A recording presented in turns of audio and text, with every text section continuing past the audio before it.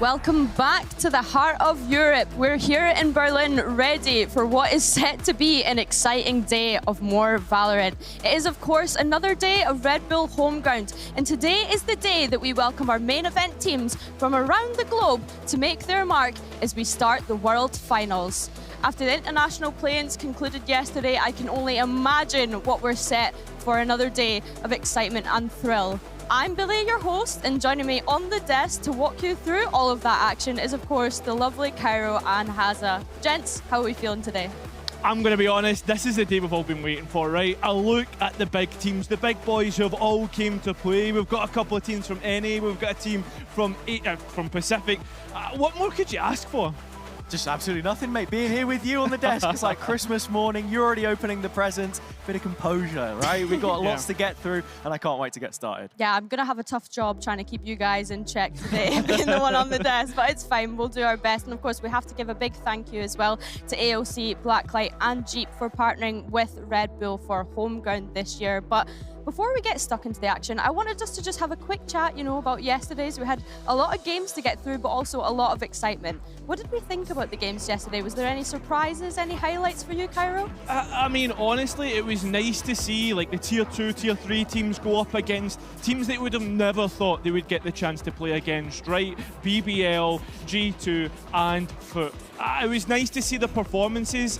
One upset that I'll let Haza talk about, but yeah, it was a good day overall. Yeah, man, it was great to see the Permitter boys in action take that win against BBL, a partner team, of course. But I think at the same time, I echo your thoughts exactly with rosters like Zen, for example, from LATAM South Tier 2. People were always saying, oh, we want to see challengers rosters from around the world play against each other. Unless someone's financing a raft in the middle of the Atlantic Ocean, you're not going to get that. So I was pleasantly surprised to see them pull off some results yesterday.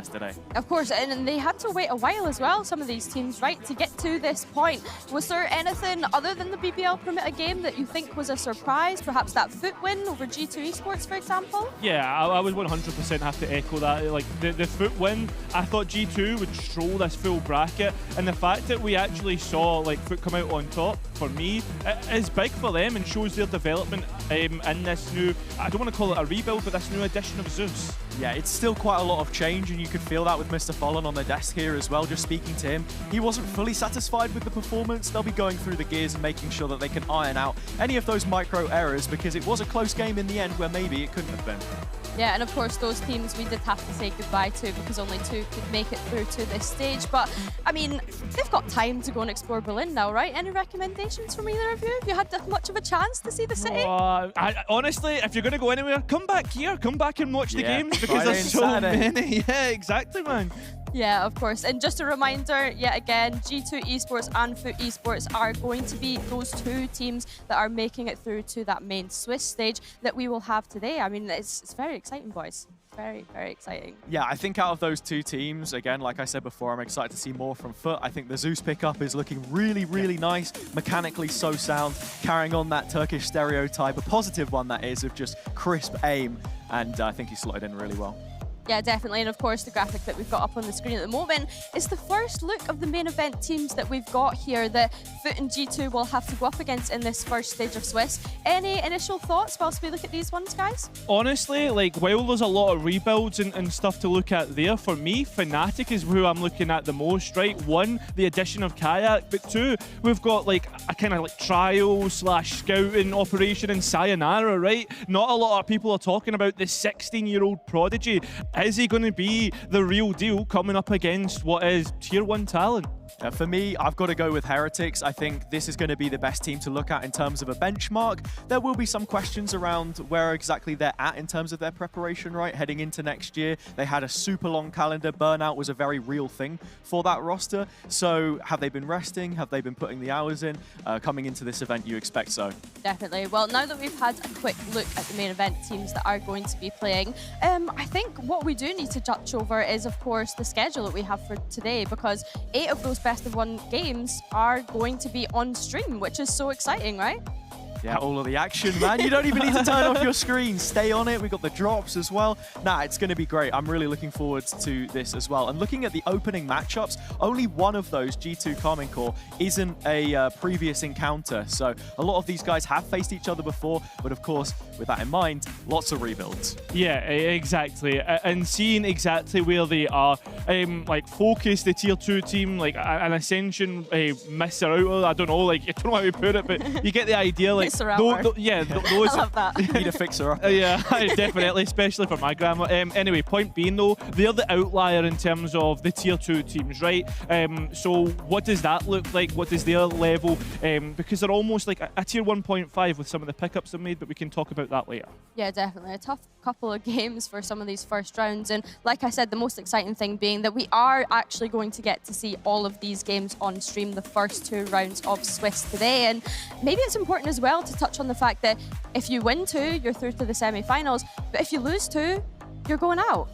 Yeah, Swiss, man. It is Swiss. It's the, like, you live by the sword, you die by the sword. You get to play so many up-and-form teams, the ones who win. But it could also be a long tournament for you, or a very short one in that case. And when you look at the calendar as well, or the tournament format, I guess you could say, some of those Swiss games will be played tomorrow. So teams that win 2-0 today have an advantage. They can take the rest of the time off, maybe get a look at some of that tape and review it coming into tomorrow. Definitely. And I know that the graphic has disappeared now, but do we have any sort of early predictions for that first round of Swiss? Of course, we'll be watching every single game as they come through today. Do we have any sort of early predictions? All the teams on the left side. I think all the teams on the left side, if you go back and look at it, it's just a little bit more consistency for me. Even though, you know, Foot and G2 fall into that bracket, I just feel like yesterday is also a small buff. There's a bit of momentum behind them now in officials.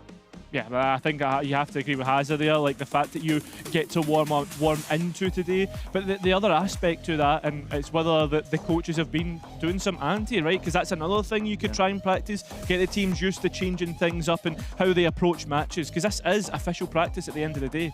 Yeah, and I mean, now that we've set the stage as well, I think it's about time we jump into that first matchup that we are going to be seeing on stream. I've already felt a buzz in the arena, in the energy, seeing all these other players now for the main event being here in the arena and getting excited. You know, there's a lot of teams that are, just bringing the energy into the arena so far. But looking at this one, we will have Team Heretics versus Team Fokus on stream first.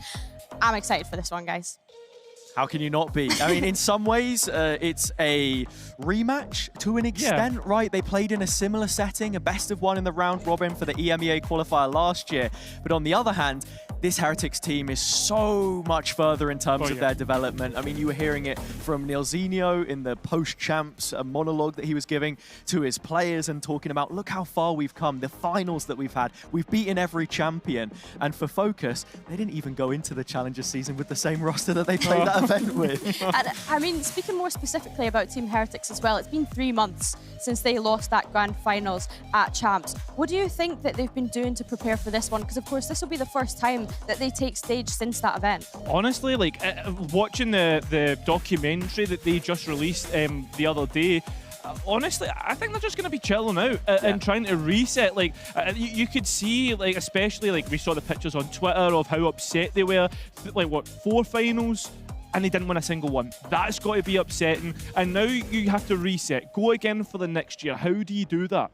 Yeah, I think it's balancing that break with practice like you put already. I mean, even coming out of stage 2 into champs, they spent a lot of time, you know, just resting up after that one. And you could see it was definitely very valuable for the team. I don't think you want to be overworking them at this point in time. This is a great place to try things out, I think. Definitely. Well, we've had a quick look at Heretics, but it would be unfair if we didn't also have a quick look at their opponent's Fokus as well. So we have a quick glance over this roster. I mean, some recent additions as well, obviously failing to make that EMEA ascension, which they would have been hoping for within VCL DAC, dropping to Mouse, which kind of puts me in a good spot to hand this over to you, Cairo, picking up that duelist from Mouse in Zus. What do we think of these changes that Fokus have made for this year? Yeah, I mean, Zus is an incredibly interesting duelist. Not explosive, very slow and methodical, at least. That's how he slotted into Mouse. But, I mean, Mystic is a huge pickup in the controller front. Yeah. The guy who was so aggressive, everyone remembers him on the Apex 23 roster. And Hoodie as well. Well,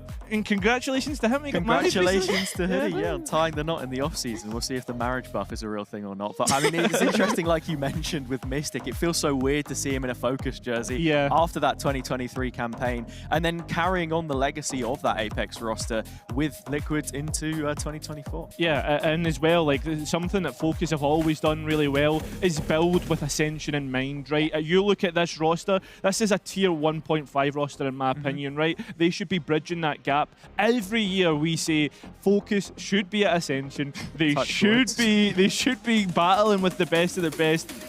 I mean, 2 rounds off beating Gentlemates in 23, didn't make it last year. Your boy Lewis is crying backstage right now. Man. Like, but like, he's not happy that you're saying all this. At the point that I'm making though is this org always feels that it's cursed, right? They just are there, but just don't get like close but no cigar, right?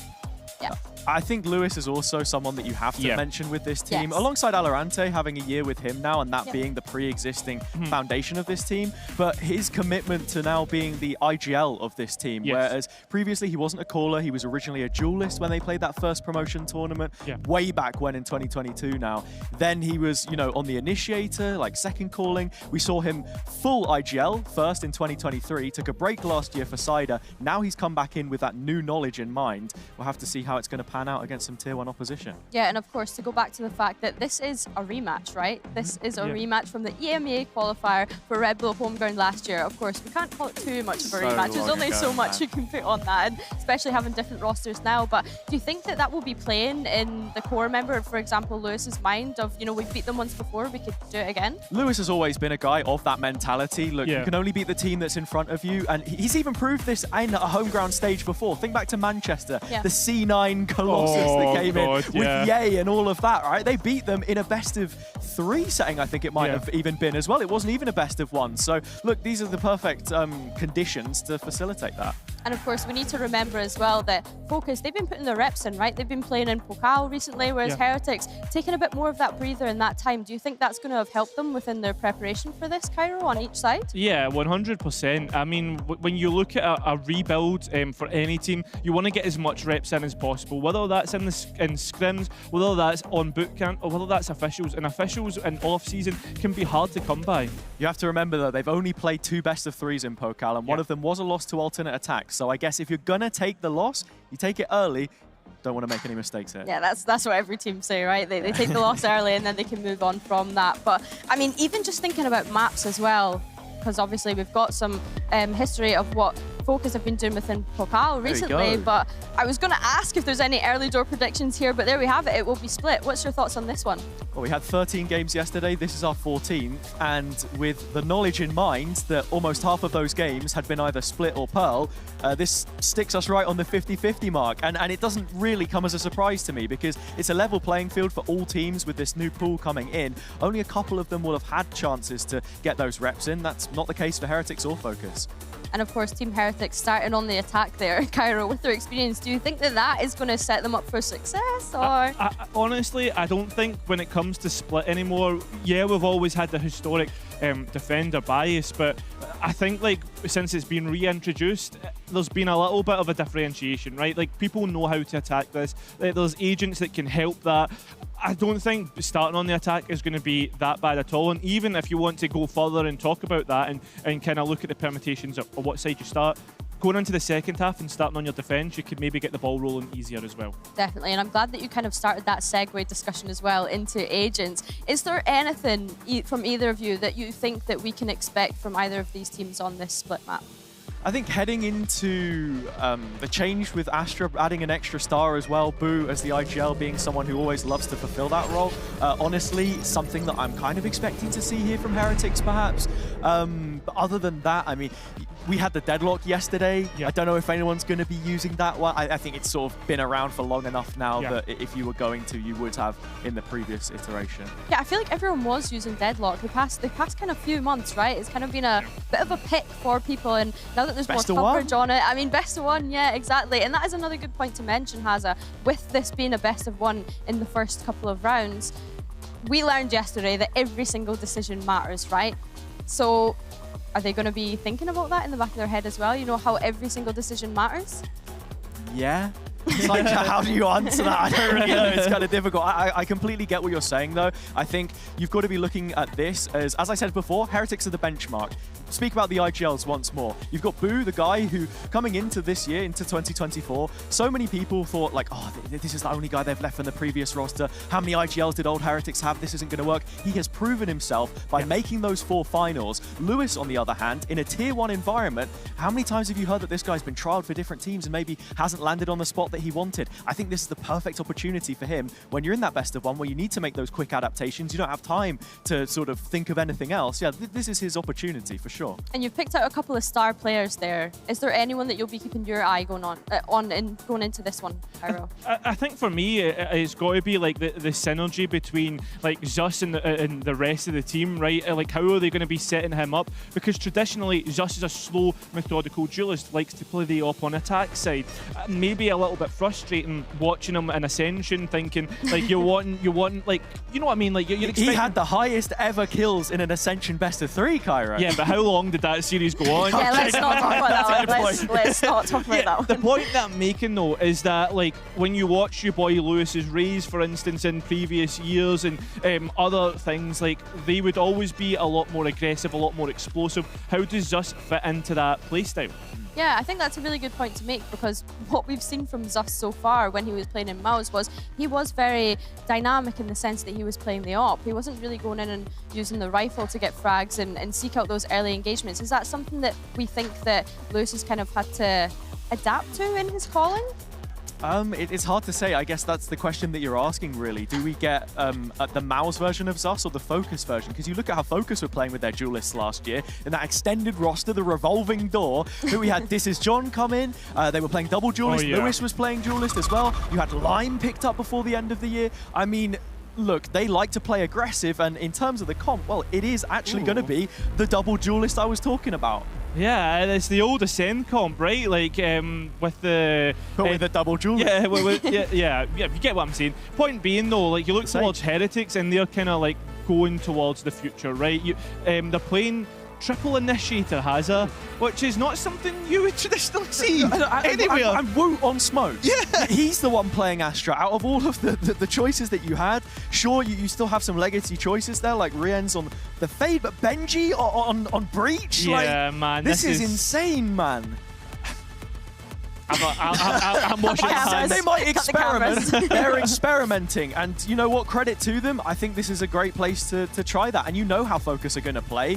Maybe there's a way to counter that. I mean, especially on your attack side.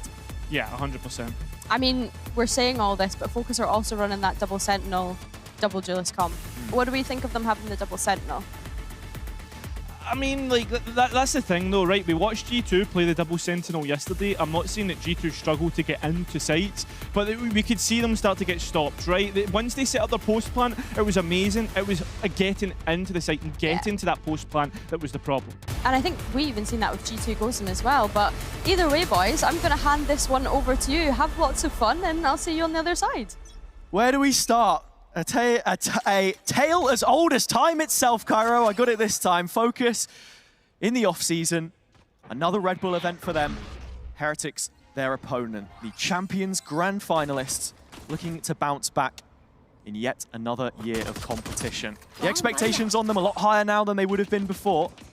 Zus, we know what he's capable of. Already signing on the dotted line. Just the 1 kill as Benji makes his debut on Breach. Yeah, there's also Woot who's been tagged up while they were trying to get themselves up through mid. Heretics well and truly have got a hold on towards a heaven. Fokus going to respect her. The spike making its way very slowly to that post-plant scenario. Is how do Fokus come back in here, Hazza? Because you've also got Boo coming in late through mid. Spike plant. One. In terms of this post-plant, Heretics wanting to meet the 2 ideas together, see if they can tie the knot here. Boo waiting, just looking for that timing. The wall has gone off though, that's cut him away from the rest of the team. Benji with the first of those kills. Still keeping things competitive, but it's Mini Boo once again.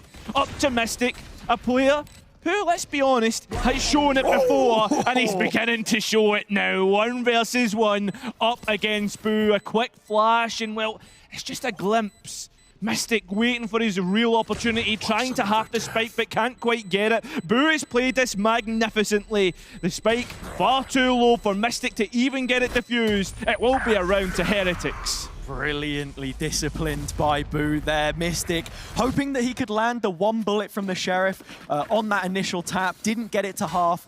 And expertly played by Heretics IGL. So they win the pistol. And this is interesting to mention as well, Caro. You look at all of the maps that we have globally in terms of statistics. This is the only map which favors the defenders on the pistol round. Every single other map is either even or towards the attackers. That's actually a crazy stat, by the way. You know what? I know you're a big history guy. 54%. That's crazy. Maybe you should have done statistics instead of history. Maybe. I'm not really using that degree right now anyway, am I? And history's sort of gone out the window in terms of this game and between these two teams. Of course, as you say, flying those banners means one thing, but it's the personnel change which we constantly find ourselves talking about with Fokus. In terms of this year, you already mentioned we want to see them at Ascension. With some of the names that they have, it's a statement, right? Hoodie and Mystic, both from VCT. They had not brought in VCT names to their lineups historically. Maybe looking to push the edge, right? I always feel as if when we come into these Red Bull events, coming out of it, every time you're thinking, do you know what? Fokus look great there. I'm excited to see them when they go into their regular season. Let's not. I know exactly what you mean. And already some pressure put towards B main. Information in the garage. Mystic, edge of the smoke. This is where he will excel. Rians goes down. Still 3 rifles to play around with Heretics, but they've just lost another pistol. Woot is elsewhere. It is all on the B push now to hold. Miniboo now looking to see what he can find, but I mean, with Benji close, they need to be playing together, but they're not. They're disconnected. Benji gets caught, and still they're hemorrhaging players. The rifles boost down to 1 HP. A Spectre and a Sheriff to be picked up. This is doable, Hazza. The brothers Boo in the 2-on-2. Spike gonna go down. As you say, no real upgrades here that Fokus can make. Lewis has the Spectre, the nade is perfect. It's denied the spike plant. Hazza, time is so low. Miniboo either has to try and get the frags or has to commit to the spike. He's off it, and Just will get the kill. Fokus with a brilliant eco round. Just will waxing lyrical about some of the players that they've brought in. You've got to consider Lewis's place in all of this as well, and the aggressive style that Fokus have, how proactive they were towards B main to get that early information, the re-clear back through from Heretics, and just saving that nade for the spike plant. Really well done. I think as well, like someone like Mystic, when we're talking about aggressive styles, he thrives in that environment, so right? Well. And obviously, like in Tier 2, he maybe didn't get as punished as much and got punished more in Tier 1. But maybe we might see him thrive a little bit more than what we did on Liquid. There. In many ways, the pressure is off. And Fokus on this round up against the Sheriffs have to be a little bit careful as they pose further questions to this attack side. 4 of those players in mid for Heretics. And at the front of the line is Miniboo, queuing up for more action. He's the first one down. Zus connects both. It's not the op, but the outlaw this time. Yeah, it's synonymous with scoped weapons. Heretics, yeah, they're going to be stopped here. Fokus understanding the pressure that was being put on in mid and shutting that down. Elsewhere, though, you're seeing Boo trying to poke and prod out towards B main. Towards the A side of the A side of the map has it. There's not a lot happening. That's one thing about the Sage pick as well. When you put the wall up in areas like this, Heretics almost forced to interact just to break one of those pieces, threaten the lurk, but ultimately Fokus still with 3 players sat behind this with no information as to what's going on. It's the cam which Alorante will be looking to play off as they're splitting the A site now. 30 seconds left. Maybe waiting for Boo to get into position. Zus just shut him down immediately. Changing their crosshairs and looking towards heaven. It will be flawless, easy enough for Fokus to deal with Heretics eco. Starting to build up a lead for themselves now, you know? The question is, though, how much better does it get? Can you win this round? Zus already with the early op. That's exactly what we expect of him, as we said before. And I think Heretics, when you're playing triple initiator here, you have to find a way to shut that down. Now, sure, that was a round where you didn't necessarily have cash in pocket, but I'm looking at the utility here. There are no missing pieces, right? Boo, maybe one less flash drive than he would have hoped, but you've still got Benji stun, you've got the reveal and the Prowlers. Yeah, I mean, the mid round should be strong because you're able to go and contest like every single space, but they should be explosive as well. Not necessarily seen that as much. Heretics taking the time, back towards mid they go. Remember last time, Hazard, Fokus did well to alleviate any sort of space that Heretics took. Boo once more playing away from the rest of the team, and same with Root, to be honest. It's kind of almost as if he's trained him up in his own playstyle. Boo always known for sort of splitting from the rest of the pack, keeping an eye over these extremities on this round, just checking to see if Fokus will be present. With the combo utility, the regenerative utility that we were talking about, they have taken control of vents now. Zus 1v1, wait Shoulder. for swing. Yep, there it is. Easy collected. Boo out all on his own. No tradability at all. Fokus will take that advantage and look to start to head over towards the A side, assuming that's the lurker. Zus already floating in as well, though. He's going to be here. All hands on deck for Fokus. In terms of shutting down the A-hold, Lewis in a great elevated position, and Woot is so late behind that main smoke. The Spectre hits nothing, but Alarante's the brick wall they run into. Numbers now for Fokus. Mystic being able to avoid the eye. And well, Zus has already got rid of Miniboo. It's up to Rienz now. He's been good before, but yeah, too much to ask of him. Zus really starting well here. 2 rounds, 2 triple kills from the scoped weaponry, Outlaw into the op, and as I said before, Heretics need to be diligent in terms of how they clear this, and I think if we see a few more rounds in similar fashion, that a frustrating pick to start it off onto Boo, with the knowledge in mind that he was trying to set up a bit of a fake perhaps towards B main, immediately gave them other ideas and Fokus were equal to it. The good 9-1. Yeah. The good thing for Heretics though, Hazza, as well, they have maybe not been building the best round count, they've been building up to those ultimates. They're all starting to come, well, close to be coming online now, and they're changing up the pace, getting aggressive. The stinger of Miniboo will at least get one, but Fokus have already responded emphatically. Hoodie's all alone here. This is an opportunity for Heretics to perhaps get something back, jumping out. Hoodie will deal with it. And now it's all left to Benji. Man, that's so frustrating for Woot. He'd managed to get the timing up on top of the wall, jumped through the smoke, wanted the flash, but Benji couldn't set him up. Heretics not quite able to place their feet firm. It's Fokus instead making moves forwards. 4-1 now for the defense. Yeah, I mean, it was a nice change of pace, right? They've been taking things slow, contacting in, and straight away, Neilzinho will introduce himself, Hazza. Yeah, it's important that he does as well. I mentioned it before. Look, that gets to a certain point where changes need to be made. I think maybe you could have left it for another buy round, but as you mentioned, Heretics now with some important ults. Unlucky that Miniboo couldn't have stayed alive with the Stinger after finding that kill, because he did have the showstopper. But you're also looking at Benji's Rolling Thunder as well for the execute. Fokus should be aware of this. I want to know how they're going to set up in counter. Yeah. Do you think Heretics are experimenting with roles? Do you think that's the change that they're perhaps looking to make into the next year rather than being personnel changes? I'm not too sure about the next year, but in terms of role changes and experimenting in the off-season, this is the perfect playground for that. And to speak of some of these names here as well, it'll be strange for some to see Boo off the smokes, but Woot picking up a different role shouldn't be a stranger to that, right? It was the story of his time on Fireflux. The guy was juggling so many roles. He used to play controller on that team, in fact, before he came to Tier 1.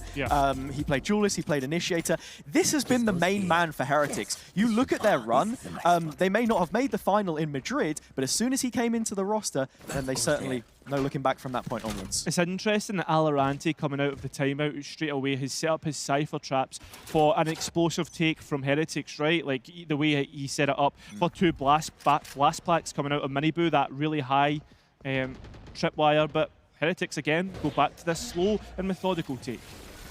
The high jump.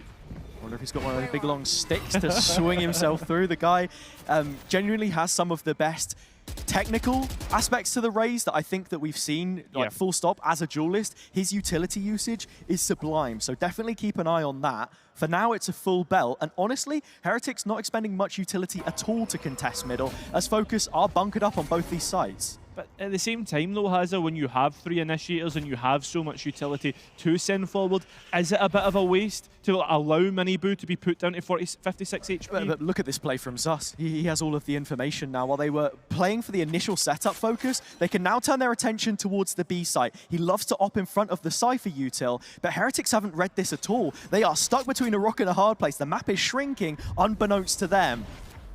This is so easily read, waiting for the Sage Wall to drop. In fact, actually, they're having to delay because they're having to break through it. Your boy Lewis is taking Miniboo straight off the mark, and Hoodie's got a couple of his own. That was far too easy for Fokus. It's a flawless. Experimentation perhaps not going the way that Heretics would have hoped at the start. The timeout making little difference.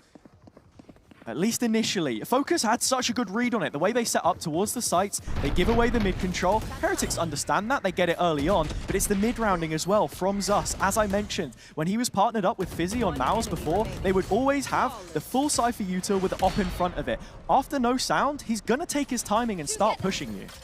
Yeah, don't remind me of Fizzy and Split, please, man. He was on Focus last time they played. Yeah. Well, Heretics back to an equal round. Showstopper is something that they can use to get an advantage. Speaking of advantages, surely not, Zus. You're not thinking about it.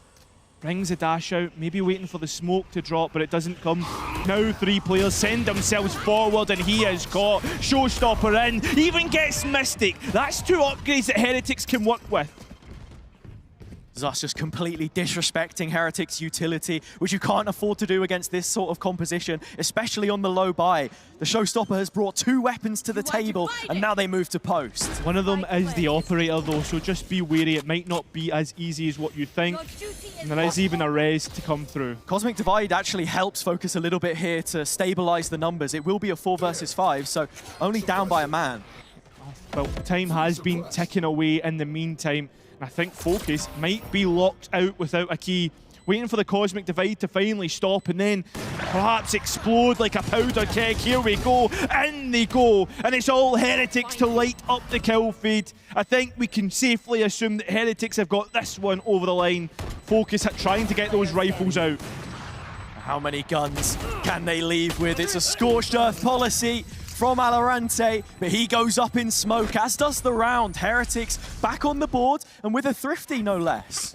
Yeah, and no better way, right? You build up that economy, you take what you can get. Miniboo now on the attack side up, one that we usually associate with Zus. It's a dangerous game you play here as well for Zus. I said, not wanting to disrespect the utility, there's only so much space that you can afford to give it at the same time, right? You want to beat that trap. You don't want to allow Heretics to bank some of those big pieces later in the round. Ult's coming up at the perfect times for them, and they've still got a few to work with here on what is going to be a fast 5 execute. Yeah, explosive. What we expected from the triple initiator in some aspect. Changing up the pace and Fokus, just respecting it, not wanting to give away, and that means they've got so much utility left in their pockets to come back in. Also realizing perhaps that the B side of the map is a little bit more of a weak point. Alorante's setup has been elsewhere. Op shots traded, no kill, still a 5-on-5. Yeah, I was about to note that the Nightfall hasn't been used by Rienge yet, but finally it has, so no more audibles for Fokus to work with. Again, more delay coming through. That's what's so strong from Heretics. Oh, lovely from Benji. Still, the players are lying on the outskirts. In fact, I think the white towel has been thrown in. In fact, are they recollecting towards heaven? I don't think there's anything left in this round for Fokus. They've got to dust themselves off and walk away weary with as much as they possibly can. Heretics have filled their boots here. Brilliant double from Benji. Execute heavy, as we said. That's the benefit of having triple initiator, right? Is how effective those pace changes are. You can mid-round, you can take your time, almost having like small sprints, or you could just go flat out, right? Pedal to the metal, straight into an execute, and Fokus have to respect the utility being sent forwards. Yeah, that's it, right? Plenty of variance, but at the same time, you have to find the perfect balance. And Fokus have decided that with momentum at the backs of the attacking force for once, They want to make sure that they can extend this advantage and keep themselves comfortable into that second half. I want to bring up the Fokus coaching staff here because I think it's really important to note that so many people were talking about the players that they've brought in. We've got a couple of names in both Painks and T-Pape, which I don't think we've really seen before have too much experience for themselves. I mean, Painx, he coached a Divison team, which arguably looked better in the second split with him coming in, but only won 10 games last year. Maybe doesn't have as much official experience as some of the staff that they'd had previous working with these guys. Yeah, and I think that's the big thing, right? Because when we talk about the Focus rebuild, it was your boy Lewis who was at the forefront of rebuilding that, right? Pal had left, now on what is BBL as the assistant coach rather than head coach of Focus, and I think that was always going to be a big question: who steps into those boots that the head coach had left? Yeah, it did. That roster at the time did feel more like a family. You know, they were friends inside and outside of the server. For those who don't know, they were on a skiing holiday together. You know, just for the hell of it, right? So I think new bonds to be built. And friendship with the operator is broken. That's been dropped back in spawn. Heretics don't want that for this round. It's rifles and another pacey take. Yeah, into the Cypher setup, of what was left of it as it's offline entirely. That was before Alorante got taken out. And well, Heretics, the pace change seems to be working so well. A team that's so good at micro and playing off one another will get dismantled by Zeus's operator. It's so good, man. Rien stuck in the corner, and now it's just the two players on site. Brilliant blast pack as well to just offset the aim for Rien's. He gets taken down, and it's the Blood Brothers boo once again. Trade on the ult. Only the big bro left. He's so good for a clutch. Unfortunately, will not happen.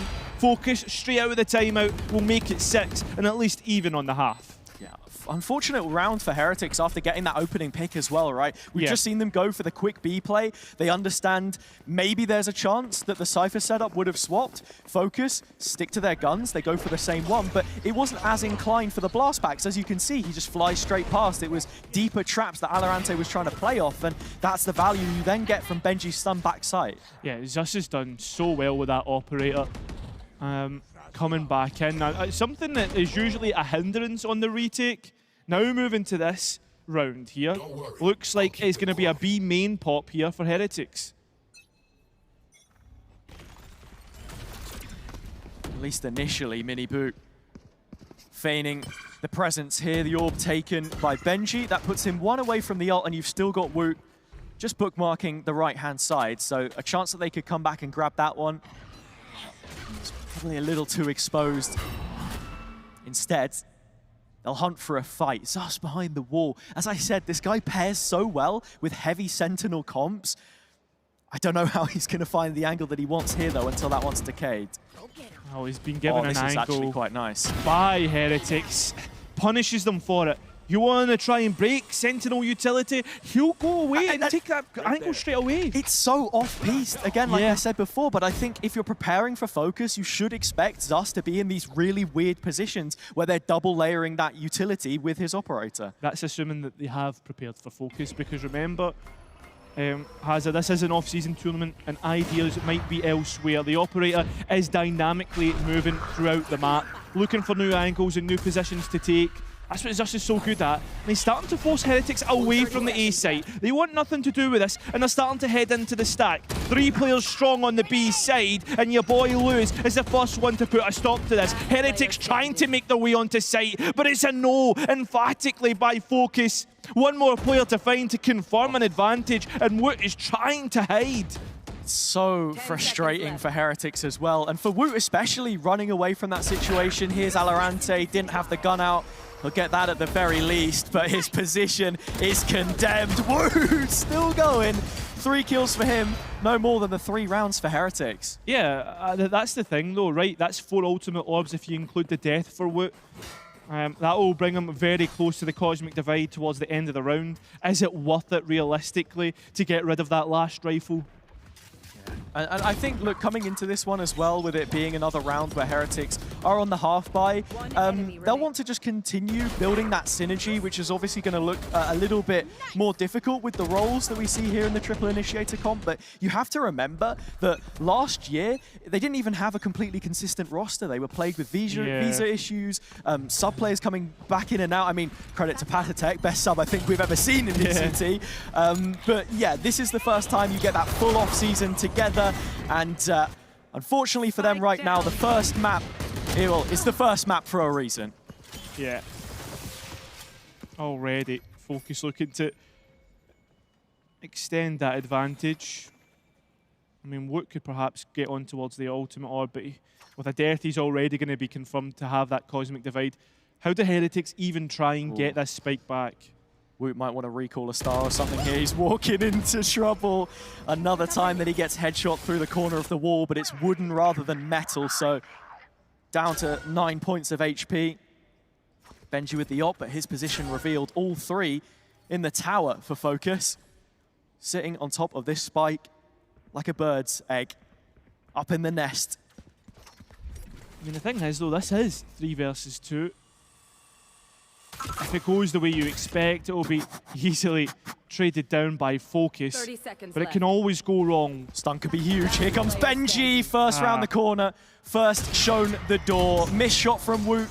Spells out his death. And an 8th round on this dominant defender side for Fokus. Yeah, this is going to be one of those rounds, Hazard, where all the chips are pushed to the middle of the felt, right? All the ultimates that are lying there. I mean, you've got one off of Miniboo. If you're going to go for an exec plus post plant very quickly for Heretics, they've got all the tools that they need to make it a success. Coming into this last round still, so many ults to use here. I think the issue is, we spoke about it, you go in and you execute with those. Zus has the blades again with his op, where he didn't before when you went for some of those other fast pops that we saw from them. Still, we go back to another slow round for Heretics. Weird Cosmic Divide, Hazard. Yeah, all the way across the map. At the very least, it helps them sort a potential aggressive player towards B. Lewis has been taken down. If there was an op there, it's gone, and it is anyway. It's a complete fake. It was towards A, and Rienz has done God's work being over there. It pulled Fokus across. Still, though, that Cosmic Divide works against Heretics as Fokus takes space away from the Spanish organization. Players getting caught off guard. Mystics TP behind, and still got the kill. Now it's all up to Alorante, the German Sentinel. Highlight player from last year, did so well, but can he do it once again? Now heading in this off-season, 3 players strong, Heretics lie in wait, they've got a stun, they've got an eye to confirm exactly where Aloe is, but he has absolutely no chance as time starts to tick away, and we're expecting this to be a Heretics round. Really nice round from Heretics, and so important that they get that foundation on the attack side as well, with it being best of ones. I don't think many teams would wanted to have played Split, to be honest, with how biased it can be at times, and with that in mind, you lose one map, you only have one more map to save yourself in Swiss. I mean, Hazard, now looking at this though, right, the side swap, both teams go into the, you'd argue, lesser side. But for Heretics with a triple initiator, how does that look for them? That's the thing, right? And you kind of want to know, for Fokus, are some of these rounds going to be a non-starter? How do you get your picks if you're playing through the op yet again? For Heretics, they're going to get a lot of that information, and you saw it on the previous round as well. Boo using that cross-map knife, it's something which Woot was always really good at when he was playing the KO. And to give a tiny bit more credit to that attack side before we swap over, I really loved the Cosmic Divide that they had there, because it did fake that A-split off of the knife. If they could use that utility to perhaps, you know, fake presence, but still collect the information now on this defender's side, they're going to be in a good spot. For me as well, something to note is, like, we've got a double dive composition from Fokus when you look at the duelists, right? That's what's always been the strength of playing Raze and Jet. But with that being said, like, Zus, traditionally, the way that his roles work, it's never been that explosive style. So do you think that that could be a hindrance to Fokus here? Hard to say until we get into it, mate, to be honest. I think right now we're trying to be weathermen, but there is no forecast. Only a pistol up ahead. That is a guarantee. You have to remember in the previous half, it was Heretics, which picked that one up, but Fokus immediately winning round number 2. As I said before, this is one of those situations where the defenders are favored, and I think this is a somewhat requirement for them to come back into this map. A trap being set by Heretics. You can see that they're looking to play off the stun of Benji. But Lewis is just going to send it in. He's actually trying to be aided by the paranoia, but Heretics, it is a shooting gallery at the end of the day. Far too easy for them. As Focus now look to try and look at other avenues. But every place they go, they walk into a Heretics player. And now you've got to rely on Mystic, who's been good so far. But against 4 and a little bit of HP lost has it. I think you might be asking too much. It's the classic which is concerning here. Miniboot holding the torch, leading the rest of his team. A player who has already played a couple of matches in the off-season in that EU versus NA event, of course. And looking white hot coming into this one. Clipping away at the coattails of Mystic.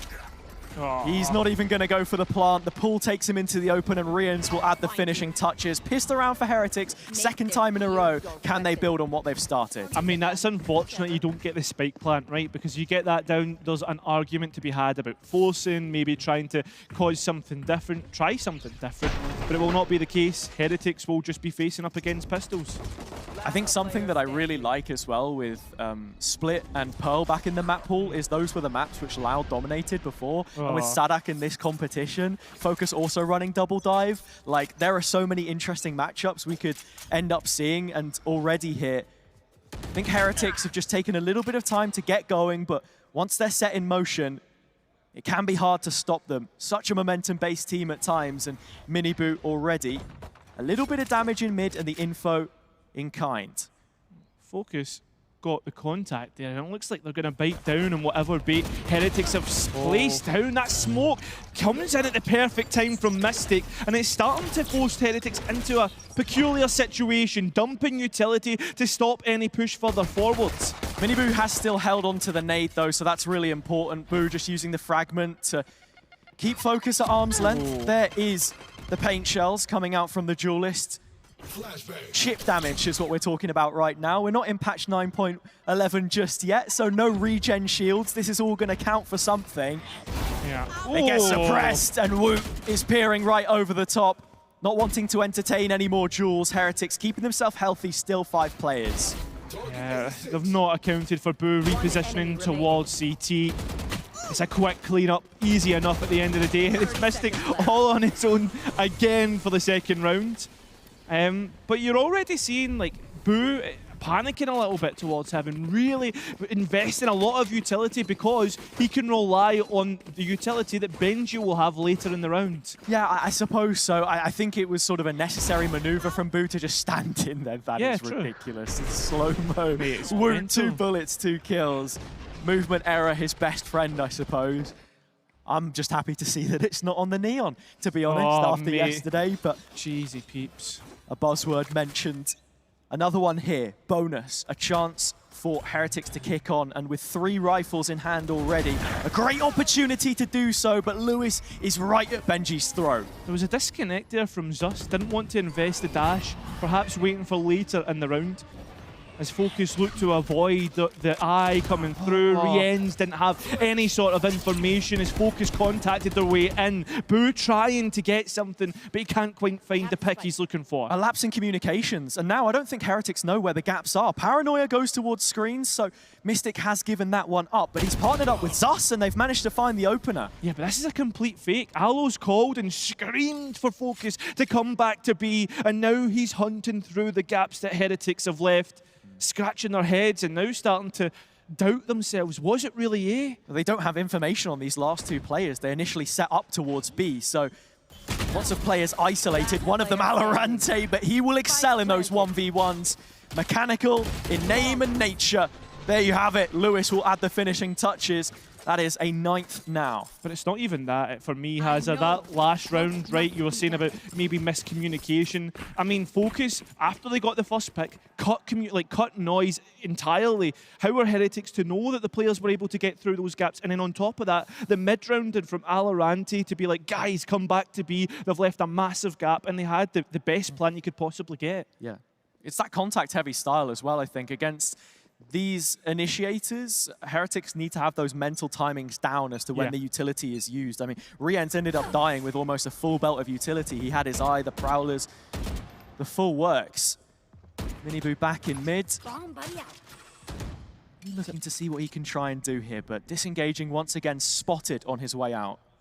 Lewis leading the charge as the first duelist as well. When you'd imagine Zus, who is usually playing a lot slower playstyle, that's how that's starting to slot in. You're seeing an idea of how Fokus are wanting to play the double duelist on the attack. Your boy Lewis has went on an adventure on his own. Bring them down. That never caught him. That Prowler never caught him. He's unlucky not to get anything from it. Benji will finally punish him. But that was an opportunity Fokus could have had. Yeah, Heretics still keeping eyes on though. Flash flies straight in like a supernova. Miniboo set up.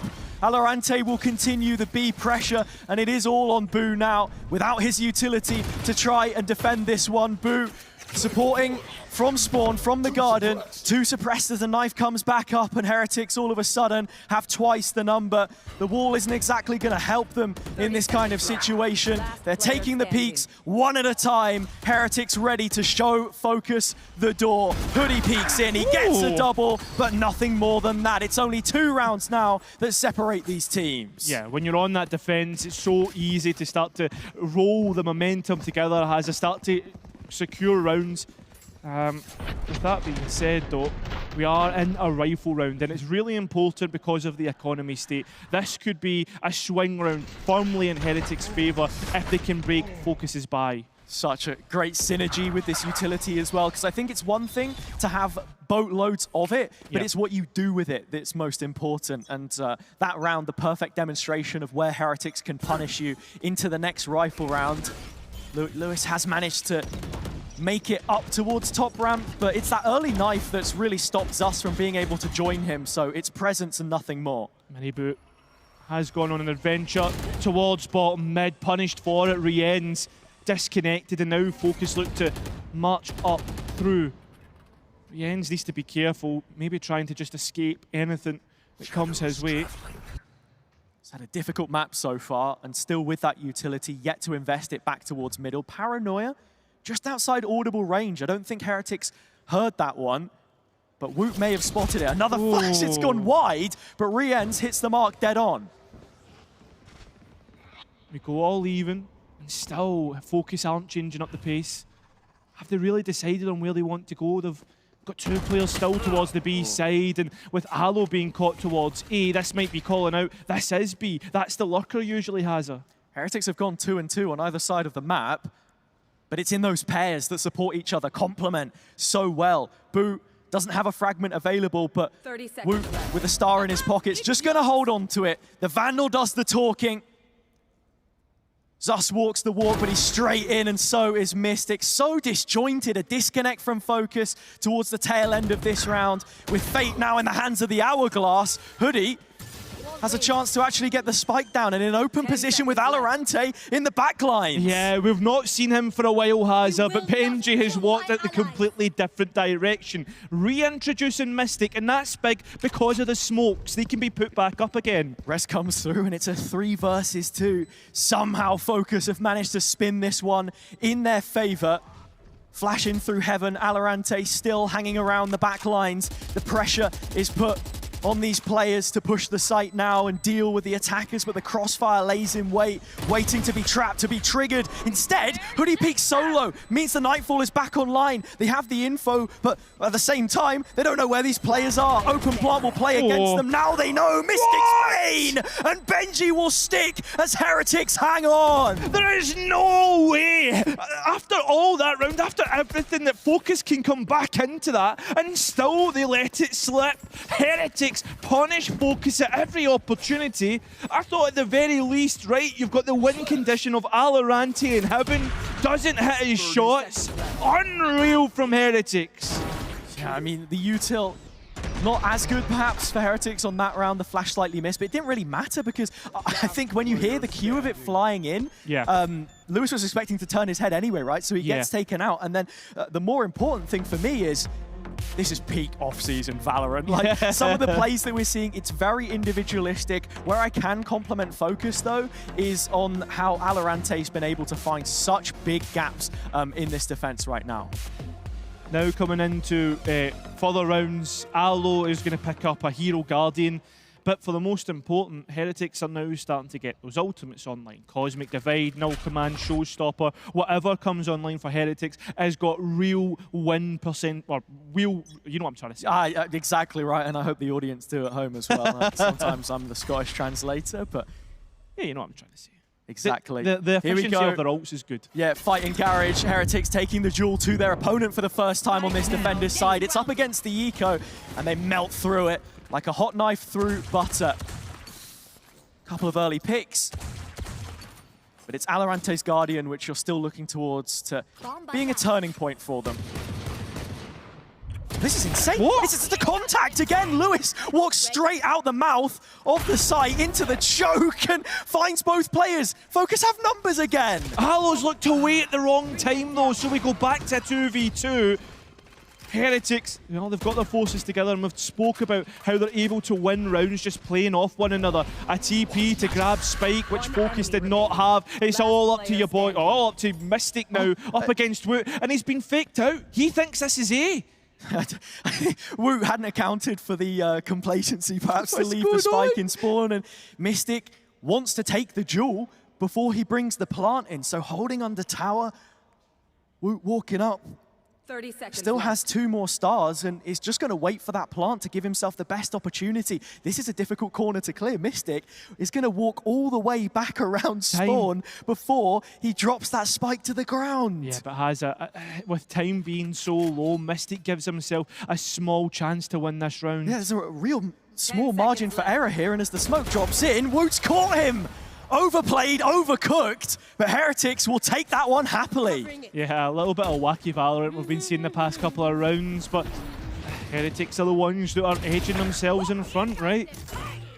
It's the mind games being played. This is brilliant from Lewis. Something which Heretics haven't been able to contain so far is when we see Fokus just walk out into the site, go a little bit slower, because when you look at this, you look at double dive, you're thinking, okay, blast packs, dashes. Zus, I don't think uses dasher like once, to be honest. They are just walking in, finding timings, finding space. I think that's where you want Heretics to be more proactive. Well, we're back even in the scoreline.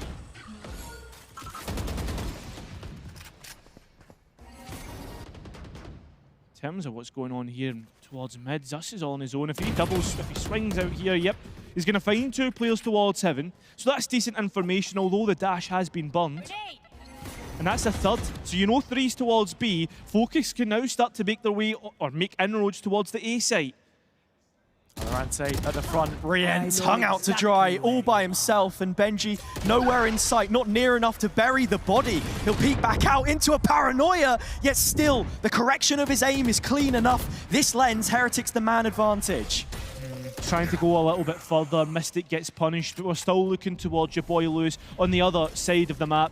Hoodie doesn't feel comfortable enough to try and attempt to plant. He's waiting for your boy Lewis to come in. Boo has an inkling of an idea, and he's just going to hold on to CT. If you're Hoodie right now, you've got to be thinking about all of the tools to deny the plant on A, and for that reason, you just simply had to wait for the lurk or the full rotation in the end. Make his way over towards B. In fact, I think in this situation, you just save. I think if I'm the coaching staff of Fokus, I'm thinking about another introduction, right? To call a pause, talk about what's been going on, because, I mean, individually, there's been highlights, 10 seconds but left. macro-wise, I think they've been allowing themselves to get punished far too often. Yeah, Heretics starting to go through the gears now, wake up slowly, grumbling a little bit, you know, but here we are, double digits for them. They break that score first, and you have to remember, for those just tuning in, it was an 8-4 half in favor of Fokus. They've only found 1 round, which was versus the bonus. Since then, rifles on the board, off the board, it's been one-way traffic. It truly has, and we're still yet to see Heretics actually start using those ultimates, right? And that's going to be the key point for them. And the fact that Fokus have had such dreary success, I mean, their ultimate orbs haven't been really built up that much. yeah, Heretics haven't needed to use any of these ults. They've just been banking on them for so long. And for Fokus right now, I think, as you see the replays there, spacing's definitely a bit of an issue. As I said before, with the way that they've been playing, Valorant is almost an indicator as to where the execute is going to be. And much like, I think, Anguist, another Sentinel that we have in DAC, they'll use him at times as an entry player. We know how capable he is. I mean, actually, it's funny you mentioned Valorant here because he used to play for Heretics a long time ago. We're talking about a guy who has constantly gone from roster to roster with a curse on his back where just as soon as you think this is going to be his breakout opportunity, things kind of fall apart. And this is where you want to see him, especially next year, among some of the names who have been in VCT before, like Mystic, like Hoodie, be a star player for this roster. I mean, there's plenty of stars, but it's Heretics who always burn brightest, it seems, has an introduction of an outlaw rather than a rifle from Miniboo. Maximum punishment. We haven't seen Miniboo on any of that scoped weaponry yet, so I think it's a timely introduction, especially when Fokus are fully light shielded with this purchase.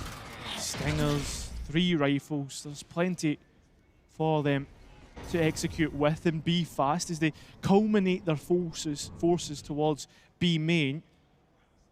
It's all on his own towards backside here. You haven't really seen him set up any of those stars in the choke to actually defend himself here. He places one in his form quickly, but it is ill-timed. Just about gets back out of it. Zus there. Fokus trying to take as much space as they can with the contact, but the pop falls flat. It's Boo and Woot in tandem to make it a 3 versus 1 clutch attempt for Mystic. He's been known to excel in these situations before, but Heretics are not going to give him the time of day. The Prowler, with that confirmation of his position backside, and the works come out of the woodworks here. He's tethered, and with the double swing, it makes for number 11. I mean, Hazza, it's just the protocols, it's everything, right? Heretics, they're looking to reinforce straight away. Boo's on towards Rafters, helping Woot out, creating that crossfire over like the usual default plant spot.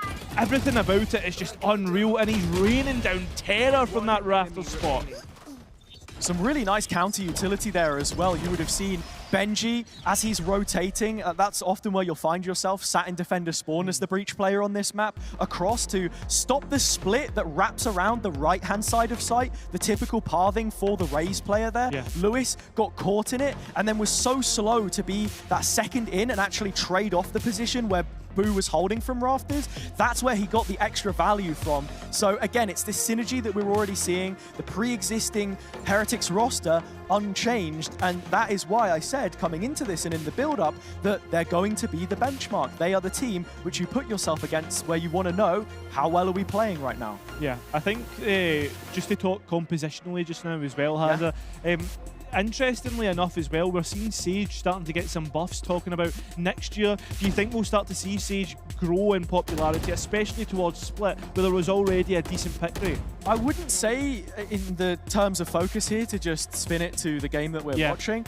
that they're set in their ways necessarily, but I think that certain players within this team, like Lewis, have a set notion, a set theory of how they want to play the game, especially now with him being the IGL. You're still going to see him on Duelist. It's a comfort pick for him. Hoodie as well, that Sage is something that we've seen from him before, a comp that we've seen before from Focus. It's one of several options that they have. They showed so much last year. They really have their pick of the litter.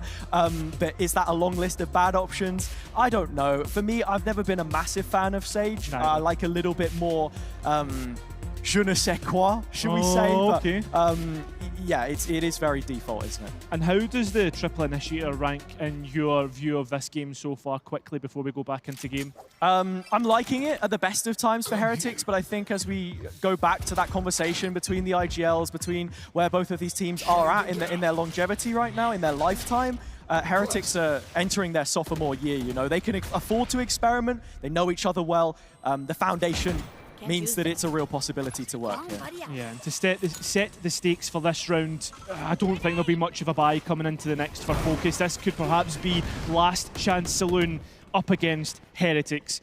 And finally, they ferry their way, Spike on towards the site, but this is the round, Hazza. If you were to use any ultimates, it would be this one. On command, Showstopper available. Zus crying away at the heavens. He's the one who takes most of the damage, but that's the Sage pick. Healed back up to 100. Heretics setting themselves for the retake. Utility to come through. Something from the playbook here. It's just information from Boo initially. Now they pull the trigger. Yeah, they've got a set retake utility that they're looking to use. Showstopper has found its value, and well, the Cosmic Divide will be introduced as well. Fokus have changed their eyesights where they want to go and attack, and it's towards Heaven. It's messy, and it's been left to Boo in Heaven. The spike is going to be diffused, and it's going to be match point for Heretics. Brilliant work from Boo on that round as well. Just the discipline for him in the Heavens there to delay, not really engage with Fokus at all as they're trying to get that space back for the plant that they had. And one of the situations where that does get a little bit difficult was the wall from Hoodie towards Elbow. I think that would have caught Miniboo by surprise, but he adjusted so quickly to send it flying down his neck, and there you have it. The rest of the team doing their job. Yeah, I mean, the Cosmic Divide, even if the even if Fokus had won that fight towards Heaven, I don't think it would have resulted in a round win. Set util brilliant as well, and again, information towards the garage position. 0 point, already collecting info on both Sentinels. Flashback to mid to delay this a little bit longer as Fokus are trying to attain vents. Successful, but at the end of the day, what does it really mean? What space have they taken? Heretics are happy to give it and rather go and hold towards Heaven here. You've got Rienz that's holding A main, so he's protecting Benji there. This is where Heretics then start to take their timing, that proactivity. Again, all of the beats that we said they needed to be hitting, they are. And with that information in mind, you can already start to see that rotate. Zus has been deposited towards mid.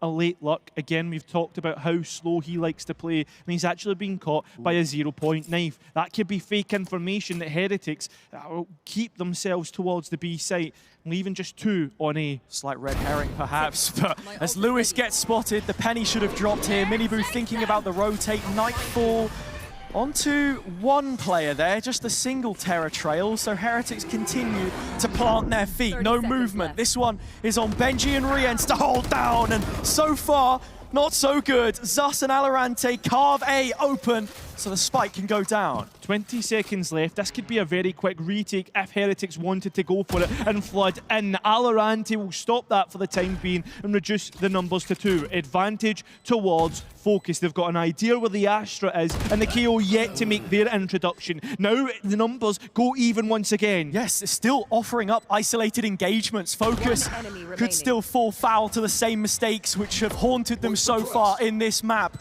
Boo with an opportunity to close it now here. They'll try and fight together. He gets damage on the first, but Zus cleans up with the blades, cutting Heretics down and giving Fokus their 10th. Yeah, the ace up the sleeves that Heretics have been holding on to have been used up. Null command in the last round. They still have one left in the Rolling Thunder. But with that being said, Hazza, Fokus are starting to get their own cards in play, right? You've got the res in the back pocket if they lose one in an initial engagement. Showstopper is one off as well. I think that's the thing. Heretics would have been happy to retake into the A site, especially after that initial Outlaw pick as well. However, I would maybe have liked to have seen an insert towards Garage and actually call that rotate a little bit quicker, perhaps. I guess you still have a really strong position from the crossfire if you have one player in main. You don't want to get overwhelmed at the same time. But then again, like when have Fokus pushed us 5? They've been so split up at times. I think you'd want to maximize the value of that when you're taking extremity control. Well, this will be our last team call stop for this matchup, has it? The last timeout that Heretics have. What do you think they'll be talking about in that last round? I think, again, it's just play together as much as possible. It doesn't matter if you're making gambles. As long as everyone's on the same page, you're sticking to the call that's being made, that's really important, because when you change roles, sometimes it can be a little bit more difficult, I suppose. I guess the one positive that they do have with Boo moving on to an information role is that this is usually a point of comfortability for IGLs. You have a better read on the map from your own personal perspective, and you've got the players around you to support. Same utility that's being used towards A. And they've even heard the updraft from Zus, so they've got an idea that the Jet's here. And that knife is massive. All 5. So now Heretics know that gamble can be made in full. Miniboo plowing through mid with Woot right behind him. It falls onto the triad of Heretics players here to shut down the push. Benji investing the ult. It goes behind Valorant, so he's still in position to capitalize. But speaking of capitalization, Heretics have not moved an inch. Fokus looking to slow the pace down straight away. Here they go. Heretics not allowing them to. Looking to assault the position that they managed to find themselves. It still goes even either side, and that race coming through. That stun's massive, and they'll get rid of Hoodie for this round. We're back to a 4v4. Another big bit of util from Benji there, just off the timing of the res. You've still got Woot sat towards Vent, and right now Fokus haven't really considered this pivot. They are thinking about the possibility of contact there, but even then, if you go to B, you still have Miniboo lurking around, and you've got to beat Woot if you want to get there first, and they will. I mean, the neuro theft is massive, but Miniboo swings before it pops, allowing him to get one back in his favour. Remember, Showstopper is still in your boy Lewis's pocket. Oh, huge from Miniboo. He actually dropped the boombot towards Garage, so they might still think that he's here. He's coming back through mid instead, but it doesn't matter because Lewis has found a hat trick. Can he fill his shoes with any more? He certainly can. A quad kill to put us to the limit of regulation. Yeah, we can hear the screams coming from Fokus in the in the background where the players are playing. It almost feels like a BYOC LAN, the way that all the teams have been screaming against one another. In fact, it was Lewis, when I was speaking to him yesterday, that told me that it's actually really hard to scrim because of the amount of screams and the amount of how loud people are round about you. Yeah, thankfully, it's one game at a time today. We're forming an orderly queue. Yeah, right there. You can see all the players sitting over by the couches there. And there's 4 more players in the server trying to make this A main push once more. Again, onto the breach. Team Heretics here. It's a solo fight, which Benji would have to take, but he's in good company. Rians has already found the first of those picks. The util, it can delay, but the inevitable could be arriving. Heretics right on the threshold. 3 kills away from finding their first map of the off-season. Not if Fokus have anything to say about it though, Hazard. They're starting to look elsewhere in mid-round, seeing where the vulnerabilities lie. If there's anybody that they can find out, Woot could be that player towards backside on B alone. He's been here quite a few times, and it almost feels every time he's up to the challenge that Fokus give him. To think that previous round in Vent, he was double peaked on the zip line. Something to note, Has, is Heretics should know that Fokus like to try and poke in towards the back lines. They need to be careful of this. Oh, but so does Lewis. He did it on the previous round, but you can't pull the same kind of thing twice against Heretics. They will punish you for it, and Woot still hangs around. He knows of Valorant now. Hoodie, a little bit of a distraction, which he makes the most of. Still 2 kills onto Aloe. A 3 versus 1 clutch with a spike in pocket to keep this one going and take us to overtime. Heretics maybe just a bit wary in case he was trying to go for a luck. Oh, Benji did miss the aftershock, so it has given Valorant a chance. Played in now, the German on home soil in this clutch, which could keep Fokus going through the motions. After a strong first half, they want to play this one out to the very depth. It's going down to the wire. Valorant has his first, but Riens will clean up, and the sophomore year starts with success for Los Niños. They'll defuse to win their first map, 13-11. Yeah, well, Hazard, while it starts with success, something to note, it wasn't without a little bit of turbulation, right? They started to feel themselves sweating, especially after that first half. They let Fokus into the second half. This result should have been a lot more in Heretics' favour, but they did well to weather the storm. 100%, especially you look at that turnaround as well since the pistol. Fokus not quite able to pick up any more rounds than the bonus from that point on. It didn't look like they were on the same page in a lot of those rounds. And as I said before, only having, 2 best of 3s together as a core when you consider all of the officials, all of the grand finals, the history that lines those jerseys on the Heretics players. I think, it has to be mentioned again that the expectation always was for them to win this, but I think when Fokus bring it that close, you have to be feeling confident heading into your next game. Yeah, and we always talk about what can you take from a defeat, especially in a tournament like Homeground. That stuff is going to be absolute gold dust for Fokus coming out of it. And yeah, for Heretics, yeah, just warming back up, going through the motions, starting to grow into their year as it begins now. And you can see here, Heretics, they're all close in kills. Yeah, and I mean, the duelists, the Raze players, ultimately the headliners for this one. Lewis maintaining, reprising that role despite the fact that he does have a heavier calling duty within this year's version of the roster for 2025 rather than 2024 with someone like Cider beside him. But when you look at the quality, Mystic and Hoodie right behind, who are joining up with the experience that they have on a variety of different teams throughout their own personal histories, I think this is the perfect blend, and I'm looking forward to seeing how Fokus progress through the competition, because this is your first map and it's against a Champions finalist. Yeah, 100%. In terms of the ideas put forward, right, like Fokus have went for something a little bit more tried and tested. Heretics maybe a little bit more experimental when you think of the macro of Split. What's your takeaways coming from that point of view? Do you think there's anything that we can see going forward, or do you think it's just a one-off? I like the triple initiator. I imagine this is something that they've been using a little bit in scrims as well. It's now had a chance to take a float into an official environment against a very capable team as well, of course, in Fokus. So yeah, one for the future, and I think just having diversified roles within any kind of team in Valorant anyway is always a net positive. Yeah, that's the big thing, right? Experimenting with those roles, who moving away from a controller more to initiator.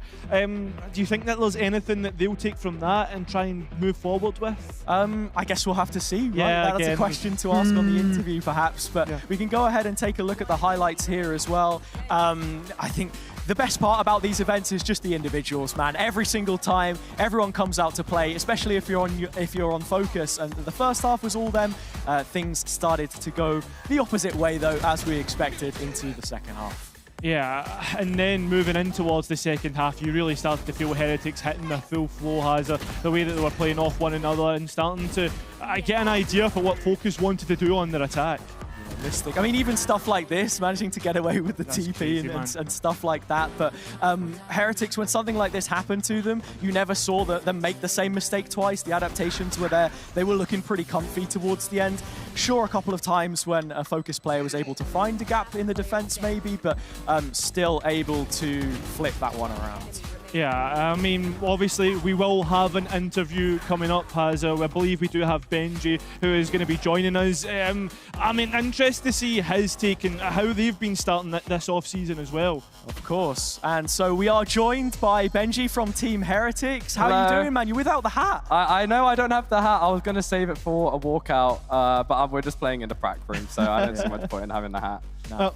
I'm going to ask you then, how has off-season been? I imagine you guys have been taking a long, extended break after that Champs final. So how have you been, man? Like, what's been happening? I've been chilling, bro. I went to Japan, mate. Yeah. I was just chilling in Japan, bro. Like, went Korea straight to Japan.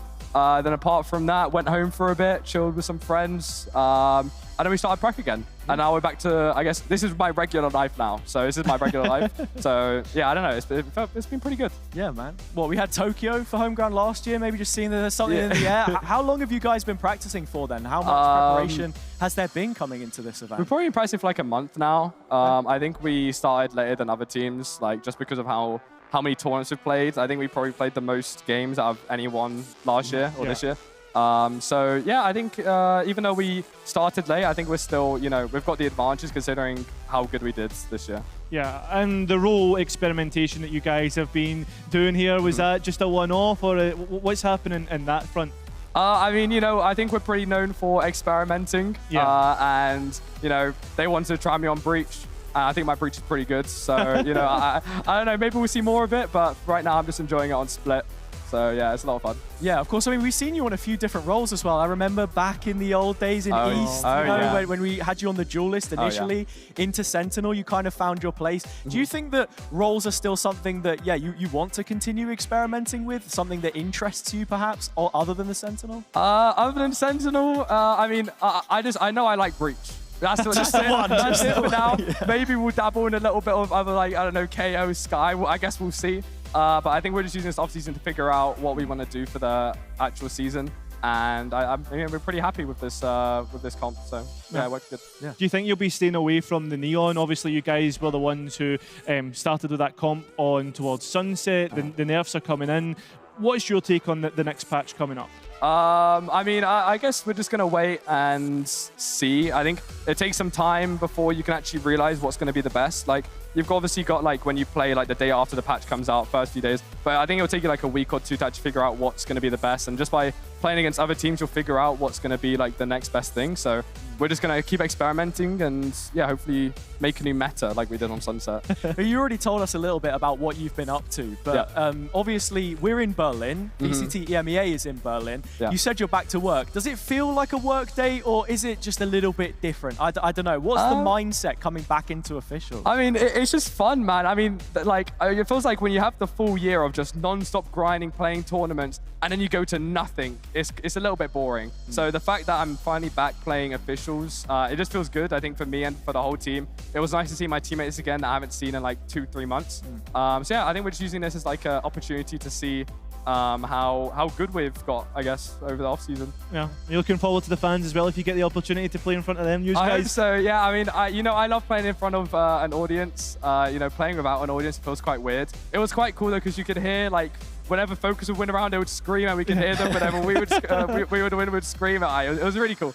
Yeah, no, it's been really sick to see, of course. So, Benji, looking forward then, you're up 1-0 now. You only need one more map, one more best of one, I suppose, to confirm that you'll be moving on to the next stage of the competition, the best of threes, the knockouts.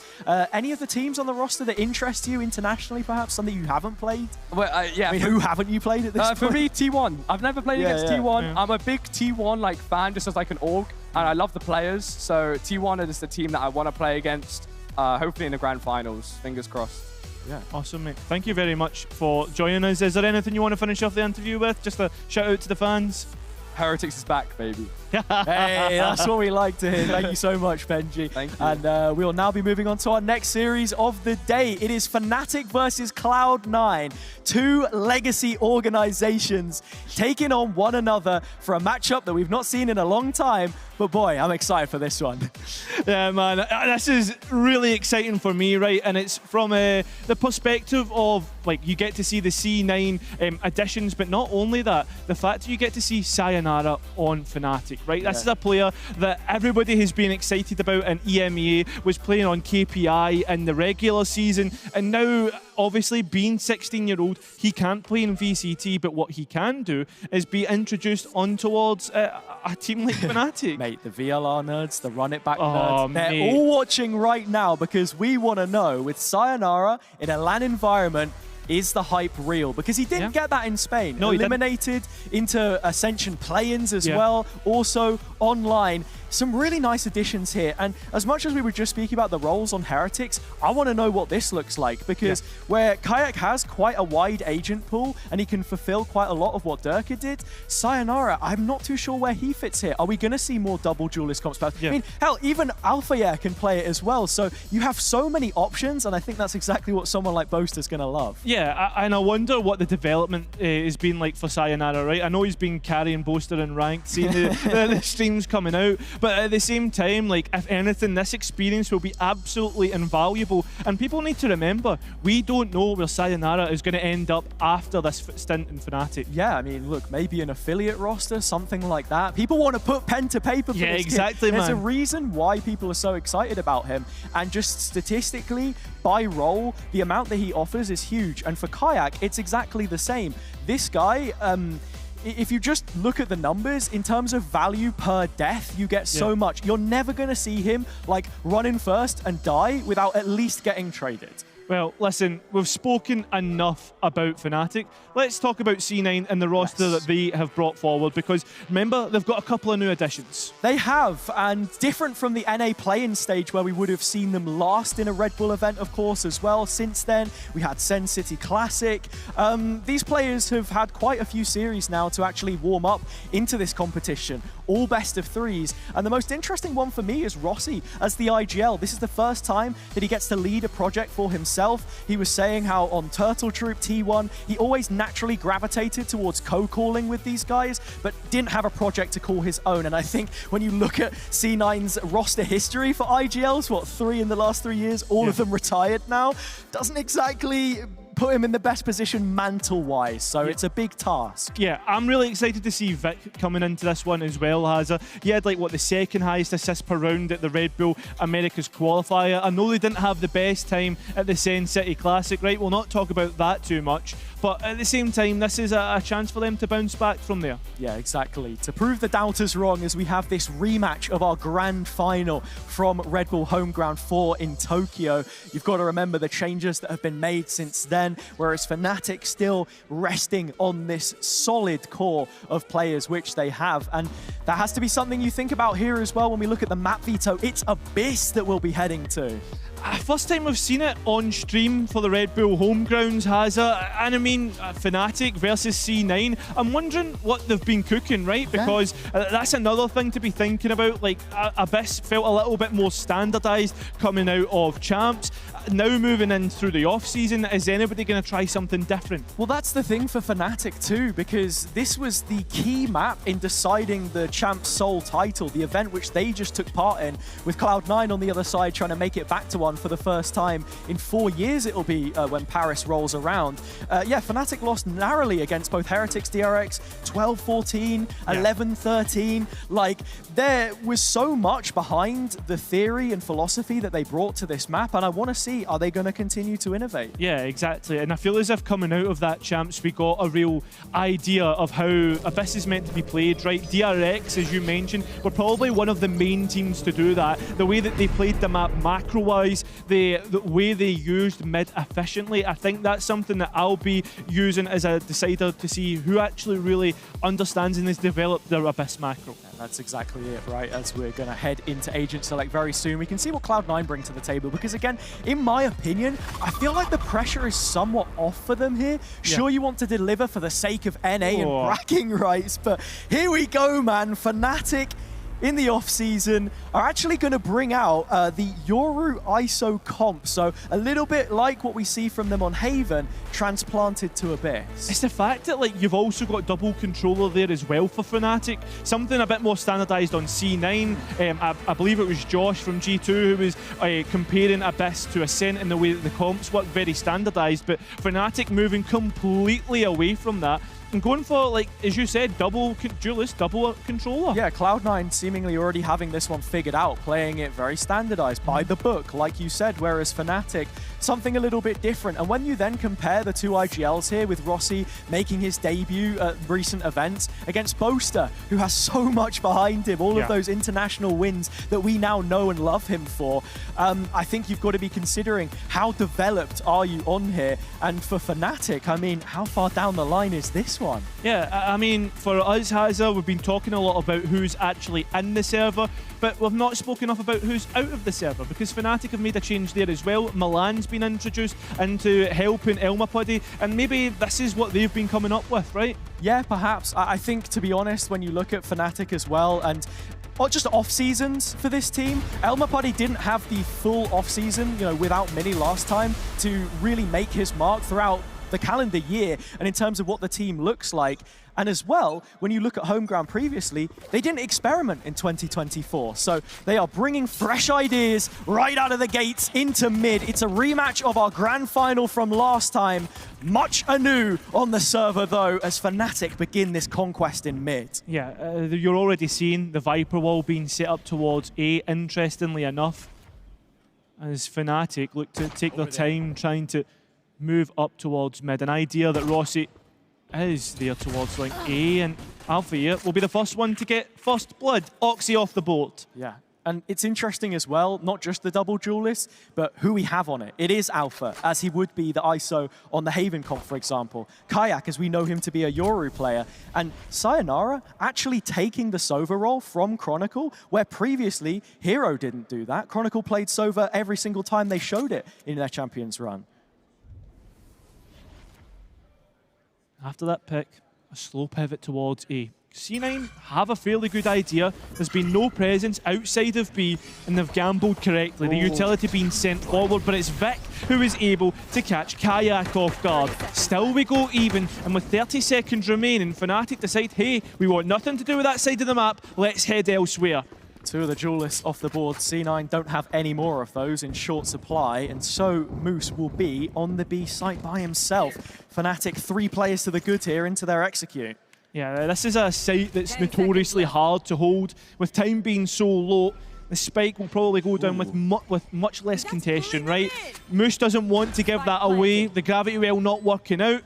And we'll move into post. Yeah, hoping that maybe there was a chance that he could pull Sayonara from the plantable area, but within safety, Fnatic move to post plant, and now you've got to look at the utility. Sayonara still with a full belt, double shocks, the reveal available for C9. They've got smokes and a flash on Zephyr. Yeah, something that Alpha's been holding on to is that undercut, the vulnerability. Chronicle already, though, takes Zephyr off the board, keeping it an even contest between the two. The utility has been decent so far, but it's the time that's getting low, trying to push forward. They've still not taken Vic off of the spike. The undercut will do work, and so will Alpha. Yeah, Alpha just chewing through C9, unlocked his potential once again on the duelist. This is a guy who, when we first met him, what it would have been Copenhagen 2022, back when it was him and Durka, was always saying like, oh, let me on the neon, let me off the leash, man. I want to go crazy, back when Pearl was in the pool before. We're probably going to see him pick it up quite a lot more, I think, if this is a version of Fnatic that they want to keep bringing out. Yeah, I mean, what we initially got a glimpse at that through Haven, now developing through on towards Abyss. I mean, you're already seeing C9 have an idea about A main to contest it, a set play coming out. Kayak obviously went down in the previous, but not without making his mark. Nice trap play from C9. They try to get back in, but Kayak still has one. Rossi just with a classic. This is where Alpha will be looking to farm up against the pistols, but there's been an upgrade retrieved. Vic now with a Phantom. Things looking scary. It's broken to a 2v2. They finally fall C9, but not without a fight. Yeah, that was dangerous stuff. Nice ideas with a set play, the initiation, the pressing the go button came through. Alpha going for that orb, right? We know that attack sides really like to do that because of how easy it is to get to it. So it's nice heads up. Interestingly, I thought Hazza, the wall almost slightly working against Fnatic, but it was being used as cover. And 2 rifles being brought through. They've actually reinvested into this round as well. C9 having already previously played this map in their off-season, not making any changes to the comp, can start to build out that playbook, right? And I think it's nice to see that they're already willing to take the fight to Fnatic. Rossi pulling the strings, that reveal was so key. As he wants to lead from the front. Another slow default. This is something which Fnatic have sort of been known for. You don't really get a pace change out of them. That's where you start to wonder later down the line, with these youngsters, with this fresh injection, are we going to get pacier plays coming out? Yeah. Kill contract, Alpha can use that to look for the entry pick, right? Always favours the ISO when we get to it. As for now, it's been so passive from both sides. I like this position from Vic. He can still TP to safety, but has a strong one-way. You'll often see the player on that common angle towards top side. He has been revealed instead, and they're just going to bait that one straight in. Hook, line, and sinker. Alpha reels him into his direction, and it's a nasty one tap to open the B site. Yeah, but the players for C9 are trying to flood back in, or at least hold for backside. They do so successfully. Spike's still not down. Such an important part of the map. They'll still keep a foothold on it, C9, but strip back the numbers yet again. Fnatic with another kill. 3 players in this area. Only Oxy to hold it down, but when he gets going, nothing can stop him. Already 1 to the good. A man advantage for them to play around with. Spike still down, time ticking away. Alpha will at least get it back in hand, but Oxy all in the middle, all on his own. Rossi downs the Spike again. It's up to Boaster, it's up to the captain, but with 4 seconds left, yep, it'll be as easy as that. Really smart from Rossi to just run away at the end there. Fnatic running out of time. Alpha going for that fight on towards Rafters instead of cutting around the corner and planting the spike. They didn't have full control of backside there, which really became an issue. I loved the combo, even with the vulnerable there as well, to flush out any players stacked in position. Just the issue was, it was a little bit labored to get in, and that allowed C9 to make the rotation. I'm really liking the ideas that Fnatic are putting forward with this comp. And this is, I mean, when you speak about like kind of similarities with how they played Haven, they're using that ISO as an initiator. We'll see again, the dart comes in, but just behind the wall, Alphayer can get to safety. I think it's nice that you mention it too in terms of, yeah, like the executes from Fnatic and stuff like this. There are never any half measures with these guys. Yeah. Just going back, I wanted to contrast the previous offseason, right? How did they prepare? What did they show? It was always like default comps, nothing too interesting. When they start to innovate, it's never half-baked. You're always going to get the full product, and I think it's nice that we've already got a little bit of that here. Yeah, I mean, they've always been at the forefront of where Valorant is heading meta-wise, which is a bit disappointing that we don't get to start with 9.1 here on Homegrounds. Yeah.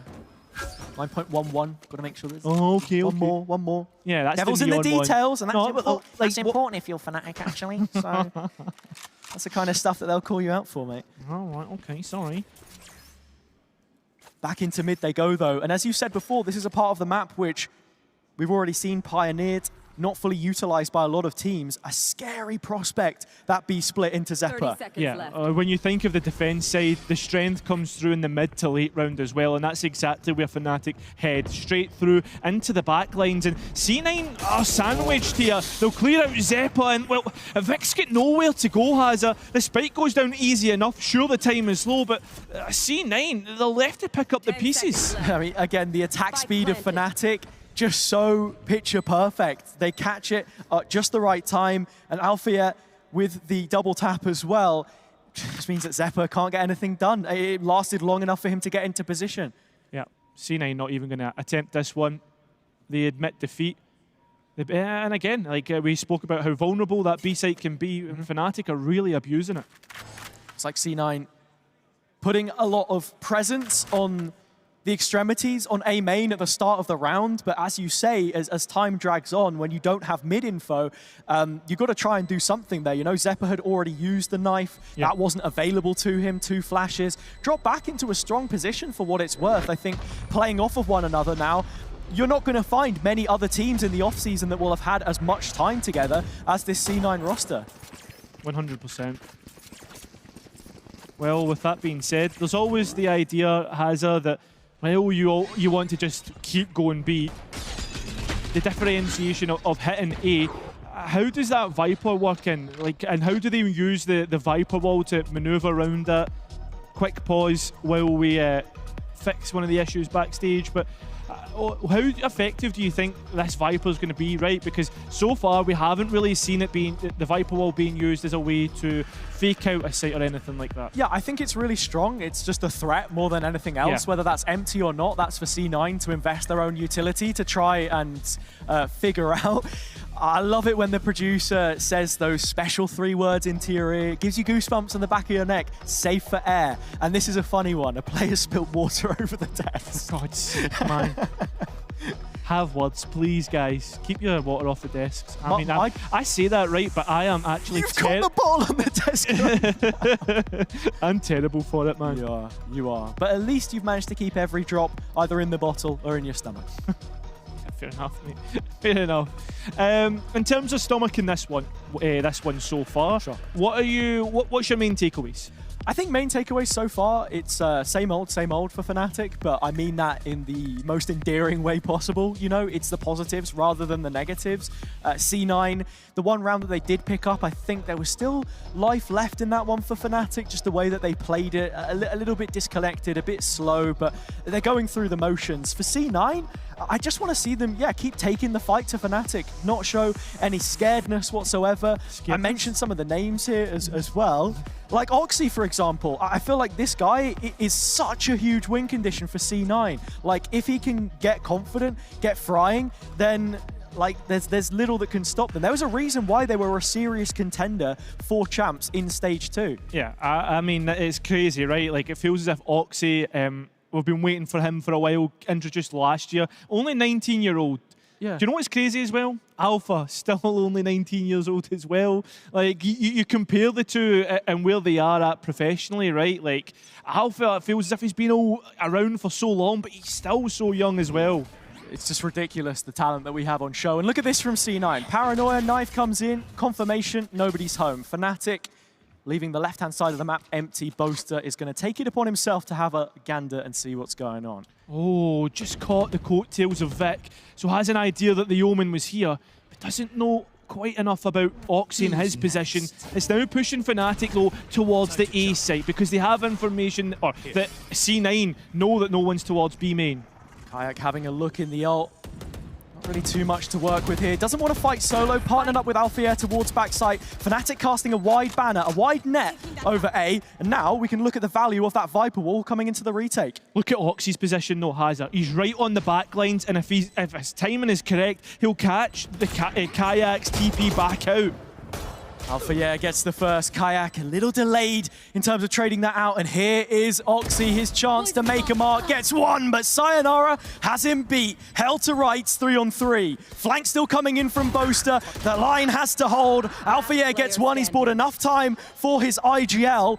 Smoke towards the direction of the spike. It directly on it. Paranoia comes in. Boaster looking for the TP, but there's just enough time to get the defuse. I know that the bind op is iconic, but the Abyss Outlaw hasn't quite worked out for Boaster here. The scope weaponry, unfortunately, didn't have a weapon to spam, and C9 well aware of perhaps that flank coming through and holding that out. That's a nice flank from Oxy, and C9 posing a different threat, asking a question of Fnatic's backline.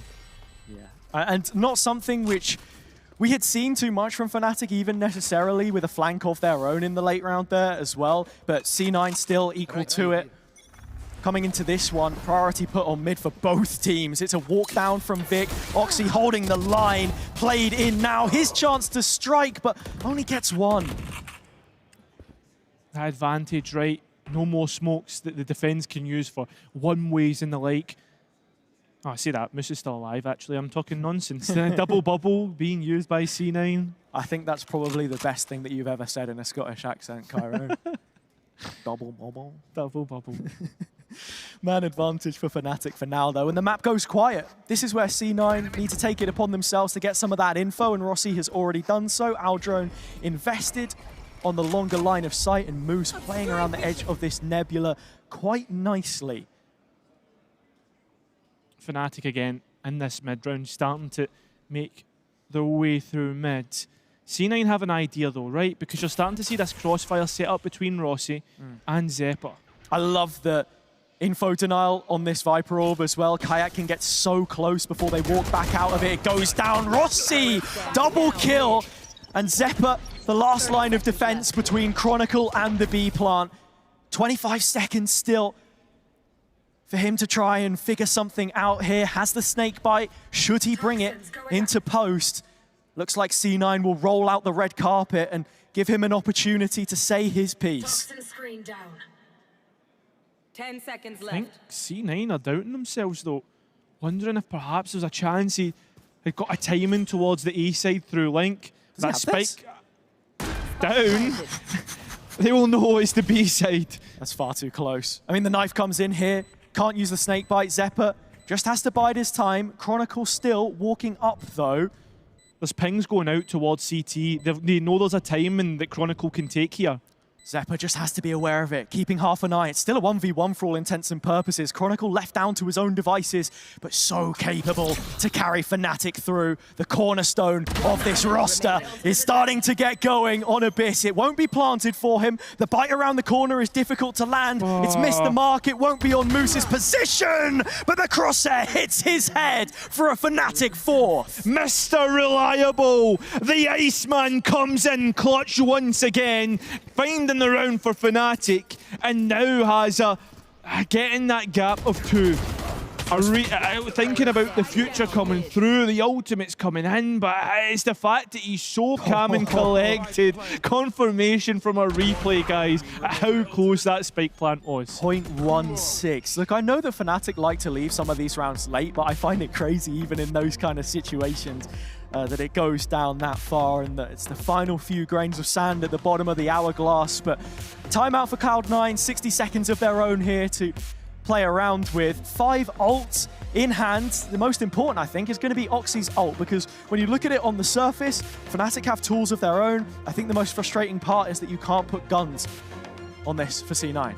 Yeah, true. I mean, if Alpha caught Oxy with the kill contract, those knights would be taken off board. Yeah, I mean, I think that's something that Fnatic should probably be looking for in this round as well, because you did see the value that C9 got out of being more aggressive at the start of the round. There's always a way that you can try to challenge that, I suppose. We'll just have to see what the setup looks like. Same wall, same util from Fnatic. Not expecting them to be making their move anytime soon, though. Yeah, they're reinforcing so heavily towards the B side as well, Hazza. You're seeing 4 players towards that. Fnatic have decided that, hey, listen, guys, we're going to start to put our forces towards A. This is the time to go and try that other side of the map, right? That's exactly it. It's the push with the knives that I was talking about. Fnatic instead walk into it. They greet the flames like an old friend. Wow.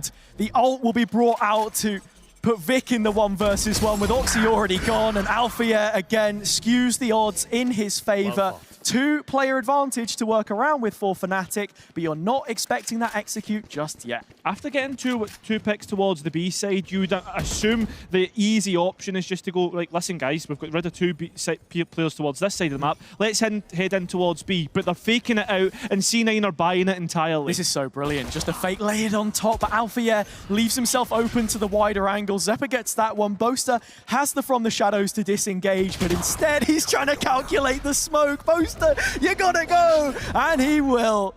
Yep. Out of here, spike down, and they can set up their post plant, right? You reset and look for more space, but because they've got so much time to do it, right?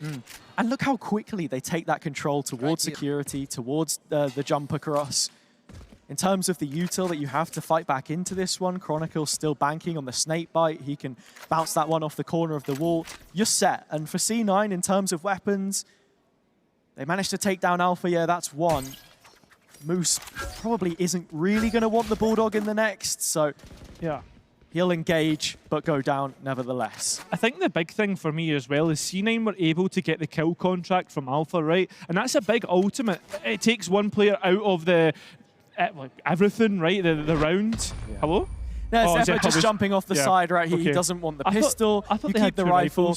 Just Bulldog though, and it's on the other side of the map. I think you play the double up as long as you're expecting Fnatic to maybe peek you running out of the site, but the pathing completely different from the EMEA squad as they continue to move forwards closer to what would be their 3rd win over C9 in their history. There you go. The history man comes in once again. Thank you. But talking about the present, it's the ultimates that's the big thing to always take note of. A Viper's Pit for Chronicle and a Hunter's Fury for Sayonara. 4 are green for C9 if they want to go and use them. And well, Fnatic start to look towards the B side. Still, this is weak for C9 because there's only 2 players here and neither of them are Sentinels. Info coming out, players suppressed. C9 not exactly short-handed though. Playing double controller with Moose's global util, it's always going to be useful to say the least. And Oxy posted up in A main with the op is a difficult hurdle for Fnatic to bypass. And right now, they're just trying to figure out where it is exactly they want to go, what the lay of the land looks like in terms of material on the map. That's when they only just start to now reclaim B main.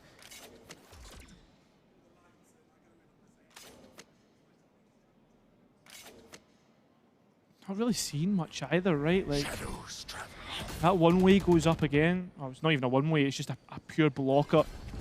So Fnatic now starting to use their execute util. Go in, Alfia with the double tap, leading the charge. Nice tag from Sayonara. Can't quite get the second. Vic playing around the smoke, gets his first, looking for more. Chronicle shuts it down. Fnatic on the site. C9 playing off it. Seemingly Rossi able to do damage. That's 2 from the Hunter's Fury, keeping them in front as the spike goes down. It's Kayak that's the one to get that down. In terms of what they can use, there's only 1 blind side and 2 shock darts on Sayonara. It's the two of the youngest on the roster. Kayak getting 2 of his own. It's up to the 16-year-old to bring it up again. Sayonara has the reveal, can try and use this to play around. Now the cue of the drop. Knows that Oxy's up close, finishes him off without any hassle at all. Moose, the other side of him, a consistent player for C9, a mainstay in their Americas roster last year, but it's the new boy who's teaching them some tricks. Fnatic spinning it up to a 6. A Red Bull clutch for Sayonara. Again, we're seeing why everyone's so excited about where he could possibly end up in his career. Unreal, just the way he played that round and just how easy it was for him, right? No panic, so mature in his performance. This is vintage Kayak that we're seeing here as well. That peek taken towards spawn on the stabilization of the core for Zeppa. Slight pause as we should be heading back into things for another round where C9 have weapons, they've got a purchase here, but so many ults spent in that previous with no return. The fact that they get so close, right? They put themselves in such a great spot and then they just leave it to Kayak and to Sayonara to clutch that up. We talk about like the micro, right, that Heretics were able to show in terms of how they played together. You've got to remember, the C9 core has got a good bit of time themselves playing. Like I said, look, it's been the longest off-season for them of almost any team that we can really be looking at here. At the event, more specifically, at Homeground, we're in Berlin.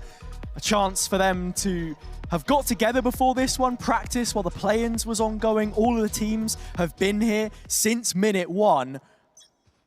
But the work that you put in needs to be reflected now with results in the server. A big investment from them on the previous, came up short.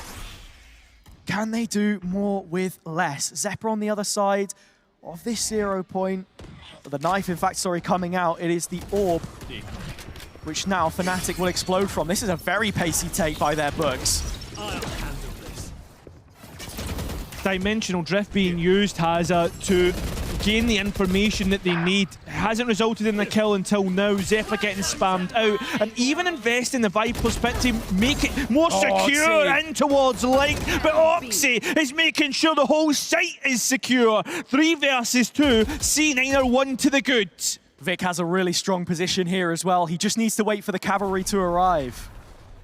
Spike finally making its way forward. The pit being dropped indicates that Chronicle is out of it. And C9 Rossi will clean it up. A big round for C9 to win. It's exactly what we asked from them, and it feels crazy to say that it's when Fnatic actually bring a little bit of a variation and go a little bit quicker that they can put pen to paper here from the defender's side. I was, really impressed with Oxy holding position, and for Fnatic, the supportive utility looked good coming in, but they just couldn't clear Vic. Yeah, that's it. Going back towards mid though, Fnatic looking to try and see what's there, but C9, they're going to put some of their own players towards that side of the map, or that portion of the map. Yeah, man. We got a little tech again. Yeah, that's frustrating. We love it. We do love it. We do love it. And so does everyone here at the arena as well. I know that we're going to be filling it out on Friday and Saturday, but you know, we got friends and family around. We got players from play-ins yesterday making the most of the experience, just adding to it overall, because it's not too often that these teams will be able to rendezvous with one another. As much as I was saying about C9 not having been to champs for a while, it's these kinds of events that you're really going to take your time to enjoy in the off-season, and that helps build up chemistry. Yeah, I think like just being able to chill out with the team, even if you are out of the tournament, and just hang out, create that natural chemistry, right? Eyes for the other teams, going to be sitting watching after you've played your first, say for instance Heretics, you've got a couple of hours to chill out and see what the rest of the teams are building. And I think quite a few eyes will be on how this Fnatic comp is working, right? Because it is pushing the meta, it's trying something new. Yeah, It's just giving yourself the most runway possible heading into the first flight in kickoff. And I think you see that with a team like T1 as well, another roster. Credit to their media team, put out a documentary with their experience of Homeground, the Pacific qualifier that we saw, the Asia Pacific qualifier. And even from that first loss that they took, you can see how much it means to just have that environment around you. Even, you know, hell, academy players, former players like Carpe, who weren't even in the starting lineup there, just adding a boost to everyone else and picking them up when they need it. You have so much time to figure out what it is that you want to do when the new season 2025 VCT rolls back around. And yeah, look, the time is up now. We're heading back in. Let's see if C9 can repeat that success. Well, it looked like mid was going to be a real contest between the two. That's not the case, as it's only just C9 who take flight towards there. Instead, Fnatic are looking to push themselves towards A, putting utility forward. Mush trying to use the shorty, but he only finds the fake out from Kayak. Booth. Double up into the corner as well. Rossi was here too. A couple more kills from the fragging IGL. Yet still C9 trail from this position. Fnatic with another quick execute. They've dropped bodies on the site, but there's still two more to get through. All down. Paranoia pushes Kayak even further forward. That snake bite will land towards the player behind, but it doesn't hit Zeppa. Chronicle now up above, up against Zeppa. Will easily collect and confirm the advantage on the next half for Fnatic. The writing was seemingly on the wall with the way that the opening 12 have taken place. One or two more of those now. I like this from Rossi. He's just such a capable individual, as I said before. First time as the IGL of this team, but co-calling a lot of the time and kind of having that pressure taken off, I guess, when you already have set ideas of how you want to play. It has been hands-off from him at times, I think, in terms of the theory. I saw a great piece from Will Shobra in Pacific sort of saying one of the reasons why that T1 roster wasn't more successful at international events is the development of the theory. So I kind of want to see what that looks like later down the line. But I mean, for now, war of attrition in mid, and Chronicle is going to make Oxy bite the first bullet. Fnatic have been really good at being able to get the entry, and Alpha has been absolutely excellent in finding a player through the kill contract. The bullets maybe go awry, but Alpha will at least confirm that kill. He's 3 for 3 on winning those 1v1s. Kai just does not miss. And even when he does, he still hits the shots that he needs to. So good enough. Vic has done a pretty good job so far at dictating the pace towards this B side of the map, as has Rossi on A, but he's about to face into two players making their way through Link. It's Alpha to lead the charge. Rossi finds one, but a little naive not to expect the second or third. Kayak right in and amongst it as well. Fnatic bearing down on number 8. Yeah, he's following the blood trail that Fnatic have left here. And with only... Oh, hello? I was going to say only a sheriff. He's picked up himself a little vandal. He's doubled his money. There you go. But is it double or nothing? It seems that it will be nothing for this round. Yeah. Vic opting to save out. Fnatic going for a little bit of a hunt. You see Chronicle towards CT. There is no reward out of this round. There is no prize. You don't get the reasonably priced family car. Nothing to take home with you. Would you ever play like a bullseye? Would you ever think you'd take part? If it was a Jeep, then maybe I would. Hey, listen, I would be happy. Shout out. Shout out indeed. But maybe Vic, maybe an AOC monitor. yeah, or a blacklight chair. There you go. We got everything here at Red Bull Homeground, and so do Fnatic. Round number 8 for them. Sayonara says goodbye to Vic as we move on to the final chance that Cloud9 have in this half. Yeah, the difference between an 8-4 half and a 9-3 is monumental as well in terms of moving in towards that pistol round. Give yourself more of a lifeline, and after it, depending if you win or lose. It feels like a necessity here. The same way that we saw Heretics put up that final round on split against Fokus to then turn things to their favor on the side swap. It feels like a necessity here for C9 as the game is seemingly getting away from them. Fnatic showing some variance in how they want to approach this. Again, I've loved the Viper Orb in mid in terms of control and how much of an inhibitor it has been for C9, because unless they're getting aggressive, they've kind of struggled to play around it. The knife at the very least, though, taking it offline for now.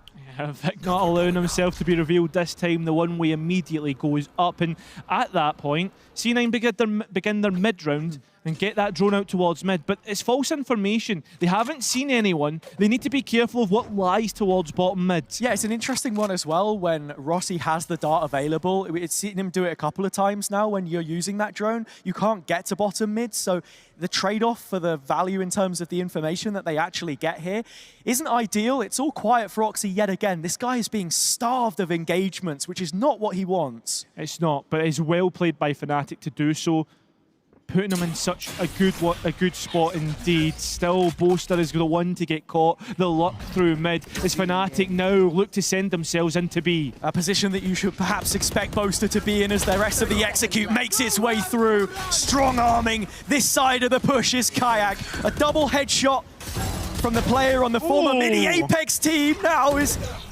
up against Zeppa. Double back from him. 3-on-3 spike goes down. Yeah, now a little pause, but with time so low, this Hunter's Fury creating delay is massive. Sayonara chops the head of Zeppa, and now we head into post. As I said before, kind of butchered my words there, but the first graduate from mini Fnatic, he's come over from Apex, just doing Kayak things. It's exactly what we expect. Shock just past the mark though onto Sayonara.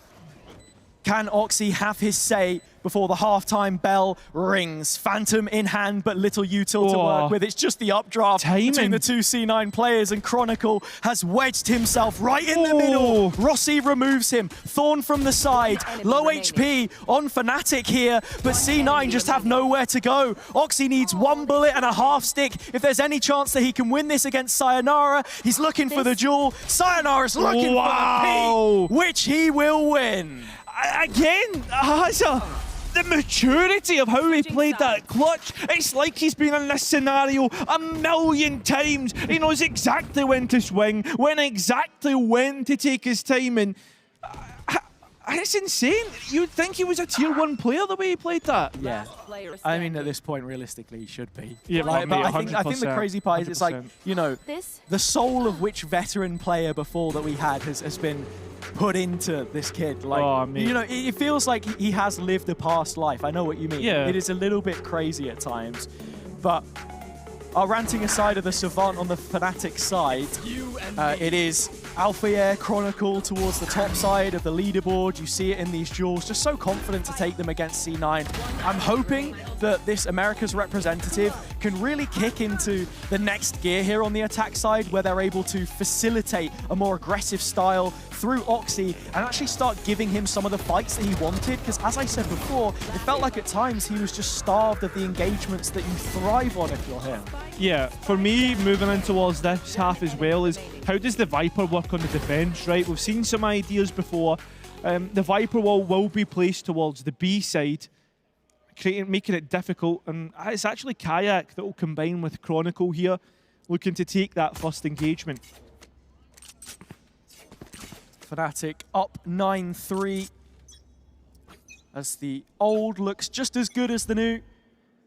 Boaster with his proven track record of supporting newer emerging talents into Fnatic, and the mentorship being seen in the way that they've played this cohesive so far. It's onto the shoulders of Kayak to get things started, but he goes down and is left alone by Chronicle. They're playing for the retake now.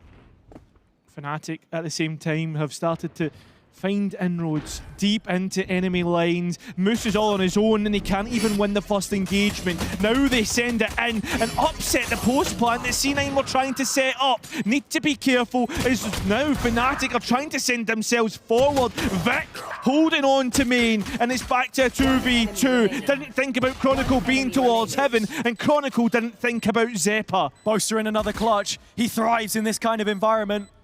Well, he'll need to thrive here. He'll need to show us something, because Xeppaa has certainly been hitting heads, although Boaster will gain control of the spike. It's halved at the very least. Another tap to show that it is halved, and Xeppaa gives himself up by dropping off. It is 10 for Fnatic. It's double digits. It's frustrating for Xeppaa there as well, because just as I'm ranting and raving about Boaster, who has put so much time over the previous year into his mechanical ability to keep up with everyone else on the team, especially when you bring in the young guns, but his clutch ability as well. That's something that Xeppaa is more than capable of as the oldest name on this team. And another piece that you have to be looking at with Imi in the coach slot, these legacy choices that Cloud9 have continued to put faith into, are they going to repay that faith this year? They need to. Something that C9 will need to do after this round, after the purchase, is win 5 stingers as they stand outside on the edge of 8. Alpha needs to be careful, but he doesn't, because he's got the support of Sayonara. The undercut made people vulnerable, and the Bulldog gets to work. Looking more and more one-sided, smokes in towards top site. Boaster mirrors it, TP in one tag onto the scout, but instead, look, it's the stingers that come through. Needs to be an ace clutch, Hazza. And if there was anyone to do it in any kind of fashion to win it out, it would be Sayonara. Damage on the first. All 3 players are hit. They're within striking distance for the young Moldovan talent. Jumping out wide. Rossi will take him off the face of the earth. 3 from him. C9 move up to their 4th. I started to wind down thinking that there's no chance C9 win it because Sayonara has this on lock. But they managed to create a little bit of carnage towards that back side. Fnatic caught off guard, didn't realise that there was a force, and allowed C9 to get close to them. Yeah, it was sort of a one-way put up by Boaster, hoping that the Marshal would be able to do more on the longer lines of sight, but the gap close from C9 was excellent. Oxy right up the guts in the thick of it, and now Fnatic back on pistols after what looked like a good start to the anti-force buy. Oh, nice trap coming through. They spam out Xeppaa. Sayonara once again, popping up in the kill feed. They've taken that Phantom and given it straight to Kayak. Look, immediately the duelist too, and with the TPs, he can be here, there, and everywhere. Already backed up into Link as that kill for Cloud9 comes in through middle. Fnatic want to refight this. The incentive, the catalyst is the double tap, which has now been broken apart as these Phantoms at longer range are just going to chew through the Fnatic forces. Alfia can throw his hat into the ring, but it'll be swiftly blown off his head if he's not careful. C9 with twice the players and twice the control now as they move over to B. Yeah, the immediate pivot, they know where the players are now. They can get that spike down and at least look for, at the very latest, if it did get spicy, a win condition, right?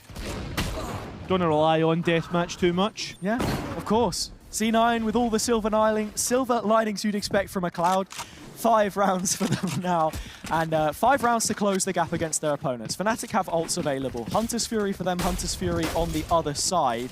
In terms of how this defense has played, we've seen a couple different looks already. Yeah, for me, C9 need to be looking at the scoreboard and thinking, Fnatic have op money, we need to be careful, because Kayak, we've seen it before, he does some crazy stuff with that 4,700 credit weapon. And 50. Oh, Can't forget the 50. Sorry. Right on the end, of course. Here we go. I have the spike. Fnatic have an idea about this mid space. You can see how the players are all circling around it, right? Couple of pings going out. Also, you know how I joked about the 50? There is no 50. Yeah, exactly. C9 in mid.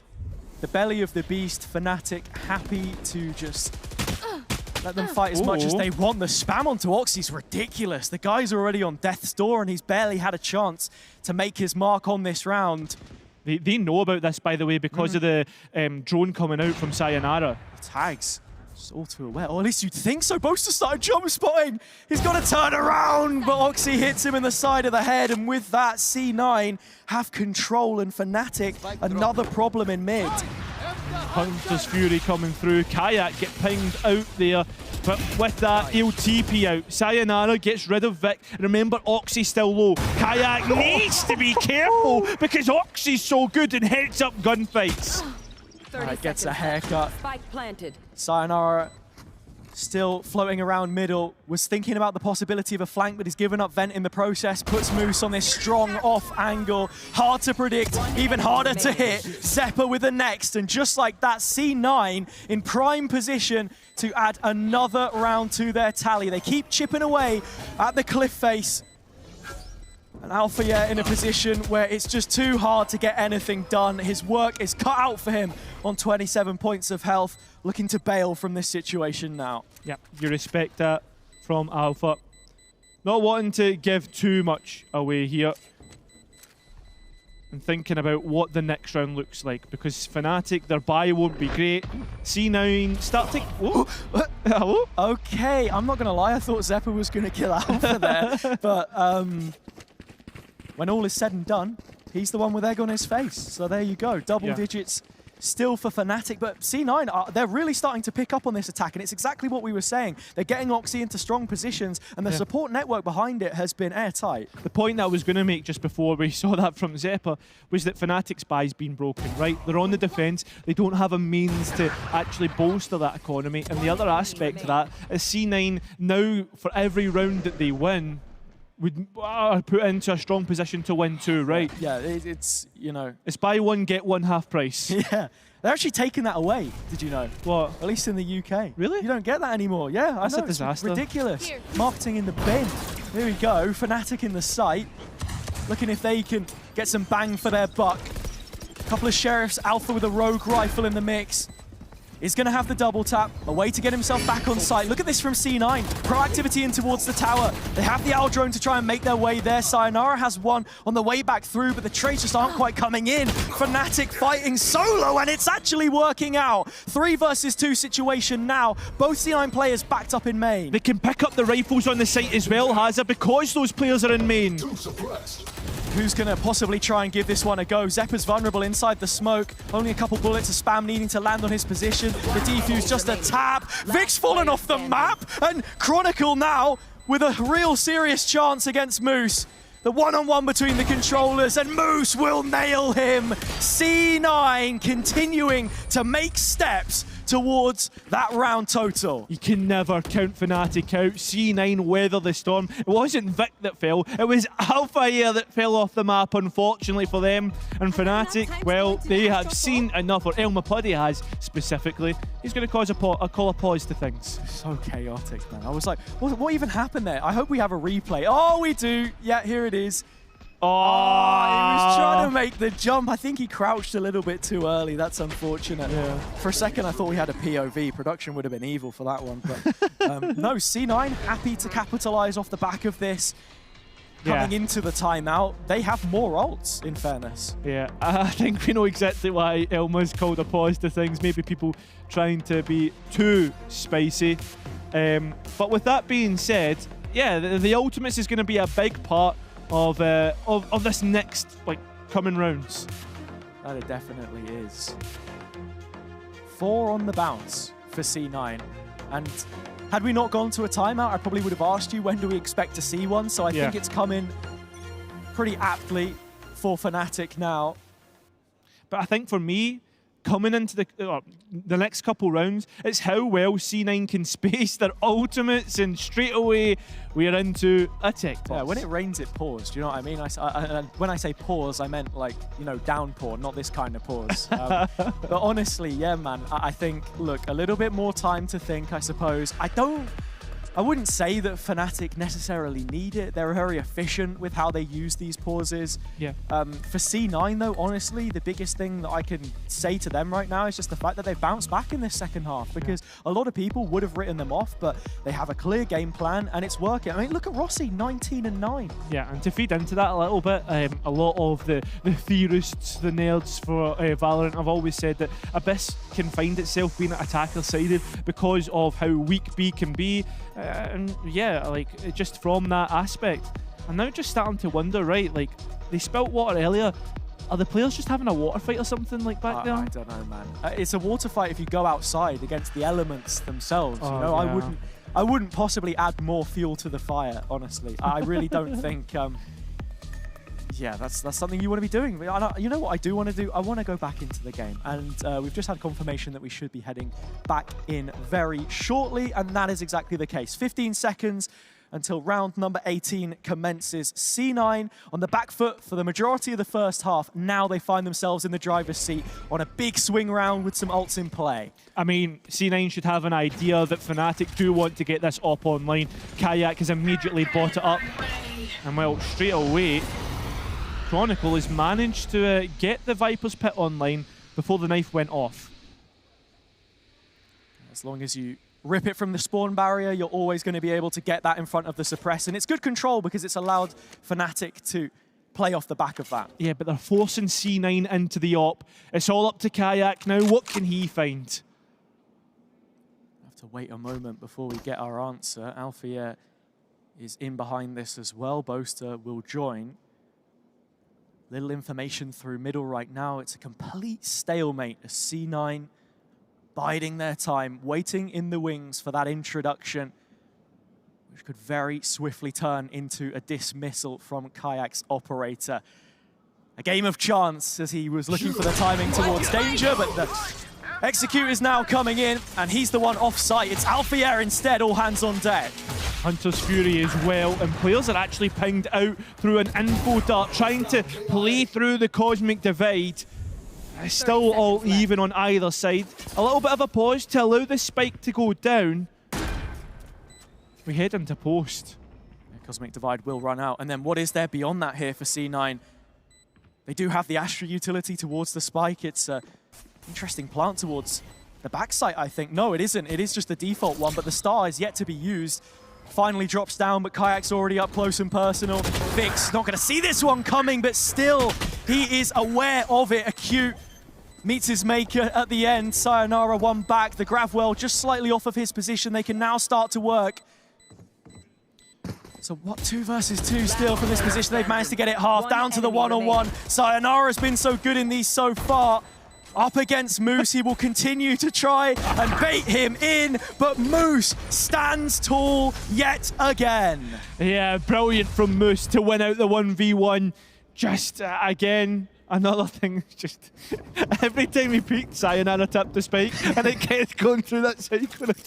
I just couldn't help but laugh. But yeah, in terms of what we saw in that last round, though, Hazza, was C9 did use a couple of their big ultimates. They're always happy to invest, I think, and it's kept Fnatic honest here because in terms of what we saw from them, it was the pit, the op came out. Kayak, after that first shot, took a moment to really see him present again. After winning those that first engagement, the duels not as favorable with C9 steadying themselves, backside control, playing Fnatic at their own game now with a lot slower rounds, just waiting down the clock before they make their move. Yeah, as the competition has got a lot more closer towards the top and the Swiss in terms of where we are with the partnership teams, we're starting to see these best of ones get longer and longer towards the end of regulation. C9 are now starting to look at mid, see what they can find from there. Sayonara's been playing Vent for most of this defender's side, and one of the first times you actually see him take a look beyond that. Spots nothing. Deep line Kayak. Fnatic can make a calculated gamble now towards the B site. It's the same push that we saw in the previous. They just don't have the weapons to defend it this time. Yeah, Chronicle has got a lot of utility to contend with, and his wall drops at the wrong time as well. Moose is holding on to the back lines, and he's been a real highlight so far. You've got to be looking at Kayak, who's in the spawn of the attackers. Moose just so valuable into the late round, and he's got his finger on the pulse, but it'll be a flat line for him as Kayak wipes him from the board. Twice the number, and they both come from the flank, but just as soon as Fnatic are making that incision, look at C9 on the opposite side. This is brilliantly well read. Great protocols. Exactly. Being proactive, knowing that they've lost space, so they have to go and take it. Heaven in their control. They can look towards that later. They know mid is clear now, and they know exactly where the last two are. Time is low, and well, it's you looking to try and get rid of as many rifles as possible, but it's C9 who rid the server of any orange and black players. We are within one Haza between these two teams. It's getting close now, man. This is a brilliant execute from C9 for what it's worth. A slight variation in the utility fragment backside. Nothing that Chronicle can really do there when the offensive screen goes back down. Decent work to try and claim some kills at the end for themselves, but didn't buy enough time for the spike detonation either. So the rich get richer. C9 starting to build up some economy here. Fnatic with another investment. Ults available. A huge opportunity for them to put some distance between the teams now. Yeah, Oxy being aggressive. He's moving with purpose. Zeppa got Sayonara, but Kayak gets the opposite duelist. Kill feed has been a bit active, but it's C9 who come out on top, and it leaves Alpha to pick up any pieces that was left in this round. Vic just didn't move. As we all held our tongue, Boaster just walked straight into it. Now Alpha 1 versus 3. You're going to find this one really difficult to win. I mean, look, Vic is on the other side of the map. Had he got a clean engagement on Moose there would have been half a chance, but you don't even want to use the ult, because if you do, you're just a sitting duck for whoever is outside of the ISO realm. Until towards the spike, pulls him by the scruff of the neck, but here's Vic, round the backside. And with that, 10-10 from the 9-3 half. Yeah, all even. Fnatic have been really struggling since they won out that pistol, and C9 have just been rolling with the punches. That's big, right? We've even had a timeout from Fnatic. They've made a stop and they're still not able to win out. 7 rounds in a row, man. It's insane. Rossi 20 and 10, Vic behind him. Like, for what it's worth, I don't think Oxy has had the craziest of games, but he's still been a key component in going in and being a point of contact, a point of trade. The util has been really great to get him into those kinds of positions in the first place.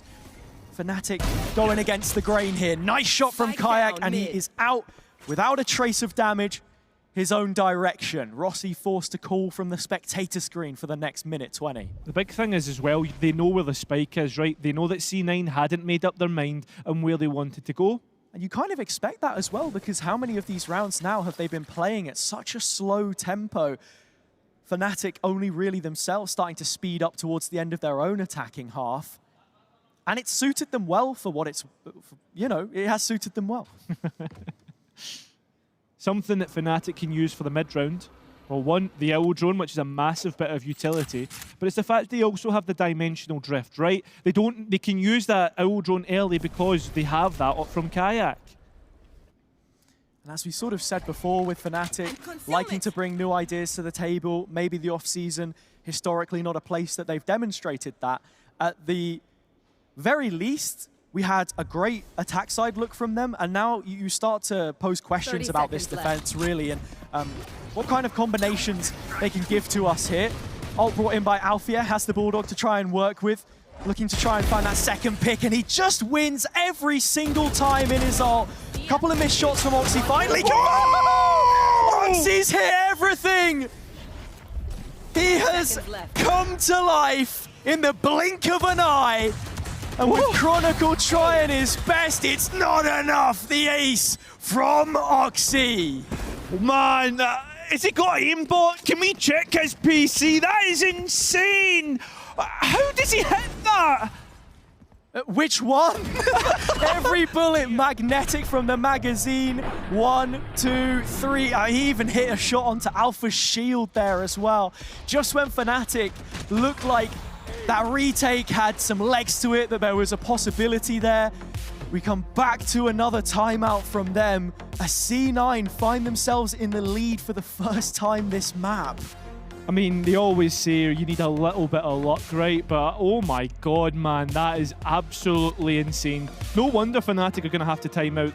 They have to try and stop themselves being moulded after that last round, right? They get the first 2 initial picks. Yeah, and to just bring us down to earth for just a second, it was still an eco round. You're now looking to the full investment. You have enough money to give Kayak the op if you want to use that. But so far, I can't necessarily say that we have seen a place where it has been too useful necessarily, I think.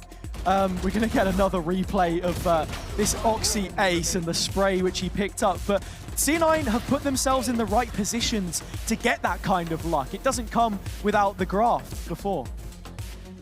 Yeah, a reset before what could perhaps be Fnatic's final chance to be an opponent, a worthy one of C9. Because at the minute, they look as if they're going to keep marching on. Towards mid we go once again. Oxy at the forefront. Kayak trying to see if he can get an engagement himself, but it doesn't come. C9 show presence and immediately dip out. Kayak just waiting edge of the smoke. Headshot to Vic, spotted the second player on the left-hand side of attack spawn. I have the spike. Fnatic have info, but C9 are still laying deep. This attacking perimeter is bunched up at bottom mid as things stand. Yeah, they're forcing... Fnatic have forced C9 to go and re-clear this space, right? It's a standoff between the two. They're thinking about the dimensional drift, but instead they're going to plant Alpha Air so deep in mid. I love it. Fnatic fighting head on. C9 potentially thinking of extremity aggression, but Fnatic have pretty much stayed the same from start to finish in this round. Fnatic now 3 players strong towards B. The spike not looking any closer, and I think Rossi might be trying to fake this out with the drone, as that has usually been the telegraph for their execute here. 30 seconds left. Well, all the utility has been sent forward. A snake bite to delay from Fnatic, and they need to try and beat this cosmic divide. But when they do, they'll realise, listen guys, it's actually towards A.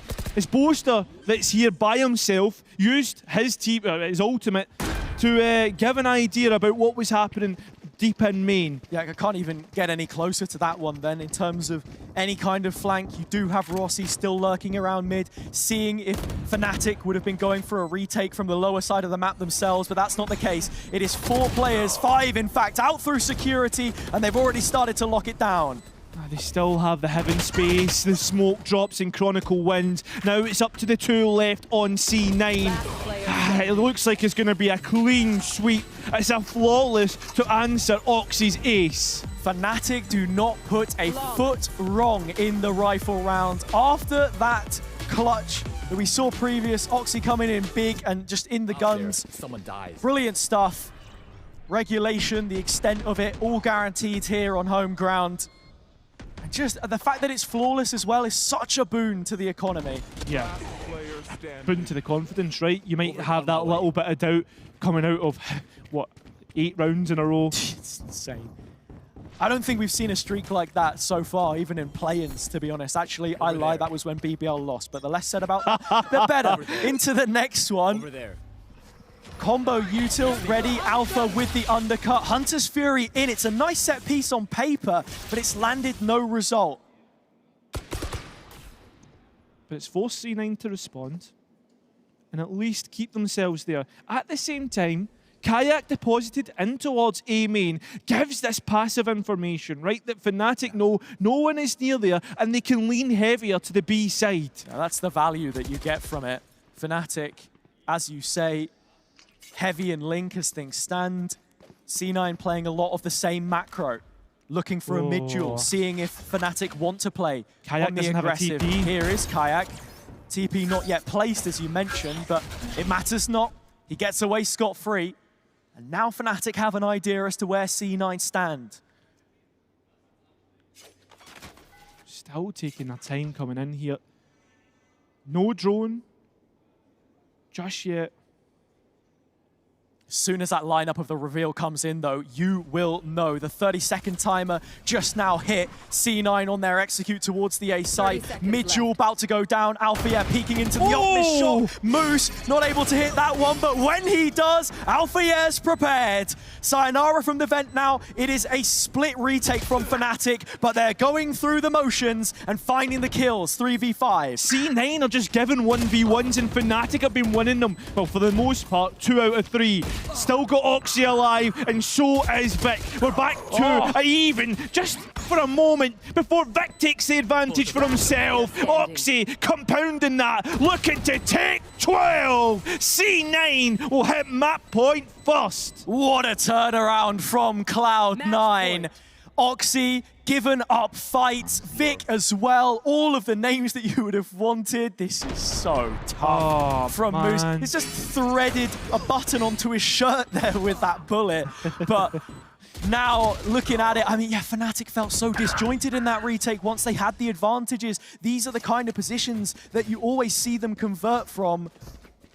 One more to force OT. They've got the money behind them, but do they have the answers? The big thing, Haza, is that there's people one off of ultimates, right? That's going to be a deciding factor. Kayak respecting the fact that the knife has caught him, not wanting to go further forward and take a chance. Kayak just flashing it. And the flash of the gun muzzle the opposite way. Statement of presence, C9 noted main once more. Yeah, but he also heard the jump, right? So we should know that there's 2 there, and Fnatic are starting to get an idea of where C9 are on the map. Spike drop. As the footsteps echo elsewhere. Oh, mid. Fnatic are collecting information of their own. Althea with this walk down, yet again proving to be so valuable. The null command will go off, but it's an empty site. Nobody's home. Fnatic preparing for this retake, but Moose has been so good at guarding the back line. Fnatic need to be careful and clear below them. The paranoia's been sent either way, and it's Vic again who takes that initial pick. C9 look to take that best step forward and win out their first series. 2 to the good. Great opportunity for them to do so. It's Oxy again. The blades coming in. Sayonara one back, but this post plant is so scary to try and deal with. It is. 2v4 Haza and a Hunter's Fury to rely upon if you're C9. This is looking all but confirmed. They're looking to send themselves to 1 and all. Not before Chronicle at least get 1. That's it. C9 will win out. Huge result for Cloud9 in the end. And finally, we see Blue Skies in their off-season. That 1-map win against NRG previous should have been a warning to a super team like Fnatic themselves. However, in these best of ones, you can never take anything for granted, and we saw that in the second half. Yeah, big time. The comeback that C9 were able to get through, building up that momentum slowly, the way that they defaulted, and interesting and great ideas, but that defense leaves a lot to be desired. It definitely does, and that's something that Fnatic will be thinking about. But for C9, their attack a positive to take, their defense, something that they need to work on as well. Looking at the performance here, though, of the individuals, Rossi, we spoke about him so much in the build-up. He didn't just deliver from the IGL front when it came to calling the attack side, but also the amount of damage he was dishing out, 22 and 12. Yeah, a big conversation amongst all the regions, all the fans of Valorant, is fragging IGLs, and Rossi has proved to be a massive component here for C9. For me, Haza, looking at Fnatic, obviously the usual players being big on the score sheet, but the big one, again, I said it at the start of the series, I wanted to see how Sayonara fitted into this 5. Unreal performance from him. The clutches, the fragging department, the way he was using his utility, I feel as if he looks like the real deal. Yeah, Fnatic, you expect them to bounce back from this into their next series, whoever that opponent may be. But an 0-1 start, perhaps unexpected for most watching this one. And I tell you what as well, with the score being 13-11, you know what that means, right? And yeah, it is crazy. 17 first kills, not able to convert it. It's the 3rd time now, if you're including those Champs Abyss showings, where they've lost by a margin of 2 rounds. It's insane, right? And the fact that they're not able to convert from an advantage that they're finding early round, is something that they can work on, right? Let's not be too negative and say like, oh, like they have, like leaves a lot to be desired. There's something where they can go and look and say, hey, listen, we're getting the advantages. It's now about actually converting those to wins. That's what we want to see from Fnatic. But for Cloud9, this is a statement win for them because while a lot of people said that their appearance at Sen City Classic maybe wasn't what we had hoped from them, that there was, you know, a map won here, map lost there, we wanted to see them do it against international caliber opponents, something which we haven't been able to get from them in the last few years. With this still being the off season, you don't want to get too far ahead of yourself, but you can see what those win conditions are with Rossi, with Oxy, and hopefully more to come. Yeah, 100%. Now we've got a look at Abyss. We kind of were speaking about it. Do you think this is a step in the right direction from Fnatic with the way that they were playing their comp? I like the Fnatic comp again. I think it's just what we said before. We need to see those ideas fleshed out on the defense and how they want to take information across the map, how they want to approach mid, for example, because I think Alpha had a lot of life in that position, getting into the midst of it, and even the retakes, really, when you have that kind of utility. What do the set pieces look like? What are the protocols? It all takes time, and time they have on their side, thankfully. Yeah, and what do you think of the comparison between the two controllers, right? Because we've seen two different takes on like the Viper, a double bubble, right? What are you coming out of that with it? Again, looked really good on the attack side. On the defense, I don't think we saw the full value of the Viper utility in terms of the decay, the snake bites, all of that stuff, the stopping power to hold back C9. But one person who will be very happy with this result, and I can already see him grinning off to the side as he watches back the ace, is Oxy, who's going to join us for the interview. Firstly, congrats, mate. How are you feeling after that one? Honestly, holy moly. That is actually crazy. I don't even know what just happened. 3-10 comeback, was it 3-9? 3-10? Yeah, 9-3. Jesus. It's ridiculous. Hey. Firstly, the ace, we all saw it. It was pretty nuts. What's going through your head when you hit that one? I mean, honestly, I don't even know. I'm going to say it. It was luck. I won't even lie to you. The fourth shot, I don't even know how I killed them, but I don't know. I just shot my gun and killed them all. Hey. Hey, listen, what more can you ask for, man? Fnatic put some interesting ideas in that game. What was your take coming out of it? What was your guys' response to how they were playing that composition? Honestly, we knew that they're going to use our mid a lot on attack, and Jesus, we didn't adapt well on it on defense, on our defense, and they were just abusing our mid and stuff like that. But on attack, I don't honestly don't even know what happened. We just kept winning every single round, and they were just playing retake every single round, and we saw it in the first few rounds, and then we just kept using it, and we kept winning the post plants and stuff like that. Yeah, obviously you guys will want to improve on that first half, and for you as the duelist, I suppose, you kind of want to be taking engagements as much as possible. On the attack, do you feel like that's where you feel much more comfortable with this team and with Rossi calling as well? Honestly, both sides are very comfortable, but I'm not gonna lie. Pistol round, I swung mid in U-Haul, and Alpha just double one-tasked me with a classic. I'm like, this guy's the fucking GOAT. Fair enough, man. And how's the off-season been for you guys? Because it's been a long journey, I guess, coming out of Americas, not getting to participate in champs. What's that been like? It's been a long, rough season. The off-season, we started well, winning the Red Bull Homeground Invitational. Yeah, and it's play-in. Yeah, the play-in. And we qualified, obviously, here to Berlin. And then we played the Sen Invitational, and we got 0-3. And Lord have mercy. Honestly, I don't even know what happened. But, so, yeah. It's all good. You put it behind you now, and you look to the future. Of course, you move to the 1-0 bracket. Heretics are already there. We have a chance at maybe a few other names joining you in that stage of the competition. And look, you win there, and you're already in the audience games on Friday and Saturday. So how are you feeling about that? Any teams that you're looking at playing in particular? Honestly, I would love to play Heretics because one of my good friends is really good friends with their friend, Benjyfishy, because they played Fortnite together, and yeah. And also, Neil Zeno was one of my first coaches long time ago, he's now the coach of Heretics, so I think it'd be fun. Yeah, that would be good, man. So, yeah, with that being said, coming into it, is there anything else that you guys are looking forward to? Patch notes being released, trying to get everyone's view on how that looks? Honestly, it's a little bit crazy with this regen shield, and also, what is it?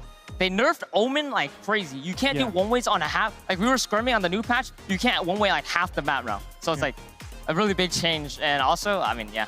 Yeah.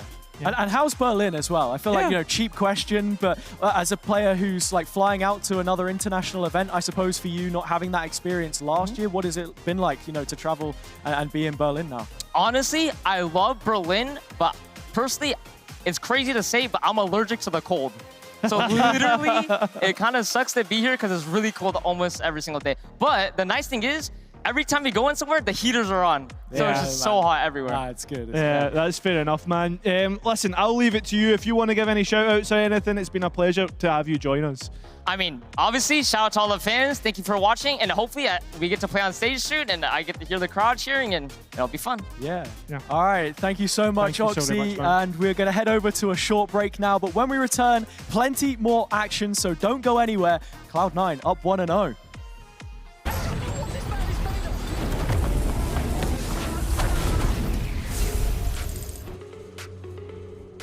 Well, you guys are the newbies in here, so what inspired you? Playing 15 hours a day. You gotta live for the grind. And never change your settings, that's the most important one. I would say just play the game a lot. This is how you can improve the most. Just play a lot. Grind the game and watch G2 Gozen. Spam Q a lot, but play a lot of deathmatch. Like, try to win all of your deathmatches, or like just use different guns too, Guardians, Deagle, stuff like that. Just try to be insane, then play competitive, a lot of competitive. Aim at the head, click mouse one. Okay, if you want to rank up, insta-lock Neon. Insta-lock Neon and play deathmatch. Try to take it seriously. Play consciously. You can learn from ranked, from deathmatch, from everywhere. Watch Valent's warm-up routine. Oh. Yeah. And play a lot of ranked to grind.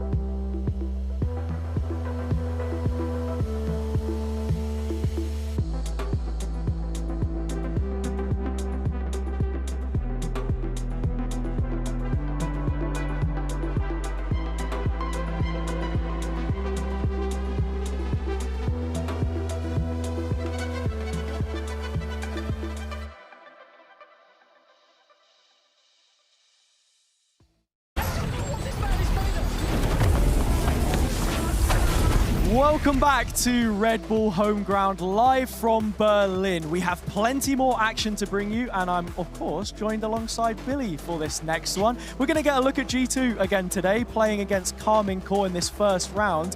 We saw a little bit of them yesterday. How are we feeling coming into this one after what we've already seen? I'm excited. I hope they got plenty of rest after yesterday, because I don't think that they were expecting to be pushed as hard as they were. And yeah, to be honest with you, I'm just looking forward to getting into the next set of matches, mate. I've been sat in the green room watching along, waiting, and I feel like I was almost getting a little bit tired, but a little Red Bull down me, and I'm ready to go now. I see. I'm picking up what you're putting down. I got to ask, though, quickly, what did you make of the last two games that we've just seen before we dive into this one? Very intense. Very, very intense. I mean, that comeback that C9 just had was pretty crazy. And same with the first game as well. You know, Fokus doing really well, doing themselves proud.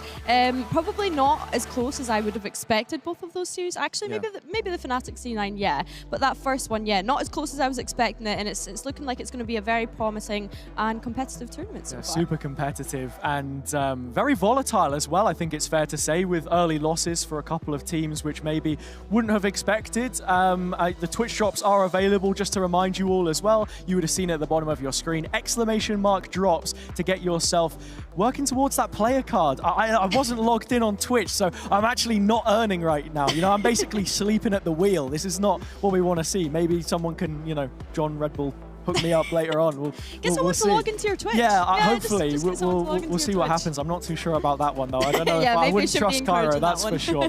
Anyway, moving swiftly onwards, we have to talk about the game in front of us. G2 Esports versus a remodeled Karmine, which we've already seen. They lit up the Paris La Défense arena with their new IGL Sadak flown in, one of the imported players that we have. Firstly, though, let's talk about G2 and what we saw from them yesterday. I liked your pronunciation there. Very, very good. Love that from you, Haza. Yeah, of course, we should probably chat about G2 Esports first. I mean, we got a glimpse of what we can expect from them yesterday in that playing stage. And to be honest, they've just been really exciting to watch as well. Of course, the first sort of glimpse that we got of them was in that Spotlight series. So getting to see them all together as the 5 for this event has been really exciting. And yeah, I'm looking forward to watching them. A couple of standout players for me so far has to be Valorant on that IGL role. You know, he was doing really well to take this team through those series yesterday, and yeah, I'm just really excited to get stuck into it, to be honest with you, Haza. Yeah, the natural one that catches your attention as well is the sole change that they've made in the duelist department. Jawgemo was out to play yesterday. Honestly, he had the joint most clutches between him and Valen. He was winning a lot of 1v1s. You saw how G2 have been trying to mesh with his hyper-aggressive style, yet still give him the opportunities in the round which he wants to take, those fights naturally. You see on the replays here, one of the 1v1s that he ended up getting and winning. So I think you can only see it as a positive right now, especially with them having some steam behind them coming into the second day. Yeah, I mean, I think it would be rude if we didn't mention Jawgemo in this one, right? I mean, being the latest addition in this roster, probably feeling as though he has a lot to prove as well, you know? Like, he's such a talented player, had such a successful year within 2023. So coming into this one, yeah, I mean, all eyes have been on him so far. Yeah, they certainly have. But it would be rude not to mention the other team which we have. They make plenty of noise. The name means so much in and of itself. Karmine on the other side of the server. Martin, the one mainstay piece which they keep on Duelist, but Aves, Elite, Sugetsu and Sadak rounding out this Elite squad. Yeah, I mean, another roster rebuild, but not with names that we've never heard of before, right? An absolutely star-studded roster, and of course, I'm just excited to see how this team is going to perform and develop under Sadak's leadership, right? Has been named as being one of the best IGLs in the world. So yeah, I'm really looking forward to getting stuck into this one, Haza, and getting a first taste of what that new Karmine roster looks like. I think the part that I like the most about this pickup for Sadak is that it makes so much sense from the vein of thought that was birthed of the original Karmine roster that we had last year. If you want an IGL that can work and mold younger pieces in terms of looking at Aves here, coming out of left field, I think, for a lot of people, but so consistent within within challengers. Guys like Elite as well, who were always really, really good, a highlight of BBL last year, and they'll be frustrated not to hang on to him. But with the track record that Sadak has, with players like QCK, Tuis, Cowanzine, guys that he's brought into his team after having won a world championship already and still found success. Yeah, I mean, EMEA, we're not going to complain about having those import players are we? We're absolutely not going to complain about it. But even just to go back to Karmine Corp as an org, obviously last year they had a kind of good start, which they'll be hoping to get going into this next year as well, making that first international event, and then as an org not being able to make any more international events after then. So yeah, I'm really excited to see how they got on in this tournament and how that sets them up for next year. Yeah, I mean, everyone's thinking it, but you had to spend a little bit to get your ticket to Paris at the end of the year, right? That's what they're hoping for. Karmine Corp, home representation at a Champions event with Champions winners in the team in Sadak, Masters winners in Sugetsu. The quality here speaks for itself. I think it's just a question of having that system built that fits with what Eng wants from his IGL and the amount of time, at least in terms of this best of one, that they've got to actually tie that all together. Yeah, exactly. And best of ones, we've said it in the pre-show before that it is a real test because one mistake and then you fall into having to play against those teams that have also lost their first map. So yeah, it is a brutal format, but I think it's going to be a really good tester for the team to see how they get on. Yeah, definitely. Especially those macro heavy maps, I think, because looking at the one best of one with KCX4 that we actually had a look at of this team, I think a lot of the general reads were just so good. It was vintage Sadak. It was exactly what you wanted from him in terms of finding where the gaps were. It was on Sunset. In terms of the maps that we expect to see here, though, I mean, there's just zero knowledge on what Karmine Corp are gonna do. Until now, it's Haven, the perfect place to pull some strings. Yeah, like you said, nothing really to go off of. So, I mean, even if we were to start thinking about agent select, Haza, we can sit and theorize, but like you say, there's no data on what this team is really running. So yeah, no, I'm looking forward to it. And of course, being here as a team, being together on LAN, you know, it's all great experience for them too. Yeah, when you saw when G2 played this yesterday against Foot, they would have gone back and taken a look at that, I'm sure. 13-11 win for the Turkish team there. It was a comeback into the second half, which ultimately is what kept them in it. And from that defender's side, really, you're going to want to see with them starting on defense what improvements have been made. Yeah, definitely. It almost makes you sit and wonder, were KC actually sat watching that map yesterday for them to pick into that one? So yeah, hopefully lessons were learned for G2 Esports and we're going to see that come out in this matchup. Yeah, you never know. And I think too, in terms of compositions, obviously when Foot were playing against them, it was the Neon comp. G2 played against a few Neon comps yesterday as well when they faced Permitter on Sunset too. I feel like it's the kind of thing where you live by the sword, die by the sword, but like they're just so good at playing it themselves, they sort of know what it is to expect from their opponent in that regard. Yeah, I would agree with that. But the thing, again, that's at the back of my mind is Neon meta. It's going to kind of die out with those new patch changes, yeah, right? and I think it's really important that you bring that up because it's a relevant discussion to have when we're talking about Karmine Corp with them playing the Neon comp right now and also the success that they found in Kickoff, because a lot of those compositions, strats they were running, I'm thinking like the split Cosmic Divide with the Yoru ult, which we saw yesterday from BBL, which didn't work. And stuff like that, right, which worked for that first split, but from that point onwards into the latter stages is when they started to fade away as people understood what it was that they were going to do. And I think that's why it's really important to have an IGL that's willing to innovate, right? And try out new things and cook things up and learn from your mistakes. And I think that's where KC has the strength of Sadak coming in, right? Because he will be able to come up with new ideas and listen to the rest of the team and kind of, yeah, like I say, innovate.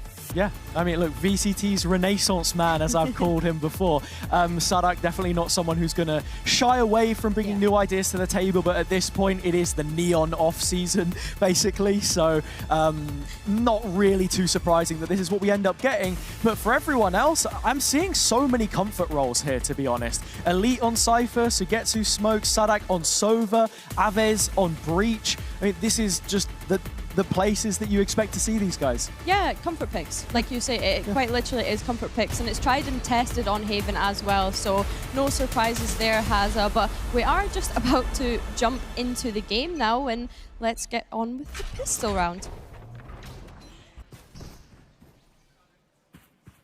KC starting that attack through middle, spike on the back of Sugetsu. Jonah P here with the stun, thinking about using it, pulls the pistol out instead, and it's in his best interest to fight just inches away as Martin threads himself through the garage. Leaf spotted, classic in hand, flank coming through from Aves late in C. Still the timing yet to be taken. Trent the one that opens the scoring. Oh, and he'll follow it up with a shock dart there as well. Flat in the end as Elite gets one back. It's just so back and forth. Finally, G2 put their foot down and put their money where their mouth is. It's a pistol picked up. Yeah, you said it yourself, Hazza. Lots of back and forth going on there, and both teams looking as though they want to have some sort of mid-presence, which of course is to be expected on that pistol round of Haven. And yeah. It's the garage take from KC as well. I think you saw what the game plan is, what the idea was. It's just then the details, the micro, how you play off of each other, and stuff that you're expecting to have been built upon since this roster was debuted in the show match. G2 have now had officials to do that themselves. Jawgemo and Trent, two of the standouts for them for that run through the lower of play-ins in the end. And I think that's a great point that you mentioned, Hazza, is these teams still figuring out their identities, right? The amount of roster changes, we always talk about roster mania in the off-season, and just individuals getting used to how they actually want to play together, build that synergy. Yeah, I mean, even just from the comms, for example, as the duelist, whether you're playing Neon or something else, this is an agent which is so intensive of that information, and now into the force buy from KC. They've been sitting idle in long for a while, but the impetus finally placed on getting something done here, the onus placed on our attackers. G2 flushing out with a little bit of util, but still no kills as we reach the minute mark.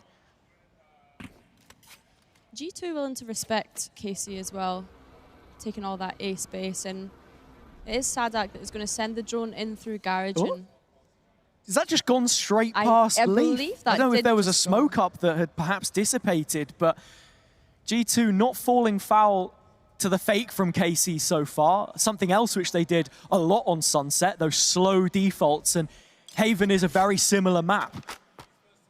Not too much layering in terms of those ideas, though. It's going to be straightforward in the end. 5 versus 3 on the ace site. Standing ahead. And as we come into the execute, all the utility runs in, but Martin is just going to slide right into a stun, and it's just a complete wipeout for G2 Esports picking up that second round. Totally. Instant stuff from G2. KC, I think, tried to sell pressure elsewhere on the map, but Valen, this not being the first time that he's gone up against a Sadak captained roster in Americas with Loud. The full year on stage that they've had as a team now as well, coming back into the LAN environment, goes a very long way, having been the Ascension team previous, and just shutting down the Force as well is going to be a huge momentum breaker. Going into this one, KC looking to just up the pace completely and put some pressure towards Garage. And if Martin's not careful here, that Stinger could catch him off guard. Martin trying to be quick. Jawgemo witted to the situation. Trent fighting out solo, but Elite just gives him the opportunity to take that duel.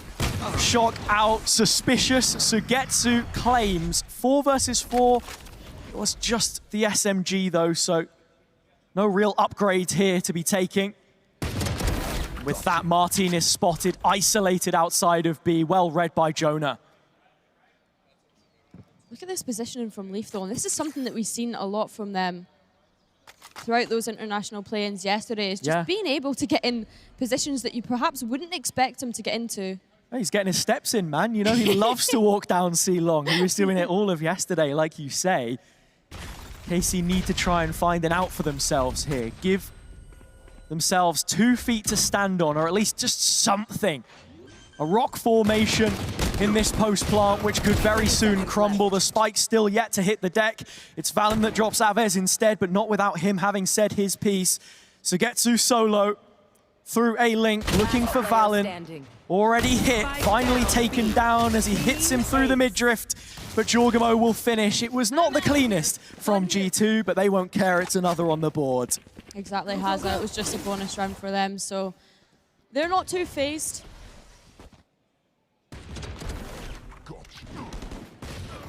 30 seconds left. Spike down.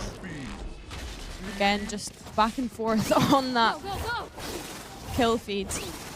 And I think in this situation as well, especially attack side Haven, you're kind of expecting KC to play as a bit more of a unit, whereas G2 are fully punishing you for that kind of setup. Early reveal, lots of util dumped towards A lobby. They've got the space for themselves now, and KC will fully respect that.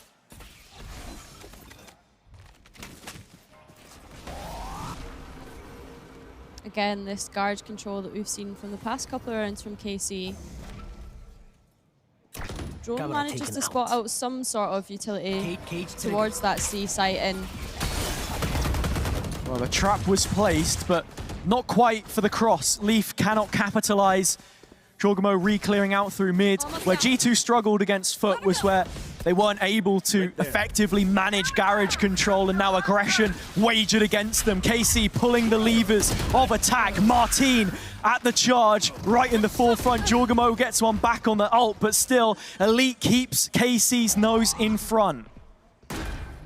And no follow-up there to trade off of that death of Jawgemo, and it's just a case of whether or not they recognize this position from Martin and its strength that is going to take him down. A ticking time bomb, playing on borrowed time in many senses. Now Elite has to try and bail them out. He will do his best, and his best turns out to be enough. Sugetsu and Sadak teaming together to collect the first for the French organization. No surprises there for it to be Sadak to close out that round. And this idea from G2 was nice, you know, to kind of funnel back in from CT as a pack, but just struggling to kind of isolate those fights. Yeah, I think it's interesting as well when we say KC, French org, right? But the only French connection is Zeiss from Coach Slot, with his own Egyptian connection now onto Aves as well. Someone who I'm excited to seeing more from here and getting closer to that Rolling Thunder, but it's the Neural Theft and Cosmic Divide, which KC currently possess, the only ults in the server to this next gun buy.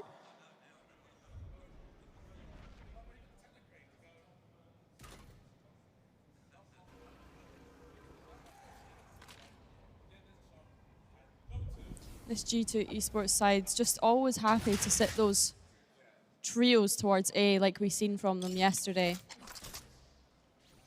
Take flight. But KC, happy to put this pressure towards Garage, and they're going to get punished for it. Brilliant from Elite, though, to flip that on its head. One from Valen in the corner. Didn't get checked after the drone. With the hat off his head. Now they should know. Two towards backside, one playing from Graffiti. That's Trent. He goes down, all onto Jawgemo. He's been so good before, and he will continue to do so. Elite, the last one left. He started the round well, but now he's got to tie it all back up together.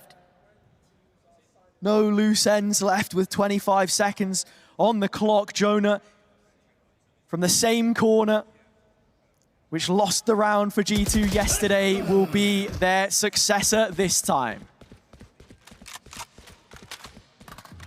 Really nice ideas coming out from KC that round though, right? It was just unfortunate that those fights onto the A site got so scrappy there. We've seen the utility come in, but I think that's where we're seeing the prowess of Jawgemo already on 9 kills and 1 death. I mean, if there's anyone to do it, it's going to be the new duelist on G2 Esports. This is really nice from Elite as well. Saw a lot of that from him on BBL last year. Trialed with quite a few teams, to be fair. I mean, it was a while before he ended up landing where he has now on KC. Lucky to have him, and without Martin this time, and it's the aforementioned man which is next to get shown the door. A ragtag set of weapons which just can't crack the C site open. Fill their boots with another orb. Still getting closer to having all three there, and should do by the time this one is over. But no circumstance, no situation which will allow that to happen.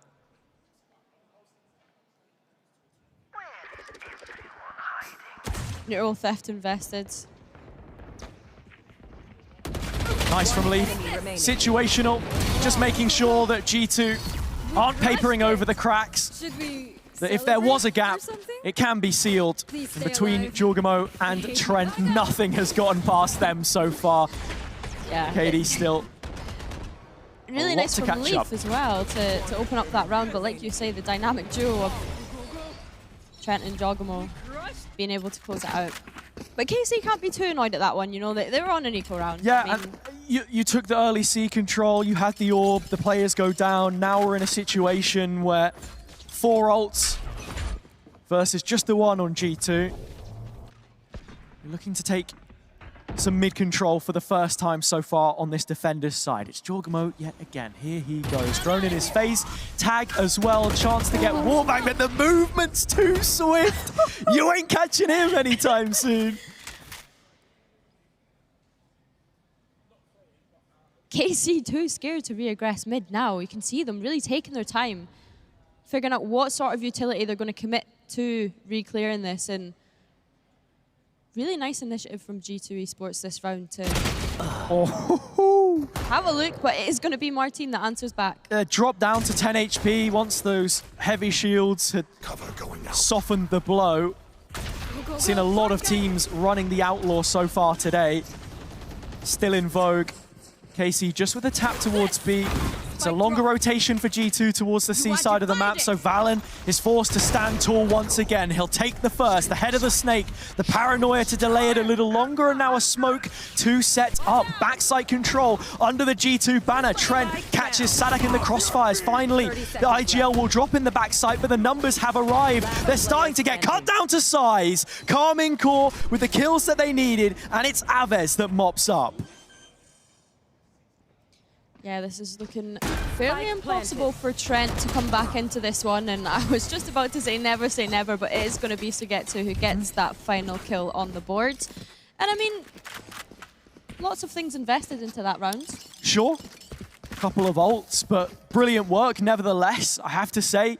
Compliments to Aves. This is a guy who, you know, a lot of people won't know, so just to set the stage for this player, he's placed 3rd place in MENA with NASA last year, has been at that level before with Rad all the way back since 2021. This guy has been consistently putting up numbers within challenges at only 20 years of age, and I think is an outside choice for many coming into this, but makes so much sense when you look at it. I think so, yeah. I think when you're putting a challengers player into a roster as star-studded as this, it's almost as though you would, not that you would expect the world from them, but like you're putting them in an environment where they're able to learn, develop, and I believe that that is what Karmine Corp will be able to offer them. And to add some more substance to that as well, because for as many people that don't know who Aves is, maybe don't know the quality that we have in MENA, for example. They proved so many people wrong by bringing a team to the top 4 of Ascension this year as well, which was the first time in their history that a Middle Eastern team had made it that far in the competition. Of all the promotional events that we had, they'd never made it any further than groups. So I think it's just really nice to see that continuation, that representation, with it being EMEA and not just EU. Yeah, no, I have to completely agree with that one, Hazza. But nonetheless, KC timeout. Let's see what they've knocked their heads together to come into this next round with. Still a couple of those ults, like you said. Happy to spend in the previous. Open purse. G2 digging deep and bringing out some pieces of their own. Jawgemo has the op. His contact will take first here. Playing off the corner is Jonah and the drone now to just confirm that Long is clear after that early KC presence.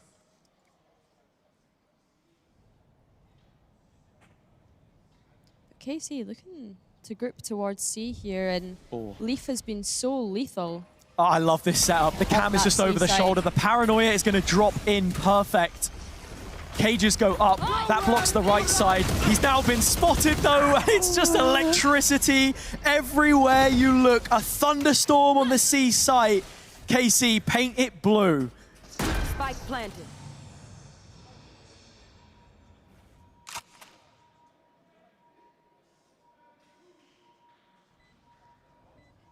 It really is a question of how you get back into that one. I mean, it's such an accelerating start off of that timeout, and it looks as though G2 are pretty happy to just go for a save here.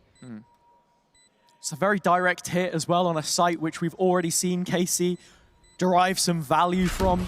I liked the adjustment from G2, but when you're playing up against a Neon, that's the thing. This is a duelist which is unbelievably good at just baiting utility, quickly getting in there and then getting right back out. You can immediately reset. You've not wasted any util. It's just fuel on the high gear. And there we go.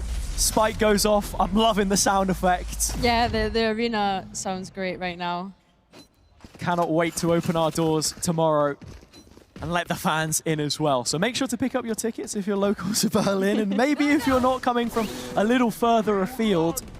This is an international competition, and with this being an international opponent, it's not a repeat matchup that we've ever seen before. Of all of the teams in the first round of Swiss, there are no previous encounters between these teams. And that's why it's exciting though, right? International competition, teams getting to play up against other teams that they maybe wouldn't get to play with any other time. And like we keep saying, Haza, a taster as to what VCT might look like next year, as to what other international events might look like next year. You know, I hope so, and I also hope not. And you know what I'm talking about. It's the blue hair, man. It's the blue hair. Timeout G2.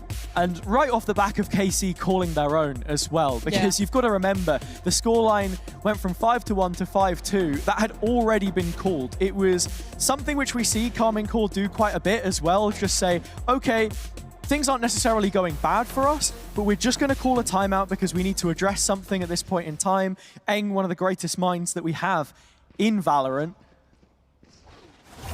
And just another one of those major winners, really, that you've got to be looking at, I think. That's the experience that needs to be threaded into the rest, the fabric of this roster, with it, you know, lacking experience in other areas. Going into this one, more aggression on that A main, as we have seen so far in KC's attack. But look at this double up on short. Yeah, there's no op behind this time. Jawgemo is sitting over mid. So it's on G2 really to choose when they want to go in. Yeah, we're all good, guys. Welcome back to LAN. But it's the same timing on the drone that we saw as well coming through. I think it is actually... Oh no, we're back. We're back. Held our breath for a moment. Here's Elite once again. Another double from the self-sufficient Cypher.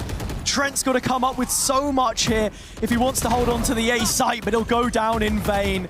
Another name tossed to the flames as Martin can confirm KC will move within one round of their America's opponent. Yeah, I thought we almost had a moment there, Haza. Nearly. Look, what was it, the Billy Tech pauses yesterday? It's been Feel Cairo bad for today. throwing you under the bus. I think it's a you thing. Maybe. What, spilling stuff over the desk? Do you think they were like trembling when they hear his voice booming through the arena? So scary. Nah, he's like a teddy bear, really. Leaf gets one on the way back through A, but this is the precious cargo that they wish to keep. Jawgemo's operator.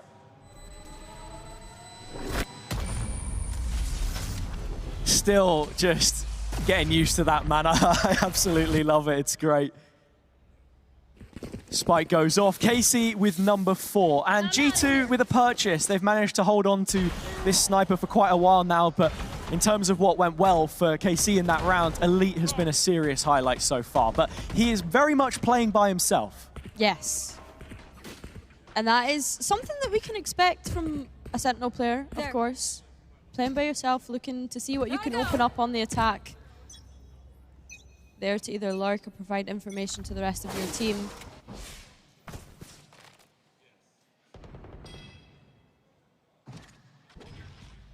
Martin looking through B once again, flicking over the pages. What can he find? The point man to this presence. It is another split take through. Martin whips around C-Link and has G2 on a leash.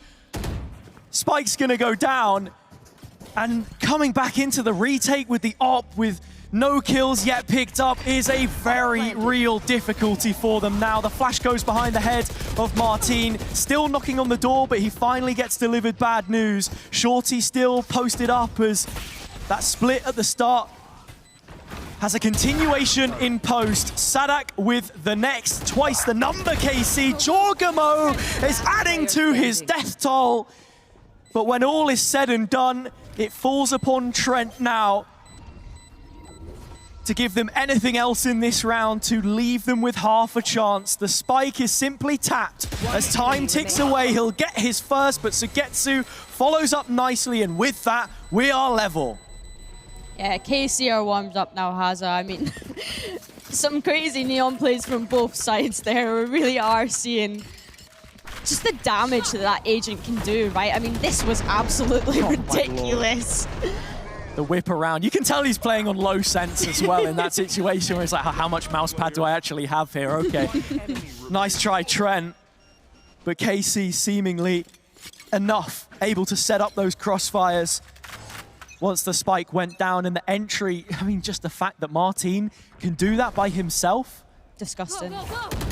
The global util, though, of Sugetsu and Aves through the wall will definitely help you out when you want to go for those kinds of plays. Shadows traveling.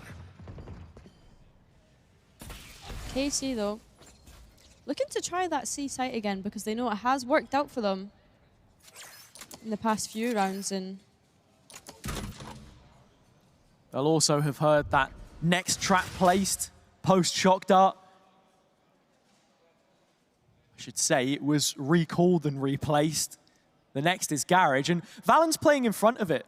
It's an interesting position with the paranoia out for him, but now supported by Leaf again. G2 have looked pretty comfortable in keeping this one when, you know, it's not Martin through B instead, when they're just facing double doors.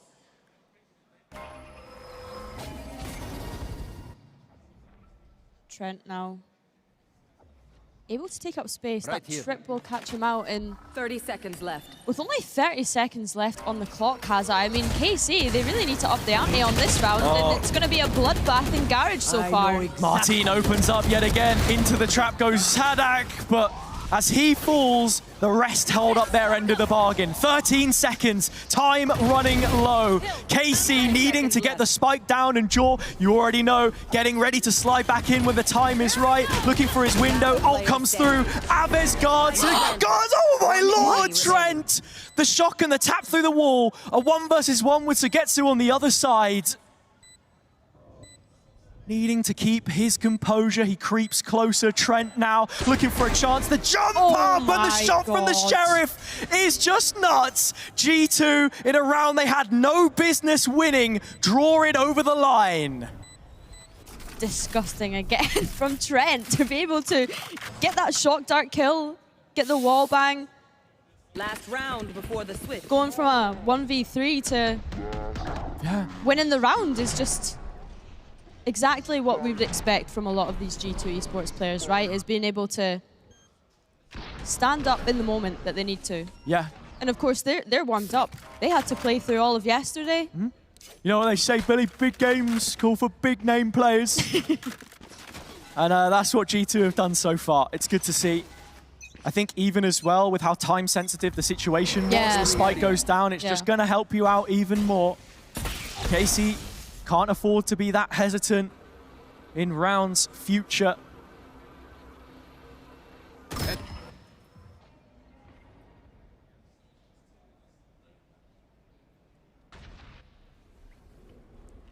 Really slow contact as well from KC yet again. Jawgemo only just getting a look into A lobby. That's when Trent invests his ult and manages to find Martin. Brilliant work from Trent. An opening pick. And in terms of how G2 have fought A lobby over the last few maps that we've seen from them on Haven, they don't always, you know, insert a player up close. Usually they are taking those deeper lines. You saw Jawgemo get punished quite a bit on the attack side when they were trying to duel it. So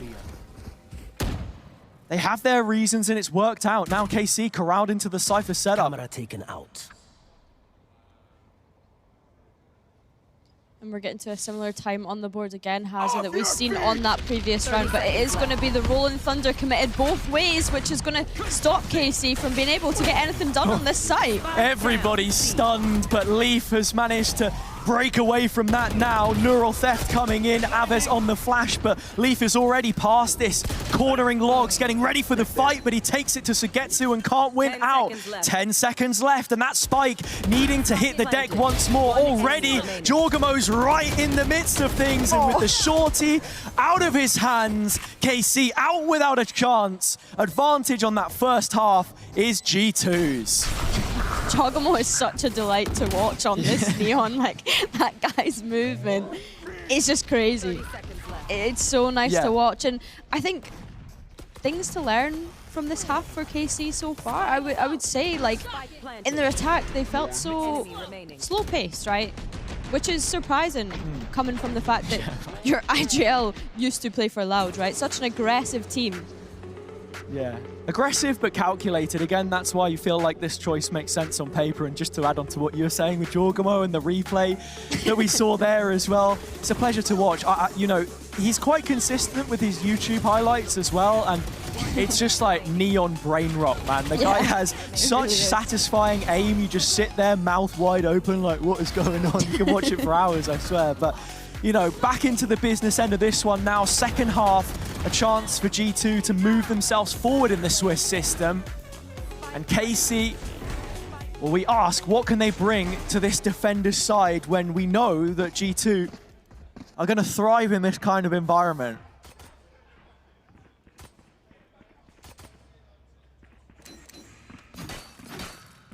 I mean, that was the big talking point, right? The ante, the preparation. G2 didn't have the best attack side yesterday, but that was a chance for them to go back to the drawing board and bring improvements here. Yeah, right no, definitely. Like we said yesterday, there are always lessons to learn.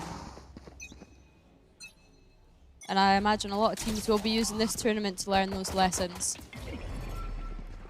Class is in session. The school of Jawgemo with the Neon. Nice little setup from KC, but they can't bite onto it. And Martin can't get his gun out. They had the contact to the cam. The stun was there. It was well placed, but that's why Neon's crazy. You just, oh, what is this? I have a stun out of my hands. And then all of a sudden, you've Uno reverse carded the exact issue that was pitted against you moments prior. Jawgemo still going, but he is in support this time. Bleach flashes traded. Still, no one really wants to show their face. KC, the roles have reversed. They're on the other side of the smoke and the spike can go down. I mean, the map has completely flipped at this point, Hazza. In the corner. Like you say, the aftershock has him gone, and with that, G2 cut back down to size. It's even in the man count now. And because of all that presence that was shown on the flank, G2 are well aware of this. Of course, they've gone for a plant towards that CT, take up that space where they can, and it forces KC to figure out what they're going to do coming back into this one. And it's absolutely nothing. 8th round for G2. They extend their advantage into the second half. Even from post there, Trent with both shocks now leading the line, 19-7. Jawgemo right behind him. The next 3 players are negative, Billy. Like, G2 have been very top heavy, but the system that they've set up has facilitated this kind of play, and KC at times looking a little too readable for my liking. I mean, they might have a negative KD, but they've been doing their jobs. Exactly. The system. They've been doing their jobs, yeah, exactly. Jonah has been spot on with these stuns. Leaf's defensive sight on C, usually pretty unbreakable. As KC will be forced to fend that off with pistols here. Classics all across the board. There are stats to put behind that as well. You look at the top 8 players in America's Stage 2 for assists per round. 3 of those 8, almost half, are G2 players, and all 3 of them from the core that's been there since the guards. I'm talking Val and Trent, Jonah P. Like, that is the foundation that you've got. And also just why it's so scary that Jawgemo joins this lineup when they've got the Sentinel already figured out with Leaf having come in at the start of the year. I'm seeing a lot of good pieces in a lot of the right places, you know? Yeah, you sound pretty excited about that one. Yeah, I am. I am. I don't know, if you could build a super team out of all of the players that we've got in Homeground right now, how many G2 players make your 30 lineup? seconds left. That's a good question. But I feel like that's a question that can be answered during a tech pause, which I'm sure we'll get at some point. Yeah, or perhaps during this part of the round as G2 have control literally everywhere, walking into the stack on A. That's the one exception, of course. 10 seconds Goes left. down with 10 seconds to spare. So yeah, who would you pick as duelist? I mean, you can't doubt the pedigree of talent, even just in this server right now, right? Mm-hmm. So many star-studded players that we've been talking so highly of throughout this match. Is this the Billy dances around the question while I look for it? I always do that. I think Jawgemo's got to be on there, right? Who would I want in terms as my of duelist? this event, I would take him, I would take Trent, and quite honestly, that was disgusting from Leaf. He's not getting on the raster yet, but G2 with 9 now, certainly proving just how capable every single one of those players is. Yeah, you're overcooking with this one. He's on the rasta. Not happening. Coming into this one, KC, Billy, from what you've seen so far from these players, what do you want to see more from for this defense to work out? Where are G2's weak points? Think of that foot game yesterday.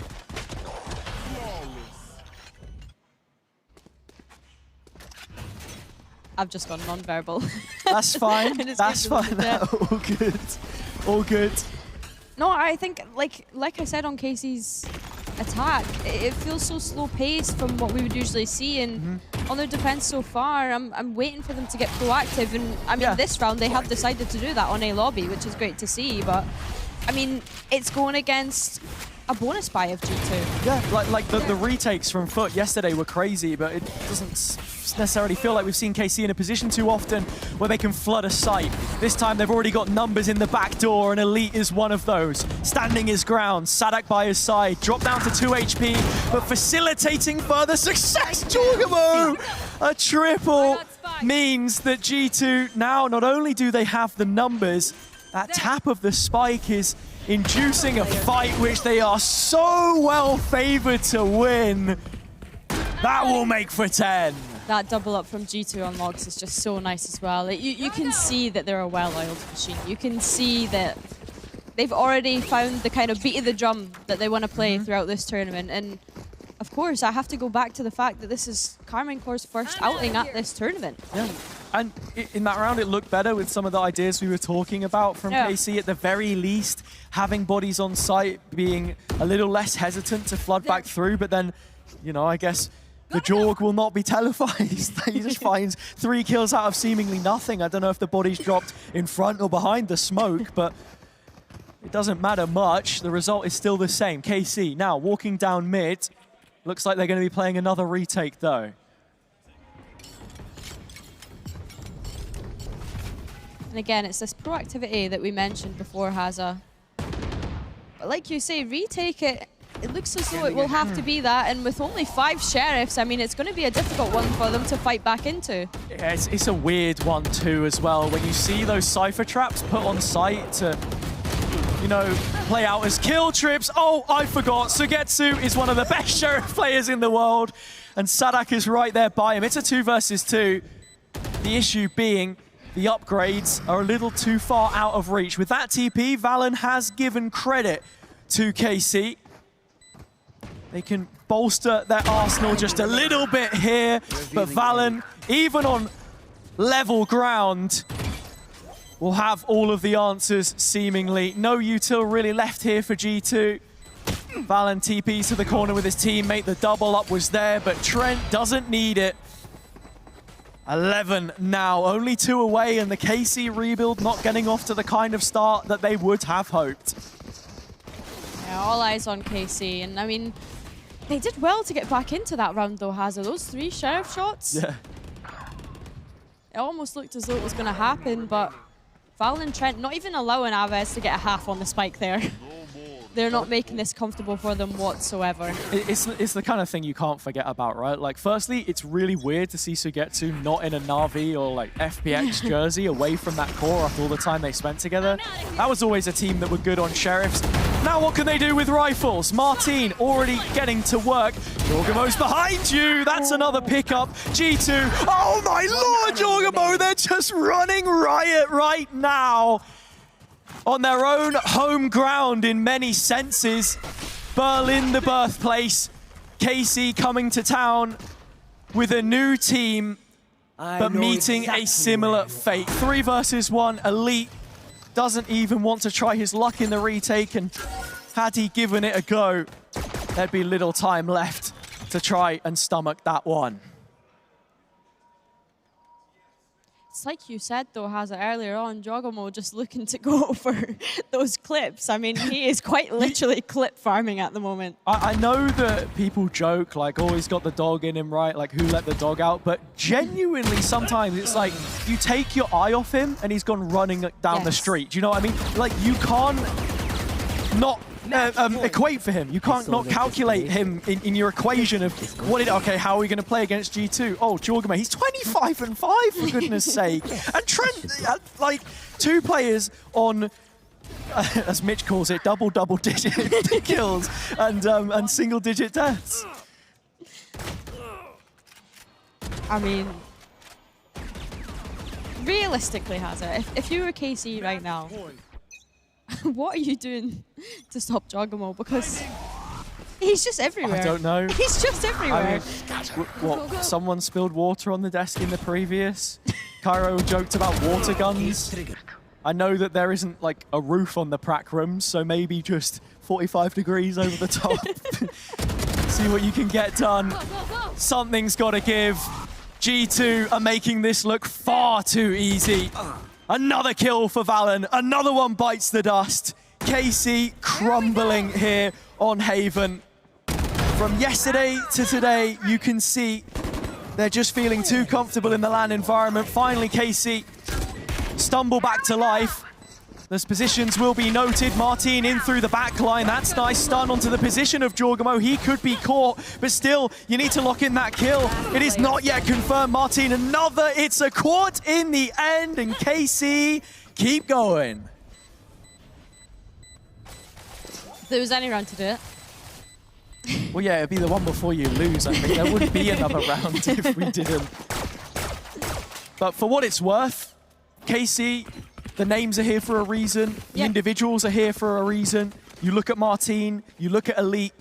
They have been showing the kind of performance that you want to see from them when you have VCT veterans, VCT major event winners propping up the scoreboard. Yeah, no, definitely. I think it would be your biggest concern if those 3 at the top were the ones underperforming. Yeah, I would agree. I think this is obviously not the showing that KC would have hoped to have shown in their debut match of Homeground. But I think it's not over for them, right? No, of course. Right? It's a Swiss system. We've got a Swiss Maybe system. Play a few more games. Yeah. I think something to note would be the fact that tomorrow you would then have to play an extra game if you wanted to qualify. But now with a timeout, an extra 60 seconds, Billy, what's going through your head if you're Sadak right now? Why am I 5 and 15? Nah, nah, that is terrible. That is terrible. That is absolutely terrible. Yeah, I mean... Other than that? Other than that, you're wanting to rally the troops, right? As Cairo would say. You're wanting to rally the troops. Listen, this one might be gone. It might be gone. But let's just get our heads together and get ready for the next one, is what I'd be saying. Okay. Not good mentality to have. I think the issue is it's such a big gap between those games. You play your first and it could be another couple hours before you then see the next side of that system. Yeah, it is a good point to make. And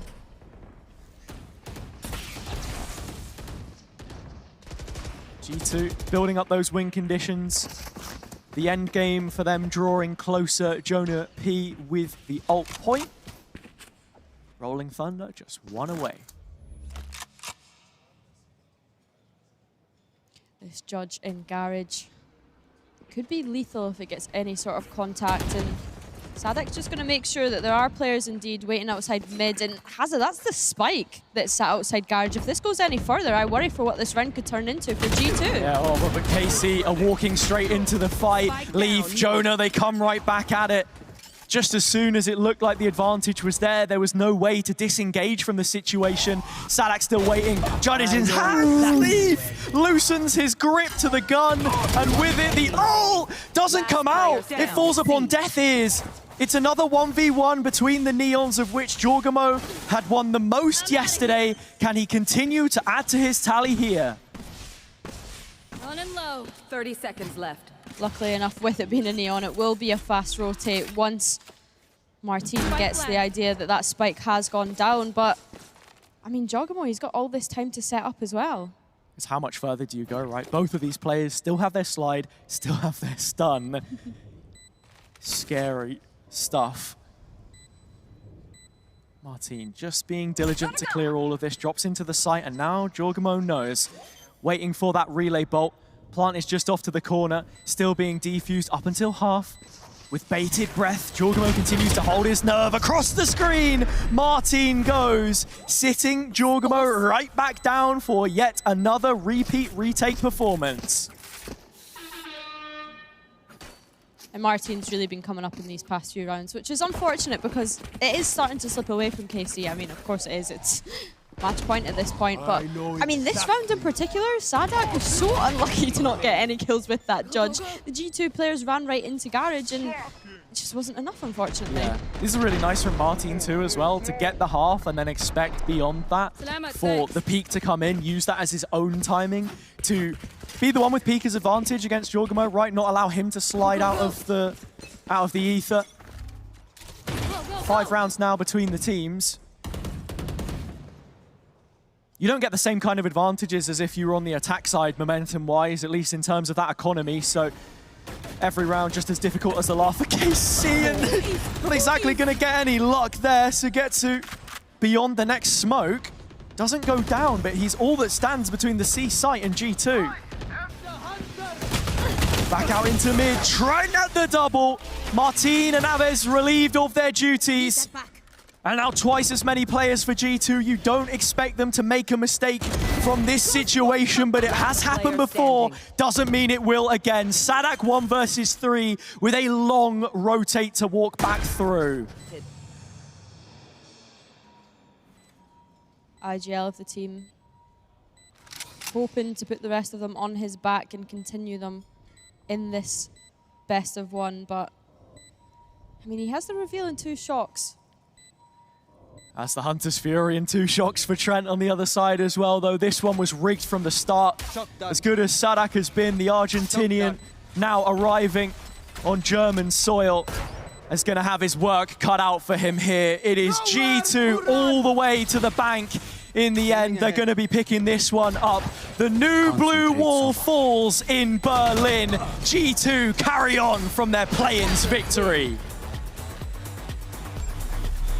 Very unfortunate showing for KC in their very first round of Red Bull Homeground. But I mean, I think that's just a testament to all the games that G2 Esports had to play yesterday, right, Hazza? Yeah, I think so. There's 2 different aspects to it. The momentum that they take from those wins, the confidence with officials finally under their belt against 2 partner teams in Foot and BBL, which they each individually played throughout the upper side of that bracket, and just giving themselves more reps, I think. Whereas KC, not necessarily like a duck to water. It took some time for them to swim their way along. But in that second half, I think if they can channel that same kind of mentality performance-wise, then this is far from done for them. Definitely, and I think with that being KC's map pick as well, G2 were maybe going into that one thinking, oh my goodness, we lost this one yesterday, how are we going to go back into this one? And honestly, I thought KC maybe would have had some prep for G2 by going into that map pick.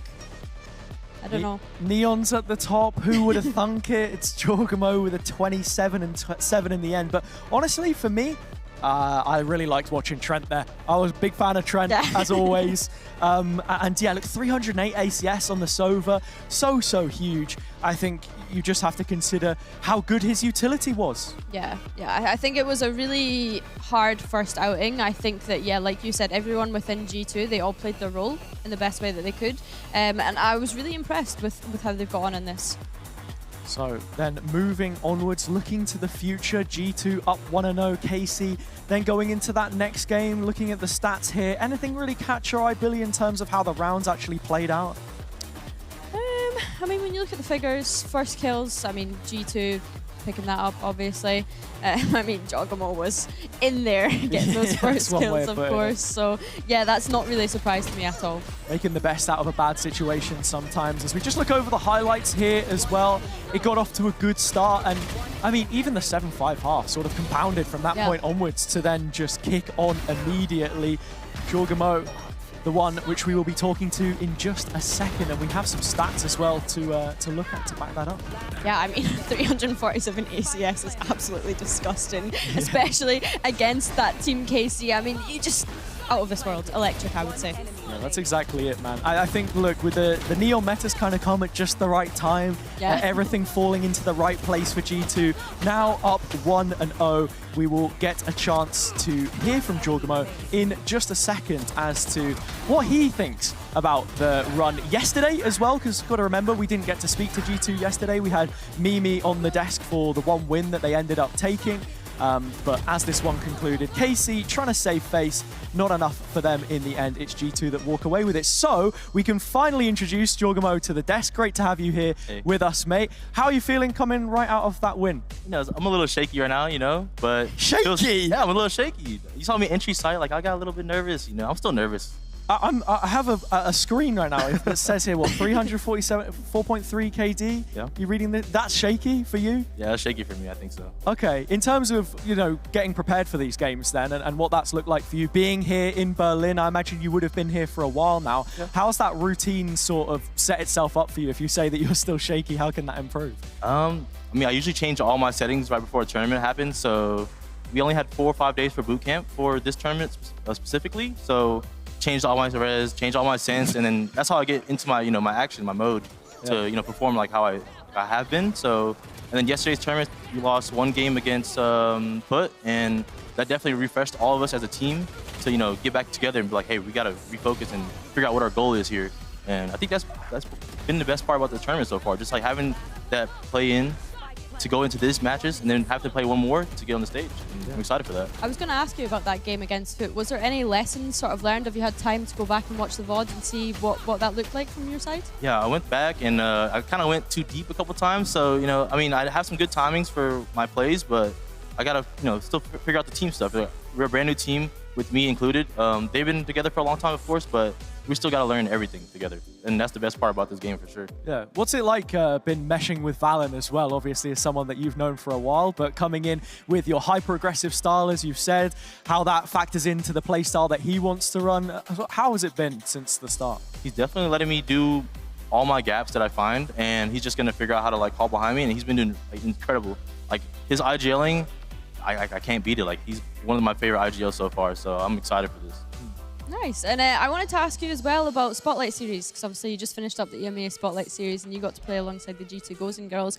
Did you learn anything from them? What was that like playing in amongst a co-ed tournament? I learned how to play a different type of play style. Like Mimi has a different way of like calling stuff, and she has a lot of great utility for me.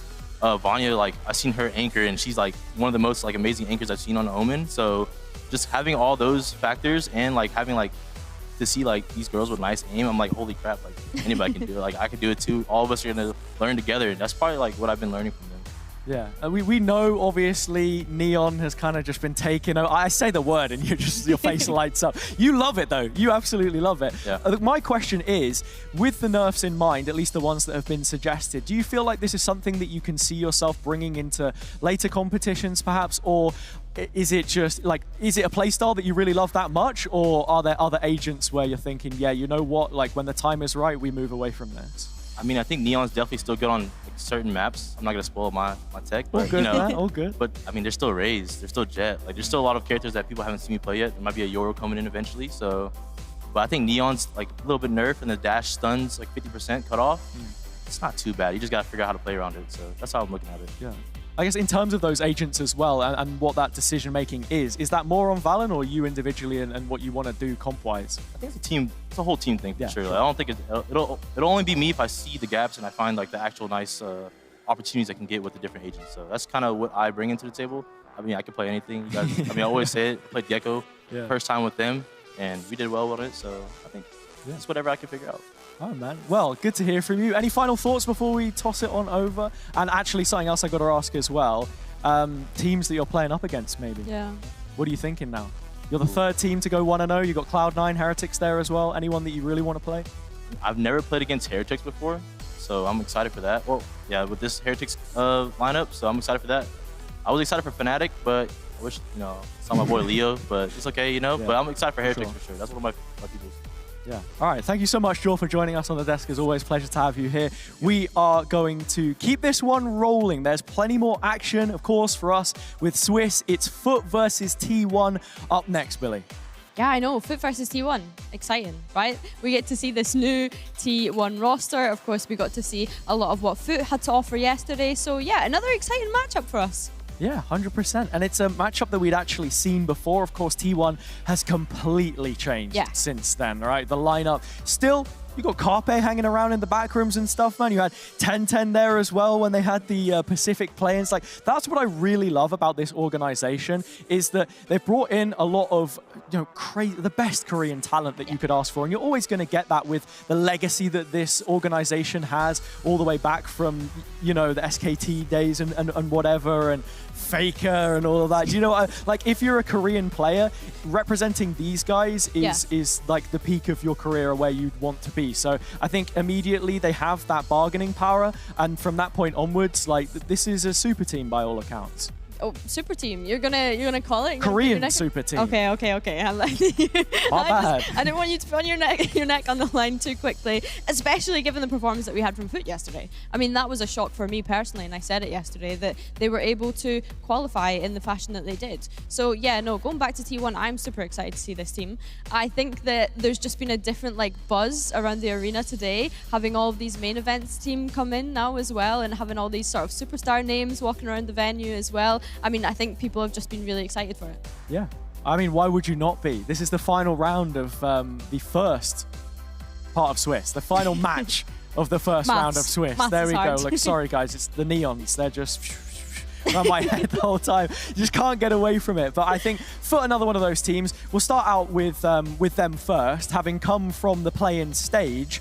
You just heard Jawgemo talk all about it. They felt so good having those initial reps against the rosters that you wanted to play. From the other side of the bracket, though, means that the partner team that they played was just G2. That was it in the uppers, and then they were through. Yeah, and I'm glad you brought that up, because it's as though this stage will really start to test them, right? As they're going to be playing up against some teams that they may have the opportunity to play against next year. And just looking at this roster as well, I mean, we've kind of spoken about Zeus yesterday and his addition to this team and what that looks like. And, you know, he was really impressive in that Turkish qualifier. He was finishing as a top 3 player from the event. A lot of the fans, like we said, will be looking to see if he is going to be good enough to be that replacement for CNED and how he's going to kind of cope on the different duelists that this roster would like to run. Yeah, I mean, highest in 3 of the different offensive statistics which we have for Turkey split to, one of them ACS, of course.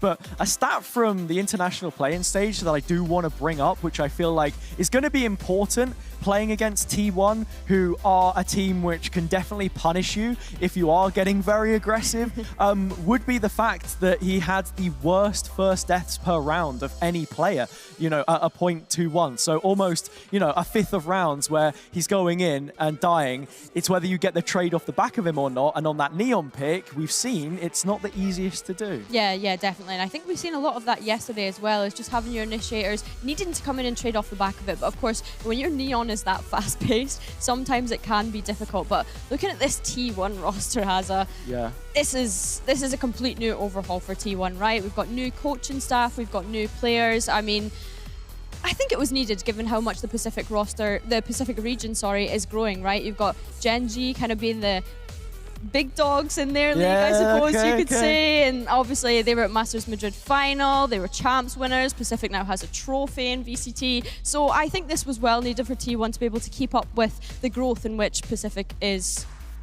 growing, increasing in size. I get what you mean, right? I think Meteor making the move over to T1 as well from that Gen G team that won and hoisted their first ever trophy, not just as a team, but for Pacific in Shanghai, like you mentioned, is a statement of intent from this organization. Again, Buzz as well, rejoining with Stacks.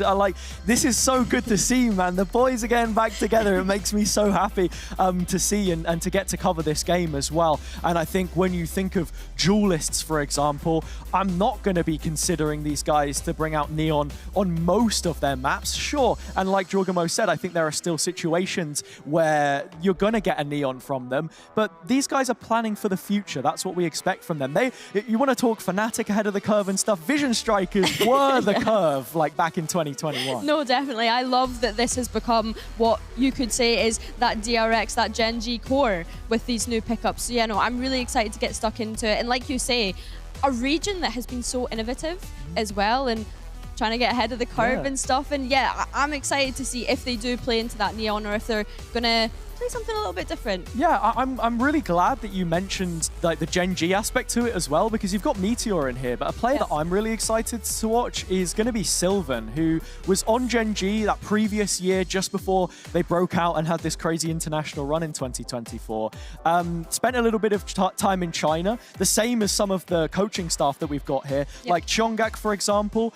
He's now come in as one of the assistant coach. They got so many coaches. He was with Wolves for most of last year. It's just ridiculous to see. They're kind of casting a wide net over Asia as a whole for that Korean talent, because you have quite a few of them now playing in the CN League as well, which is a strong proving ground, I think, to be fishing names from. Yeah, and I like as well how we have this org picking up all Korean talent as well, right? And it's the same with Foot, all Turkish talent, right? So I really like when orgs are able to have that representation for that region too. So yeah, no, it's going to be super exciting. I keep saying it's going to be super exciting because T1, they do. They just they have such a wealth of experience that I can imagine that every single team in this tournament is hoping that they get the chance to go up against T1. Yeah, and you even heard it from Benji there as well when we did the interview at the start of the day that he wanted to play T1, and I think it's kind of crazy as well when you look at the teams that we have at this event. You have some of the newer ones which have broken out in recent years, formerly Footballist, but then you've got your Cloud9s, your Fnatics, your T1s of the world. That's where the expectation is, and when that jersey sat on your shoulders where you feel a little bit more weight, I think. And T1 now, even with their academy system, you can see that they have put the time and effort in to be scouting for new talents for the future. I mentioned his name earlier, but they said, we want to find the Faker of Valorant, but that's not going to be from pre-existing talent that have come in from other games and stuff like that. It is someone who will have been born and bred on the bloody game. So that's what they'll want. But for Foot, from yesterday, to just spin back in contrast, what are you really hoping from them to clash against this T1 team that has a wealth of experience of their own? For someone like Zeus. I mean, that's the thing. I don't know what to expect. And I like that you use the word expectations, because I think that that's exactly what we had in that previous matchup of KC, right?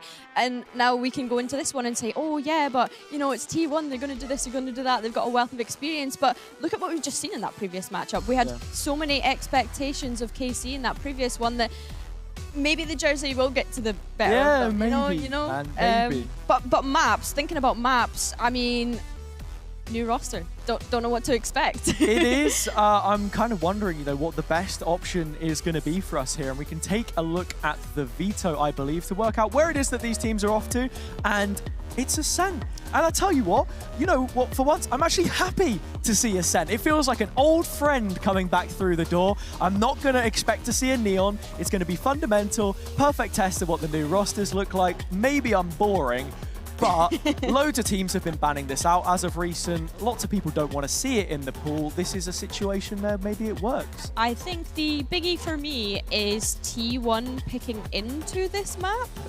Of course, in EMEA, we always say, Ascent, it is the Turkish playground for Turkish players. So I think that's the big one for me. They are obviously very confident in what they've been practicing and what they have set up for this one. And I'm just looking forward to getting stuck into it now. Yeah, I mean, from Foot, we've seen them play Ascent many times before in terms of Stage 2. They're record flawless. They're comfortable with that one, of course. And for T1, I think for me, the nuance with the ban comes down to those final 2 maps. Bind was the other one. They were running the Vice comp on there in the GES tournament, which we had in China recently. So I think it kind of makes sense that with there being some tape there, with the matchups being released last night, Foot will have had time to think about what it is they want to bring into this one. As I said before, the organizations have faced previously, but not these names. And with it being Ascent, need I say more? There are no words for this. I mean, we're going straight back to good old Valorant. And like you said before, this will be a really good test of the team's fundamentals and their ideation as to how they would like to play out this map. So yeah, we're really going to get to see what these teams have locked in. And the best part for me is as well, when you talk about pushing the boat out on this map and again, innovation, T1, the players that they have on this team, Buzz, Stax now leading this roster as he was left over from last year as well, now has the pieces that he wants, the duelist that he wants. There are plays on this map named after the teams that they've played on. What are Foot going to do to counteract that? Man, this is going to be a heater. Yeah, this is going to be exciting. Like, That's it, Billy. Let's get straight in. Nothing more to be said. 8 seconds until we lift those barriers. T1 on the attack side. Foot putting up their best defense. Starting out with a peek from Zeus in main. Here.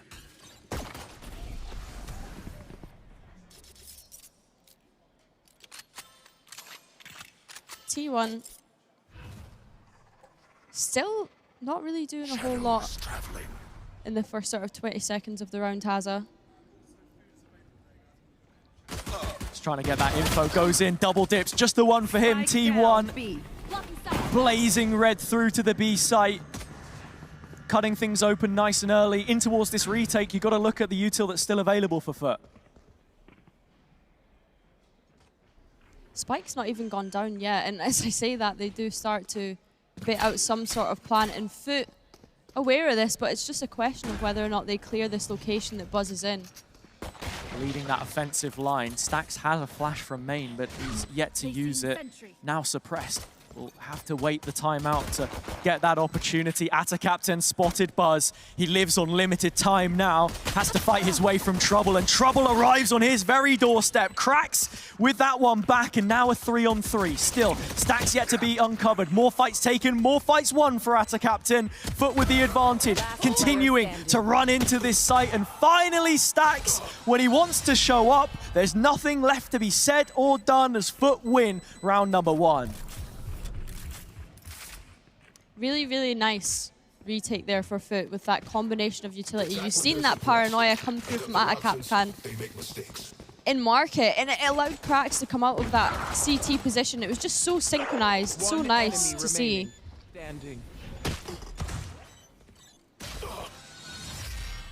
Just got to wonder there, could Stax have done more? It's really difficult when the knife drops there into the smoke. I don't know what side of the smoke he was on, but, the vision is a problem. Knife for Cracks now as well was thinking about lobbing it over the top of a main to give that info, and he will. It goes off yet again, and that's Sylvan spotted. I cannot use that. Shock Dart's going to do a bit of Scanning ahead. damage to Stax, and T1 having to just give up that space now. Something for Mr. Fallen as well, was exceptional with those assists yesterday, even on the breach. The stuns coming in at the perfect time, but an age-old tale here. The Sova on Ascent. It's basically all I play in my ranked games. I don't think I've lost like a single Ascent when I'm playing Sova, because those walls are paper thin, man. I'm not Mr. Fallen though. I will let you know that. Oh, don't worry. The trenches of the high diamond, low ascendant lobbies.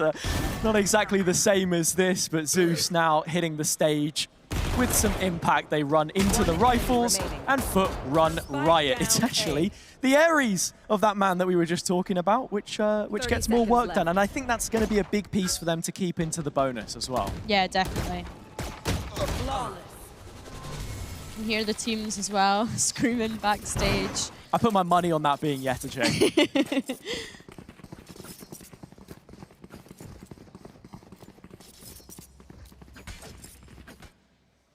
Heading into this one so far, T1, they play in Tier 1, not T2, have not been too execute heavy, to be fair. They've been quite slow. Yeah. But in terms of the setup here, you are going straight to the jaws of Yetajay with this full setup, all inclined for the main position. This is such a nice read. Yeah, this is really nice. Aggression out from Foot too. Yeah, I mean, look, that's the play that T1 created long ago. And Meteor knows that all too well.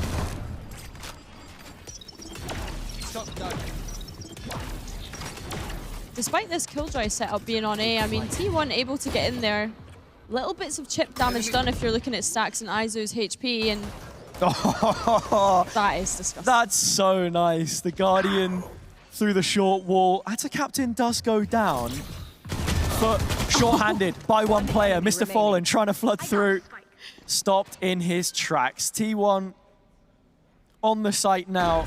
Should be battening down the hatches from this position. Yetajay, 1 kill. And that's one less rifle that you've got to think about. The money is not in a great place for T1. That's all you need, 1 kill, and that's a success story for me.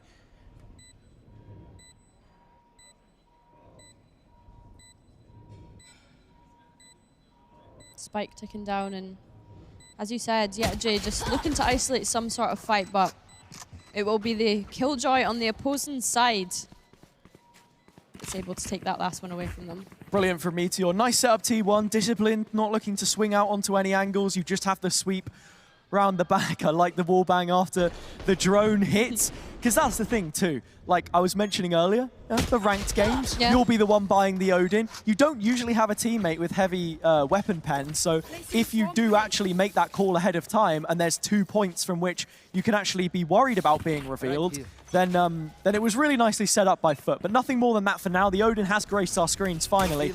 Just the rifles for T1 as they look to take A main again. Here is Zeus fighting back through, just the info, dashes away.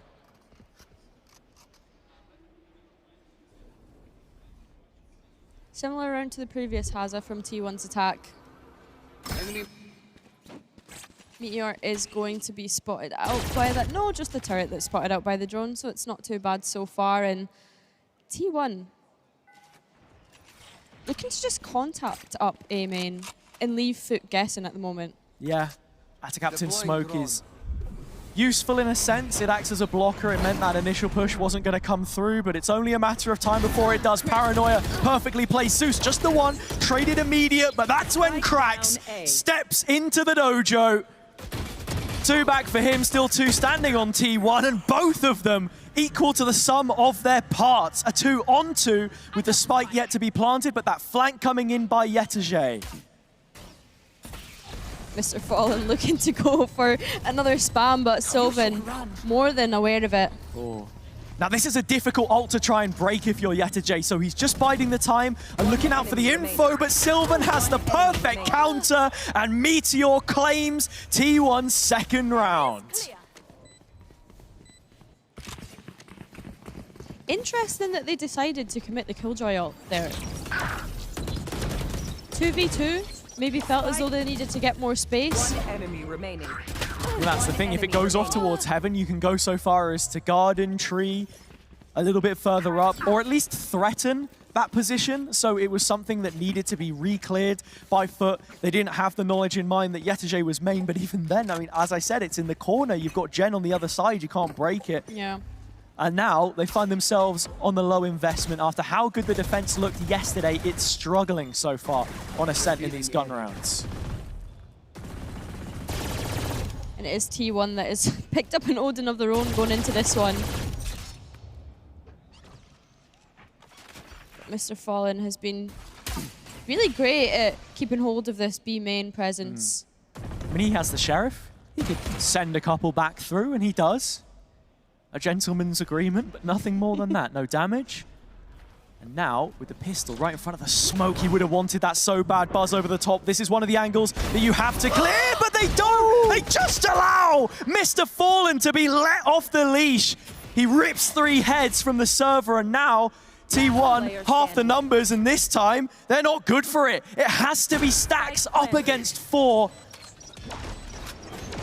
Captain Fantastic, how much is there to be said of this with the paranoia in his face? Nothing. Foot win the round that they had no business taking. Haza, you have to ask, what are T1 thinking there? They paranoia it and they just don't think to even check it. He's full blind and he gets away with something criminal there. Yeah, those are the 2 angles that you need to clear. Logson just under switch in the corner. Buzz flies over the top, as I said. That is your set execute, and that is one of the points that you need to account for, really. You see it here again, but nothing taken away from the individual moment itself. Second follow-up there. I mean, there's not even a second for Meteor to have thought about turning his head. And from that point onwards, you're just looking to find anything extra, and that's where T1 get their hand bitten off. Flashbang. Complete pace change for Foot here, looking to early aggro A main, and Sylvan's position is known about. Couple of times that they've done that now. Enemy mark. Tempo setter, 41. In with the half by Yetija. He's just storming the halls of B main. He has the info. They know T1 are stacked up towards this side of the map. It's been, either all 5 or a 4-1 split from the rounds that we've seen up until this point. Meteor has been good at checking his position, not getting caught, and he will not this time. That's a rifle back in T1's hands, and a lot more space on the map once all that Killjoy utils dropped. It opens up the round, Haza, but look at Foot just playing so disciplined still over towards that A side, not even going to react off of that pick that Meteor gets. They want the re-hit. It's the same util that you've seen 1,000 times over, but the result favors the defenders. Atta Captain pulls away 3. And while Meteor still does have this rifle, that flank is on limited time. The next of the players has been spotted. Stacks. Meteor gives up the knowledge of where he stands with the spike out in the open. 10 seconds left on the clock. 2v3 and Foot trying to make the double up. 2 players in hell. They'll get dropped. Here comes Meteor. Wants the ace. Zoot to deny it, but he can't. Meteor at the death. He is Foot's catastrophic event. Meteor putting the rest of his team on his back that round, doing absolutely everything to get all 5. From that opening pick, starting off with the Sheriff at the very start of the round. Yeah. I mean, that's the kill that wins them the round, honestly. I get it, sure, it's just 1 rifle, right? You say that, but the Killjoy util was lost. Yetija, all of the mid-control gone, continues that flank forwards. And just the missed ult fire from Zeus is going to feel so frustrating there. So much so, they call a timeout. I mean, you need to after that. Those are rounds that you shouldn't be losing if you're Foot. Yeah. And if anything, you want to put a pause on it, because the confidence that Meteor would have after a round like that, almost getting that lockdown back up online as well. These last couple of rounds, the ones that you sort of take as a given for granted, almost, I suppose you could say. It's quite funny how we had that corner not get cleared. 3 kills, Mr. Fallen. Meteor has 5 from a repossessed rifle. Doesn't take much. But I think that's the excitement of what we've seen so far, Haza, is how flip-flop a lot of these games have been, right? And that it can so easily swing in your favor from moments and hero plays like that. And that's what Foot have built themselves upon as well. That's what we know them for, those hero plays, stand-up moments, stand-out moments. A drone over the top of the alarm bot, but it's to the sum of nothing. Mr. Fallen has no extra information filled in on the captain's sheet to try and work out what it is that T1 are up to, because they've got some big ults to make a play here and plenty of utility behind that as well.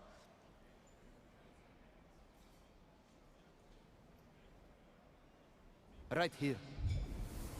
T1 starting to look towards an A split here, but it's whether or not Zeus is able to catch anything with that op in his hand this round.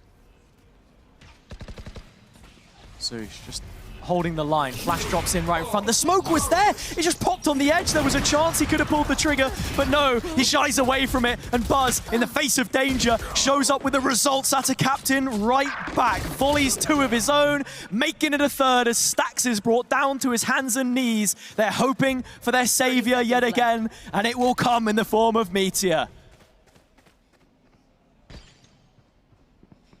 Meteor's got all the work to do here. Needs to find a way to isolate those fights, but the one paranoia is going to delay him. Doesn't have the tools to do it either. Mr. Fallen will take that first fight, but doesn't need to show anymore.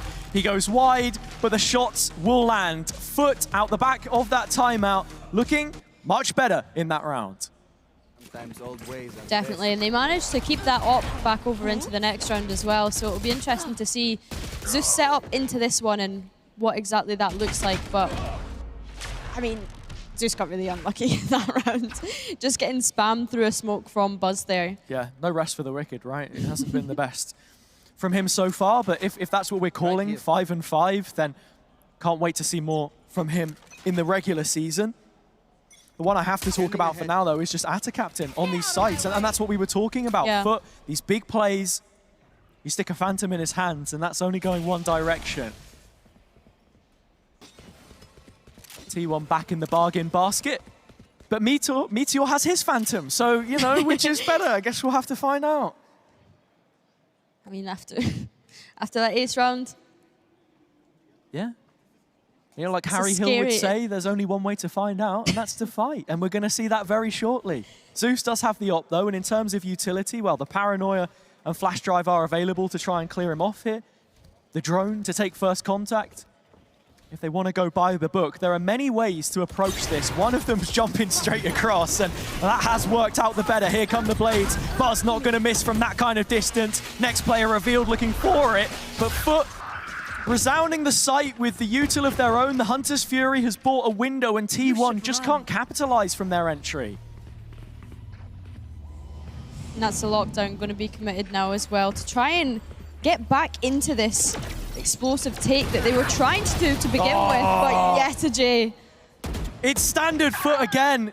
They will be right up against it, and, well, Atta Captain is the last one left, so he comes into the retake with T1 a new lease on life.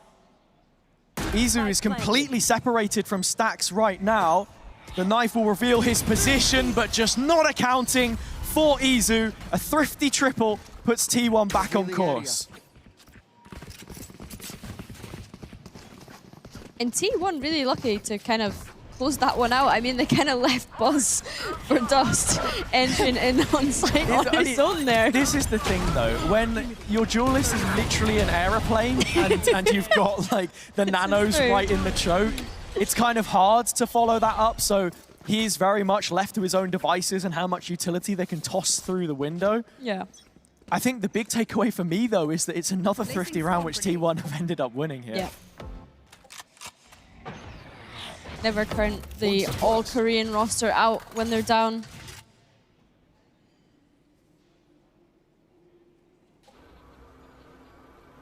Foot, their decision on the previous to fight within the lockdown shouldn't come as a surprise. Constantly at the throats of T1, giving them jewels, which has worked out for them before, and here it's going to, again, Atta Captain. Leaves behind him Zeus with the Vandal in hands, but T1 moving ever closer to this B split now. And in terms of coordination, I don't expect any kind of disconnect here. Stax finishing off the right-hand side of the map, but Foot have all of their pieces on B. That's an issue. The TP's bringing this one elsewhere. Like you said, has a TP on A. I mean, Spike heads towards there and does go down for a plant, and it's all up to Cracks, really, to see what he can actually find out with the rest of this round. Nada. Nish. Nothing. Is he actually going for it? Okay, fair play, Cracks. Ooh, and that's number 3. For the ace Could as it well. be an ace? Yeah, well, you know what? We said that this was going to be an exciting matchup, a word we threw around a whole lot of times. Can Cracks give us anything else to be excited about here? No. Sylvan will shut it down. A disciplined T1 is a dangerous one. The double up from Tree will lend them the lead again.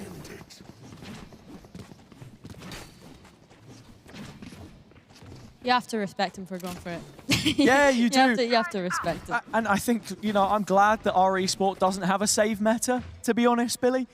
It does make for better entertainment for someone who's seen the other side of the curtain, quite thankfully.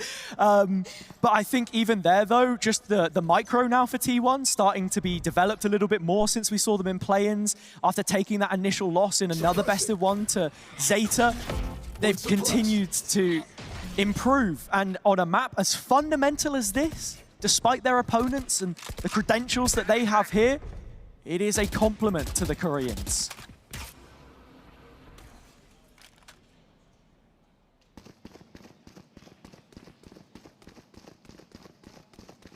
T1 looking to make their way towards B after a little contact in mid, and I mean, Mr. Fallen, we've praised him for being on this B site. Still 3 Foot players over towards B, and it will be Zeus that takes the first contact. That's Meteor down and out the round, Hazza. Yeah, you can't slow peek around the corner like that. Look at this angle that Zeus is holding. He's still there, fighting like a true blue Foot player.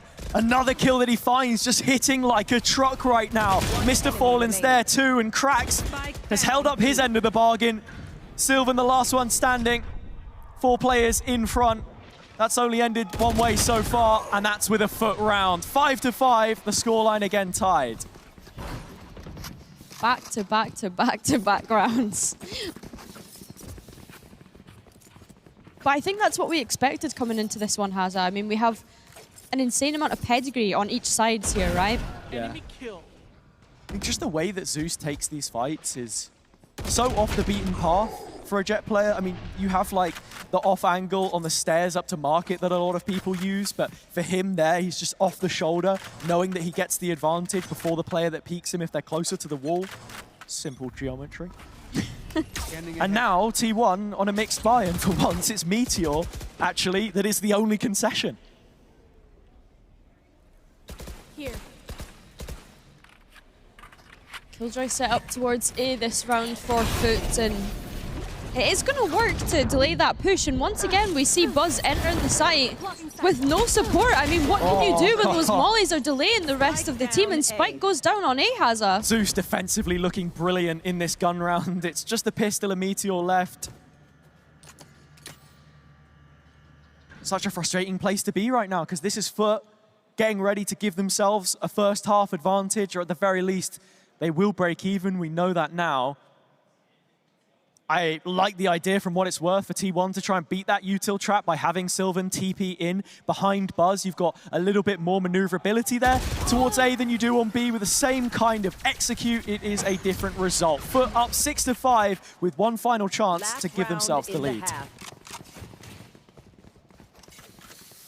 Yeah, I mean, you've seen a similar kind of idea as to what they've had on B site in previous rounds from T1 there, right? But I mean, that Killjoy setup is just, it's impossible to get through.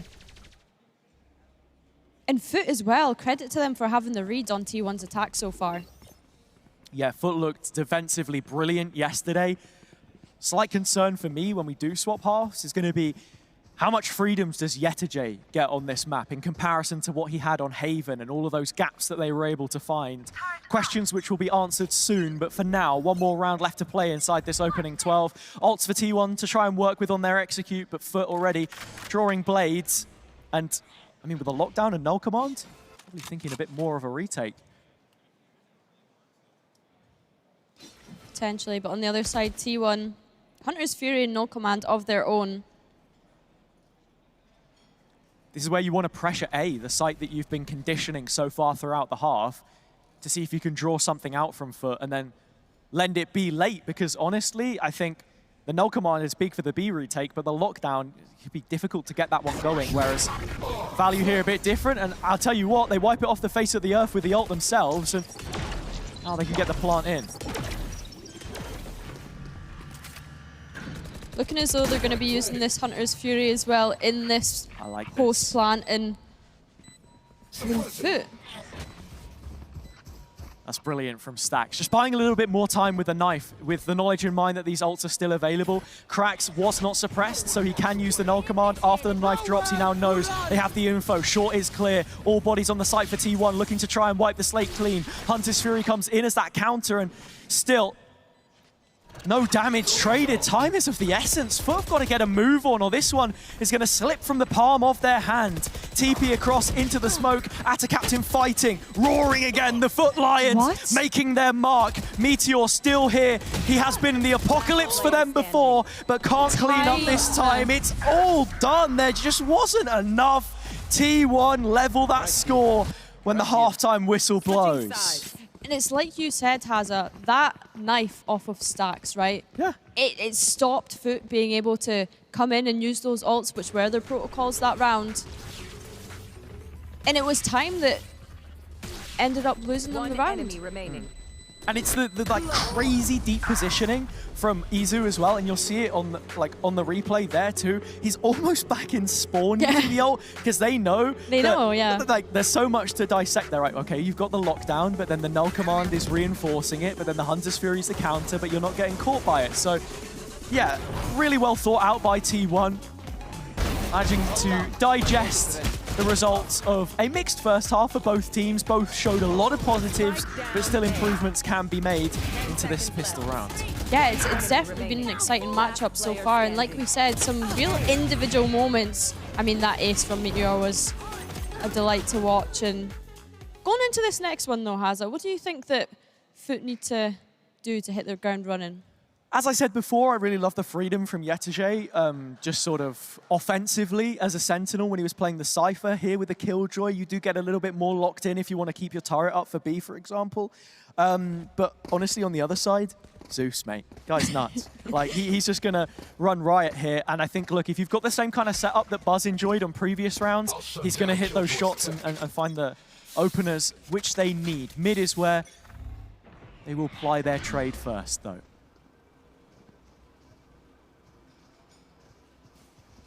Yeah, just following that drone up there to see if they can get anything in market. And I mean, they're going to be given the space. T1 happy to just play deep on B site here. There is no pause, no pump of the brakes on this one either. It's straight onto the breach and into the B site. T1 cooped up, ready to shut down. Fuck, nice shot, Buzz. He gets out somehow. Stags with number 7.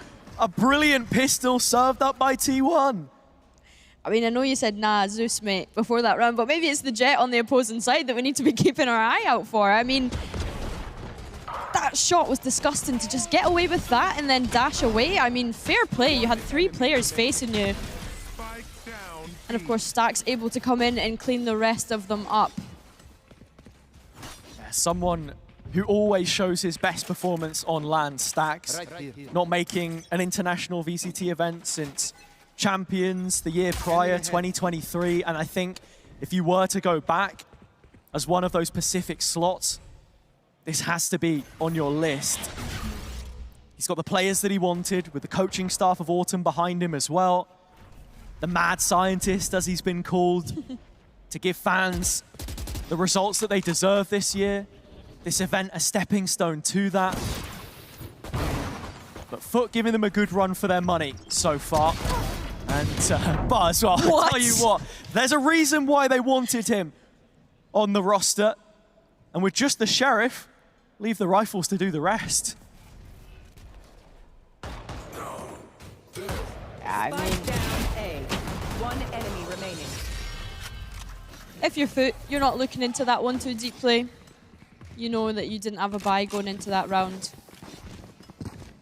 It's going into this one, Haza, that we need to see if there's any sort of pace change from Foot on this attack. Yeah, if they want to bring that in early doors, this is great from Buzz. He already knew where the silhouette was. He didn't need to see him. And Meteor cleaning up as well. I love how the Nano goes in the corner and gets a kill, Sylvan's yeah. still on the edge of it. He ends up going down. Statement of intent from T1 with this kind of a buy, though. Op and the Odin in play. Very passive position from Buzz here. And I think that's what we come to expect from his Jet sometimes, to be sitting on those deeper lines as your last point of defense. The 0-point suppression, which would have been a problem had Zeus not peeked into his crosshair with no trade.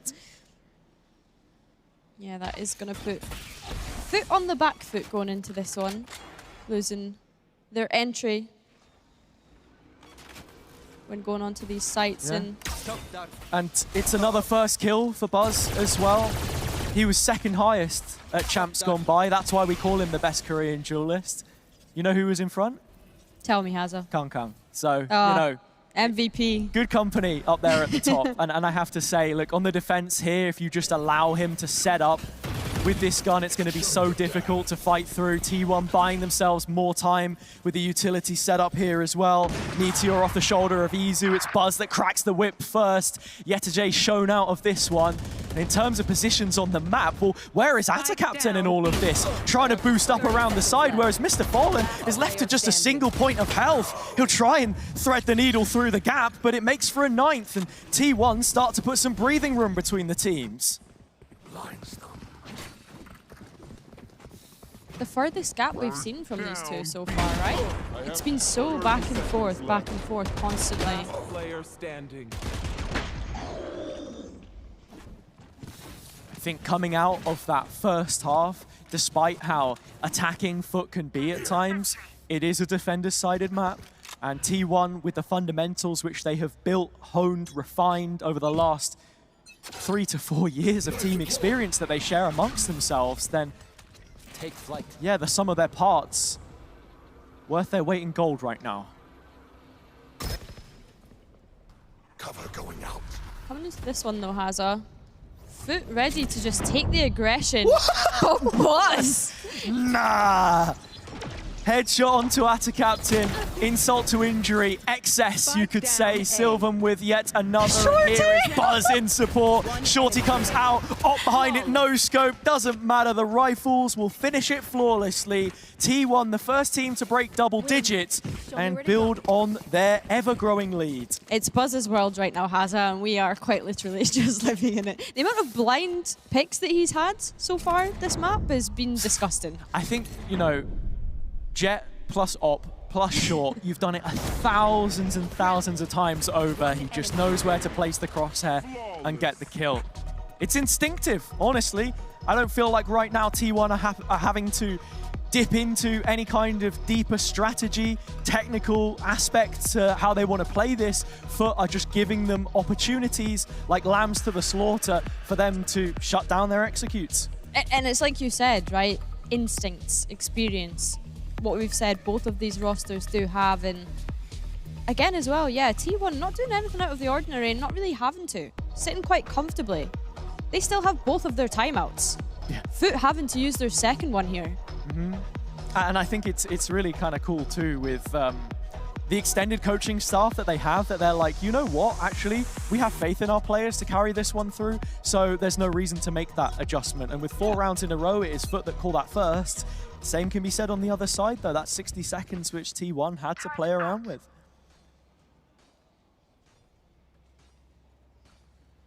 Going into round 17, Hazza, what are we expecting to see from Foot after that timeout? Look, I think you want to see revealing area. A few more calculated plays. Make the most of the util. T1 taking the words out my mouth. So nice to just give that adjustment of the Odin spam from Short, the reveal over the top, with the suppression to stop. Foot not even given half a chance to enact their own game plan here, Billy. That's the most worrying part. And that initial pick has kind of forced Foot into this Killjoy setup that's already waiting for them on A. But I mean, look at all of T1's players. Oh no, they're getting melted inside the mollies. Meteor standing behind this, but inside the smoke. so many areas in which he could get attacked, but reinforces his position well, trying to divide it up. Yetej falls by his side, given so much life to this T1 side. He makes it look easy, and it's crazy as well because, as I was saying, no one checked it on Foot's side. There were so many places where he could have been caught, pincered, but no. Yeah, no, he was just dancing in that smoke there. And even that first kill that we seen coming out from Aizu, ridiculous, right? Are you expecting a Sova to peek you from there with an Odin? Probably not. Brilliant work from Meteor. Here. Foot, couple rifles. They want to keep this competitive. Stave off the undying T1. The inevitable T1, it feels like, from this defender's side. Izu about to bag himself some important information. It's right above the head of Zeus. An Atta captain here. Someone's got to break it. Both get revealed, and luckily, they're not going to take a single point of damage. And that Odin and Recon is enough to send Foot to start heading towards that A site. Don't want to entertain it.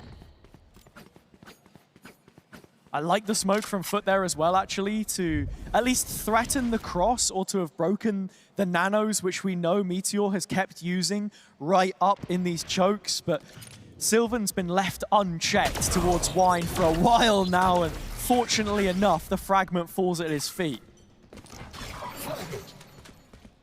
Stacks could get overwhelmed on this site, but look at this positioning from Buzz. Yeah, the question now is how much can Stacks do to stop Foot from getting in the site, give himself half a chance. Is he just going to take them all? Yes, he is. Stacks up to his third. The quad is locked in once Buzz has said his piece. I said buy time. He cashed in instead.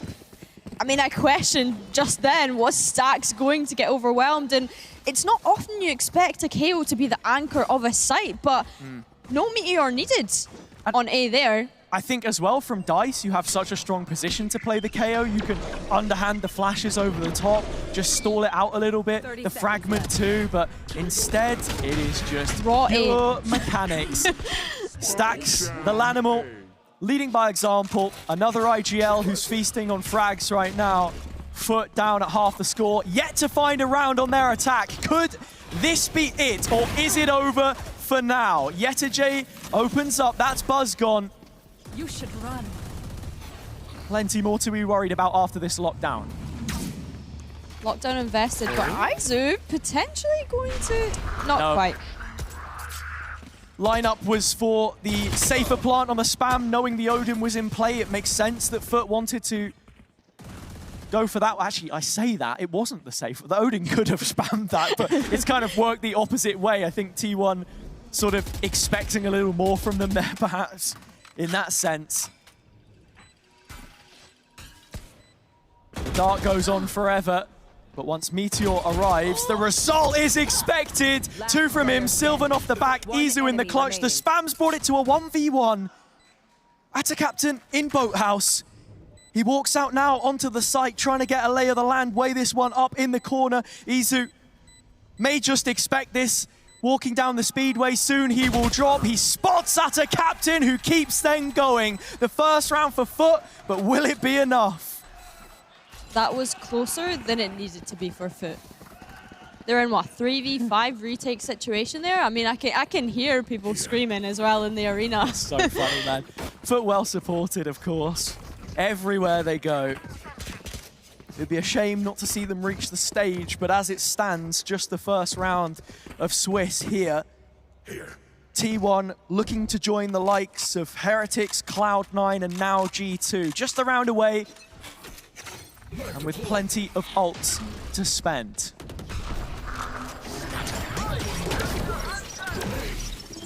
Ults to spend and ults used straight off the bat, Hazza.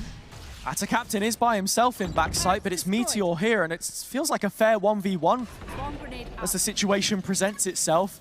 That's a captain yet to clear this portion of the site. Meteor closing that gap, creeping in on Ata Captain's position. He doesn't find the kill. It's Izu instead. Hunter's Fury trying to follow up on the controller, but the situation is out of hand. T1 getting ready to move forward in Swiss. Mr. Fallen to stop their success from continuing.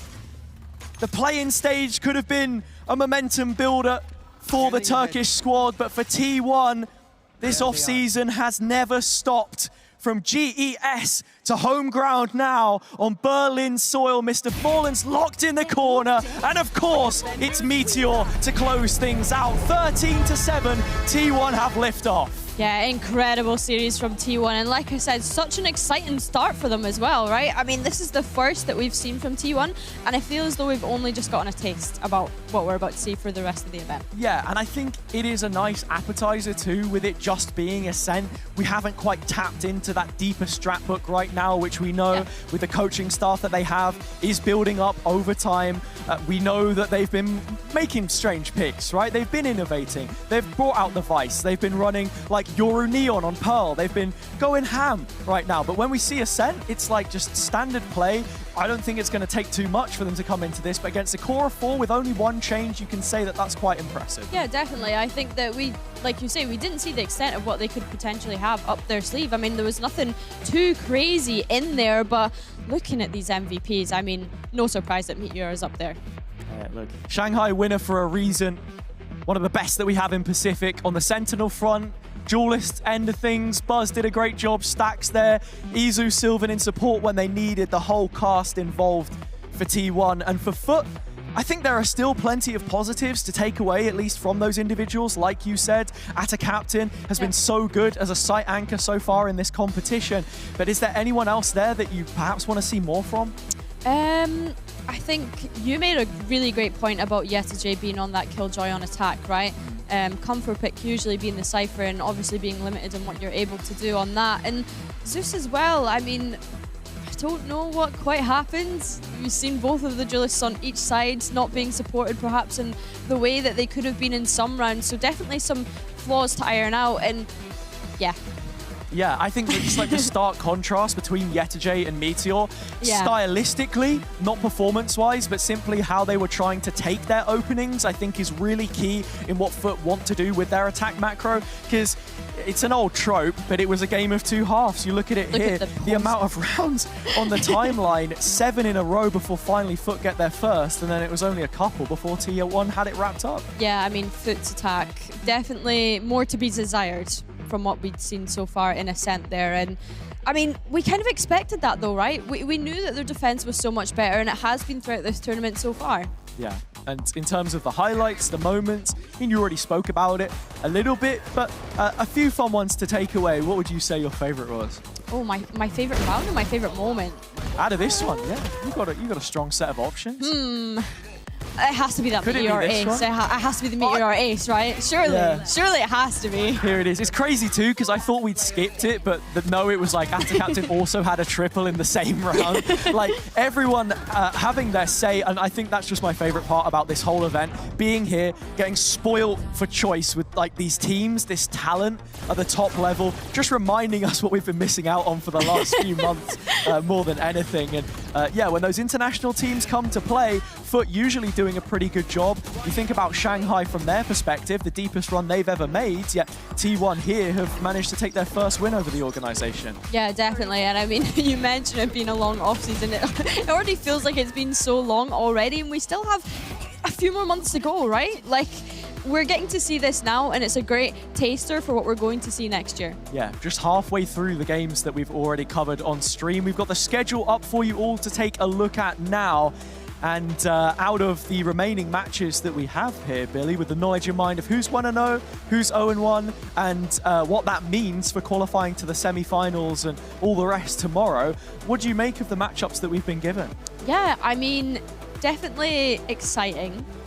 That Fnatic Focus game is going to be an interesting one for sure. And Mystic. I mean, yeah, Mystic going up against ex-teammates. But yeah, no, I mean, not really many surprises, I suppose. I'm not going to lie. the Red Bull team, whoever came up with this draw, the admins cooked on this one. We actually, even the interviews that we had, what was it? Heretics C9, we spoke to Oxy. Oxy was saying, oh, actually one of my first coaches was on Heretics and I want to play against them. And then G2 there as well. We had Jawgemo and saying like, oh, T1, one of the teams at the event, want to see how they're going. Again, what they asked for. The other ones, yeah, 100%, man, I think. And even just Foot versus KC, I want to see my Twitter timeline after that game, quite to be brutally honest. That's a valid point. That is a valid point. But yeah, no, I mean, obviously plenty of more action still to come our way, and we'll be the ones delivering it, of course. That we will. Billy staying on the desk. I'm going to take a quick break as we've been on for the first 4, but I have to say, plenty of action, plenty going on. Exclamation mark drops. Get them picked up. I'm going to be in the stream. I'll see you all in chat. But for now, we're going to take a short break, and when we return, we have those next 4 games coming up for you, starting with Heretics versus Cloud9.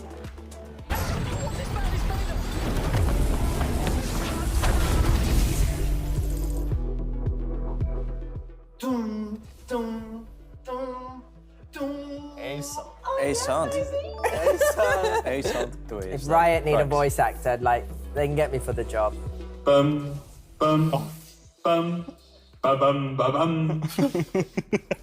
It's just a kill feed, no? Like when you do an ace. Yeah. Come on. Hey! That was great, Mimi. Dun, dun, dun, dun, dun. Is it 8? 100%. See, it was great.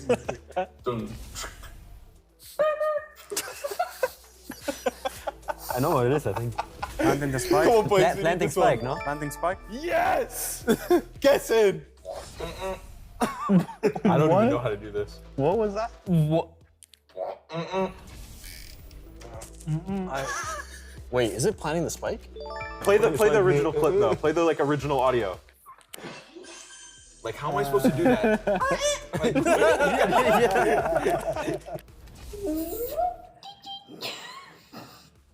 It's planting, no? Let's go, Anna! I'm so good. It's back, you know? Oh, yeah, or it's operator actually. It's actually maybe operator. Yeah, it should be back or operator. Marshall operator. This 3 actually hard. Think harder, boys. That's spike plan. There's a spike! Bro, you play the spike sound to give me some justice. Your voice you can do it better, so high. This is not...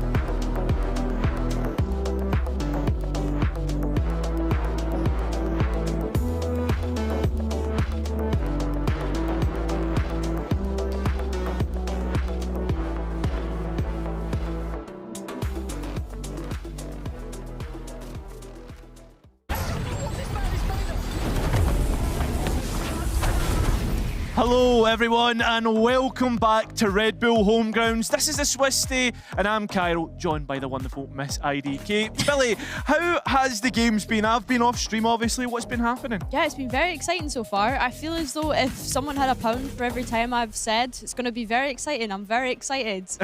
If you couldn't already tell by my face, I'm very excited. Thanks. And do you know what? I'm excited because there's plenty of stuff to be happening here, but most importantly, there's drops. If you guys are sitting at home, make sure to put an exclamation mark drops. There's you'll get all the information there. I don't know. Haza was talking about. Haza has been going on about it. He's probably in Twitch chat right now. Probably. Waiting for those sounds drops. like so, him. yeah. Yeah, that does sound like him. That guy gets distracted by everything. He's kind of like anything that flashes in front of his eyes, you know?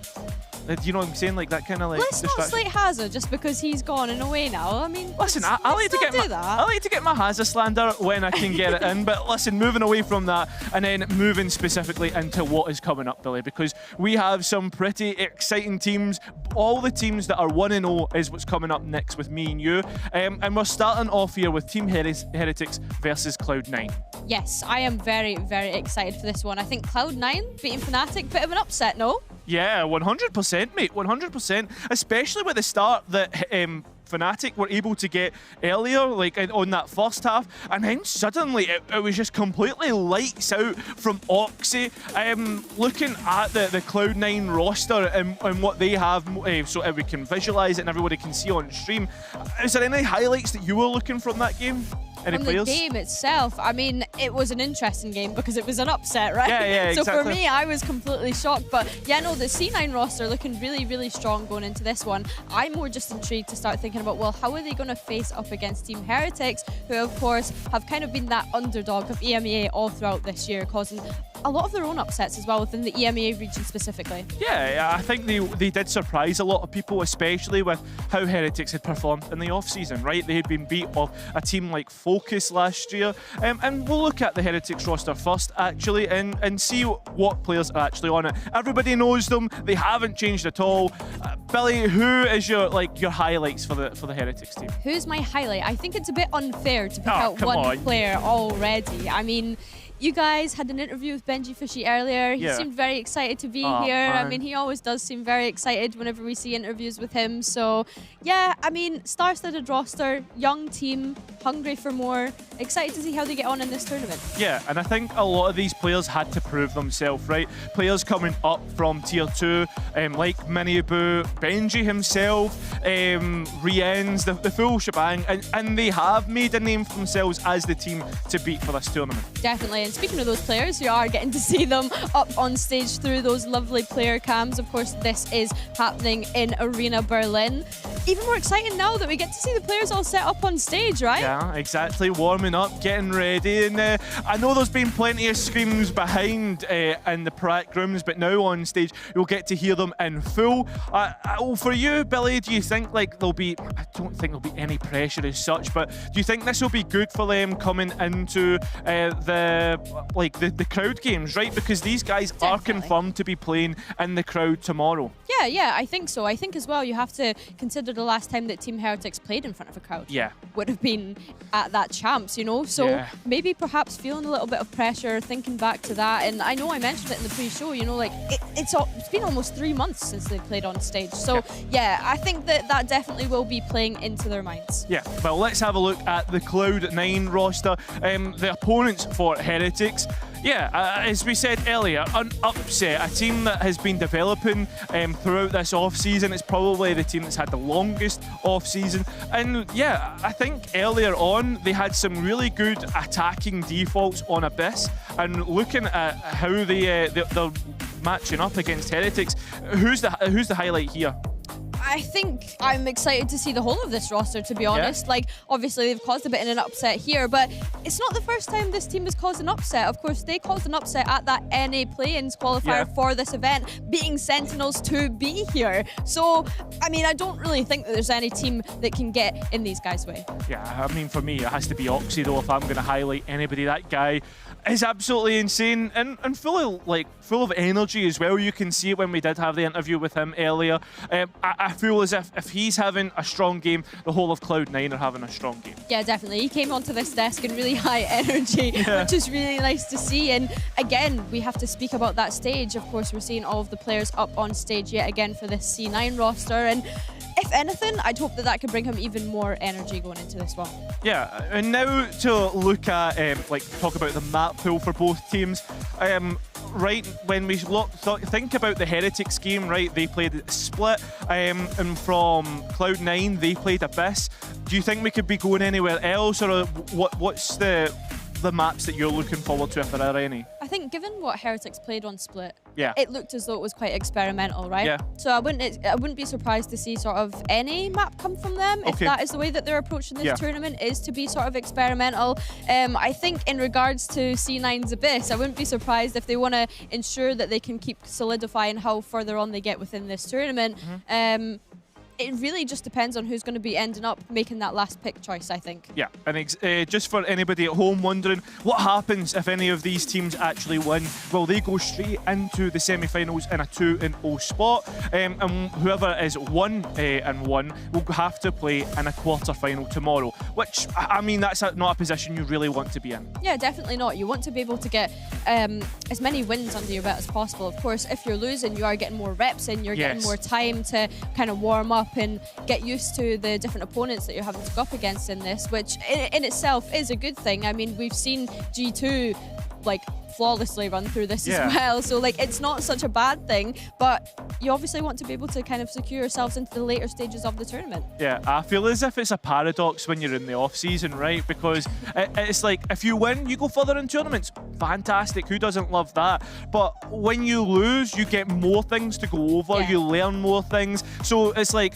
yeah, it's great to win, but it's also great to lose in a tournament like Homeground. Yeah, definitely. And like we said before, there are teams that are experimenting and trying new things, and we keep going back to this narrative as well of some players are getting to come up against teams that they maybe don't necessarily get a chance to play against. I mean, Heretics earlier were saying they would love to play against T1 because they've not actually had the chance to play against T1 yet. And these are two big names too that have just unfortunately never found themselves playing against each other at an international event. Yeah, exactly. And for Cloud9, they don't get to go to many international events recently, unfortunately for them. So this will be, again, more experience for them playing against, I guess, a team like Heretics who have been in 4 finals, 2 of which were international events as well. Yeah, exactly. I mean, it's quite a setup going into this in the off-season, right? Oh, we've had such a successful year, and I think that's why they do feel comfortable enough in experimenting, because they have had such a successful year. They maybe don't particularly feel as though they have anything that they need to prove as such. They're just here to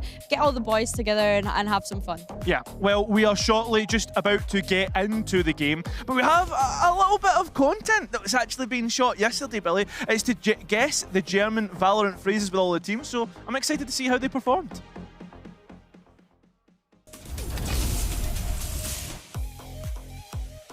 Nice round. Round. Oh my god, why'd you say nice? I don't know. Nice round. Round. Just like this. Okay. Match point. Match point. Match point. Shopping face. Pie face. Yeah. Pie face. Take a pod. Pie face. Pie face. Pie face. Match ended. Wait, I always say it. Match gefunden. Yeah. When do you say it? I always say it. Match found? Match found. Oh. Match gefunden. Match found. Match found. Match gefunden. In water slang. In showers? Is it timeout? In queue. Actually insane, okay? Actually insane. In queue? Yeah. Q, what a long word for Q. In queue. No, I had the game in German. Past 2 weeks. Yeah, some pretty nice performances, but it's performances in the server that we need to talk about, Billy. And more specifically, where those performances are going to be. We had a little chat about the maps.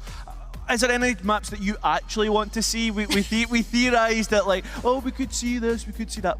What do you want to see? I feel like we're always kind of theorising on the deck, yeah, right? Of course. Because we're just waiting to see what we're going to see. Yeah, right? 100%. So like, and Hazza made a really good point before that last one of, usually don't like watching Ascent, but no, that was actually really enjoyable to watch. I think for me, I'm just so excited that Pearl's back. Yeah. I love watching Pearl. I love seeing the sort of ideas that teams are bringing to that. Of course, not really any map changes as such on Pearl, but with the meta shifting since it's been out of the map pool, I think that's really exciting to see the new ideas come into play.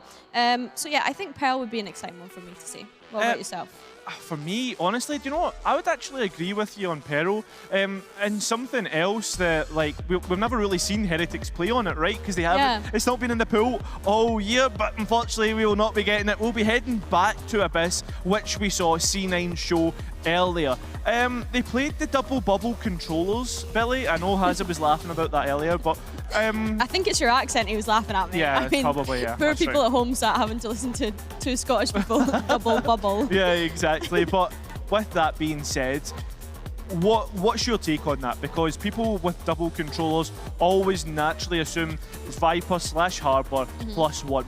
Where did you, what was your take on that? I think as long as the communication is clear, when you're running double controller and you have ideas set out as to how you want to use them, you know, there needs to be a reason for teams actually wanting to use that. And obviously, the teams have the reasons for using it, otherwise they wouldn't. Do you know what I mean? So yeah, no, I think communication is probably a big part of running that double controller. Yeah, do you think that, like, the Omen nerfs that's coming, you know, the no more one-ways, do you think that could kill the idea of, like, having two main controllers, right? Like, because Astra can't one-way, that's the benefit of having Omen, but Astra can also initiate using stars like the Grab Wells, the King Cusses, etc. I think that although we don't have the one-ways from Omen anymore, like, he's so different from every other controller in the sense that you have that paranoia, which I think is found a lot of value on a lot of maps. It's been really good. So yeah, it does change things quite a bit, but I don't know if it's significant enough for people to just completely drop Omen altogether. I still think that he is probably one of the stronger controllers out of the agent pool that we have. Yeah, 100%. And as for Heretics, again, for those at home who never got to catch the split game, there was a little bit of experimentation. Not necessarily in roles, but definitely in terms of the agents and the roles in which those agents play on the map, right? Is there anything that you could theorise that Heretics could bring forward here? Well, we had what, triple initiator comp when they were playing on split. So as far as Abyss goes, I don't know, because again, it's not something that we've seen from them more recently. And they openly have said that they're looking to experiment. So I think going into this one, it will be interesting to see if they have that double bubble approach, as we say, or if they are sticking more again to that sort of initiating utility. Yeah, 100%. I mean, I feel as if the triple initiator works better on more of a split than maybe moving in towards Abyss. But it is a map that I don't think necessarily demands having a Sentinel. As well, we saw like Fnatic's approach with having ISO and bringing almost that Haven comp that they've been running in towards Abyss. With double duelists though, did you ever expect to see that ISO being run? I think when Alpha's on your team, yeah. Yeah, of course. Like, absolutely. I mean, they would be silly to not do that. So, yeah, and with the recent pickup of Kayak on Fnatic as well, like, there's no surprises for me whatsoever as to seeing Alpha and Kayak trying to cause havoc on Abyss. Obviously, we've ended up here, and C9 will, in fact, be taking on Team Heretics. But, yeah, no, I don't think that was a surprise. Yeah, but and even to bring that conversation now to this matchup with Heretics, I mean, there's Wu and Manebu. Do you think we could see them being running double duelist? And more specifically, what duelist would you like to see them running? On Abyss? Yeah. I think Jet has been pretty tried and tested, to be fair. I think that we've always had this discussion as well throughout this tournament so far as to, are people going to be sticking with that Neon? Or are they going to be moving away from it now that we have the patch notes coming in? I'm intrigued to know what your thoughts are on that one, though, because for me, Jet is kind of like tried and tested on this map.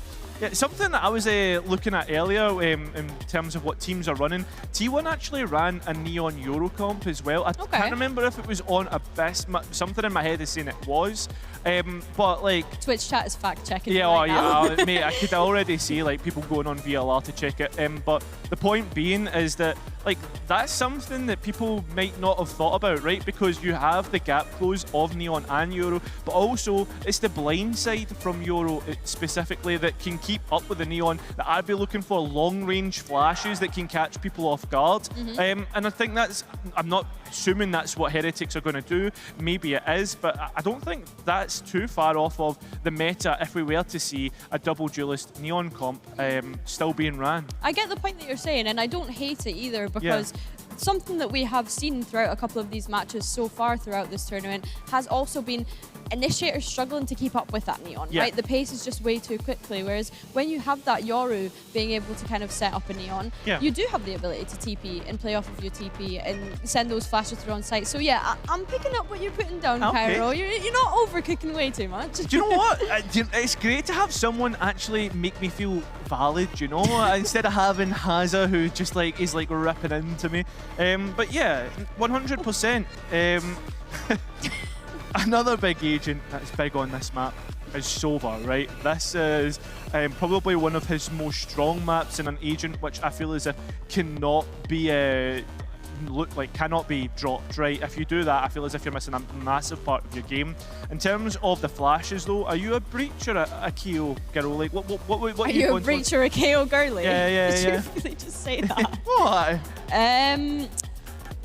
I think either or are okay. I think KO is really good at obviously seeking out information better in the way that Breach would be. I think if you're running a super aggro attack, then you maybe would expect that Breach to be coming into play.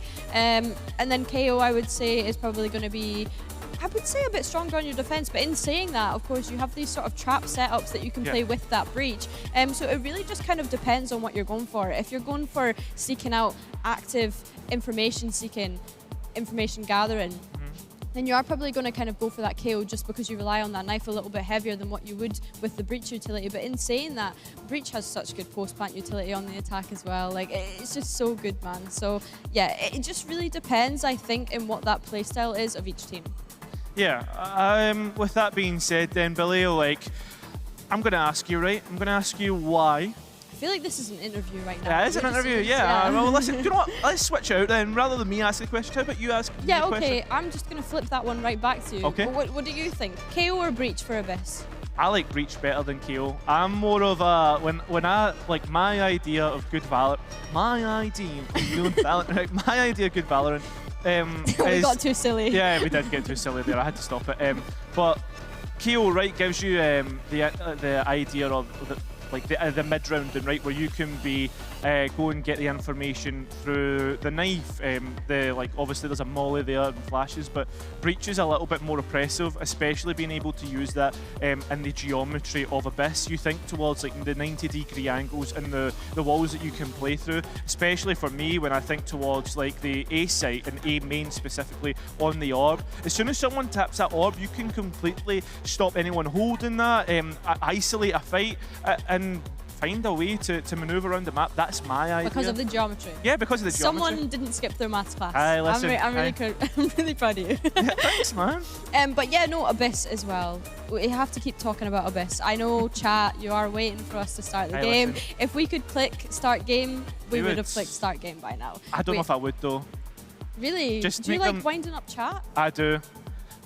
But I don't know, that's the thing though, right? Like when you have to like interact with chat, do you know what? Let's ask them. What do you guys think at home? Spam it in. Do you think it's going to be Team Heretics, TH, or do you think it's going to be C9? Make sure to spam it. I'm watching. Billy's got it up as well on his screen. We're trying to see who do you think is going to come out on top here? Because I mean, let's be honest, C9 put up a really good performance, and I think there's no other way to look by them.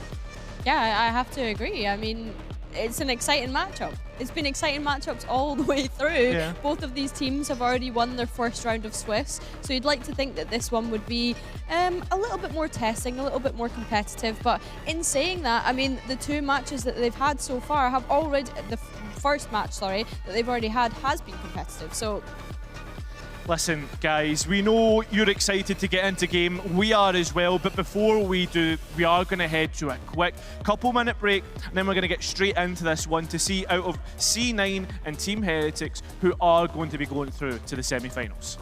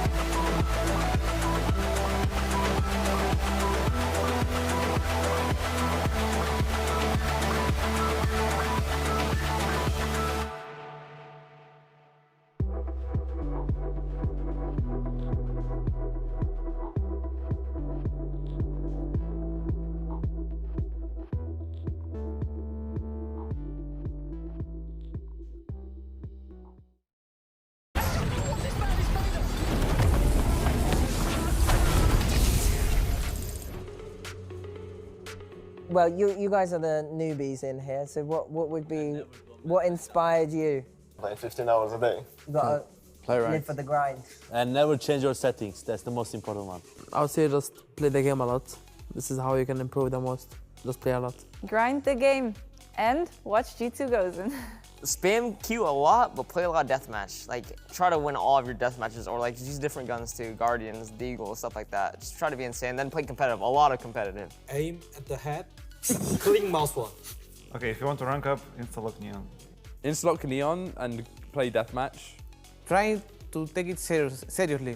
Play consciously. You can learn from Ranked, from Deathmatch, from everywhere. Watch Valen's warm-up routine. Oh. Yeah. And play a lot of ranked to grind. Hi guys, welcome back. We are all but ready to head into Abyss between Team Heretics and C9. I'm Cairo, joined by Billy. Billy, just before we get into it, it's the agents that we need to talk about. What do you think is going to come up between these two? Well, we had so much theorising before. I think for me, after that little initiator chat that we had previously, I'm going to be intrigued to see if Heretics are going to run a triple initiator again. I think that was quite interesting on that split map. And I mean, look, we are going to get that. Hey, listen, that's obviously an idea that they want to run with. Heading on to Abyss, I tried to... I completely denied any idea of this possibly happening, but Heretics, they've brought it through again. I think that's like, it's been a big benefit to them having Benji be in the breach, because in transition between sites, he's using his stun to play delay, right, try to upset the site take, which was really good for them. Mini Boo's back on the Neon. What are you thinking there? Yeah, I think the most important thing for me there is we were speaking about how can you set up your Neon when you're playing Initiator, right? We have 3 Initiators to choose from. If one of them's not able to set up Mini Boo, then I'm a little bit concerned. But looking over at Cloud9 as well, you got your double bubble that you were looking for. Yeah, you know me, I love to talk about double bubble, but well, Cloud9 might be forever blowing bubbles, Billy. With that being said, like, what do you think's the main strengths of playing those double controllers rather than having like a wall and a controller in the form of a Viper or a Harbour? Whilst we still have the one-ways, I think that we can praise the aggression that you'll be able to push through one-ways and stuff. I'm just more concerned to see how this double bubble is going to work against that triple initiator, right? Yeah. Because usually controllers are used to anchor sites, to control any sort of space. But when you're going up against a triple initiator, they have so much recon, so much utility, flashes, stuns. They have everything to be able to just disrespect that control that you would typically find from a double controller composition. Heretics with the Neon can be as explosive as they like with all the support that they can bring. Boo already getting the information towards the A side, and that's where Sova is finding themselves. Rossi, obviously, the new IGL for C9, but plenty of players will swing out towards B. Now looking towards Vic and holding that site. It will not work out. Zeppa is trying to step up to the play, but unfortunately he will slip. It's all up to the 2 remaining C9 players. It's Moose to get the first on this retake. The spike has been planted and time is beginning to tick away, as well as the numbers beginning to dwindle away. Moose well known about. Benji is low and needs to be careful and wait for Boo to come in, but he peaks too early, allowing Moose the chance to clutch this up. A knife and a flash to work with. Moose with no utility at all, taps the spike, looks away, but now knows where the KO is. The IGL, the leader, jumping forward. Moose is trying to challenge that, but Moose just running around. It's Ringa Rosie, and Moose doesn't have an idea. It'll be Heretics to win the round. Really nice from Boo to just do a little bit of trolling on their debut on stage at Red Bull Homeground here. Yeah, really, really exciting pistol round from these. I honestly thought with the HP there that Rienz and Benji had that it was going to be close. I mean, you could see that they were kind of, C9 were able to make their way and put that down to a 1v1 in the end, Cairo. Yeah, a little sue from Rienz. But with that being said, we'll have to take a pause for a second, and that gives us time to look at what happened in that last round, right? Boo almost playing this, playing like the late Lucker, even though he's playing on KO. What do you think about that? Yeah, interesting. Because like realistically, right, the roles in terms of like the theory roles, right, like your Lurker, your site anchor, that's not really changed too much from Heretics. It's the agents that they're playing, right? How does the KO work on a late flank? How does it work as a lot? Like, how does Benji use Keo to site anchor when he's on defense? Well, Benji is on breach, so he will not be site anchoring on KO. Yeah, that's a good idea. Yeah, you know, that's a good start. It's okay. It's okay. It's been a long day. It's been a long day. No, I hear what you're saying. I think it's more that not so much site anchoring. I mean, you've got those 2 flashes, right? Yeah, so, and we've seen that just in the previous match with T1. We've seen Cracks do amazing being able to site anchor on the KO. He got a ridiculous round in one of them, and I think if anything, Heretics, instead of playing anchor, they're potentially going to be looking to go for retakes because they have all this utility that they're able to retake when we switch onto that defense. Yeah, 100%. And I think, well, we heard Oxy talking about it earlier, how they were able to get a quick read on how Fnatic were playing more retake heavy. In terms of the attack, we'll need to have a read on where Boo's positioning is as well. If he's able to get value through the late to mid round in the middle of the map. Yeah, absolutely. Do you know what, Cairo? Oh, chilling. Being chilling. Crazy how we've both just been ending up in these tech pause situations. Do you know what? Yeah, sometimes it just happens, right? It's just a kettle of fish that we got dealt. You're looking at me like I'm saying kettle of fishes. There's been some things said on this broadcast the past couple of days that, I mean, Haza made a match of the day reference the other day, and I was like, this is an international broadcast. I don't really know if people are going to pick up what you're putting down. Yeah, 100%. I mean, you already know the memes that I get. A lot of people seem to think it's Liverpudlian. I don't get that. You what? The accent. Liverpudlian? Yeah, Liverpudlian. I don't know what that is. Liverpool. Is that what Liverpool accent is called? Yeah, there you go. The more you know. Listen, you learn something new every day. And of course, we have to apologise to the Twitch chat at home. Yeah, exclamation mark drops if you guys are looking for any more information on how to claim your player card, your spray or anything like that. Make sure to be looking out for that. Admins are currently investigating what is going on stage to see when we can get back into this one. 100%. Looking forward anyway, Billy, and what do you think, like, in terms of like the agents being played, right? Like, what can Heretics look to try and build up on? Because being honest, when all those ultimates come online, they all have massive value. But where do you set your priorities as Team Heretics on the attack? Like, you've got some really... What ult do you want to start building up first? Yeah, because let's be honest, right? If you're on the attack, you've got better access to the orbs than what the defense have. So I'm wondering, where would you set your priorities? Well, I think based on your thoughts previously about Cloud9, you know, getting a read on Fnatic, playing retake before, you're probably wanting to get rid of as many ults that are going to be strong in that post plant for Heretics attack, right? So you're going to be looking at this Hunter Fury, which Rienz is already starting to build up towards with that 3 kills in the pistol. And I mean, Woot as well, the Astro Wall can be super great for post plant because don't get me wrong, they have the explosive power to be able to get into the site. It's just what are they going to do in that post-plant situation. So I think it's a more post-plant ults that C9 will be looking at. I just caught Zeppa and Rienz going for a game of rock, paper, scissors. But I just wanted to quickly throw up on screen as well the map veto that we had earlier, right? Obviously, we know that we are playing on Abyss, but there's a conversation to be had in terms of the priorities, where these teams are setting and what they want to play. Yeah, no, definitely. I know that we kind of touched on Pearl before as well when we came into this one. And interestingly enough, it was Heretics that actually chose to take that one away, which I know you were making a point about, well, we've not actually seen what their Pearl looks like. So we say that teams are perhaps using the off-season to prepare for next year. Do you think it's a case of we have nothing to experiment, or...? I don't think it's necessarily we have nothing to experiment. It's just that it could be a case of, look, Team Heretics are sitting there with how do you put it? Like, they are not prioritising that map just now. That it's still under development, right? You've still got to think about that.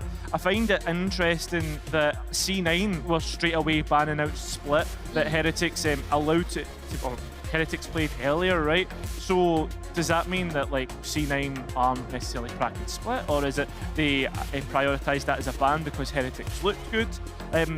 I mean, obviously Haven, the second one that C9's banned there as well. That's another fundamental big map that you don't let through. Yeah, I mean, I feel like Haven as well is such like a mentally taxing map to play, and not to dispute that the other ones aren't, but Haven in particular with those 3 sites, it demands more from you, right? And of course they have had time to kind of chill out and prepare for their next matchup, but if you lose this one, you know that you need to play another one and start preparing for that next one that you want to play. Yeah, it's a best of 3 quarterfinal that you play after this match, no matter, a best of 3 match, no matter who you're playing next, whether it's in the semi-finals or quarterfinals, which is again a different thing that these teams will have not had the chance to, I say not had the chance to really play it yet, right? Like on stage in front of fans. That's the other element that you've got to add to this. Yeah, definitely. I think that's something that we can be excited about going into this weekend as well, right? I mean, I've spoken previously about the buzz that we've had and the energy, and that's without the fans even being here yet, right? Yeah, I mean, like speaking to some of the players as well, like the Fokus boys and stuff like that, who I know. Oh, look at me! I know the Fokus boys. You know what I'm saying though? Like the point that I was making though is the fact that like they said like it's a priority for us to be playing on that stage tomorrow. We need one win. We need to be there, which is like you know that like it's nice to hear the players setting that priority early and setting exactly how they feel about what's going on, right? I think that's a good thing to bring up, right? Because when we look at some of the contrasts of some of these teams, right, is you've got teams returning to the stage, and then you've got teams such as Fokus who are playing in that VCL DAC, right? They don't really always get the opportunity to play on stage. Their opportunity to play on stage is to make it to Ascension, right? So this is a really nice experience for them to get up on that stage and show what they're made of and have that pressure. Well, listen, the pressure will have to wait. We are going to go back to a quick break, guys, and then we'll be back with you shortly for C9 versus Team Heretics.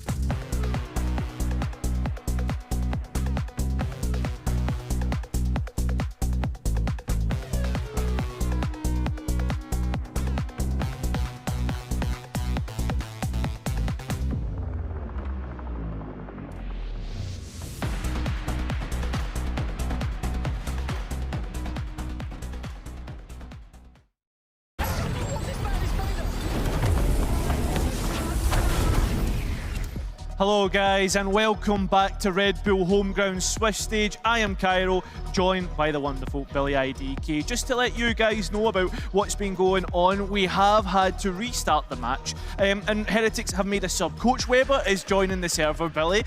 That's an interesting prospect. He was talking about it in the documentary about him possibly stepping in, and I remember Neilzinho, he was talking about how Weber is actually a bit of a fragger as well, so that's something to be looking forward to. Okay, yeah, I like that he set him up like that. You know, he's a bit of a fragger. I think as well, it's always so exciting to see coaches jump on stage and play, because of course coaches for a lot of the time they have their own experience of being on that stage. They know the pressure that comes with it. So yeah, interesting that this is what we've been presented with, but nonetheless, I mean, let's do it. Listen, did you think, like, if it was you, right, would you panic with like your boss hanging over the shoulder, like, listen guy, like, you know what I mean? Boss. Yeah. Just starts taking over IGL. Yeah. He's like, you know, I think that's the wrong call, you know.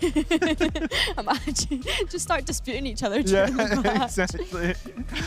Well, anyway, we'll go back and take a look at what Heretics were like earlier on, right? We saw Fokus take an early lead on Split, so we've seen that fortitude that the team shows time and time again in moments of adversity. Yeah, definitely. And I mean, this game that happened earlier was a close one. And probably one that Team Heretics didn't want to be as close, but I think as well it shows the work that Fokus have been putting in since they put this roster together. So yeah, no, I mean, not a bad showing from Team Heretics. They'll be looking to win through this one as well. Yeah, well, let's take a quick look at what C9 were getting up to earlier, because they actually played on Abyss, the map that is being played in this matchup. Yeah, definitely, and of course, both of these games being their first round at Red Bull Homeground so far. This one that we're waiting on being their second, of course. And I think C9 did pretty good to close this one out. I mean, the comeback that they had to have was pretty ridiculous. And I mean, yeah, it's a great first showing, a massive upset. Yeah. Well, you have to agree, what was it, like 10-2 it ended up going through. They managed to bounce back after the anti-eco, and then from there on the momentum kept getting stronger and stronger. Billy, do you think, like, obviously, I don't want to call it a freak accident, right? Like a Fnatic through, like, you know what the fans are like, right? Fnatic throwing? Yeah. They don't do that. What do you mean? the point I want to get to, right, is like, what strengths has C9 shown us in that last matchup that you would say is like a big bonus coming out of that? Well, I think that you should tell me, because you're the one that actually casted that match with Haza. True. Well, for me, I would say, again, it's the same thing that Heretics showed, right? So there's similarities between these two rosters. Therefore, like, coming into this one, I think it's going to be an absolute barn burner. Yeah, even with the sub from Heretics, you still think it's going to be... Do you know what? I'm going to say it. I think Weber will be in the top 2 fraggers for this server. I can't wait to check the stats out after. Hey, listen, I'm bigging my man up, right? Are we making more bets on stream today? Is that what's happening? Listen, I'm not dyeing my hair. Are you dye your hair? No, I'm not. I'm not making that. I'm not making that. Weber obviously going to be moving into the Astra role, because, as you know, both teams have to play the same comp. Yeah. With that being said, I mean, like, the Astra and how that plays out, I think will suit him a lot more, right? Because he'll be understanding the theory and how the comp's meant to move around. Yeah, exactly. I think that's a really great point to mention, is that he understands how the Team Heretics should be utilising this composition. And I mean, it's much better than jumping onto another role. Of course, IGLs are usually on that controller role. So yeah, it's probably for the better that the coach is jumping onto an Astra and not a Neon or the likes of that. I'm just seeing that there's a bit of banter going between the two. Benji reminding them that Weber hit Radiant in the off-season. You know, that's something to be scared of. We're bringing ranks to the table now. Listen, is that what we're doing? Listen, mate, I literally will get the tracker GG up if someone wants to provide me with, like, the username and stuff, you know. I'm just, listen, I'm trying to, like, we've got to have something, right? We've got to have something to go off, but at the same time, with the documentary that Heretics released, this is something to go back to, and Weber talking about how he had to scrim with the team. There was a real possibility that with the visa issues that they had, that he would be subbing in on VCT. I think that, like, that means that the team won't be, they won't find this idea of him playing too foreign, right? Yeah, definitely. I think that because they've spoken about this already, you know, they're prepared for this. They knew that this might be a situation that they would come into. just as well it's happened during the off-season and not in a VCT game, I suppose. I mean, I'm saying that, but I might bite my words in saying that because who knows, whatever might pop off in the server. Well, listen, that's what we're hoping for, right? This is the thing, though, right? Like, there's been plenty of games that's been happening over the past couple of hours and what's coming through. What is your highlight so far of Red Bull Homegrounds? And I'm not talking about like highlight plays or anything like that. I want to know like compositionally, like because we're Valorant nerds, right? We like to talk about how things work. What's your highlight coming out of the off season? What's your highlight of like breaking away from the meta? I like seeing all of these new rosters play. Okay. Obviously, I've been saying it before, it's the first kind of glimpse as to what we're going to get to see next year. But a sort of personal highlight for me, just to even like take it out of the game for a second, probably is just getting a chance and an opportunity to speak to the players, to interview them when we're up here on the desk. Obviously, we can guess what goes on in their minds, but when we actually get to stand up here and chat to them and figure out from them what is actually going on in their minds and how they're enjoying the experience as well, I think that's probably one of the highlights for me. Yeah, I would have to agree with you, Billy. Like, I think everyone's been very like, wholesome is a word that you use, but like everyone's been so chatty and stuff when they come up to desk, discussing like how the matches have gone, discussing like how they have been feeling in the off season and what their view is on it, and it's been pretty decent on that front. Yeah, definitely. I think that, as you say, everyone has been so open as well to just chat. You know, none of this closed off and like not willing to share like how they're feeling and their thoughts about the event. I think it's really nice just getting to tap into their brains a little bit. But a question I had for you, Cairo, that has a kind of posed on me earlier was, if you were to create a super team out of all of the players that we've seen in Homeground so far, do you have any that come to the top of your head? Honestly, like straight away off the bat, I would pick Jawgemo as my duelist. Okay, I mean, Hazard did make that claim earlier. Yeah. I think we'll probably be along the same lines. I'd probably put Benji in as my sentinel. Okay. In terms of controller, I would actually go for something a little bit off-piste. I would go Mystic, something different. Oh, okay. He's a Mystic fanboy. Yeah, of course, man. The guy, I like his style of play, like the more aggressive controller, loves the Omen, you know, even though that is getting nerfed. So you still pick him? Yeah, I still pick him, of course. Okay. I would pick, as a flex player, probably pick Woot. And with that being said, Billy, we can leave that last player with a big question mark. Everyone can hang in anticipation, but there's no anticipation and no excitement when it comes to this agent select. It's the exact same as before, and that's what we expected. Yeah, exactly. I mean, not too much to digest here because we've already seen the pistol round of what this looks like. But of course, that is a cue for all the viewers at home to know that the game will be starting just shortly, and we don't have to keep yapping about utter nonsense that we usually do, Cairo. Listen, mate, you know what? At least people don't listen to us when we're actually off broadcast, right? Because we yap non-stop, you know. With that being said, though, Weber is slotting into that Astra. That's the way what everybody knew anyway. We expected that to be the case.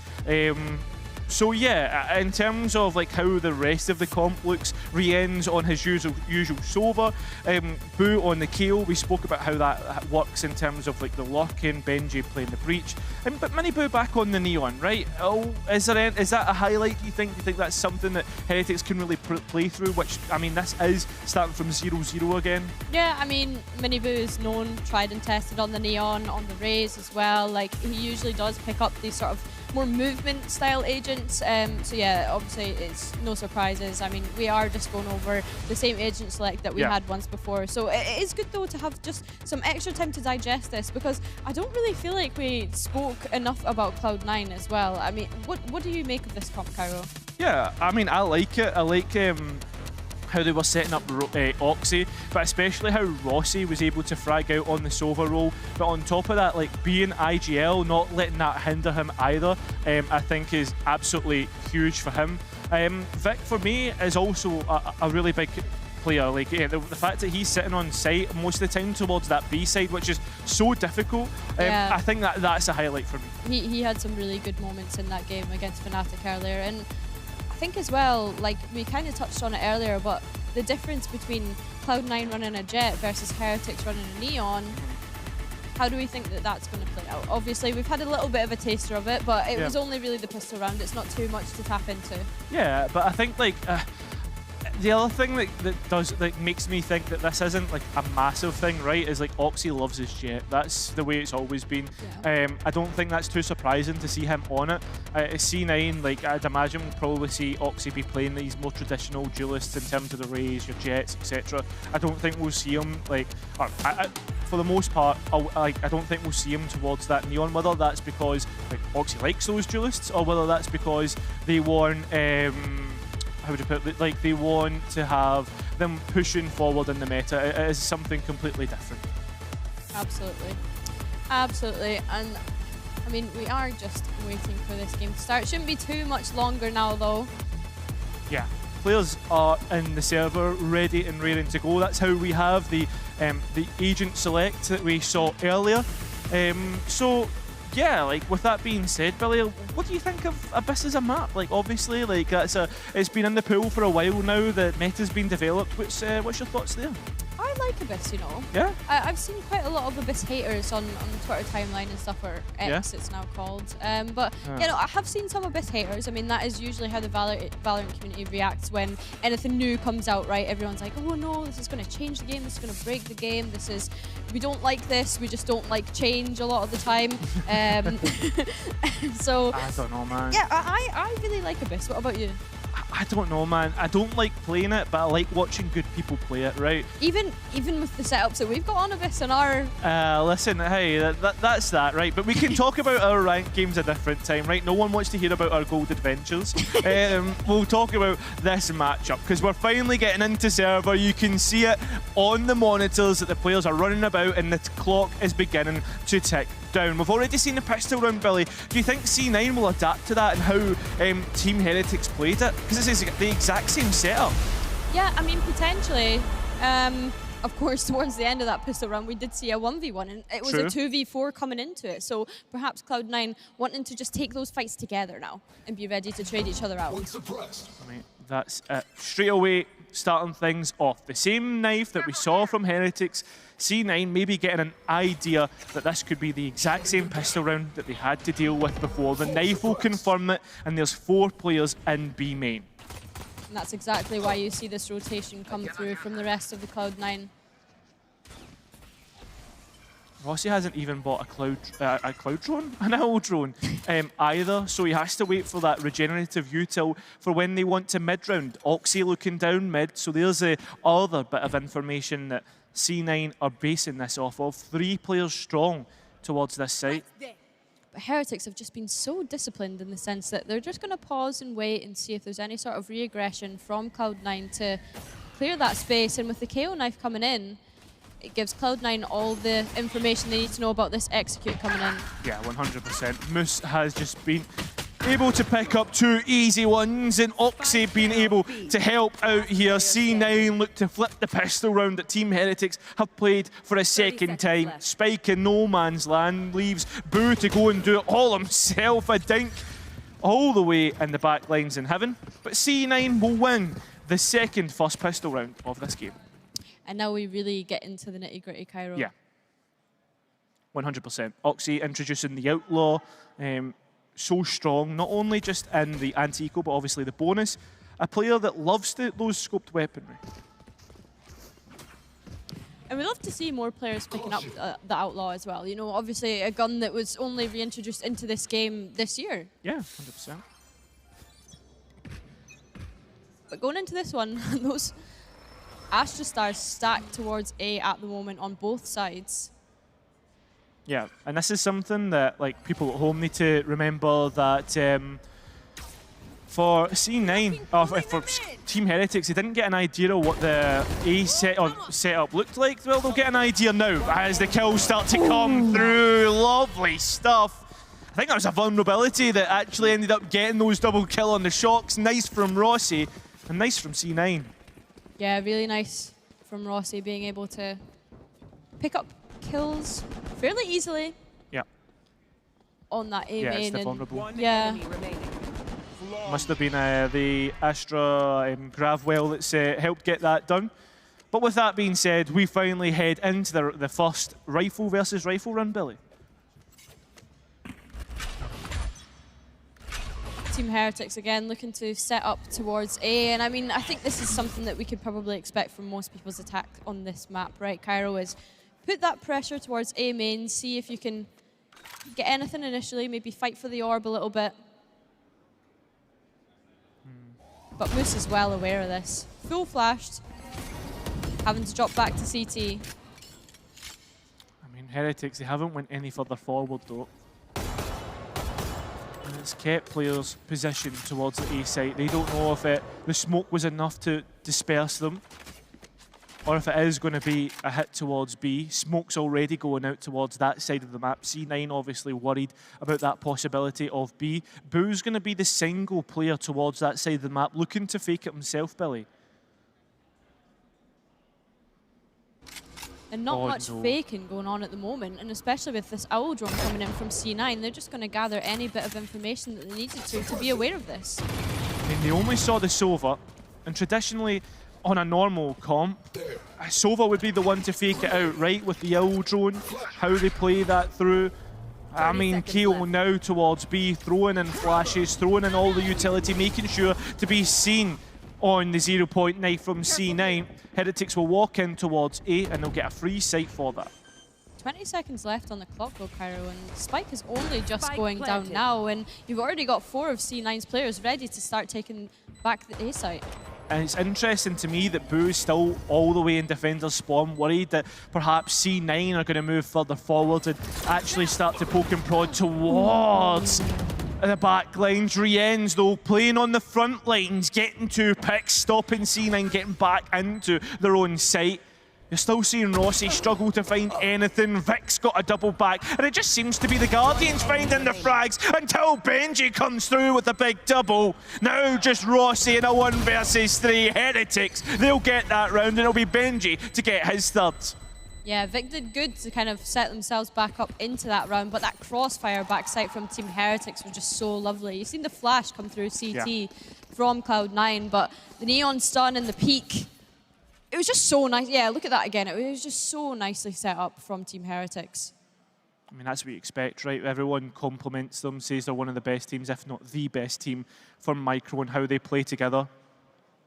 The synergy between everybody on that roster, how they're all mates, and now for this round, back into it. It's Weber, the coach, towards the B side of the map, and Boo's all on his own towards mid. KO flash drive going to give some notability to a little bit of presence, at least being in mid, but it's Oxy with this operator holding down the sites. Exactly, and I think that's a big thing to note, is that the operator has been introduced. Heretics will know that C9 did have op money. Oh. Boo getting lucky there, if anything. 100%. Moose has tried to play a little bit too cheeky. He's been caught. Luckily, the Omen is still up, but for the most part, I mean, Heretics are just going to walk in. That loss of personnel is going to be an issue for C9. The operator trying to hold on towards backside. But the other aspect to that, Billy, with the spike down, is you're going to have to retake with the op. Yeah, absolutely. Utility is starting to come back up for C9, though. Rossi's got their dart back, but it's this mid crunch that's going to be what helps C9 get back into this round. Yeah, Team Heretics trying to play again on the front foot. Rians is going to get the trade through, but now C9 are actually on the site and they can take control of the spike. They have to get diffused through, but a tap is actually going to stop them because of the grav well, right? They don't want to get caught by the utility that Heretics have in pocket. They've been looking to delay. A big kill from Boo will get the second as well. Stop the spike diffuser going any further forward, and we go equal on the round count. Lovely stuff from the Heretics side there, and you can hear the boys screaming on stage.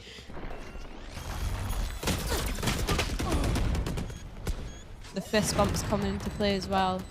Yeah, I mean, and that is the beauty of getting to play up on stage. Yeah, playing together, being in those scenarios, right? Just being together.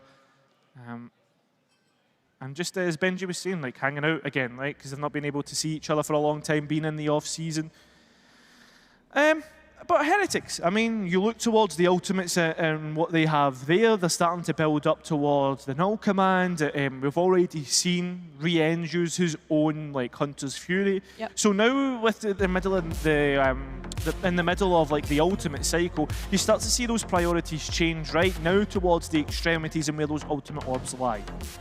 Yeah, definitely. Definitely. I mean, with C9 being on Nico, most likely going to this next round as well, you're probably going to see Team Heretics playing a bit more aggressive for those orbs so that they can start building up to those ults, so that when C9 get back onto that buy round, Heretics will have plenty of ultimates within their pocket that they can hopefully help dismantle that and stop C9 from getting back into this game, because it's been, what, 2 on the bounce for Team Heretics. Yeah. And I think as well, though, like, it's easy for C9, to start to read into that if they are going to start to have a look at the scoreboard, see what possible priorities that Team Heretics would have. And we've seen a couple of rounds, a couple of set plays that C9 have in pocket for when they want to try and push that issue. Heretics, though, they put their priorities towards the B side, where only one player is sitting. Here. Oh, Brew needs to be careful. Players are starting to head forward. We've heard that KO flash, and at the same time, look at this. Heretics are now starting to head straight in towards B. That's an upgrade, though. There's something to work with. Yeah, the mid players just keeping together as a pack, and if Miniboo's not careful here, deals with the drone, and it is Rien's that is able to peek off in trade. Into the goods. Careful here. Now, Heretics look to try and send this forward. I mean, C9 just immediately getting stopped in their tracks. The 2 players remaining, though, they're maybe thinking about where they can go from here. What's their avenue? Scared that perhaps there is another late flank coming through, pings coming out. Looking to save what they have in pocket, or even just die to the spike. Yeah, looking as though they're playing for exits here, Cairo, but Benjyfish not quite aware of that presence there. But hey, it's another round on the board for Team Heretics. We kind of expected it to go their way in that one with the buy that C9 had. Yeah, I mean, an upgrade with the rifle, that's what's going to be kept by Moose. But most importantly, he got the Cosmic Divide up and ready to go in this round. So it gives them something to retake with, to perhaps stop anybody flooding forward, get themselves onto the spike. Heretics themselves, Null Command, and Rolling Thunder. That's the things that you've got to be thinking about. Now, as well, C9, they have the op money once again. Straight away, Oxy's on it. Actually, looking at his position, this is quite daunting. He's missed a knife. The players have walked in, and Oxy's immediately been taken out. Straight away, the null command has been popped, and they're sending it into the site. Far too cheeky. Punished for it. Moose stuck in the corner. Big dart from Rien's to light up those players towards CT. But C9 have an answer back themselves. Benji going down, meaning the Rolling Thunder is no longer available for Team Heretics, and it's just a bloodbath in the kill feed right now. Yes, Miniboo once again towards backside, known about. They've got the Cosmic Divide up, but they pop through the other side. Zephyr trying to use a pop. Flash! A lovely double and a Red Bull clutch to bring us even in the round count. And it was Zephyr that opened that round back up for C9, getting that first pick into that retake. I mean, the spike didn't even go down, Cairo. No, it didn't. That's the mental thing. And you're starting to look at Heretics' money, what they have. I mean, dribs and drabs. One Sheriff having to be brought through. That's the exception. My gun is lagging too. Right. I love that you've called a couple of players cheeky as well throughout this one already. I mean, and I had the same thoughts as you. I was very concerned going into that round, having Oxy taking that main pressure with the op. Maybe, I guess, hoping that they could get one, but with the Rolling Thunder, I mean, I was surprised that they were willing to play so aggressively. Listen, I'm a big lover of players going and testing limits, right? Because at some point, you've got to try something new and try and see what the setup looks like, right? But trying to do that on a busy main, you know? Like, fair enough, mate. Like, I'm glad he's got the confidence for it. Like, this is the time to go and try that out.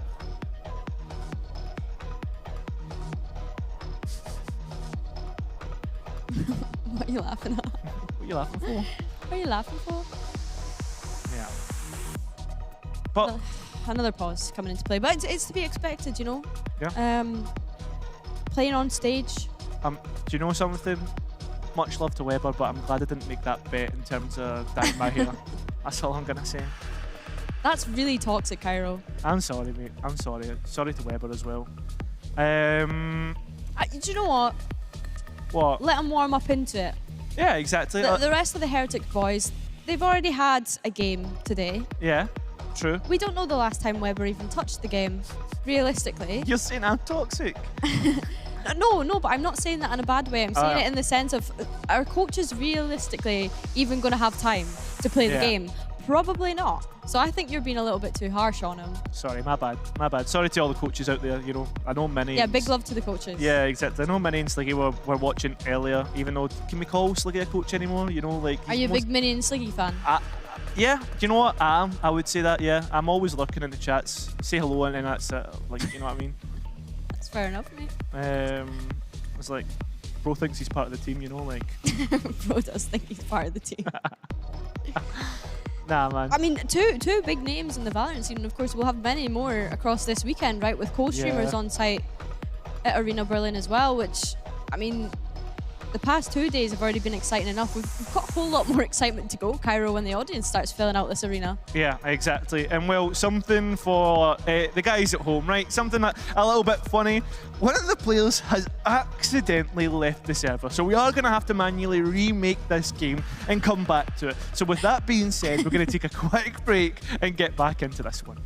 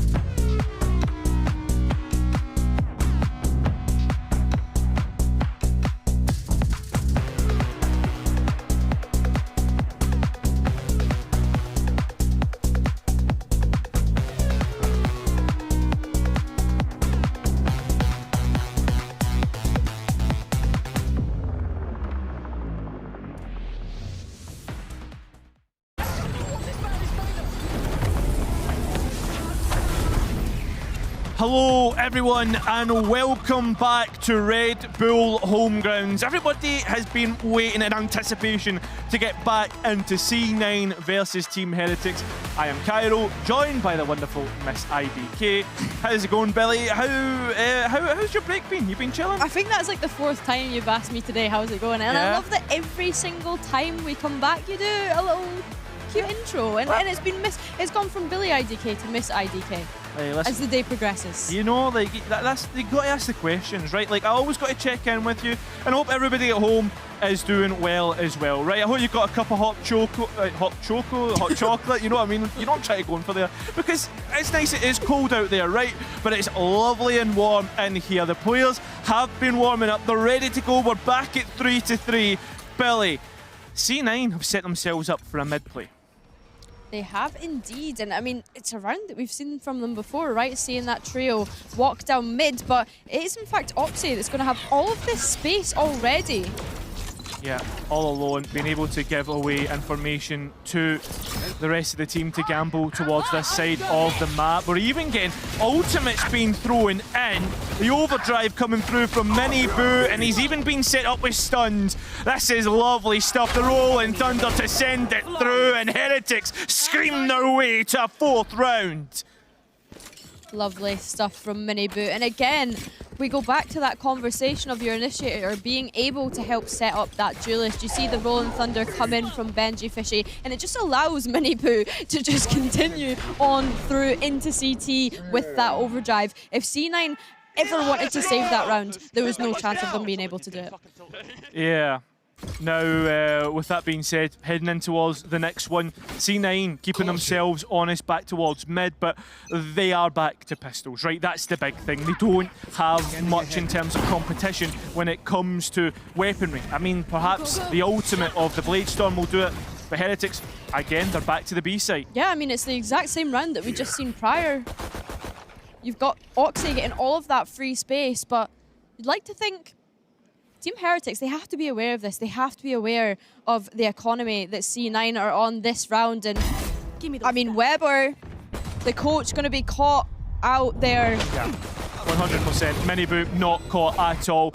Well, there's Astra utility to be sent forward. These players, well, they're being sent back. Now up to Moose with only a classic and sitting in a corner. You can see Mini Boo. He's dying for that next kill, looking to get more towards his overdrive. That's 5 for Heretics, and they look to extend the lead. Yeah, Mini Boo looking hyped up, ready to get back into the swing of this match, and full of energy so far. You can see the players screaming, cheering, hyping the young star up. Yeah. Probably laughing at the fact that it's Weber, the only one to fall against an eco in that round. Listen, Billy, you're the one now that's been toxic. And now, just to change our eyes and where to look here, Oxy's brought out the Op once again. Loves to have the scope weaponry, and it's a big component of how C9 are playing this defense so far. Absolutely, Cairo. And we are going to see Moose over towards A site, and of course Rossi able to help support with that Sova utility, a round that we have seen from the before, the defense that we have seen from this C9 roster before on this A site. Taking their time. A little bit of mid-round in here, Billy. Yeah, Owl Drone coming in, but again, Cairo, it fails to really spot any of the Team Heretics players. Going to be taken away fairly early, and in fact the pack of Cloud9, they're over towards B right now. Yeah, they're gambling very, very heavily. Site completely clear. C9, they've evacuated, they don't want anything to do with this. Absolutely, Cairo, and as we've mentioned before, an operator coming back into a retake like this, it is going to be tough, but you've got the From the Shadows committed from Vic to help support here. That's true. Smokes the pair, dispersing and allowing Heretics to finally get the engagements that they're looking for. Vic holds on to CT, but it's just momentarily while C9 have a chance to take engagements. Now, Spike goes down. It's planted towards CT. 3v2, Cairo, with an operator in play. Gonna pick up a Phantom and switch that out. What realistically, though, can these Cloud9 players do? That's the question, right? Benji's the first point of contact while Miniboo's looking to play off of him. Now it's just Zeppa left through towards CT. I think he's already thinking about saving that operator. That's exactly what he opts for. Looking to dip out there, but Heretics, they don't want to allow him out. The Neon's probably the hardest shot to hit. Zeppa will get it. A double for him, and that's just more points towards his own ultimate. Gets Oxy's op for the next round as well, but most importantly, Heretics will find 6 and again extend their lead 1 more. Yeah, Heretics have come out of that little break and have got all firing onto C9 so far. I think that's the thing though, right? Like, you come out a long, lengthy break like that, and straight away you go for a pace switch up, try something different, and you catch the other team off guard. C9, after that, they've seen enough, and they'll go for a quick pause and try and discuss what exactly has been going wrong. And I think it's needed from them, Cairo, because they did so well to get those first 2 rounds, but they've not been able to string any rounds together since then. And of course, Team Heretics, they've been stringing 3 at a time so far. Yeah, that's exactly it. And again, to bring it back, one hop this time. Nah, I can't believe I'm so sorry. Anyway, point being, ultimates is the aim of the game once again. And with Team Heretics having to build up longer than what C9 have, as they come back into their own ultimate cycle, they have a lot more like efficiency with their ultimates, right? You see a null command, Hunter's Fury, or Rolling Thunder, or Cosmic Divide, you're expecting to see a round 1. Yeah. Yeah, no, definitely. And like you said before as well, you need to put a pause to that momentum that Heretics are able to start getting. And going into this one, they have, of course, managed to save that op over into this round and looking to buy up a Bulldog. But other than that, very weak buy coming out from Cloud9 going into this round. Yeah, a little bit of substance to the operator that Oxy is bringing here. Has got an idea of how many players are close by, but it's not only the fact that he's looking towards there, it's the window position that has to be backed up. Drone coming through, it's not shot out in time, and Oxy's now known about, as well as 2 other players. Really nice from Heretics to use that owl drone at that moment. You know, they had a sneaky suspicion that this op could be propped up here. They did manage to save it from the previous round. Interestingly enough for me is the fact that when you look at the Omen of Vic towards A, he's already put down a 1-way. So they're not convinced that there's just like 4 players, 3 players towards B side. They're interested to see where Heretics are actually going to be on the map. They don't have mid information though, and that's going to really hinder C9. Definitely, and I think that is maybe a flaw that we're seeing within this composition, right? We're so used to seeing a Cypher on this map, for example, but with the lack of Sentinel, I mean, C9 don't really have any control over the defense at the moment. Yeah, they don't have that passive information, right? That's always massive when you bring that forward, especially through a Cypher. But Heretics have been playing a long gamble here towards the B side, faking it out towards placing other presence. But it has been Oxy who gets the first kill. Time is low. Boo still looking to dance between Oxy, Shorty and the op. Zeppa at least gets the trade. Stays 1 to the good. Rossi being able to pick up a Vandal, and now there's a chance that C9 can come back into this one. There's a player on the back lines, it's Moose, and the utility is spot on. Null command, we're pushing all the chips to the middle of the field. C9 have a chance to get this over the line. Moose hasn't quite found out. Rienzi's seen the barrel, but he doesn't realise he's hopped right next to Weber, and he's got the kill! Benji with another! Fight back from Heretics. 1 player left. Weber, the coach, time being low, he's trying to get those stars down so that he can press the gravity well, pulls him off the spike and clutches it up. It's Weber to find 7.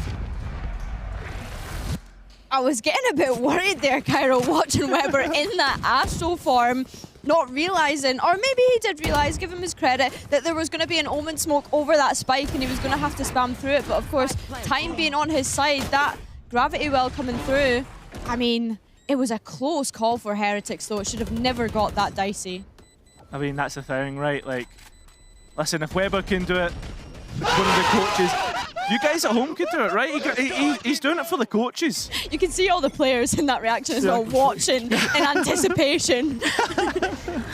It's honestly so class. Pace change once again from Heretics rather than the slow, methodical round of blast. No command straight in, and Billy, they've got the site. They have got the site, and I mean, C9 after that previous round, now that they've got guns into this one, they might be happy to just play a retake again, but it is of course this double flank coming through from the Jet, from the KO, that Weber is going to have to keep an eye on. That's the big thing, right? C9 being proactive, Weber now introducing the Cosmic Divide for the retake, stopping C9 from going any further. And now Weber has an idea about the backlines. They've seen the Omen, and Mini Boo lies in wait, moving in. It's easy collected. Weber stops the backlines, and now only one player. Oxy not knowing about the shots aren't hitting. Oh my god, this is unlike him, but now easily finds the heads that he's looking for. 2v2, time is beginning to tick away, and while Oxy collects ultimate orbs, Heretics collect the round, and they'll find 8. That gap is just growing and growing. Last round before the switch. Yeah, that pause time really giving Heretics just enough time to kind of come back into it, right? You see that Astral Form come in, and it's so nice from Mini Boo to not even get cleared there. But, like, that's the thing, right? Like, I don't know, obviously when you like go through the Cosmic Divide, right, there's that like little thing that like it almost works like a blind when you're moving through that transition, so maybe that's what caught out Vic there, but I felt as if he saw him, right? I felt as if he was through that. I thought he did, yeah. Well, anyway, this round, A main, while the players tap the orb, C9 try to take something of a trap play. It'll actually work out. A kill in their favour, Rien's caught. So how about you get that into a round win now?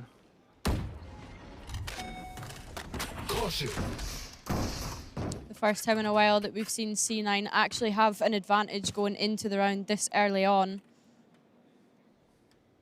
Heretics perhaps not expecting that aggression that came out of A main, but C9 having to look for new ideas considering that they've just been playing retake these past few rounds. And I mean, I'll give them credit where it's due. They did say that playing retake was what helped them beat Fnatic. Yeah. Oh, that rolling thunder. And Oxy left on an island as Mini Boo was sent forward, but it's his brother that actually capitalises upon that. Benji now the only player in main, and as they drop out, it's just Rossi that's able to collect. Now up to Weber. We will find it at 8-4. A gap of 4 rounds between the two, Billy. And coming out of this half now, we can finally have a full look at how that half went. What's your main takeaways? I mean, we finally got to see an answer back from Cloud9 after coming out of that tech, right? Took them a wee bit to get back into it, but this was just really nice proactivity from C9 that last round there. I was actually worried because while that Rolling Thunder did come in, just a minute before the Rolling Thunder was dropped, Rossi had used his owl drone towards top mid and didn't actually get any information from it, so maybe they could have gambled wrong towards the B side or whatever. It worked out in the end. But in terms of that half, now moving on towards the defense. Let's talk compositions, because triple initiator, how does that work on the defense? What's the benefits of it? I think that is again where we have to go back to proactivity, right? Yeah. Being able to fight for these extremities in the early round, get that first sort of engagement or that pick. But then again, you do have the support and utility in those retake situations like we spoke about during that agent select. Having that utility to be able to come back in against the double bubble. I mean, you can just flash through those smokes when you've got the breach, when you've got the KO, you have the Sova as well that you can utilize here. So it'll be interesting to see how that works out for Heretics defense. Right now, it looks as if there is a set play pistol from Heretics looking to try and take things forward. The relay bolt was placed to perfection, but hasn't resulted in a kill for the Heretics side. Ended up C9 who got the advantage in the first blood in this round. Again, that early A pressure that we talk about on this map of Abyss But look at that space that Boo has gotten already. He's able to hear all of this. He's got that information that he's rallying back to the rest of Team Heretics, which allows them to just all rotate towards that B site. And he is actually going to go for a pick. That's a whiff from Boo. Unfortunate, both the Lithuanian brothers being taken out this early on into the round. Ah, that's stinky. But for C9, it's looking good. Brienne's gets the first, but not much more. Benji, though, gets two of his own and downs the spike. Down, B. Leaving it all up to the Brit to do it all by himself. Spike being down, Billy, though. What does C9 do here? 30 seconds left. And this is nice from Benji, though. Happy to just kind of let them onto site, get that spike. Disciplined enough, still has a flash in hand, and stun is coming back up again just shortly. Planted. C9 still worried about the positions. The two controllers maybe thinking that they'd stop Benji moving forward because of the smokes. But at the same time, he's completely switched it round. An Astral Star going down to maybe pull the breach off of the spike. This timing could be everything, Cairo. It could be. Stars being used, Gravwell already. That's straight onto a cooldown. Now Benji having to use his flash. That's it. Yep, that's a stun. That'll catch the kill of the round. Vic will put C9 into a good spot. And let's talk about as well, Moose still having 2 stars towards the end there, by the way. That is, of course, the pros of seeing this double bubble come in. Yeah, 100%. Is that you can use that Astral utility for the concuss, for the pull. Yeah, use in post plant and catching players off guard. Something to remind yourselves back to. This is the same storyline that C9 have been in before against Fnatic, to be exact. It was an 8-4 half. Although it was Fnatic that won the pistol. This time round, C9 make sure that they have that in pocket. Team Heretics on the other side have gambled towards A, looking to play as 5. Yeah, that's just going to give C9 a fully open B site as well. Spike goes down, Cairo, and again, you have to ask the question of what are Team Heretics going to do to find their way back into this one? Is it a full 5-man flank? It looks as though it's going to be. Yeah, Miniboo's already been caught out, so there's an idea what C9 want to do, and well, Heretics have an idea about what they want to do. Actually, Moose, the fact that he tagged up Miniboo, will give an orb over. But with that, other than that, Billy, I mean, yeah, it's a quick round. You stop giving away any more orbs other than that. Yeah, we know what some people think of that Oh, tactic. don't. Outrage. I think it's great that we have a map now that you can do that. Yeah, I mean, it's part of your, like, the tactical choices that you can make. You forfeit the economic benefits, but you also forfeit the chance to build up that momentum on the attack side. C9, well, they've got a pretty nice bonus because of the choices of Heretics. 4 rifles, 2 Guardians, 2 of which are Phantoms. You want to be careful. C9 now looking to work their way up mid and see if there's anything that they can find. Team Heretics, though, of course, aware of this off of that KO knife at the very beginning of the round. Just pivot those 2 players towards mid, and I mean, Oxy's really lucky to not get caught out here and is actually going to pick up 1 from that. It's the fact that he finds the pick right and gets out. There's no tradability. Miniboo's trying to go searching. And Oxy finding himself in the smoke. He's not been able to get anything more from that position. Miniboo at least gets that trade. And now we go back to a 4v4. C9 looking towards other sections of the map. Boo's been completely flashed up and found out. Miniboo still hanging around the neon. Won't be here for much longer. 2 to the good. C9, they go back to main, Billy. And with not the best of buys going into this round either, Cairo, the fact that they've been able to do this and are pretty happy to play main when, I mean, one of their players has a stinger. Very true. That's not where the stinger is good for, and that's why Moose is starting to head elsewhere through mid, a late flank. Heretics thinking better of this.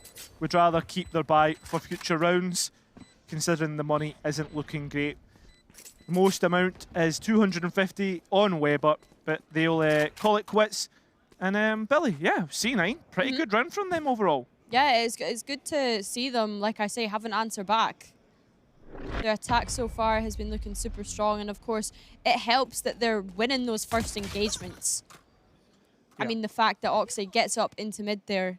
Yeah, and I think like that'll be frustrating for the team. You've got triple initiator, but you miss the gap for, or allow the gap for Oxy to get through.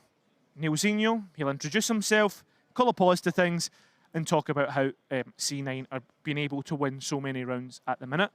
I think that's the big thing, right? C9 have been in this position before on this map and know exactly how to start to steamroll and keep that momentum going. Yeah, and of course, Team Heretics, with every single game being on stream today, they would have had a chance to actually watch that game and see how it played out. And maybe now that is exactly what the coach is saying to the rest of Heretics is, this is where they could take it. This is what we need to do to adapt. It's the fact that, like, and it was Hazard that pointed that out earlier, like, they're finding ways to put Oxy in positions where he's able to have impact, where he's able to find these kills, catch players off guards, or even win a 50-50 duel. Which, I mean, against Heretics, very rarely do you win a 50-50 duel because these guys are so hot with shooting back. And I don't think that it was too much of a flaw from Heretics in that last round. You know that they had the right idea. They started bringing out that initiator utility, but it was that the reaction was too slow. Yes, 100%. At the minute, only 3 rounds have gone by in this second half. There's still timeouts to be had later in the round, so both teams will be sitting comfortable. Oh, the defense. KO knife again. Picking up 3 agents the previous round. It will be 2 agents this round. Here. It's the fact that now you have something to work with, right? Information in which to change your setup on the defense. And one of those changes is Benji's now towards backside, helping out. Miniboo noted that there's players towards heaven and using the relay bolt to fight that. But Rossi uses the rifle instead. C9 have the advantage now moving into this post plant. That's before the spike is planted. There we go, Billy. And look at the position of Moose as well, not even on site with the rest of their teammates. I think that's because Heretics have been probing that midsection and been trying to test the back lanes. Rien's heads up after the smokes drops, wins the fight. We're back to 4v4, looking to perhaps drop out. The smokes actually worked against Rossi, and Vic trying his best, won't get it to work out. Hello, Heretics, straight in with a half-buy. Really, really, really nice from Heretics to be able to get back into that one. And I didn't hate the idea from C9. You know, they kind of created that conditioning where they were fighting aggressive A main, then heading towards mid and putting pressure there. But this time deciding to just go all in on A main. And I mean, I know I mentioned that Moose was way back in their own spawn, but it almost felt as though they could have used an extra body being on that site to help fight for the site. I mean, that's a great point to note. With that being Heretics bouncing back, back now, like that allows them to fight for another round, right? That economy looks that little bit better. Actually, something that I wanted to know is Oxy's brought out the attack side. Yeah, here we go. And towards the back lines, there was a stun there. It hasn't worked out. Oh my God, Vic! Getting 2 to the good and putting C9 in the driving seat for this one.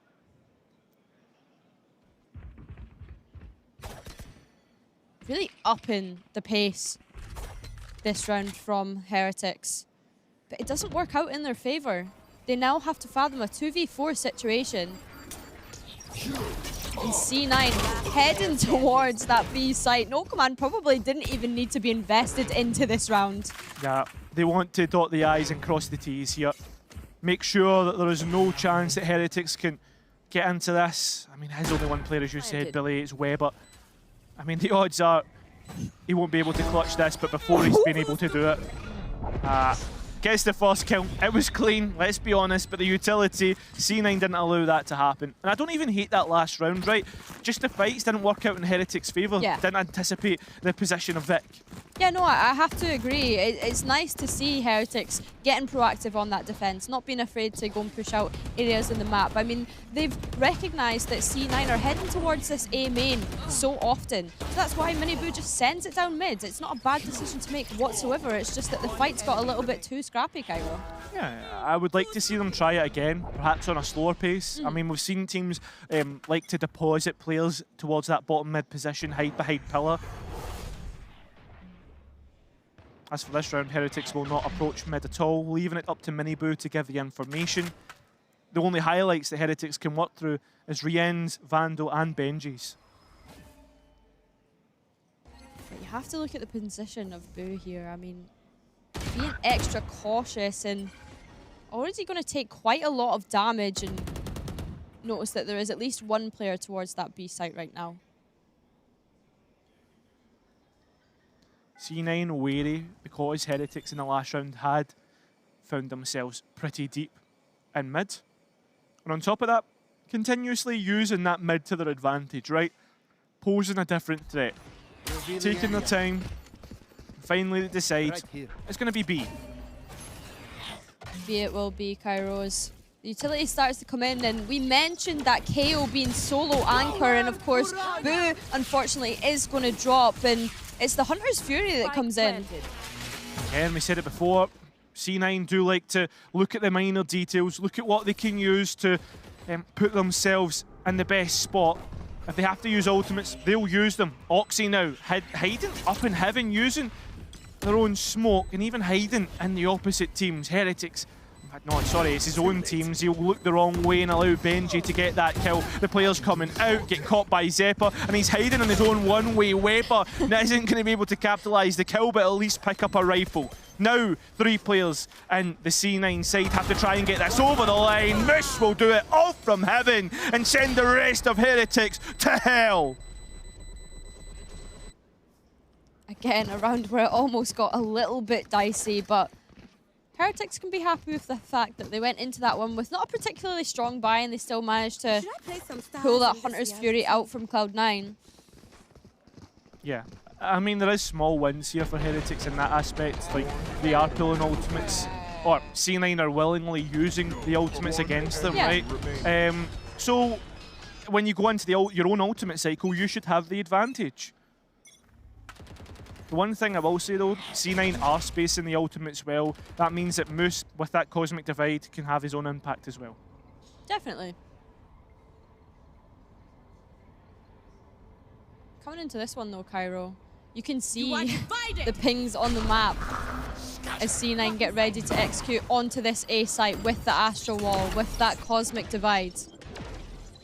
Yeah, that's the value that we're talking about. And Vic will have his own value with a late luck coming through in towards heaven. A Rolling Thunder being invested in. Miniboo has straight away found 2. Spike down, Hunter's Fury in. Here we go. Just Moose left to get it, but it's Weber that grabs the kill. It's double digits for Team Heretics. Really, really, really nice protocols from Team Heretics there. They recognise that that Cosmic Divide goes down, and Benjyfishy has an answer for it with that Rolling Thunder. Miniboo being able to capitalise as well off the back of it. Yeah, all in all, like, Miniboo, if he's set up in the correct spot, he will absolutely punch it home straight through. Zeppa, by the way, just to note, 15 kills, but 11 assists from the KO. Doing exactly what we would expect of them. And again, C9. The score is so tight, but I just want to commend them for their teamwork. You know, they have all been playing together really, really well. We've had some matches throughout this tournament so far where there's a clear star player, there's a clear individual, but C9 so far, great teamwork coming through. One thing to note, Boo is on an island. No one is close, but he is getting a large amount of information. C9 need to clear him, Billy, because if they do not, this is going to be a massive upset. Trigger discipline, contacting through puts Boo in the perfect spot. Zeppa has an idea. His crosshair placed towards the box, but he's looked away. And there's Oxy right beside him. He's looking and he's calling. Guys, they're all on the B side! And picks his opportunity perfectly. Rienz is there to get one as well. And now it's up to Rossi and Zeppa to try and get this round back on side. Heretics waiting to see if C9 are going to reaggress here, with them being at a disadvantage, only having 2 of them. Still though, the delay coming through. Lovely shots from Rossi. We spoke about how he's a fragging IGL, and he's done that. Allowed Zeppa an opportunity. No utility, and no chance in hell. Heretics won't find 11. And well, they're close to breaking C9's by. Maybe one more rifle round for them. You failed. Now flee. So unfortunate for the C9 side, not clearing out Boo there. You called it, Cairo. He's out there on an island. Yeah. But C9 were so concerned with dealing with that fake in mids, right? They wanted to send utility out that way. They had a Sova dart, they had a smoke over there. They were so focused on it that the fundamentals kind of just went out the window. And Boo is lucky enough to be able to pick up 2 there. Yeah, I mean, straight away, looking to speak to the guys and talk about the next upcoming round, because yeah, Boo has completely won that by himself. Not just the fact that he was able to get 2 kills from his position, but the fact he was able to sit in that position for like, what, 5 seconds more and tell everyone, look, I have seen at least 2 or 3 players towards here. Everyone get over and get ready for a retake. Yeah, let's just look at that again, because it's ridiculous. Boo was just sat there staring, waiting for his moment, and I mean, it could have been a whole lot more deadly from Boo, to be fair. Yeah, he's unlucky not to get more, but I think he's already used up all his luck in getting 2 there anyway, right? Yeah. As for C9, like I said it just before we finished that round, this is probably their last rifle round if they lose this in this half, but in this game potentially, just because of how low the credits actually are. Well, we just seen C9 go for a different approach in that round. Not really seen much contacting from them up until then. Oxy bringing out the blades. That's going to be his deadly force. As for deadly force, Heretics have used that in A main, clearing it out. It's actually forcing C9 towards B. C9 happy to go in on this. And look at the space that Oxy's taken already. Gonna be traded back though with Rienz, and of course Heretics making their way back over to the site. Well, as Heretics come back in, there is a null command to be used, and it will be. But the one thing that will put C9 in good fortune is the fact that they've got Zeppa to come in late. Moose is already dropping very, very deep because he knows his utility will be taken offline, and he can't use a grab well, for instance, to pull players off the spike. Boo's on it early. And while Zeppa has already found Benji on the back lines, Heaven's gone. Heretics have a difficult problem to deal with, and that was Zeppa. He's gone now. They're trying to probe the main space, yet to get on towards the spike. There's no one there. This is looking like a C9 round. They've weathered the storm and finally found double digits. We're back within 1. Really nice round for C9 to come out of the timeout with. And I was getting a little bit worried, to be honest with you, Cairo, because we've seen Moose play in that position before, so far back from the rest of his team on site. But with it being a plant on B, you can play back and rely on that Astra utility. I mean, that's it. They've got lineups there. They've got a contingency plan to deal with the null command. And it showed, right? They win the round. They've now bolstered that economy a little bit longer. Could even go 11-11 here. Say that, Cairo. And with Benji only having a sheriff, it is very likely that we could get to that point.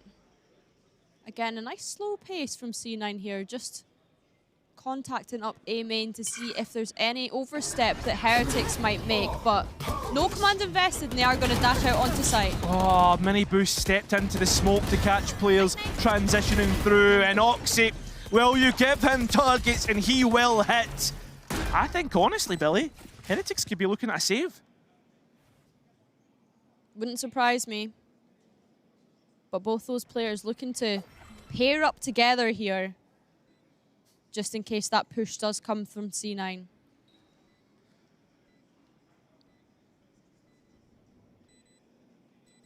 And honestly, clean round from C9, that one. Yeah, it was. I mean, at the same time though, I feel as if Heretics gifted a couple of ones to win. Fair enough, you have to be there to shoot it. Like you have to win them in that occasion. But a little bit disjointed, and that's not something you often see about Heretics and how they play off one another, right? A little bit individualistic. I wonder if Neil's thinking about perhaps introducing himself when you think about the last round, and also when you think about how like there's only a couple of rounds left, right? You've got to use that time out at some point.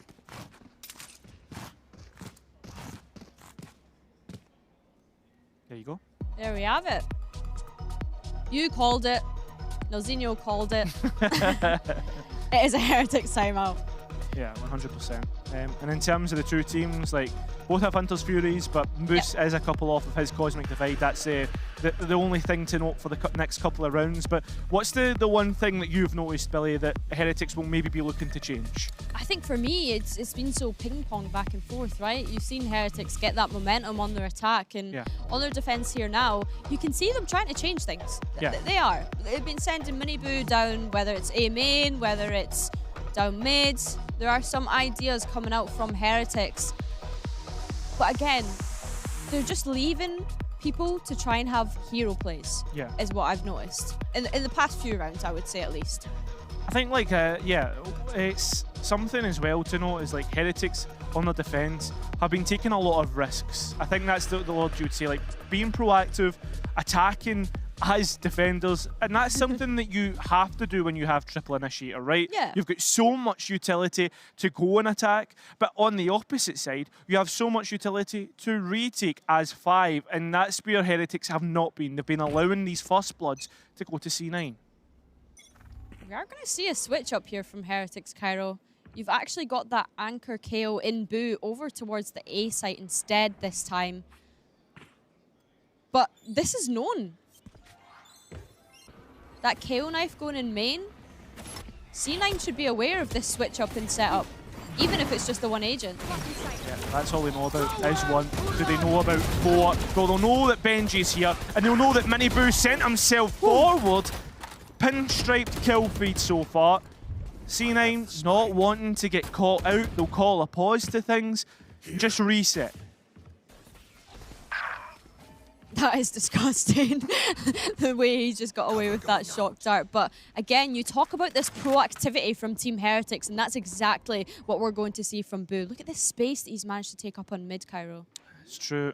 There's an idea from Rossi, though. You can see him just looking to the back lines. Spike will go down, and Boo will be caught. Right, Weber, what do you have for his mate? He's not even able to get the first kill. That will be map point for C9, Billy. Position that Heretics probably didn't think that they would be in, given how they've been playing this out so far. And I mean, a potential upset yet again, Cairo. Yeah, I mean, that's the thing, right? Especially with the start Heretics had, the fact that they were able to reach 11 first, not quite able to run themselves across the finish line. And if you lose this for either team, Billy, you have to play in a quarter-final tomorrow. Their eyes will hopefully be set on that semi-final though, Cairo. That's what you're hoping for. Heretics have got an idea. Look at the positions towards A, Billy. They're already starting to recede in their control of that site.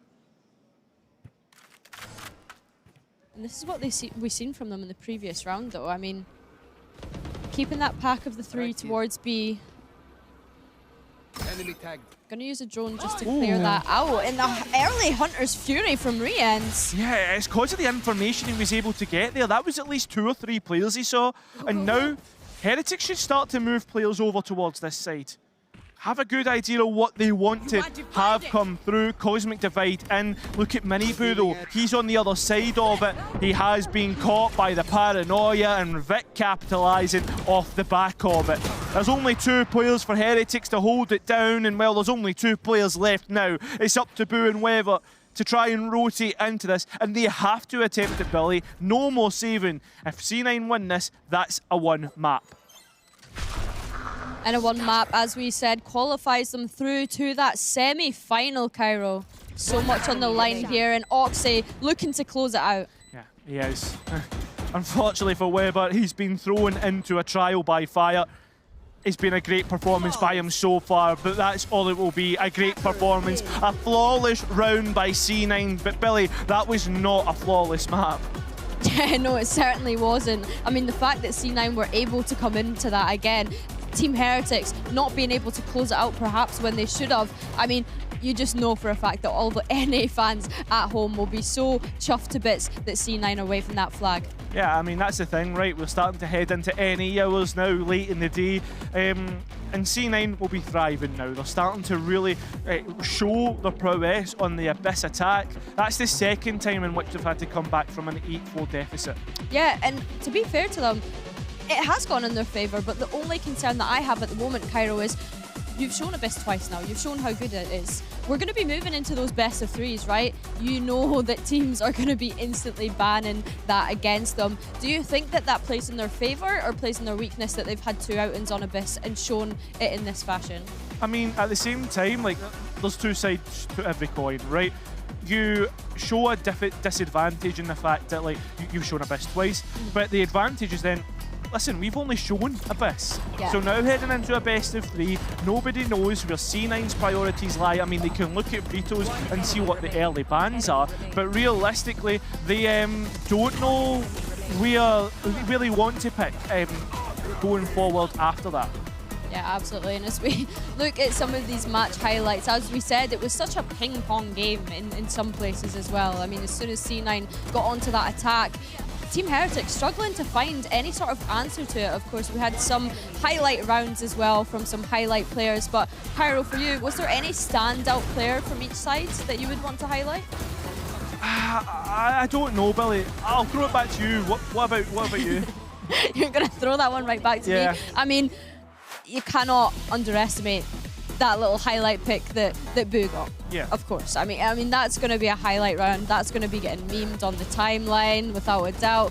But also Oxy doing a lot of damage. I mean, we can obviously expect that from this duelist. He was up here earlier, he had such good energy, and it looks as though he's taken that right up onto the stage with him. Yeah, I mean, the fact that he has so much energy will be so great for the team, lifting them up when they're on that deficit, right?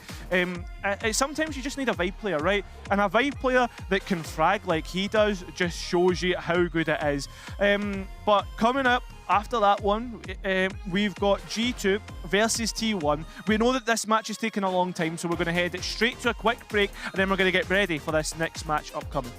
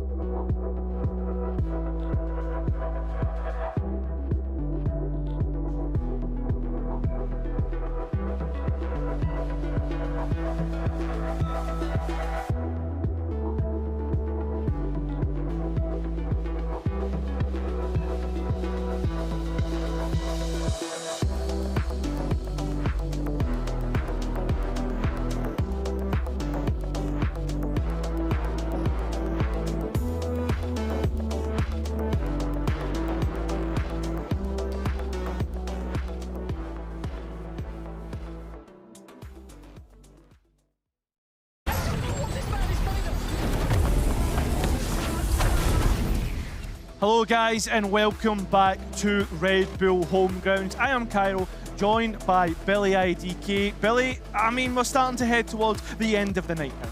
Yeah, I mean, it's been a long, long day, but that is the excitement of Red Bull Homeground. Even more exciting that we've got to see every single matchup on stream. I mean, bear in mind, we're only in round 2 of Swiss. There's still so much action to come over the next coming days. Yeah, and this is a quick segue to talk about what has been happening elsewhere. A quick announcement for you guys at home, because I know we've got plenty of Karmine Corp fans, you know how crazy the French are, but we actually have an announcement that one of the games is going to be happening off stream. That is the KC game. It'll be happening in the Red Bull Gaming YouTube B stream. That will be kicking off about 9:30 UTC +1. Hey, listen, that's another game that people can watch alongside this one, because I imagine everyone's waiting for that game to kick off later. Yeah, I mean, unfortunately, we're not getting to cast it. I mean, the KC game that we've seen earlier was not the best outing, considering that it was their debut match, so I'll be wanting to tune into that one as soon as we jump off here. Yeah.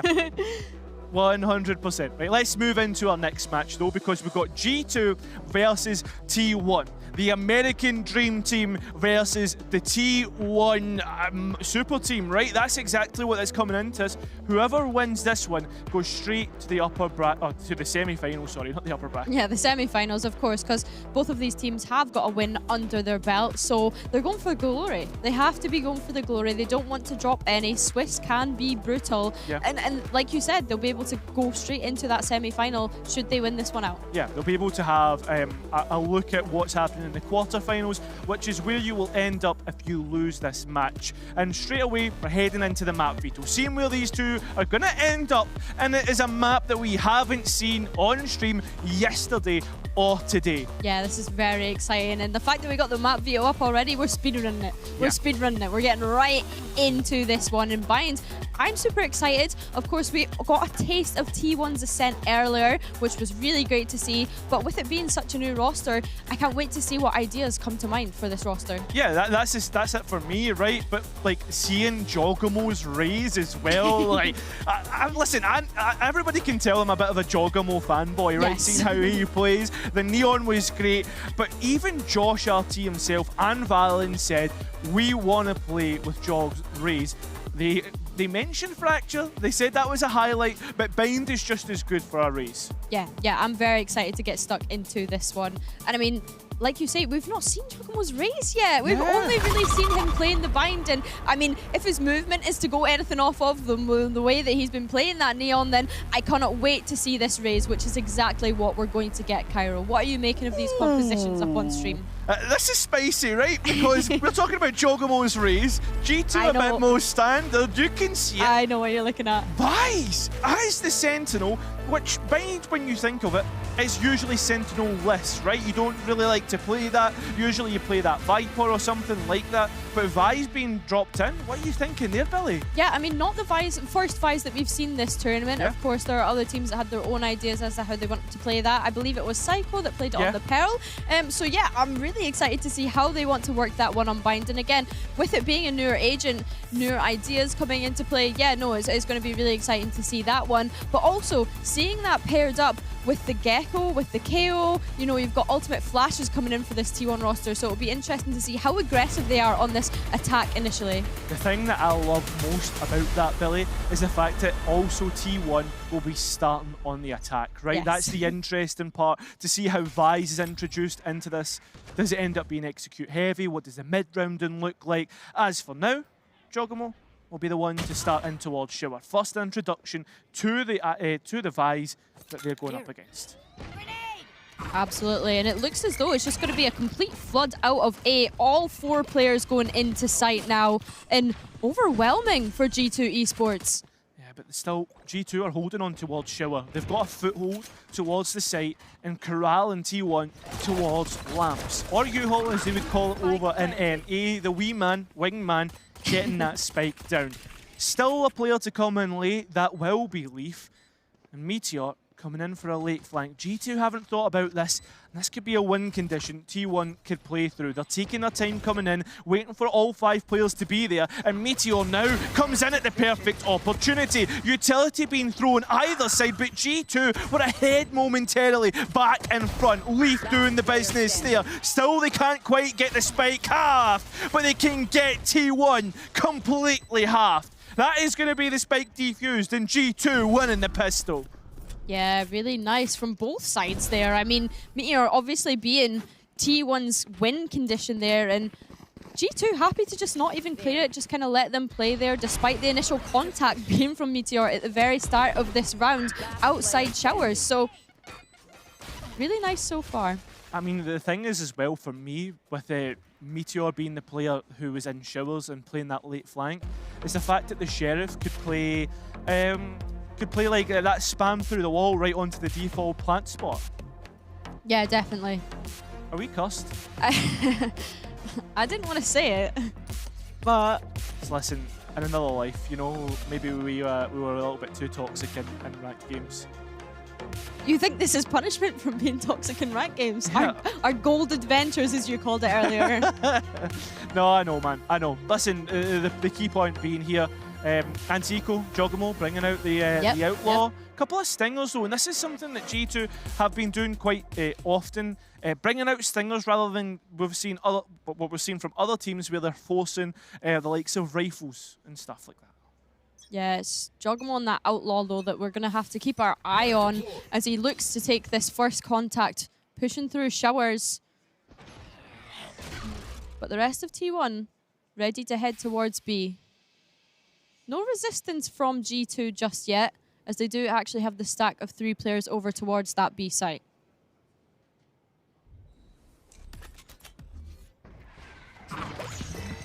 Bust into Hookah, getting that map space for themselves. But this is an attack side smoke, by the way. Not a smoke that you see traditionally placed by the attack. But they create a question mark for G2. They know that there was utility used there, but they don't know what's behind it.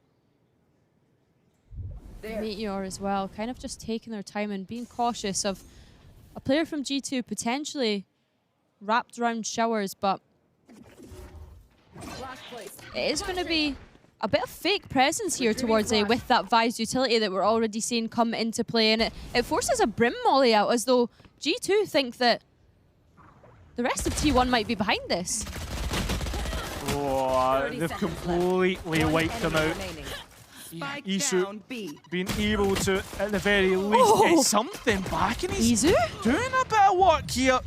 Jog will at least get that over the line, and most importantly, they've got 2 weapons. So it was the biggest buys, the Spectre and the Outlaw. Definitely, and we're already seeing that sort of methodical approach as well coming out from T1 and how they want to implement that Vise into this composition. Being able to make so much noise on A with that flash. Forcing G2 to kind of double guess themselves as well at the pace that T1 were playing that round, keeping it super slow. Yeah, I like pace changes, right? Like you almost play it in sprints, short. G2 trying to play aggressive towards mid with a double flash. They haven't got anything from it, but they did hear one Vandal shooting off there. So that's the only thing they've got. They don't know what agent it was. They just know that there was a Vandal there. And we could expect G2 to be putting some sort of early pressure somewhere on the map in this round, with it being their bonus. And they lost quite a few weapons that previous round, Cairo. Cheeky that Jog gets away with that ultimate orb, considering he's not able to get traded and there was no utility to support, and he's close to that showstopper. Buzz, on the other hand, has found a gap to work through. He's deep in towards CT, and he's got another one for his efforts. Jog still trying to keep himself honest here, but he's being caught out by the utility of the Rays of Buzz, and Jonah P now has to come in by himself. Jonah P, only a Sheriff and a Stinger in hand, still has a Sky Flash should they wish to go for this, but so cautious of there potentially being a player from T1 coming in on a late flank. But of course, any late flanks that we've seen from T1 so far on their attack has been through that Vise, has been through showers. Perhaps just looking to play for any form of exits here and see what damage that they can do to T1's economy going into the next couple of rounds. Yeah, honestly, I think that T1 won't want to try and push anything here. Would rather allow Jonah P to get taken away by the spike, and that's a decent response, right? For the most part, he'll take that. G2 now having to deal with how explosive T1 can be with all their utility and buzz.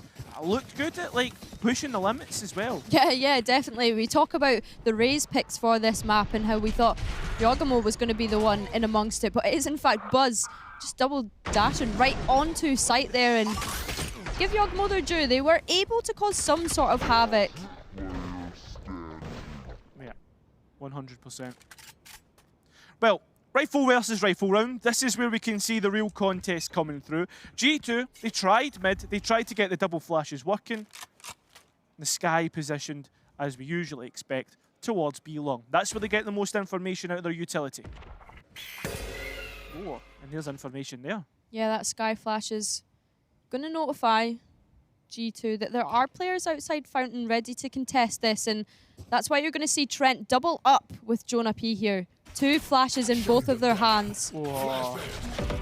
Well, those flashes are completely offline. G2 being pushed back and T1 making inroads in the space that they want to take. But again, it's Meteor in this position, looking to see if they can find anything, just poking and prodding to see if they can get a reaction and bait out any sort of utility from G2. And it is going to be a flash long, but the whiff, Trent has to back it up. That blast pack was huge from Buzz, but instead, Trent comes through exactly when needed. Retreats back, happy with the advantage that they've taken, and allows the spike to be picked up by T1. 30 seconds left. G2 pretty happy and comfortable to just play in their pairs here on site. But 20 seconds left on the clock, Cairo. This is looking like T1 are going to have to make a decision soon. Yeah, and the decision is to start to move on towards site. Trent's still not cleared in the corner. He's down the spike. This is a point in which G2 can work through. They can try and flood through the spike. Showstopper in. Spike goes down. But look at this. The Brimstone of Sylvan's been put in a precarious situation. 30 points of health. Doesn't have utility to work through. It just has to be his Vandal and the mechanical skills that he's got in pocket. Valen thinks he's towards long, spamming out, giving away his position, and a tap of the spike will allow T1 to grab the round. Brimstone on Brimstone action there, but it is, of course, T1's Brimstone that comes out on top. And I mean, this push long was almost catastrophic for G2. Trent showing again his individual prowess. Yeah. And the fact that the Showstopper is committed that round and we see the Vise utility towards CT that slows any sort of push coming out. I'm really liking the way that Meteor has been using this agent so far. The fact that he's been looking towards a shot as well, right? Like, we've not seen any concrete value from it in terms of kills, but he's been present, right? Blinding prep. Not ready yet. Absolutely. Just being able to utilize that flash and pick it back up again, and like we say, keep G2 guessing as to what T1's attack is looking like. And it's just this conditioning as well, right, that they've been doing with the Vise. And there's similarity between Vise and Sky in terms of what you get from the flash. You get information, right? A voice line. You don't know how many players are there, but you know there's at least something. And that's a good way that T1 can use this Vise to go in mid-round. Light buy for G2. And it does mean that... Okay, Trent? Listen, man, don't count him out of any rounds. Meteor being able to use the defensive smoke against Valen. Still equal on the player count, and Thrash actually been invested by G2. They somewhat fancy this round. And unfortunately, Jaw can't quite capitalise until now. Reload on the Stinger, but T1 are set in their post plan. They're so far back that G2, they have to try and clear these corners. But not realising where it is. Yep, but Billy, the thing for me here is that they're going to have to get another Thrash being sent forward, looking to stop anyone getting on towards the spike. Looking at the utility coming through, there's still points that they can initiate through, and that's the Dizzy. Jonah P gets rid of Meteor, but still the spike hasn't been worked on. Time is ticking away. The wingman being sent forward, releases Stacks to swing out and deny the wingman. That all but confirms it for T1 to win that round, and that's a massive one, considering how many ultimates were invested. Yeah, that was a constant back and forth of ultimates that round, Cairo. And that kill by Stacks at the end, I mean, they just line up for G2. Both Thrashers invested, and that's why I got so excited when we were watching that play from Bathroom, Cairo, was that Thrash came back up online, and T1 were able to utilise it, going back into it, and just able to buy enough time there, getting that wingman off the spike. Listen, if you're the coach watching that for either team, you maybe need the bathroom after that. You know, the fact that the ultimates are having to be invested, it goes on towards a knife's edge. But we reset again. Another slow-paced round from T1. And we see that pack work up towards B long again. Both flashes invested, and this time G2 choosing to just respect it. Yeah, they've tried to be front-facing through the Sky and the Gecko, but much more happier to play a retake in this round. Orb picked up for Stacks, and it's just a question now whether they go for the explosive push onto B site. Buzz does have the showstopper should they wish to use it. But look towards the other side of the map, right? While the spike might be here, Meteor is still lurking towards Shivers. A quick pivot could easily happen here, Billy. Absolutely. Meteor is just contacting up there, seeing what information they can find out to rally back to the rest of the team. And it looks as though T1 might actually go for a TP here, Cairo.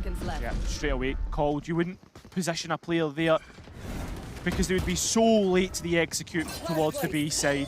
Molly will delay though, and that's the big thing about having Valen towards this side of the map.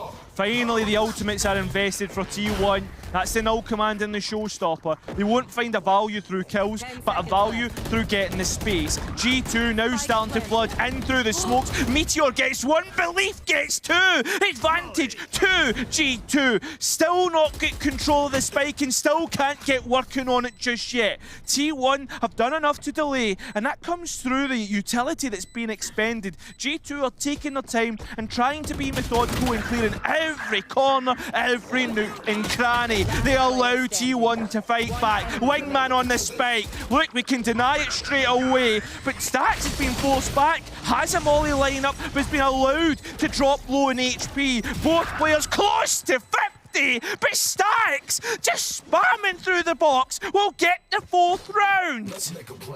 And Stacks has been lethal on this A short throughout this map so far. My God, man. I mean, that was a point that I wanted to pick up on in the later parts of that round is you still have the Gecko alive, you still have the KO alive, right? You still got 2 of those mollies that you can just throw onto that spike. It forces the side of G2 to have to actually commit that Brim ultimate, right? To get any sort of space back. You know, they've halved the spike, but they just weren't able to close that one out. I think that's the thing for me, right? G2 on the retakes, being slower, allowing the effectiveness of the mollies to be that like much more, right? The efficiency in which they're able to move players off the spike, it creates a panic. On the front foot again from G2. Jonah P did use one of his flashes towards Fountain, and Stacks winning out that duel once more. Trent trades it at the very least. So a flashing initiator off the board for either side here. Yeah, T1 just so aware of this potential aggression from G2. Noticing that they will be on a light buy. And so just letting them to take the first contact. Lightish buy, medium load buy, perhaps. I mean, these singers have been deadly throughout this tournament, and it's Trent that's going to have to face them with a Guardian and gets 4, Cairo! He's going to get the ace! There you have it! Trent finds it! That will be the answer back finally for G2, and it comes through individual heroics, Billy.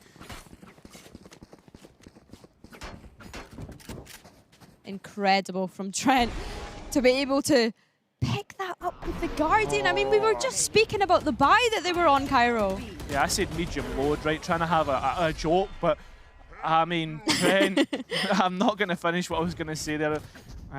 But yeah, perfect from Trent. Still a stinger in the backlines for Valen. But with that being said, ultimates, and the biggest one, I would say in my opinion, being the pit. Yeah, that Viper's Pit is going to be committed B long, recognising that T1 have been shown some presence towards there. And look at this push from Bath. This is a complete change up from G2, being able to punish that lurk that Meteor has been doing every single round so far. Yeah, isolate the player, get the pick, put yourself in an advantage. Still delay coming through. G2 want to try and upset what T1 are trying to do, but with that being said there, Billy, all it's done is bought time for players to get in position. It's wasted a lot of utility. Seeker's being used, and while Trent once again pops up in the kill feed, getting rid of Buzz. T1 still have control of lamps. It's not the most important, but it can be great space for the attackers to work in, and Stacks is continuing to do that, continuing to work. Sylvan and Isu, they've been pushed so far back that G2 have got control of the spike, but aren't working on it. Time is of the essence. The Mollies are buying that, and while there's 1 kill towards T1, there's plenty for G2 to get on the spike and make it 4 each to both teams. Yeah, I felt as though T1 maybe had to accelerate into that attack a little bit quicker than what they usually would do. I mean, Meteor falling there, it was straight off of that pick that you see T1 decide, okay, let's explode out onto site and take the fight against these 2 players. But Trent, again, coming up clutch for G2. And again, we talk about these mollies, right? The delay potential of either T1 being able to get onto site or G2 being able to get onto the defuse. It's been very back and forth in that department so far. Yeah, it's unfortunate that the shotty doesn't work out there. You know the rule of shotguns, Billy? Hit the body, not the head. Who told you that one? What do you think? Anyway, Cairo, going into this one, we do have the op online for the first time in this series. Poison's off. We do that on the defense as well. Look at Leaf though. It's not the operator that's getting the biggest amount of information. It's just the position of Leaf, and he's been able to find Meteor as well. After getting that pick, immediately dips out. A ghost, which T1 will have to chase and clear out.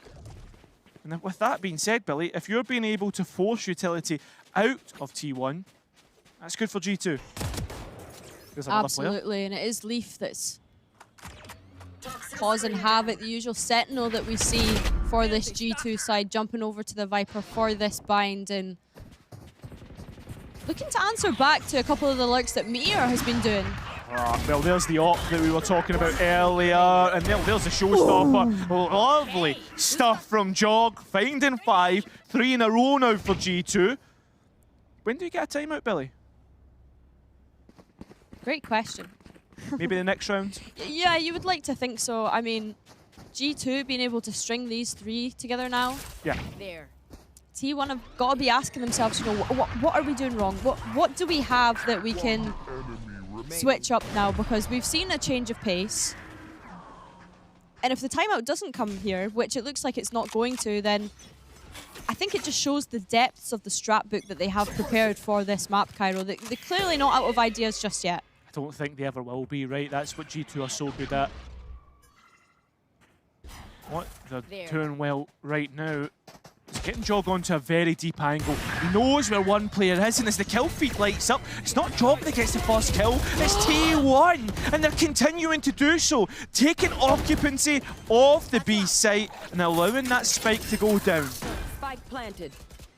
Coming back into this one, Cairo, we talk about the op coming back into a retake, and it is going to be Izu that is doing wonders for T1 this round. And you have to ask the question, is Jawgemo just going to save that up into the next one? Yeah, I think he is. Isu has done absolutely unreal there.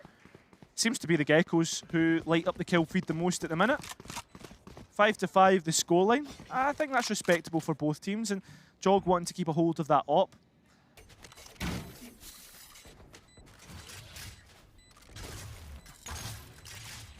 T1 not afraid to chase it down though. Yeah, I mean, why would you let it lie in the hands? Because that's a big weapon. We've already seen the effectiveness of in the dog's hands. I like how you went slightly American there. Yeah, you like when that? you said that. Let me pet that dog. Can I pet that dog? Can I pet that dog? Well, timeout called. Yeah. There we go. You did call it in the round previously. Yeah, but I expected it to be T1 to call it, not G2. Yeah. Straight away, looking to talk about what went wrong in that last one. Topsy-turvy in terms of the space that T1 was able to grab and how they were able to thrive in the chaos. G2 kind of lost grasp of the control, and I think that's something, a conversation to be had about both teams, right? G2 are very controlled, right? They are very methodical in their approach, whereas T1, they seem to thrive in this chaos. Yeah, I would agree with that. I think that an example of that is the fact that any rounds that they've kind of been winning out have been when that timer is running down on the clock, right? You see them go in and it causes G2 to panic and perhaps use utility that they either don't have because T1 have baited it out so early in the round with the lurks that they've been successful with, or it is just straight up panic from both sides, and T1 seem to be the ones under control because they know how they want to take that site.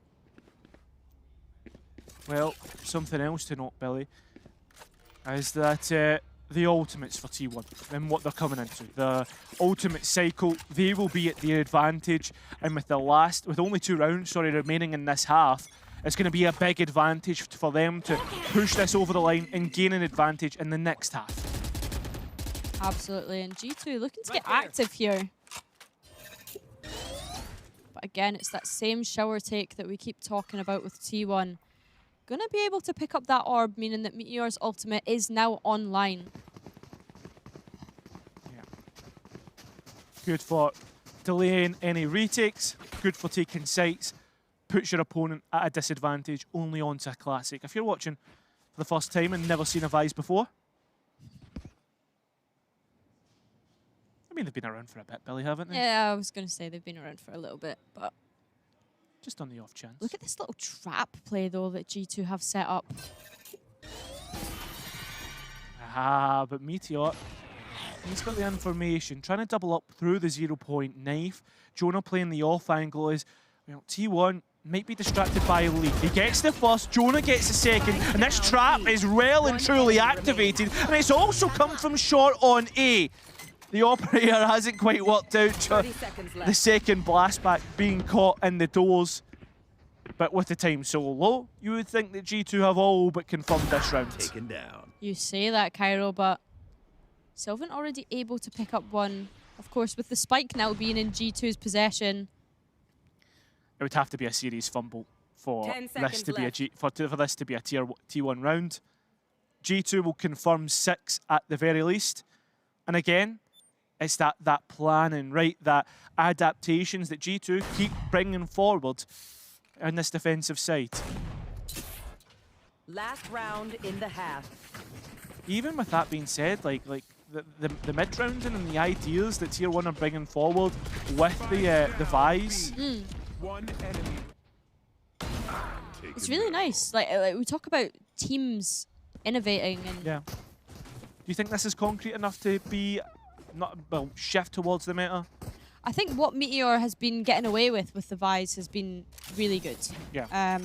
I think that they're unfortunate to not win out that last round. They had the information, they just decided to peek into it with no other utility.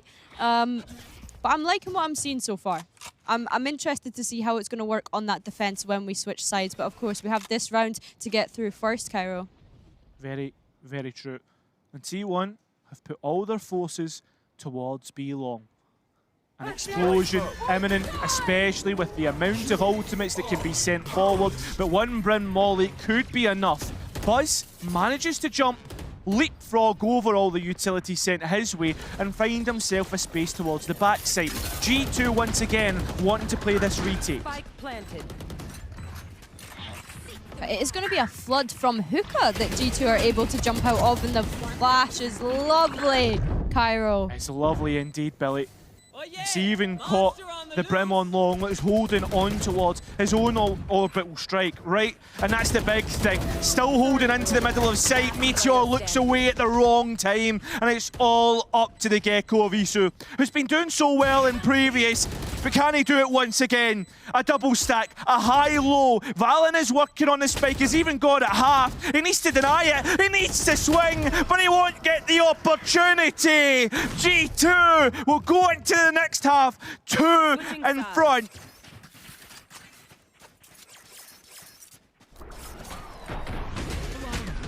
Really nice retake from G2 coming out there in the last round of their defense. And again, we were seeing the strength of them having that Brim Molly. They've done that a couple of rounds, right? Where they just completely delay T1.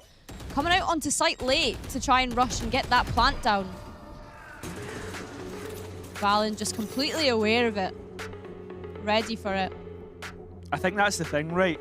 When you see an IGL like Valen and how long he's been in this game, like, he's been here since, I mean, all the way back, right? Like, playing in that, the guard roster, going down to tier 2, and then back up to tier 1 after winning Ascension. Like, he's done it all. He's the VC, what was it he was saying, like 10 times VCS champion and stuff like that.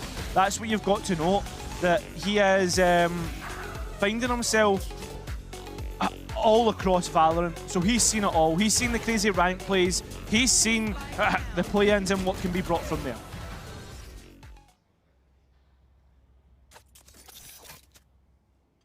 Let's see what Valen's IGLing looks like on G2's attack of Bind. Of course, the first that we've seen of it in this tournament, Cairo. Yes, exactly. And how does Meteor's Vise look like on the defense? Lots of questions that I'm sure the teams will answer for us as we kick off into this pistol round. And interesting lineup. Yeah.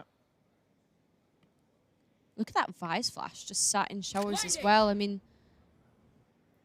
no need for a player to kind of sit and hold on to it at the moment. And G2 well aware of this now. Yeah, but it's on a cooldown, right? So you can't activate it, find the value immediately, because G2 have dodged it straight into the side. Buzz! Oh no, he's not hit the shots that should have been easy enough for him.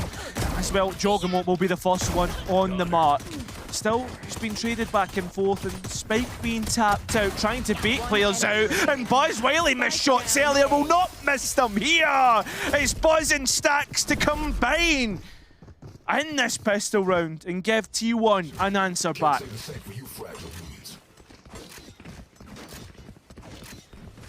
I think that's something to talk about, right? The synergy between Buzz and Stacks, who would have played on DRX together. Absolutely. And you expect Stacks to be in Buzz's back pocket, right? Yeah. They've been playing together for such a long time now that seeing them on this new T1 roster, the boys are back together. Boys are back in town. Feels like old times, right?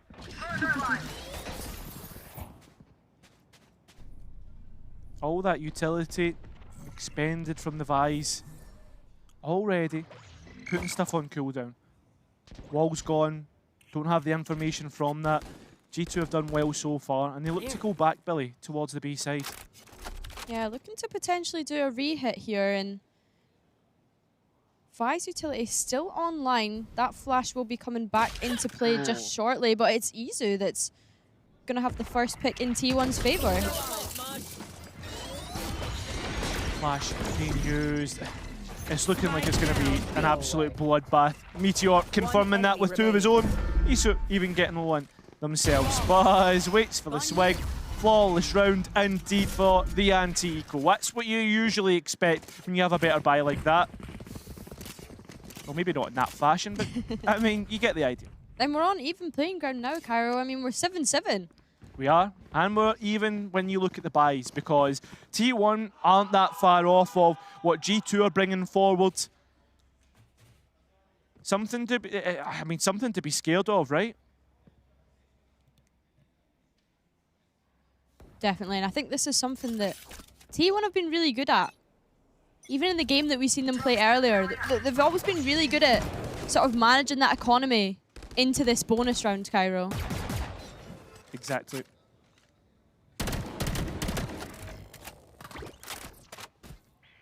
Coming into this one. There. T1 looking to put all their defenses towards that A site. G2 having a slow and steady start and using quite a lot of utility to take up that B long space. So cautious that there's going to be a trap set up. Yeah. The Scooby-Doo round, as we call it, split up and look for clues. There's a big clue with 2 players towards B long. Now, of course, we did speak about that utility being expended to take that B main space, but it was Gecko. We can pick it back up and use it again later on in the round. 100%. And Trent picking up the orb, I believe, as well. Or even just getting that orb, whether it's Jog or Trent, is massive because you're starting to build towards that. Still, there's delay to come through. They're heading in towards where the Sentinels are playing, and Trent gets the first. G2 combining together and putting themselves 3 players up. Spike going down. Post plant should be easy enough, but you are up against Stacks. Stacks has had a few hero rounds this game, but of course, it was always going to be a hard one to fight back into. I mean, that's it, right? Having to try and get that over the line, but at least G2 have an answer back. And also on top of that, they've been able to fight through the Vice setup and maneuver that pretty perfectly. And it wasn't the players out of shot that done it, it was the players out of shower who had the most effectiveness there, Billy. Yeah, I mean, that setup from T1 was really, really nice. It's just that G2 completely disrespected it, right? We had a Brim Molly there, we had the Viper Orb, we had the whole of the Vice setup, we had a Vice wall as well as they came through onto site. But G2 just shown the firepower of this roster.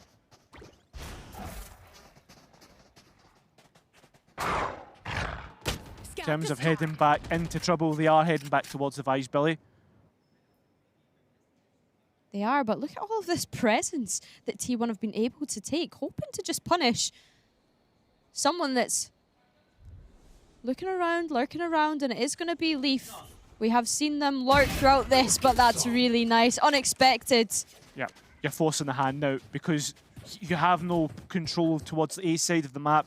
G2 almost are forced to execute into the B side and towards Meteor's Vise, and he gets another kill. You're seeing the combinations and mollies. This has been well thought out by the Korean side. And there's so much information being bought by Buzz. Yeah, really difficult for G2 to decide if they want to go out in onto this one. And they will be, and it's Izu that cleans up too. I mean, Cairo, it looked impossible for G2 to be able to get back into that one. Yeah, like a word that we use a lot is when talking about defense is proactivity. Absolutely massive from T1. It comes from finding Leaf, and as they come out, it's just complete cleanups. Like, they know the lineups and the utility combinations that they can work with when playing with that Vise. It's horrendous. Like, it's horrible to look at, knowing that that's what you'd have to walk into. But then on top of that, another layer of just holding smokes that they're working with. Yeah, I like that they did that. And now this round, I mean, they're going to go for the same sort of push out showers, but this time backed up with a flash. But it actually swings in G2's way, with Jawgemo being able to pick up that first kill. Yeah, that's it. Now a quick pace change. Sprint in towards showers, pick up the orb, pick up an advantage. Buzz off the board. B side looking weak right now.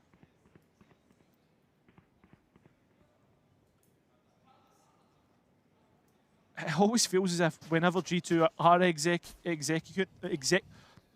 whenever G2 exec, I'll keep it short. Yep.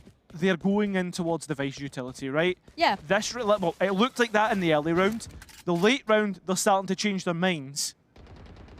Well, to be fair, Kyra, I don't think that they were expecting a Vice to be pushing out of showers there. You need to consider as well, this T1 side are able to just rotate over to B and let the Vice setup kind of do its thing on A now. Exactly, but with that being said, Leaf has been deposited towards Showers, Billy. And he knows that players would have maybe come out here. Only one player is in on the site. It was Jawgemo, but the spike is elsewhere. T1 have fell for this hook, line, and sinker. You saw how quickly Leaf was calling for the rotate. Again, time ticking down, but G2 are going to be able to get that plant down, of course, with the assistance of Wingman. And you have to ask, T1, what can you do to make this possible? Coming back in, Billy, I'll tell you what they can use. A full belt of utility on the Gecko, and Stax has one flash and one molly to work with.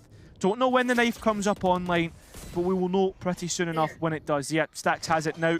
And finally, it'll go to wall. Big. It is. 3 players are being found, and Stax's molly has done a bit of work. He's trying to clutch up and does so! Absolutely unreal. He'd already got the spike defused, and G2 with so much control allows that round to slip. Again, Kyra, you spoke about that utility. What could they do to get back into it? That KO knife. Yeah. Just giving them all the information, being able to jump on the spike because of it.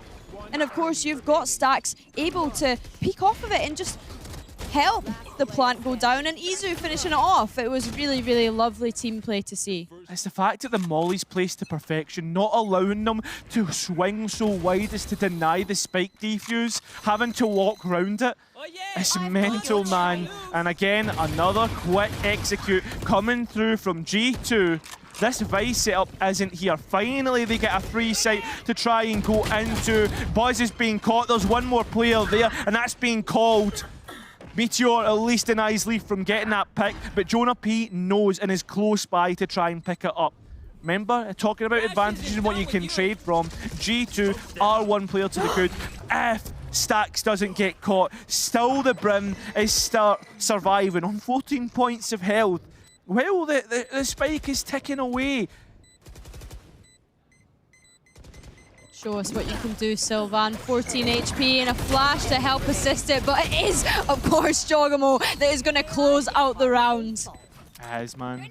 9-9. We go all even once again. G2, for me, seems so much better when they're hitting quickly, Billy. And I think as well, T1, we've seen them take bathroom control so many times on their defense so far that they knew that it was going to be a hit towards A from G2. They just couldn't get their defenses together, ready in time. They didn't have that Vice set up to slow anything down. Yeah, I mean, that's it, right? Like, T1 have tried to be dynamic in the way that they're switching up where the Vice is, trying to keep G2 guessing, not allowing them to know. This time, finally, G2 guess right, hit the site without the utility, and it'll look so much better for them. Blinded. It's just going to be a bit of fake pressure towards B, Cairo, as the spike is on its way towards A. Contacting up to see if there's anything that the G2 side can find, and off of that contact, Buzz is just so concerned about this shower push coming in that we've seen from the last round. 100%. They've got an alcove in which to work with to get that spike down, but they would rather wait for the Viper's pit to go down. Jawgemo would rather put Stax in the ground. Having to use a shorty and a Viper's pit is exactly what you would want if you're Leaf. Unfortunately, he won't get a heads-up gunfight. Meteor will, and he'll win it. Still, the spike hasn't gone down, and we're starting to get low in terms of the round time.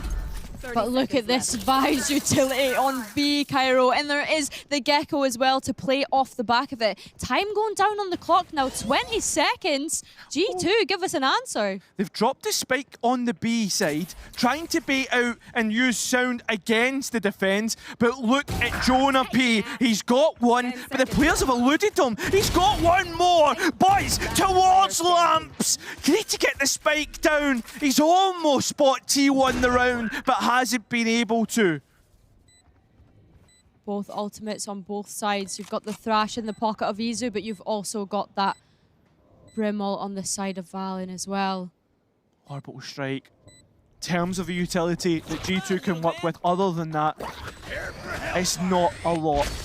Izu does have the Dizzy, looking for the first gunfight and finds it. Throws the Dizzy out, taps his spike, looks to go up against Valen, but Mr. Cool will put it over the line.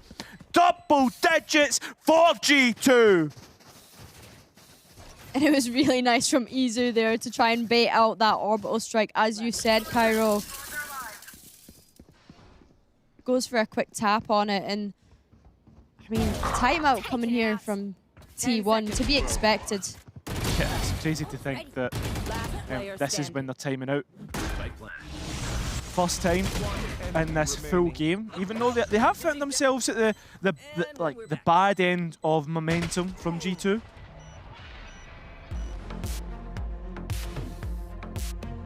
I think it's a question as well of the second cycle of ultimates coming into this half. Yeah. Still got that Thrash in play from Izu, and of course you do have a showstopper in Buzz's back pocket. It's just deciding when do you decide to actually pull these out. 100%. I mean, I think like as well, the way T1 are playing this Vise, they're trying to keep G2 guessing. They don't want them to know exactly where it is playing consistently. And you'd imagine that's the case because Vise isn't a traditional Sentinel. If you give a read that G2 can easily play off of, they'll abuse that. They know that it's going to be hard to execute. Oh my God, I can't get my words out tonight. That word is killing me, but they're struggling to execute into the Vise. So I like that T1 are being dynamic with this setup. Timeout complete, and T1 looking to send the pack towards B this round. This is something that we've seen on a lot of G2's defense. And that deep smoke is going to force G2 to send bits of utility through the other side to see if there's any information they can gather. Speaking of information and space being taken, Leaf once again doing work on the A side, buying his team space and shivers, which if you were watching this, like which we can and can see where players are, Billy, you start to think perhaps this is a fake towards B. Teleporter could be used and immediately pivot towards shivers. I mean, yeah, you always have to consider that when you're taking this B long control, right? Unless you have any information as to what the attackers can be doing, usually on that shower side of the A site. 100%. Slowly the players start to congregate towards the A side, but information has been given away and Meteor now knows that the players are trying to come in to where he's standing. The Vice utility is buying space, buying time for T1 to get close and come in with a flood retake if they want to go for it. Meteor's been caught in the smoke and it's the showstopper that capitalizes. Although Sylvan, look at this, so deep and so close. Jonah P will check it and win out. Yeah, Jonah P completely sniffing out that flank could have been a potential, and it's all on Izu's shoulder once again. Does get the first, but with 20 HP and only a Sheriff in hand, you might be asking a bit much from him. Yeah, I think so, mate. I think it's the fact that it's the Sheriff, right? And the fact that he has 20 points of health. G2 will find 11. And with that being said, they're within touching distance of perhaps closing this map out and what has been a difficult foe for them. Remember, for those at home wondering, what are the stakes of this match? Whoever wins will be in the semi-finals. Whoever loses has to play a quarter-final. Looking back at that round, Cairo, I know we've been talking about the Vise and the way that it's been implemented, but Shout out Jawgemo. He's just been disrespecting the Vice utility, right? There's been a few times that we've seen him just satchel right through it, and yeah, the rest of the team have been doing well to back him up as well. Yeah, if they can't back him up in body, they can back him up in spirit, and that spirit comes through the utility that they send forward. They've found the shower space once again. Oh, this is a re-engage. It's a trap play. We've actually seen the Thrash grab one. That's where the Raze is gone. T1 look to hold this, create a real resistance against their opponents. Buzz's operator hasn't been fully known about, will do now. But at the same time, Trent on the other side of the map, Billy, is finding space himself. Yeah, but T1 all too aware of this, that it could be a possibility. Despite not showing any presence so far, they are going to drop a Brim smoke down there just to be certain. We've been able to jiggle the wall. Means that the Vice utility has been used up. Only that Rose, the Arc Rose, that can be used on that side of the map.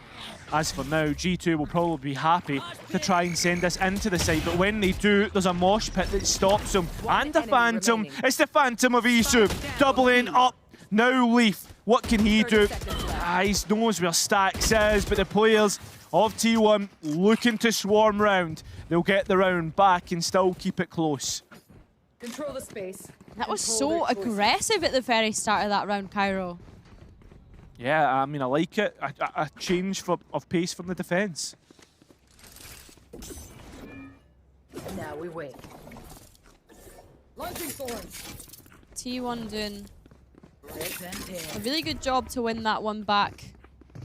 Keeping us so close in this map.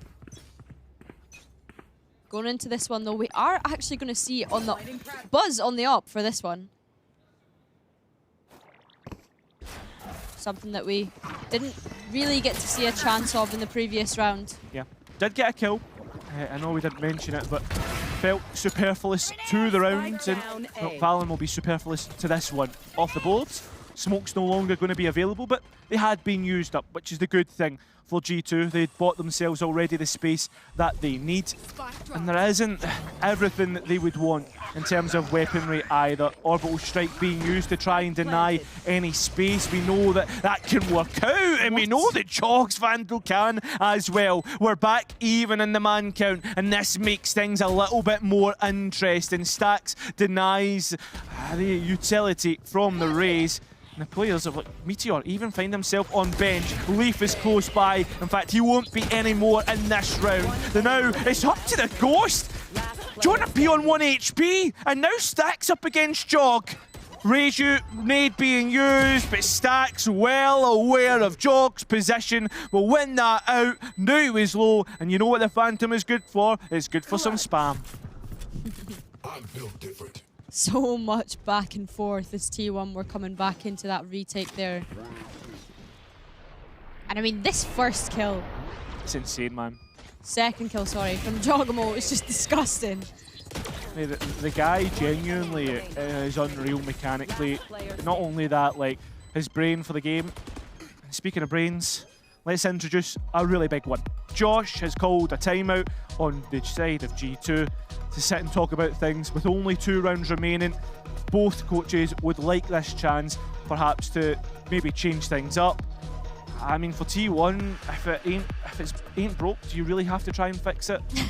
You say that, but T1 have only been able to get these past 2 rounds off the back of a timeout, right, Cairo? So, I mean, knowing what we know now, G2 probably going to have some changes of their own. Yeah, they will do, 100%. It's just how T1 adapts to that on the fly, of course.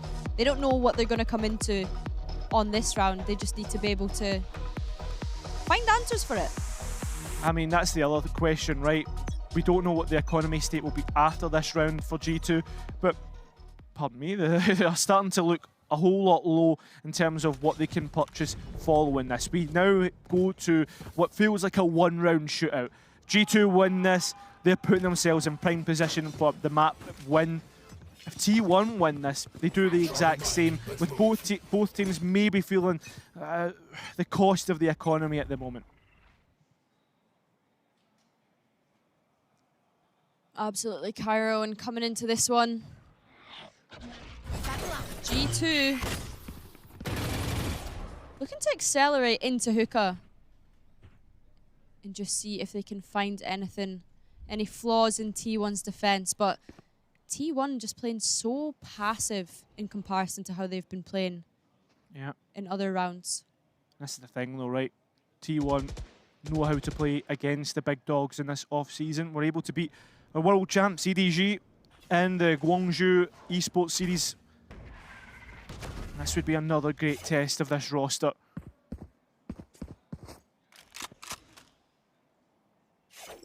Seekers online for Jonah P. Should G2 wish to utilize them. Information gathering so far been pretty slow, but it is actually a KO knife that is going to spot out Leaf on this lurk. I've got your trail. The Seekers have been used out. Leaf was towards the A side of the map, and well, as the execute comes in, there is a little bit of delay, and again, T1 buy themselves time to get players into position, and so does Meteor's Phantom. Look at this! It's flawless from the Korean side. They are the ones who take map point, and Billy, G2, their economy is in turmoil. Yeah, that was just a lovely round from Meteor. Jawgemo usually disrespecting that Vi's utility, but being trapped in hookah, not being able to do anything, which was allowing Meteor to be able to play off the back of that utility, which we've not really seen so far on their defense, right? They've usually just been using it to delay and not actually been able to fight back off of it. But as you said, Cairo, going into this one, the economy for G2 is not looking the best. It isn't. Right. And they want to get up close and personal. This is the map to do it. Stingers and the likes will obviously find a little bit more effectiveness in close quarter engagements, and this is what this map is all about. Careful here. Thrash in hand for Trent, should they wish to use it, and it looks as though they are actually going to commit the Thrash to this round. And is that a panic Visal? I mean, they're expecting all of the G2 players to funnel off the back of that Thrash. Yeah, they are. Something else to note, Billy, is that depending on the way that the kills fall, we could see a couple more ultimates come online, right? That's to keep note of as we head in towards the late round, in towards the post plant, and a 5 versus 5, which is something that we've not seen much of. The Thrash has been sent on either side. Players caught, Meteor capitalizes. There goes Tread. No more G2 Gecko utility, and no more players are starting to hemorrhage them. Jonah P at least has an answer, but T1 are on the spike. They have control of it, and they have control of the round. It has to be the Spectre of Leaf to get something, but they will not find it. It is T1 once again, Billy, who are able to defeat the giants of our scene. Phenomenal Valorant coming out from T1 there. I mean, we were questioning as soon as they went onto that defensional, what are they actually going to be able to do with it? How are we going to see this Vise play out? It's been a major talking point throughout this map. And I mean, G2, they did so well to do what they did on their attack.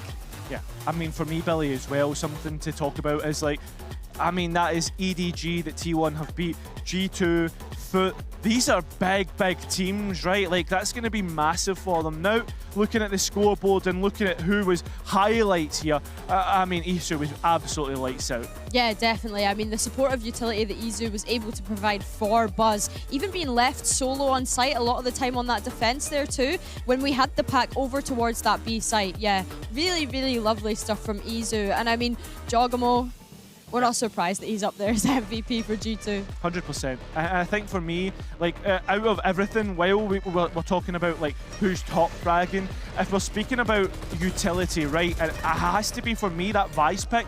Absolutely huge in the way that T1 wanted to play it. Delaying, allowing players to get in and going for flood retakes. Upsetting G2, not allowing to set themselves.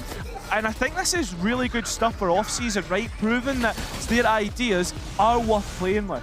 Yeah, definitely. And I think even on the attack, the amount of lurk kills that we've seen Meteor get, the amount of information that we've seen Meteor get with that Vise pick, I mean, it was just sensational to watch. And again, T1 just really steering the wheel with different ideas, different ways to innovate on different maps with new agents. It's really exciting to see, and I can't wait to see how much further they get throughout this tournament, Cairo. I mean, that's it. T1 move into the semi-finals.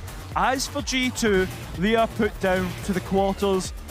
Both will play a best of 3 at some point.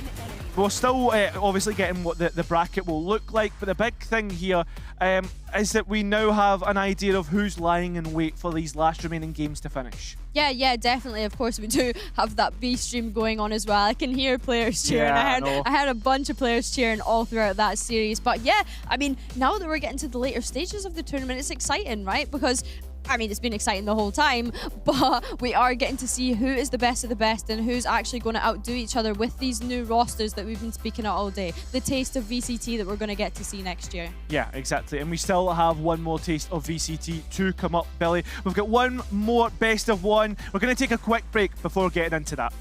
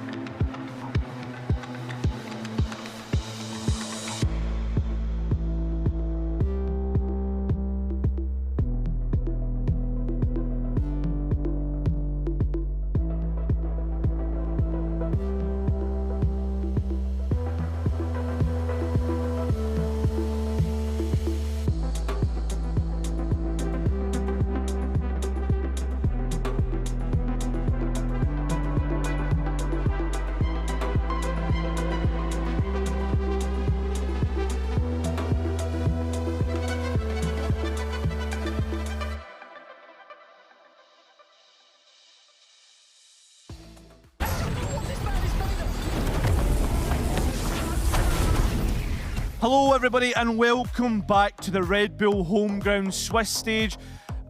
It's not Billy anymore. It's Haza joining me once again for the last best of one on stream, but there is a best of one happening off stream. Just to remind everyone, Haza, we do have the Red Bull Gaming YouTube B stream happening right now, where Foot and KC are up against one another. It is 8-4 to Foot in that game. But Haza, how's it going, mate? Yeah, it's going good. I managed to get a little glance of that KC Foot game. You could obviously hear KC. What's the color?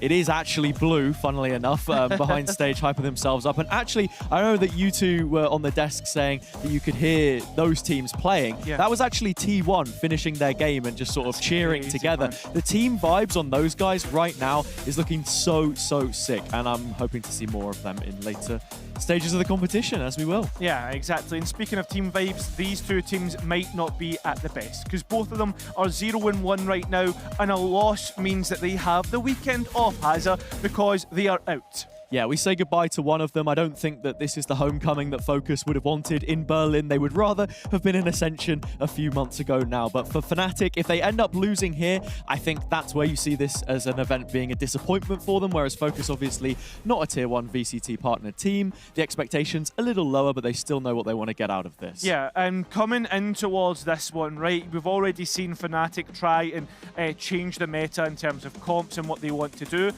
Do you think we'll see them maybe go to more the tried and tested to confirm tomorrow? I think it's a great point that you raise, but it kind of depends on what map we end up going to, true. honestly. And there's one thing to push the boat out, but essentially whatever they have been pracking is what they're going to play. Whether that is something experimental, I don't think we're going to see Abyss from them again, having spoken to Milan as he was making the rounds. You know, it's been a long amount of time that they've had since they played that game right at the beginning of today. So just letting the players rest and get ready for this one. Yeah, and with that being said, we do have the map veto and we can see exactly where we're going, Hazza. It will be Haven.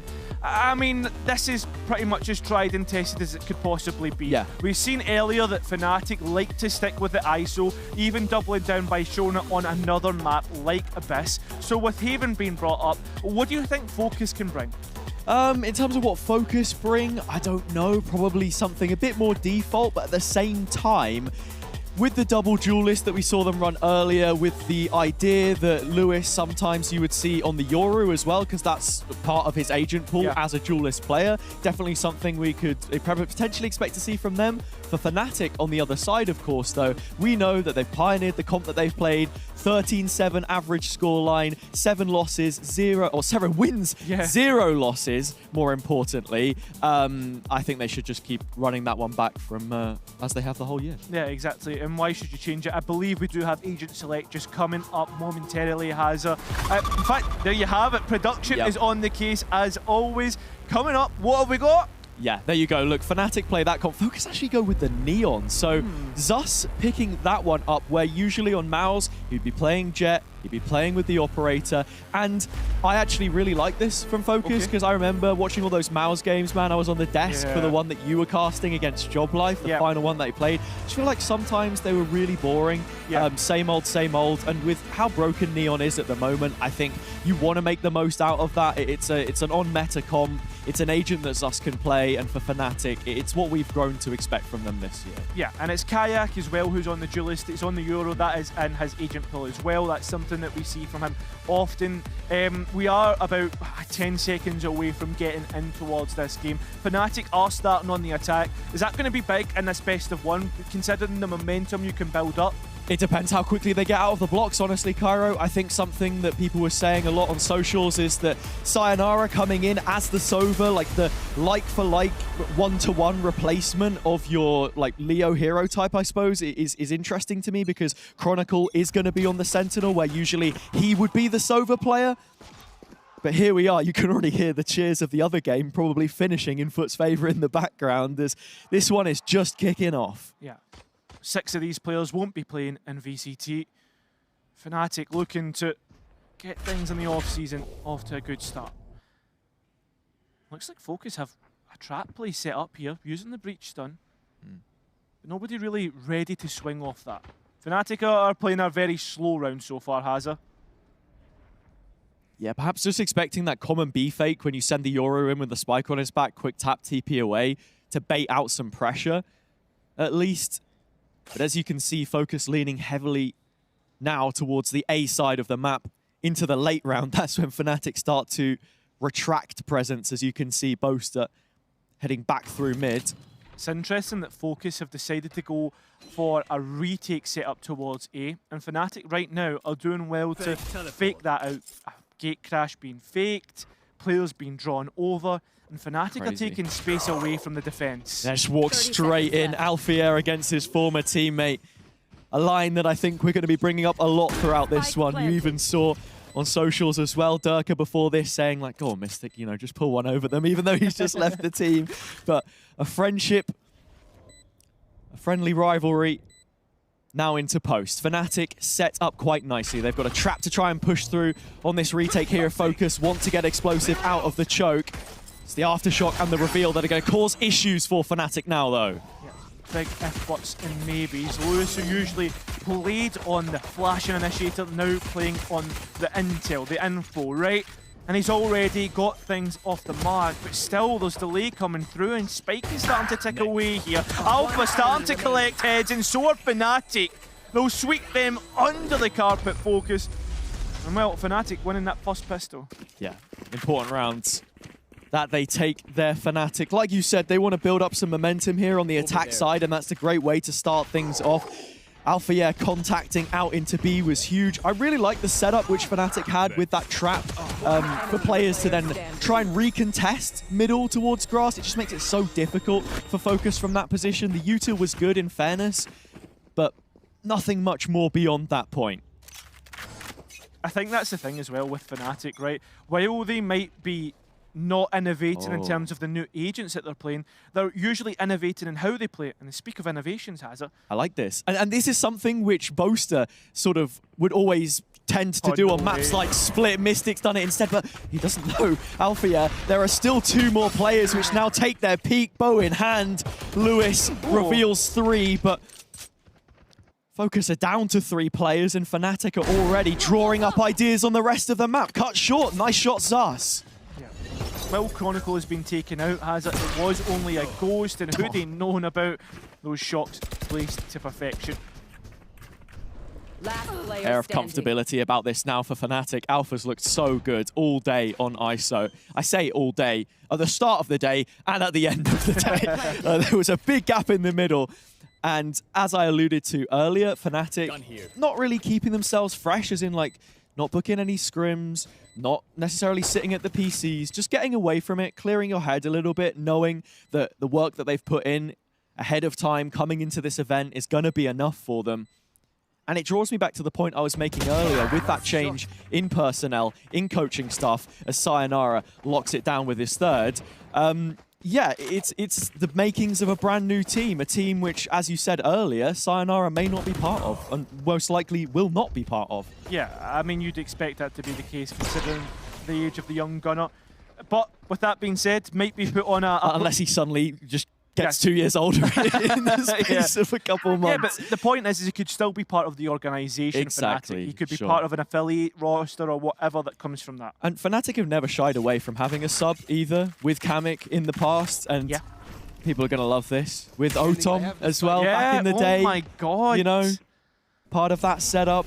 Mate, it's crazy when you think back to like the history of Fnatic as well. Yeah, it really and is. Don't shy away from playing young guns either, like Alpha. Yeah, and I think that you see on each team as well, they've both got their tradesmen from management into the players here, the faith put in Boaster with this project long term to constantly have new talent coming in. I say that they were consistent for a year or so, but for Focus, having Lewis as that name on the IGL on the other side, as this is a slow start to the round, which he'll now be leading as IGL. Remember, he came in as duelist, and that's the role he would have been playing the last time these two faced in 2022. Yeah, and as you say, Hazza, like Fnatic, the direction they usually go in, always scouting, looking to find what's new. Focus went in the opposite direction, went with the tried and tested, some tier 1 talent that they've introduced for probably the first time as an organisation. That's what I was saying earlier. But here is Alorante now trying to make his mark. He is weighing up 2 of the VCT veterans, but ends up getting cut down himself by Alpha. Double tap online. That's the first time I think we've seen his ult actually miss. So a moment longer before Fnatic call for this execute. 19 seconds. Kayak already out on A. He needs to make sure that he has control of this site and can't get picked off, Hazza. 10 seconds. There won't be too much pressure coming his way, fortunately, for the youngster. Cage up from Chronicle, allows for the cross. You've got a player towards Graffiti now, and it's Althea watching the flank. The thing is, though, Hazza, Focus have all the utility. They haven't mid-rounded. They have everything that they need to come back into this one. Just waiting perhaps for Hoodie's stun to come back up, and as soon as it's online, the paranoia comes through in tow. They're right into the site. Reveal on the corner, Chronicle spotted, but Sayonara still with one, and he's found an extra before he drops. Sus at the double, onto Sayonara now. Can the online beast turn up the heat on LAN? Of course he can! A triple kill, a Red Bull clutch to make it a third for Fnatic. Playing like a man beyond his years. He did it against C9 earlier, and he does it against an opponent or at a level which he will be more familiar with, right? That tier 2 team of Focus. There's still some big names there, and I mean, so patient, disciplined in the way that he plays these clutches. It was a DAC opponent, of course, which cut short that run for KPI. Brilliantly handled by Sayonara in the end. As you say, playing beyond his years. Lots of growing up to do in this one. Focus will feel a little hard done by there that Alorante hadn't got more in mid. That's where they will go, searching for something here on a round which you're relying on Zus's ult getting anything done, but the fuel is out and the A play comes towards Lewis. He can't defend it. Yeah, a chance to take Alpha off guard, but you allow him to shoot back and he will hit heads. Oh, although flashes out and Mystic has got two. It's not as comfortable as what Fnatic would hoped it to be. They are making their way slowly onto the site. The neural theft will give Mystic away, and he has to try and get something with a swing. Now up to Zus. Only a Sheriff in pocket, no longer has that ultimate.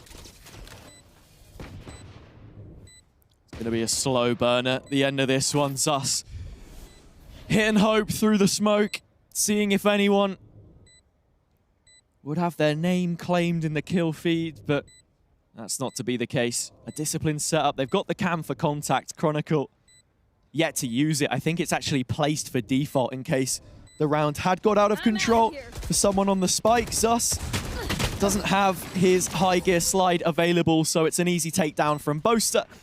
And Fnatic keep on marching forwards. Yep. 4 in a row. We talked about it earlier, right? Starting on the attack, getting that momentum going, and especially on a map like Haven, it can be hard to come back into. You're then asking the question of, like, asking the question of your opponents, can you do the same as us, limiting their opportunities in the next half to come back into the game? And well, speaking of things to keep the game rolling, Hazza, there is a Hunter's Fury online for Fnatic, but most importantly, Zus has introduced the operator to this matchup.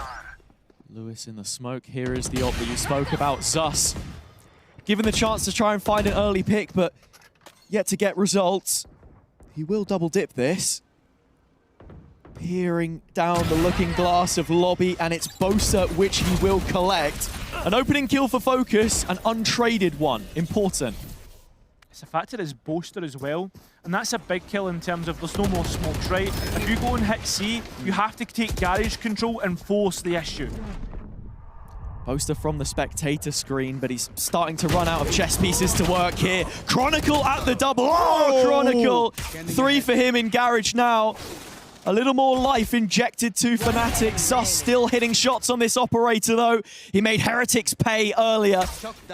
And he'll continue to deliver bad news as it's another clutch for Sayonara. Exactly, the person that you want to be in this scenario, Hazza.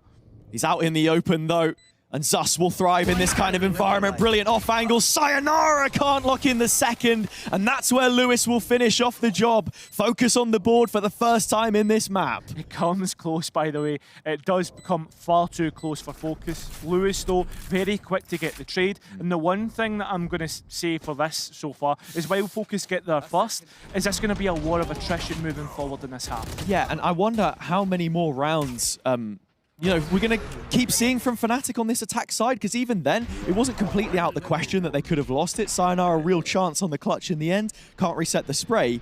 But back to that IGL conversation, you feel like Lewis is always that kind of guy who's a little more loose, and I think that kind of works with these aggressive pieces you were talking about. Mystic on the controller, Zus on the duelist. Whereas for Boaster, a lot of the time people will talk about him being a little bit more micromanaging in terms of the style and what it is that you want to do. So even though he goes down early there, Kayak's the kind of guy that can make those quick decisions to turn around on its head. Same with Chronicle. It's a clash of styles here in many ways that we're seeing, and a very early clash in lobby, which has still not resulted in much blood dropped. It is just Lewis down to 45 HP. Fokus chasing Fnatic out of A lobby and towards Zeus's op. He's so good at just these quick glances and picking up a frag. And like I said, Boaster's the first one down here, but Fnatic still, with an idea of what they want to do, they managed to take control of the B site. Smoke dropped as a blocker, and Fokus already in C-Link ready for this retake. Contingency plans after contingency plans,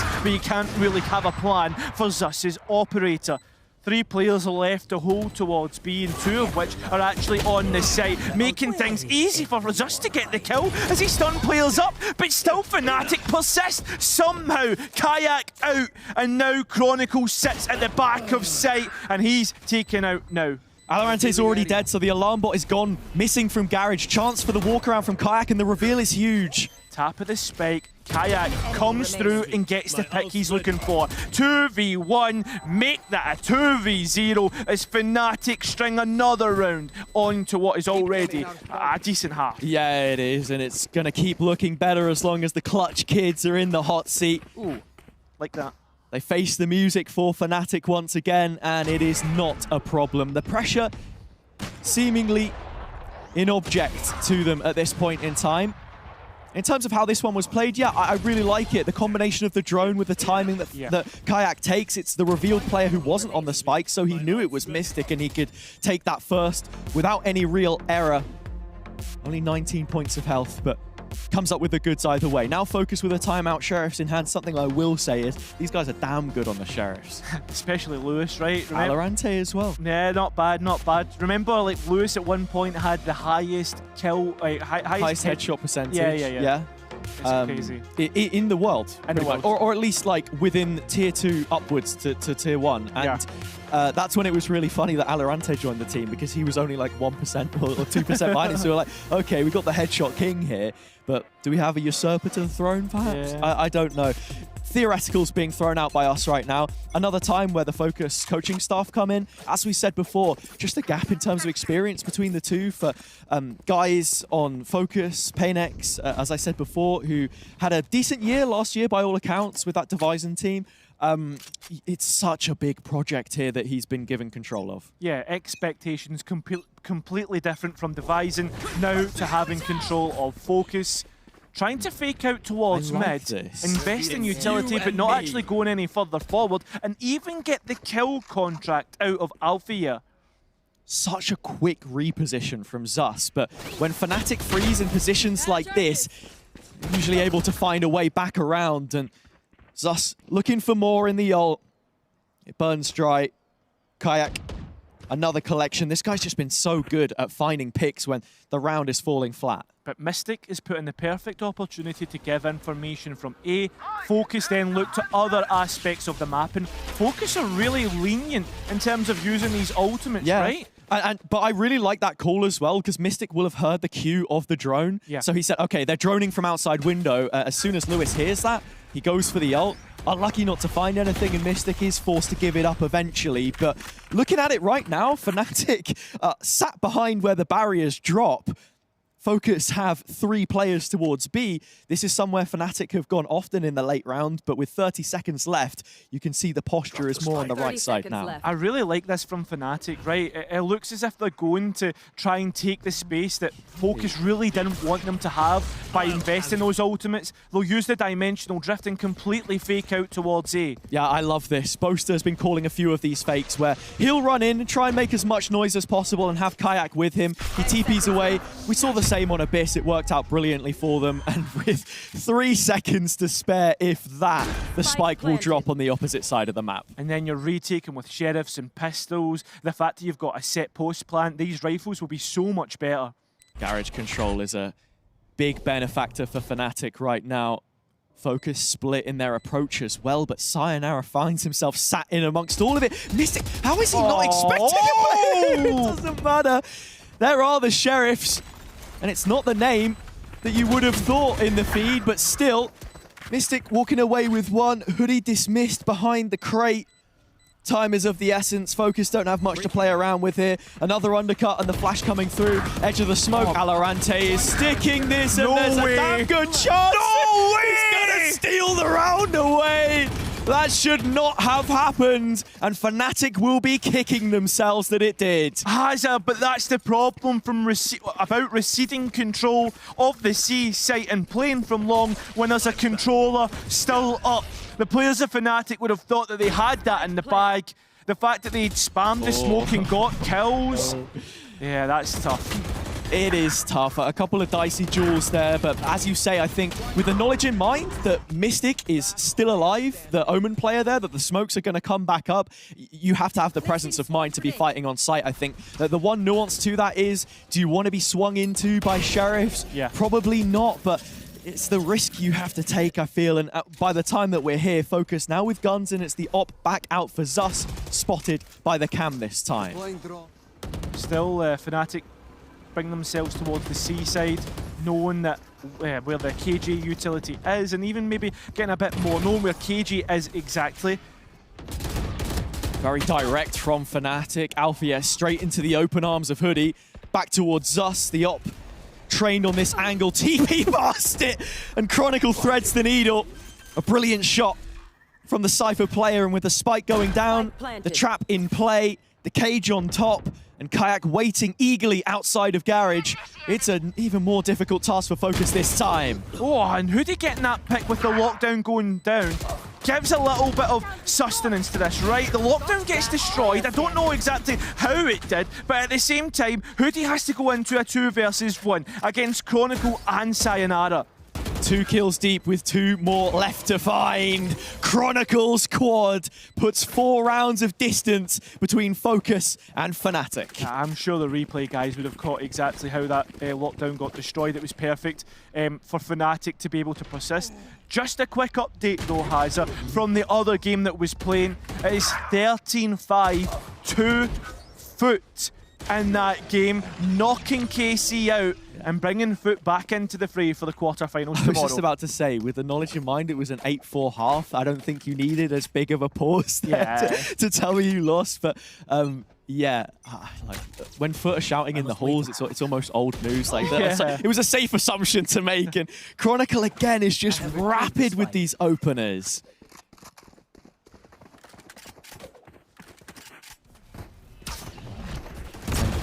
Oh, nice from Mystic. Really cool. He just floats the smoke, and as it's dropping, it acts as a one-way. I know that Omen obviously is going to get nerfed in that sense soon, but you'll still be able to do that on the new patch. Yeah, that's very true. A new mechanic perhaps for people to learn, but at the same time, taking your timings, Fnatic begin to take their time to walk towards A. And it seems as if Fokus have an idea. The Neuro Theft will be able to allow Fnatic maybe to go elsewhere, but no, they're doubling down. I mean, you say that, nothing is a given. Here, you already see the TP is heading back out of A, despite the fact that Kayak has the spike. Double classic dink from Lewis. Peeking back through with the flash. Kayak's not going to miss in that situation. He'll make amends here with a double. Fnatic on site, in control, large and in charge with Zus. Yeah. In another clutch attempt. I mean, he has a Vandal this time. Yeah, he has a Vandal. I wish they could have seen the look on your face. Yeah, he has a Vandal, but at the same time, he's also got to beat Chronicle, Kayak and Boaster, all of which are very good in a clutch if it does get to a 1v1. I don't think you even needed to mention the clutch part. They are just very good, aren't they? Here comes Zus, trying to find the first duel. Kayak is the one who will respond to him. 7 for Fnatic. Yeah, they are just very good. Proven right there. And do you know what else? Fnatic are good at confirming an advantage at the very least. Yeah, and I think that was something which maybe we didn't see as much from them earlier against Cloud9 on Abyss, that maybe we wanted to. A few rounds which did slip the net on that defender's side when they got early picks. Yeah, 100%. I think for me, like, it is confirmed, right? This is a war of attrition because Fokus are being completely denied defensive rounds. This is traditional Haven at its best. Yeah, and it's the kind of thing that you're going to talk about as well in that time that you have off. I think the biggest thing for me right now, if I had to say something about this Fnatic team, is just the amount of trust that they've put in Sayonara to be playing Sova again anyway when, you know, when Hero was on this team, he wasn't stepping on the toes of Chronicle whenever that role was available within this one. And sure, the fabric of those players, the DNA, a little different, but still an agent that we know him to have played on previous teams like S2G, or Supermassive, sorry, I should say. Yeah, 100%. Alo just feeling the pressure coming through, and he's always good for a 1v1. Alpha has his ult. Yep. And up against your boy Lewis, and Lewis doesn't even stand a chance. I say that because I think it's the first time that Alpha's actually connected the kill contract so far, but he'll sign on the dotted line, and with Sayonara right behind, no issues at all. Boaster was in spawn. He does TP across for good measure, and with that, the spike can be safely ferried onto the C site once more. Yeah, I'd actually love to see how successful Alpha is on the kill contracts overall, right? That would be a nice statistic to have. Yeah. Hoodie, on the other hand, how successful is he going to be up against Sayonara? Well, there's your answer. Not successful at all. And Zus is left all on his own once again.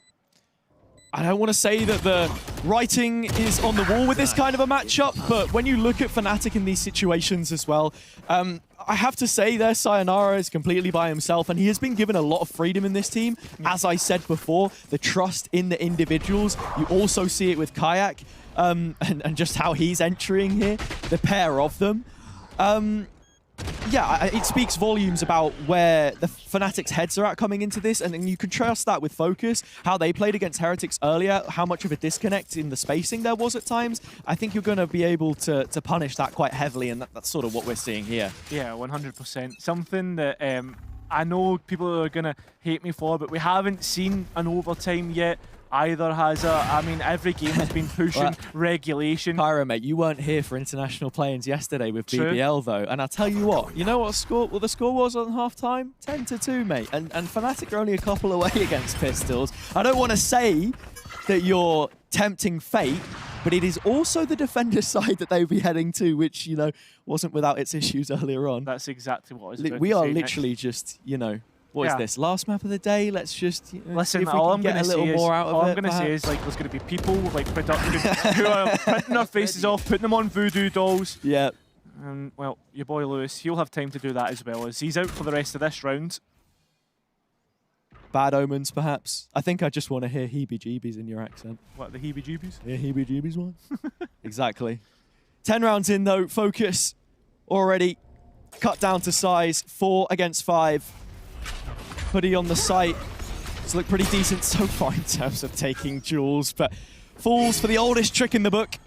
The fake out in his face. Nice position from Valorant, and Long could cut the cross, but Alpha, yeah, is blocking bullets and sending plenty back in the opposite direction. That's the harsh thing, right? You always have to be good at hitting your first shot against Alpha, yeah, but even if you're good enough at hitting the first shot, you have to hit the second. As much as we said about the Sheriffs earlier, I feel like Alpha, yeah, by himself is the antidote to that here, because up against Pistols, you block that first instance of damage, it's just too easy for him. And my name's Zus.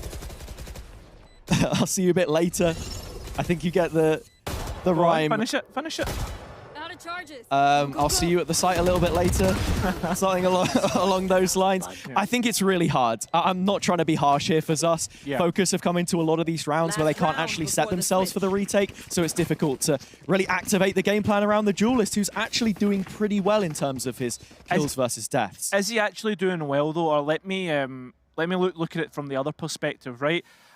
You can look at it that Zus is so far away from the action because he's playing these solo like anchor roles, holding down lines of sight, which we expect from him, rather than being present in the match and fighting against Fnatic, which you would hope for him as that duelist. Yeah, I mean, that's the thing too. A lot of the time, you're going to see Hoodie here just because you're that rotate player as the breach with the utility, but at the same time, you kind of expect that from Zus just because of the speed at which he can find new positions, and already down to bottom mid, just using the shift key, he had the info, but not the shots to Chronicle's direction.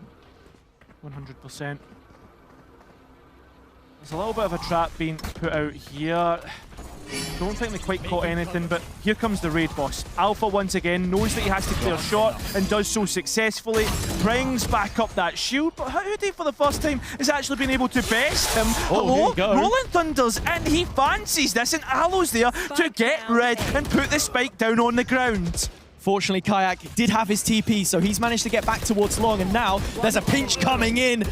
Can Fokus evade the vice grip? Mystic against his former club, but gets put down to end the half. Double digits for Fnatic. But can Fnatic do what BBL could not and be able to convert a 10-2 Yes, I think they probably could. I don't want to make it sound that easy, but there is little that stand between them, and I think the big thing to contextualize it with that game that we saw on Haven is that there was no confidence about the BBL team. The default, also very slow from those guys, like I guess on their attack side, because they fell flat on the attack side. I guess that's the difference to the defense here. Fnatic are just full of confidence coming into this one. They know that there's just one map, a best of one, a good place as any for Fokus to pull off an upset, as it would be. But right now, I think the scorecard tells you everything you need to know as we get a quick reminder of how the half panned out. I mean, when one of your 2 rounds is this full stick in the smoke, it kind of says all you need to know. Yeah, and I think as well, like, while Fnatic have been waiting a long time, there's a team that's been waiting a little bit longer. That's Fokus, right? It's unfortunate that's the way that things have panned out, but I mean, both teams have been in the same ice bath, waiting to get ready to go, and one team has come out lights out. It is Fnatic. Look at Chronicle, like, he's 18-7. Sayonara's 14-4. Yeah, and to speak to Fokus for just a moment, as well as the headlines are always dominated by Fnatic, think of this tournament of them from a general perspective. You come in, you play the team which finished second at Champs and has been in most of the finals that we've seen internationally this year. And then who do you go up against who somehow lost their first game? Oh, the team that won every single EMEA final that we saw this year as well. And look, it's going to take time for the system to get up and running. Even the names, Zus as well as he's playing, Mouse is the longest team that he's ever spent any time in, so it is a little bit different now. But more of the same from Fnatic in the pistol to shut down this B play. Yeah, I mean, at the end of the day, Fokus have got a chance to come away with 2 good VODs. Well, they might be coming away a little bit quicker, as Chronicle has been so quick off the mark. Hoodie's trying to get that spike towards the C site to at least get it down and give them something to work with. In fact, there's this round to work with, actually, after those 2 quick kills. Hoodie has been doing brilliant work so far, and I guess that's where you draw the line in the divide with VCT talent and Challengers talent. Hitting the stage so many times in Berlin across the last 2 years with Giants and GX. 2 versus 3. 30 seconds left. The VCT old guard against 2 of the new boys and their mentor. Over to A is where they go. Sayonara, the first one there, has the reveal as proactivities being wagered elsewhere. Sayonara won't want to give an engagement, right? He'll be looking to play slow. He is very, very low. And he'll hear the spike going down and calling for everyone to head his way. I get a shock in though, and that's won the round. That's all it was. I was just about to say, like, you know he has it there. It'd be rude not to. He uses it, and that's it. That's all she wrote. Even at that, right, like, with the 3 seconds remaining, they still don't get the spike down Focus, and they can't really force into the next round. So not only is it a disaster in terms of not giving them a chance to win, but it's a disaster in future rounds as well. It's also how quickly those next 2 players were. If Sayonara had ended up, not getting anything done there, you could see as far as A lobby, by the time the plant was going to come in, Fokus would have been looking for an isolated engagement. Sayonara simply smiled as his util did the talking. Another slow round. Stinger, Bucky, Singular. In terms of what the buys look like, Hoodie does have a Sheriff, but the rest is looking pretty bleak for Fokus to have around. They're trying to keep things in close quarter engagements, and that's where the Bucky will thrive. And we're actually Mystic's Ghost Ball as well. Yeah, 2 nice kills for Fokus to take, but can they hold on to the B site with a limited weaponry? The range also limited on this Bucky. That's where you want to get up in their face. Missed shot, but the second will land, as will the third. I mean, that's the problem, right? It's scoped weaponry up against close quarter weaponry. You want to try and keep it as long range as possible, but they will not get the chance. And well, Fokus will give themselves a chance to stay alive a little bit longer. Flawless as well. I guess the annoying part is that you didn't get the full force that you wanted. Yeah. So the weapons that you keep aren't the best. You've already seen a couple of purchases, 3 Vandals that we'll get in the next round after this replay. You'll all see it, but Zus's Bucky what started things. Yeah, I mean, that's it. It's Fnatic who have bought up 3, so this round does not look as concrete as what Fokus would have hoped. Yeah, it is 4 Vandals in the end and an Outlaw, so you kind of understand the situation as it is for Fokus. They can keep bankrolling guns as long as this one is still a possibility to be won, but Chronicle wants an early bedtime. Mystic does eventually put Sayonara to sleep. It's probably past his bedtime by now anyway. Breaks for a 4-on-4, and now the mid-duel can ensue. I mean, you see mid-duel, it's like a phantom duel, right? It's cold. Yeah. Nothing really happening head-on. There's a trap here. Alpha being baited for. Aloe will not check. Runs in like a headless chicken. Alpha just loves to play around lobby as well. The duels that you can take as ISO in this position. Oh, nice. His best highlight of the year coming from there. Kayak with a quick click. He is out. Hoodie on the trade. Still numbers Fnatic. Undercut was perfect. Chronicle in the site though, Hazza. He needs to try and get a pick, but he's found. He heard all the steps, but Hoodie using that as a distraction instead. Paranoia keeps them back, can't capitalize from the Matrix in front of them. The contingency wall to get them out. It needs to be clean shots from Alpha, but he's certainly going to be thinking about the spam. Bang to the gong. Hoodie is gone. Mystic in the clutch against his 2 former teammates at the time he played on the team, and he's come up trumps. Mystic with the clutch. That's number 4 for old time's sake. Certainly is, Hazza, clutching that up. And again, for Fokus, it doesn't matter how you win the rounds. It matters if you win the rounds. They keep themselves rolling, and now Fnatic come into their full buy, even though they had those Guardians and that 1 rifle. Such intelligent play, and then here's Mystic. This is the clip that we wanted to see, the one that will be getting a quote retweet once this series is done, I imagine. But inside the server right now, Fokus with a little bit more confidence for themselves. 2 on the bounce, but Fnatic meet them with a buy of their own. Oh, and what a shot from Kayak to start it off. Double dink as he fades away. It's one of the 2 duelists gone. That's it. Hoodie, though, has the Rolling Thunder as well. That's online for the attack to execute into. Chronicle has been pinged out, but he's managed to escape the utility and in towards a pocket and back sight. Let's have this trap. It does finally get broken, and with the aftershock in mind, the spam is calculated. Hoodie profiting off the back of his own utility. Fokus in position. Hazza, the back lines here. Alpha is knocking on the door. Fokus need to be wary, and they're not looking the right direction. It's a shooting gallery. Now the shield up. He's looking for more, but Fokus have somehow managed to alleviate the pressure. Wall does give him the cross, new angle, fresh perspective, same result. Alpha another kill, runs out the double tap, is still going. Alpha, yeah, with the ult. Mystics in the corner. They won't make that mistake in the 2v1 this time. Body on the ground, Sayonara's just got to hit the shot. That's if Alpha, yeah, doesn't beat him to it. Yep, we are now on map point on Haven for Fnatic's defense. It comes from Fokus's own mistakes, Hazza. The fact that they allow Alpha into the back lines and to shoot everyone down. Yeah, so caught up in the situation when they had the numbers that it very quickly slips away from them entirely.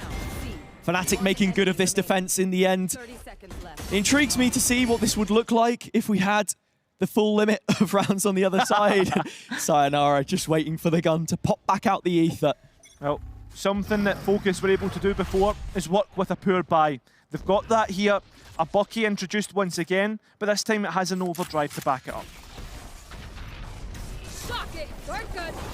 Sus making his way through. KC with the same kind of split play earlier. The issue is that one actually worked out for them. He has been dispensed of by Kayak and back in a LAN environment. He's looking hot to trot. Having played only one official there in Ascension, he still qualifies to the VCT with an orange jersey on his chest. As confident as ever, Fnatic take it 13-4. Listen, what more can you actually say about that, right? Fnatic with a real professional performance. That's what we expect of them. They didn't let it slip. They've learned from their mistake against C9, even if their opponent wasn't as star-studded as C9. I mean, C9 in the off-season, I Oh, Slow mate, was saying different earlier, beast. it's just like the Lakers or something. They just come out of the woodwork and give you this ridiculous performance. And I want to know how that holds up in the best of threes. Given a little bit more time, impact from the coach slot, etc., etc. Fnatic, off the back of this reset, I want to say looked like an entirely different team, but to be honest, it was just more of the same, of the positives, just cutting out some of those negatives that we had from them earlier. Sometimes that's all you need, right, is to more focus on cutting out those negatives because you know that you're good enough to get things over the line. And with that being said, Fokus, we will say goodbye to them and KC, unfortunately, but Fnatic go marching on for a quarterfinals tomorrow, Hazza, on Saturday. I mean, looking at this one... Friday. All good, mate. It's been a long week, but it doesn't matter because our duty is nearly done. We've got to round things up, though. We're looking at the scoreboard here as well. I was impressed with Hoodie. I think Zus also wanted to leave his imprint. It's going to take a while, as I said, for this system to really benefit him fully. What do you want from Fokus? As someone who has paid close attention to their exploits for the last 2 years, where can things change as we roll the highlights for this one? Yeah, I mean, for me, Hazza, I don't know, right? There's been good stuff there, right? They're like 1% away at certain points, but at other points they're finding themselves making mistakes, right? Leaving us alive in at regular rounds and 1vx scenarios isn't what you want to see. I understand that, like, let's be honest, when you're on Haven, defense can be hard, but they need to come up with more of these contingencies, maybe set plays that they can play through and find themselves rounds. Just deepen the strat book a little bit, the playbook, what they want to do in DAC. You're not going to be playing Fnatic and Heretics every week. I'll tell you that for free. And as well, just with the knowledge in mind, they made 6 player changes last year from between splits to one another. Albeit, you know, improvements could be seen along the road. They ended up with the same result in Split 1 as Split 2. I think you've got to have so much more confidence just with the names that you have here. And with the protocols that should be put in place, I don't think they're going to be feeling too frustrated with how that one has concluded, but work to be done and work that we expect. Yeah, I mean, let's be honest, this is off-season, right? Yeah. We're in November 2024, not 2025. There's still months to go. There's still a lot of work to be done. There's still boot camps to be had. And Fokus are just off the back of theirs. They're saying that, like, listen, we don't know exactly where we're at coming out of it. We're probably going to take a couple weeks, understand exactly what is good for us, what is bad. And as you've already said, Fnatic and Heretics. Heretics against them looked very good. Fnatic hasn't such. But with that being said, Hazza, let's look forward and have a look at the Swiss stage. Yeah, man. T1 at the top, 2-0. You and I both having a go on each of those, man. I was so sad that I didn't get to be here for the bind game because honestly, dude, I just really like the ideas that they're bringing to the table right now. Meteor playing the Vice, of course, looking really nice. The individuals on LAN, I think they're really feeling themselves. You get great team chemistry coming from them. And Cloud9 also 2-0. Got to be happy with how they've ended up performing here. Yeah, I agree. In terms of the middle of the pack, though, right? A couple of names that I didn't expect to be there. I had G2 as one of my favourites to go 2-0 personally, and Heretics as well. Bearing in mind, they did have to use a sub in Weber, though. That's a little caveat to that. Yeah, I mean, look, Heretics haven't been without those kinds of issues throughout the year. Honestly, it feels like someone's laid a curse on them or something. But mate, hopefully we see that lifted and hope that Woot feels better soon as well and can come back and join us for those games, which we will be having taking place tomorrow. Cairo, anything that you want to wrap up on before we send it to that final round of Swiss tomorrow? I'm just, honestly, if I'm being honest, just happy to have been involved and cast all these amazing games, because let's be honest, today, we've not had a bad game. Like, even that swamp that Fnatic gave, there was interesting ideas from both teams. Yeah, I completely agree with you.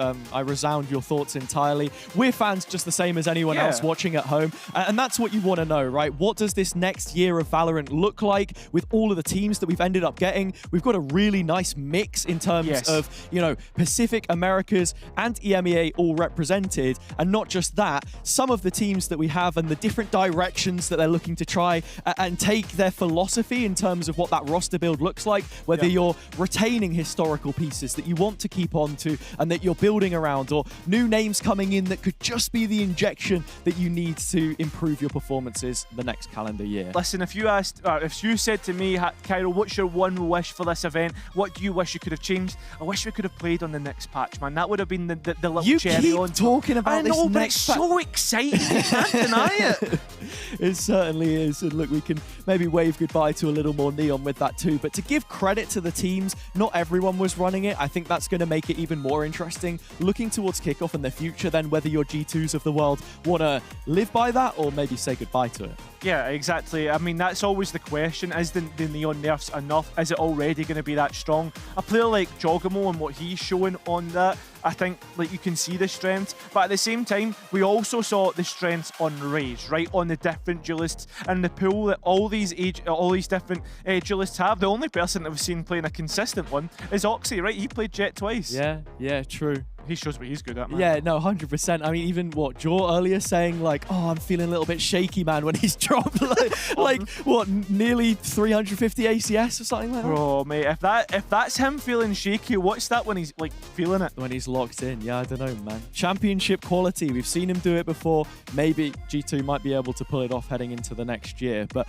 with that in mind, I believe that is pretty much everything done. I guess a little bit of housekeeping towards the end. Exclamation mark drops will be carrying on throughout the weekend. Those will be available for you. Player card spray, all of that stuff, Cairo. Yeah, 100%. And that's us done, Hazza, not just for today, but we are done for the weekend. If you're looking to come down to the Arena Berlin, make sure you get tickets, because everybody will be playing on stage, and that's something you can watch. Although, Hazza, that's all from me. That's all from me. And that's all from us at the Red Bull Homegrounds. Have a great night, and we'll see you tomorrow down here at the Arena Berlin. Bye-bye. Bye-bye.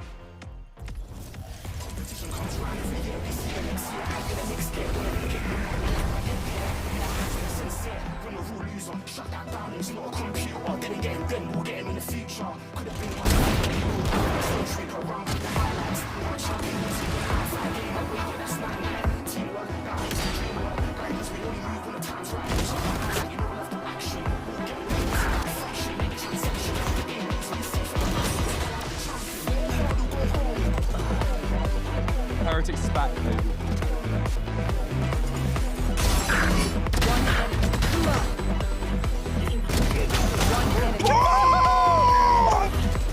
C9 will win out. Holy moly. That is actually crazy. I don't even know what happened. One enemy.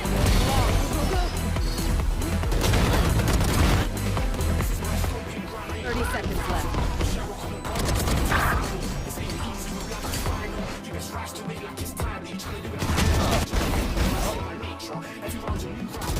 One last play. Hey. One. Last player standing. One enemy remaining.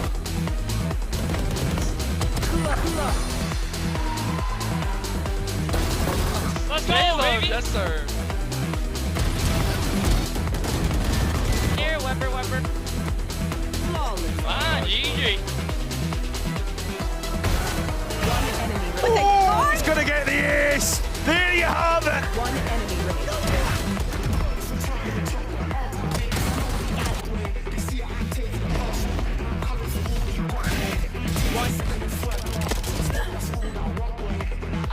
player standing. One enemy.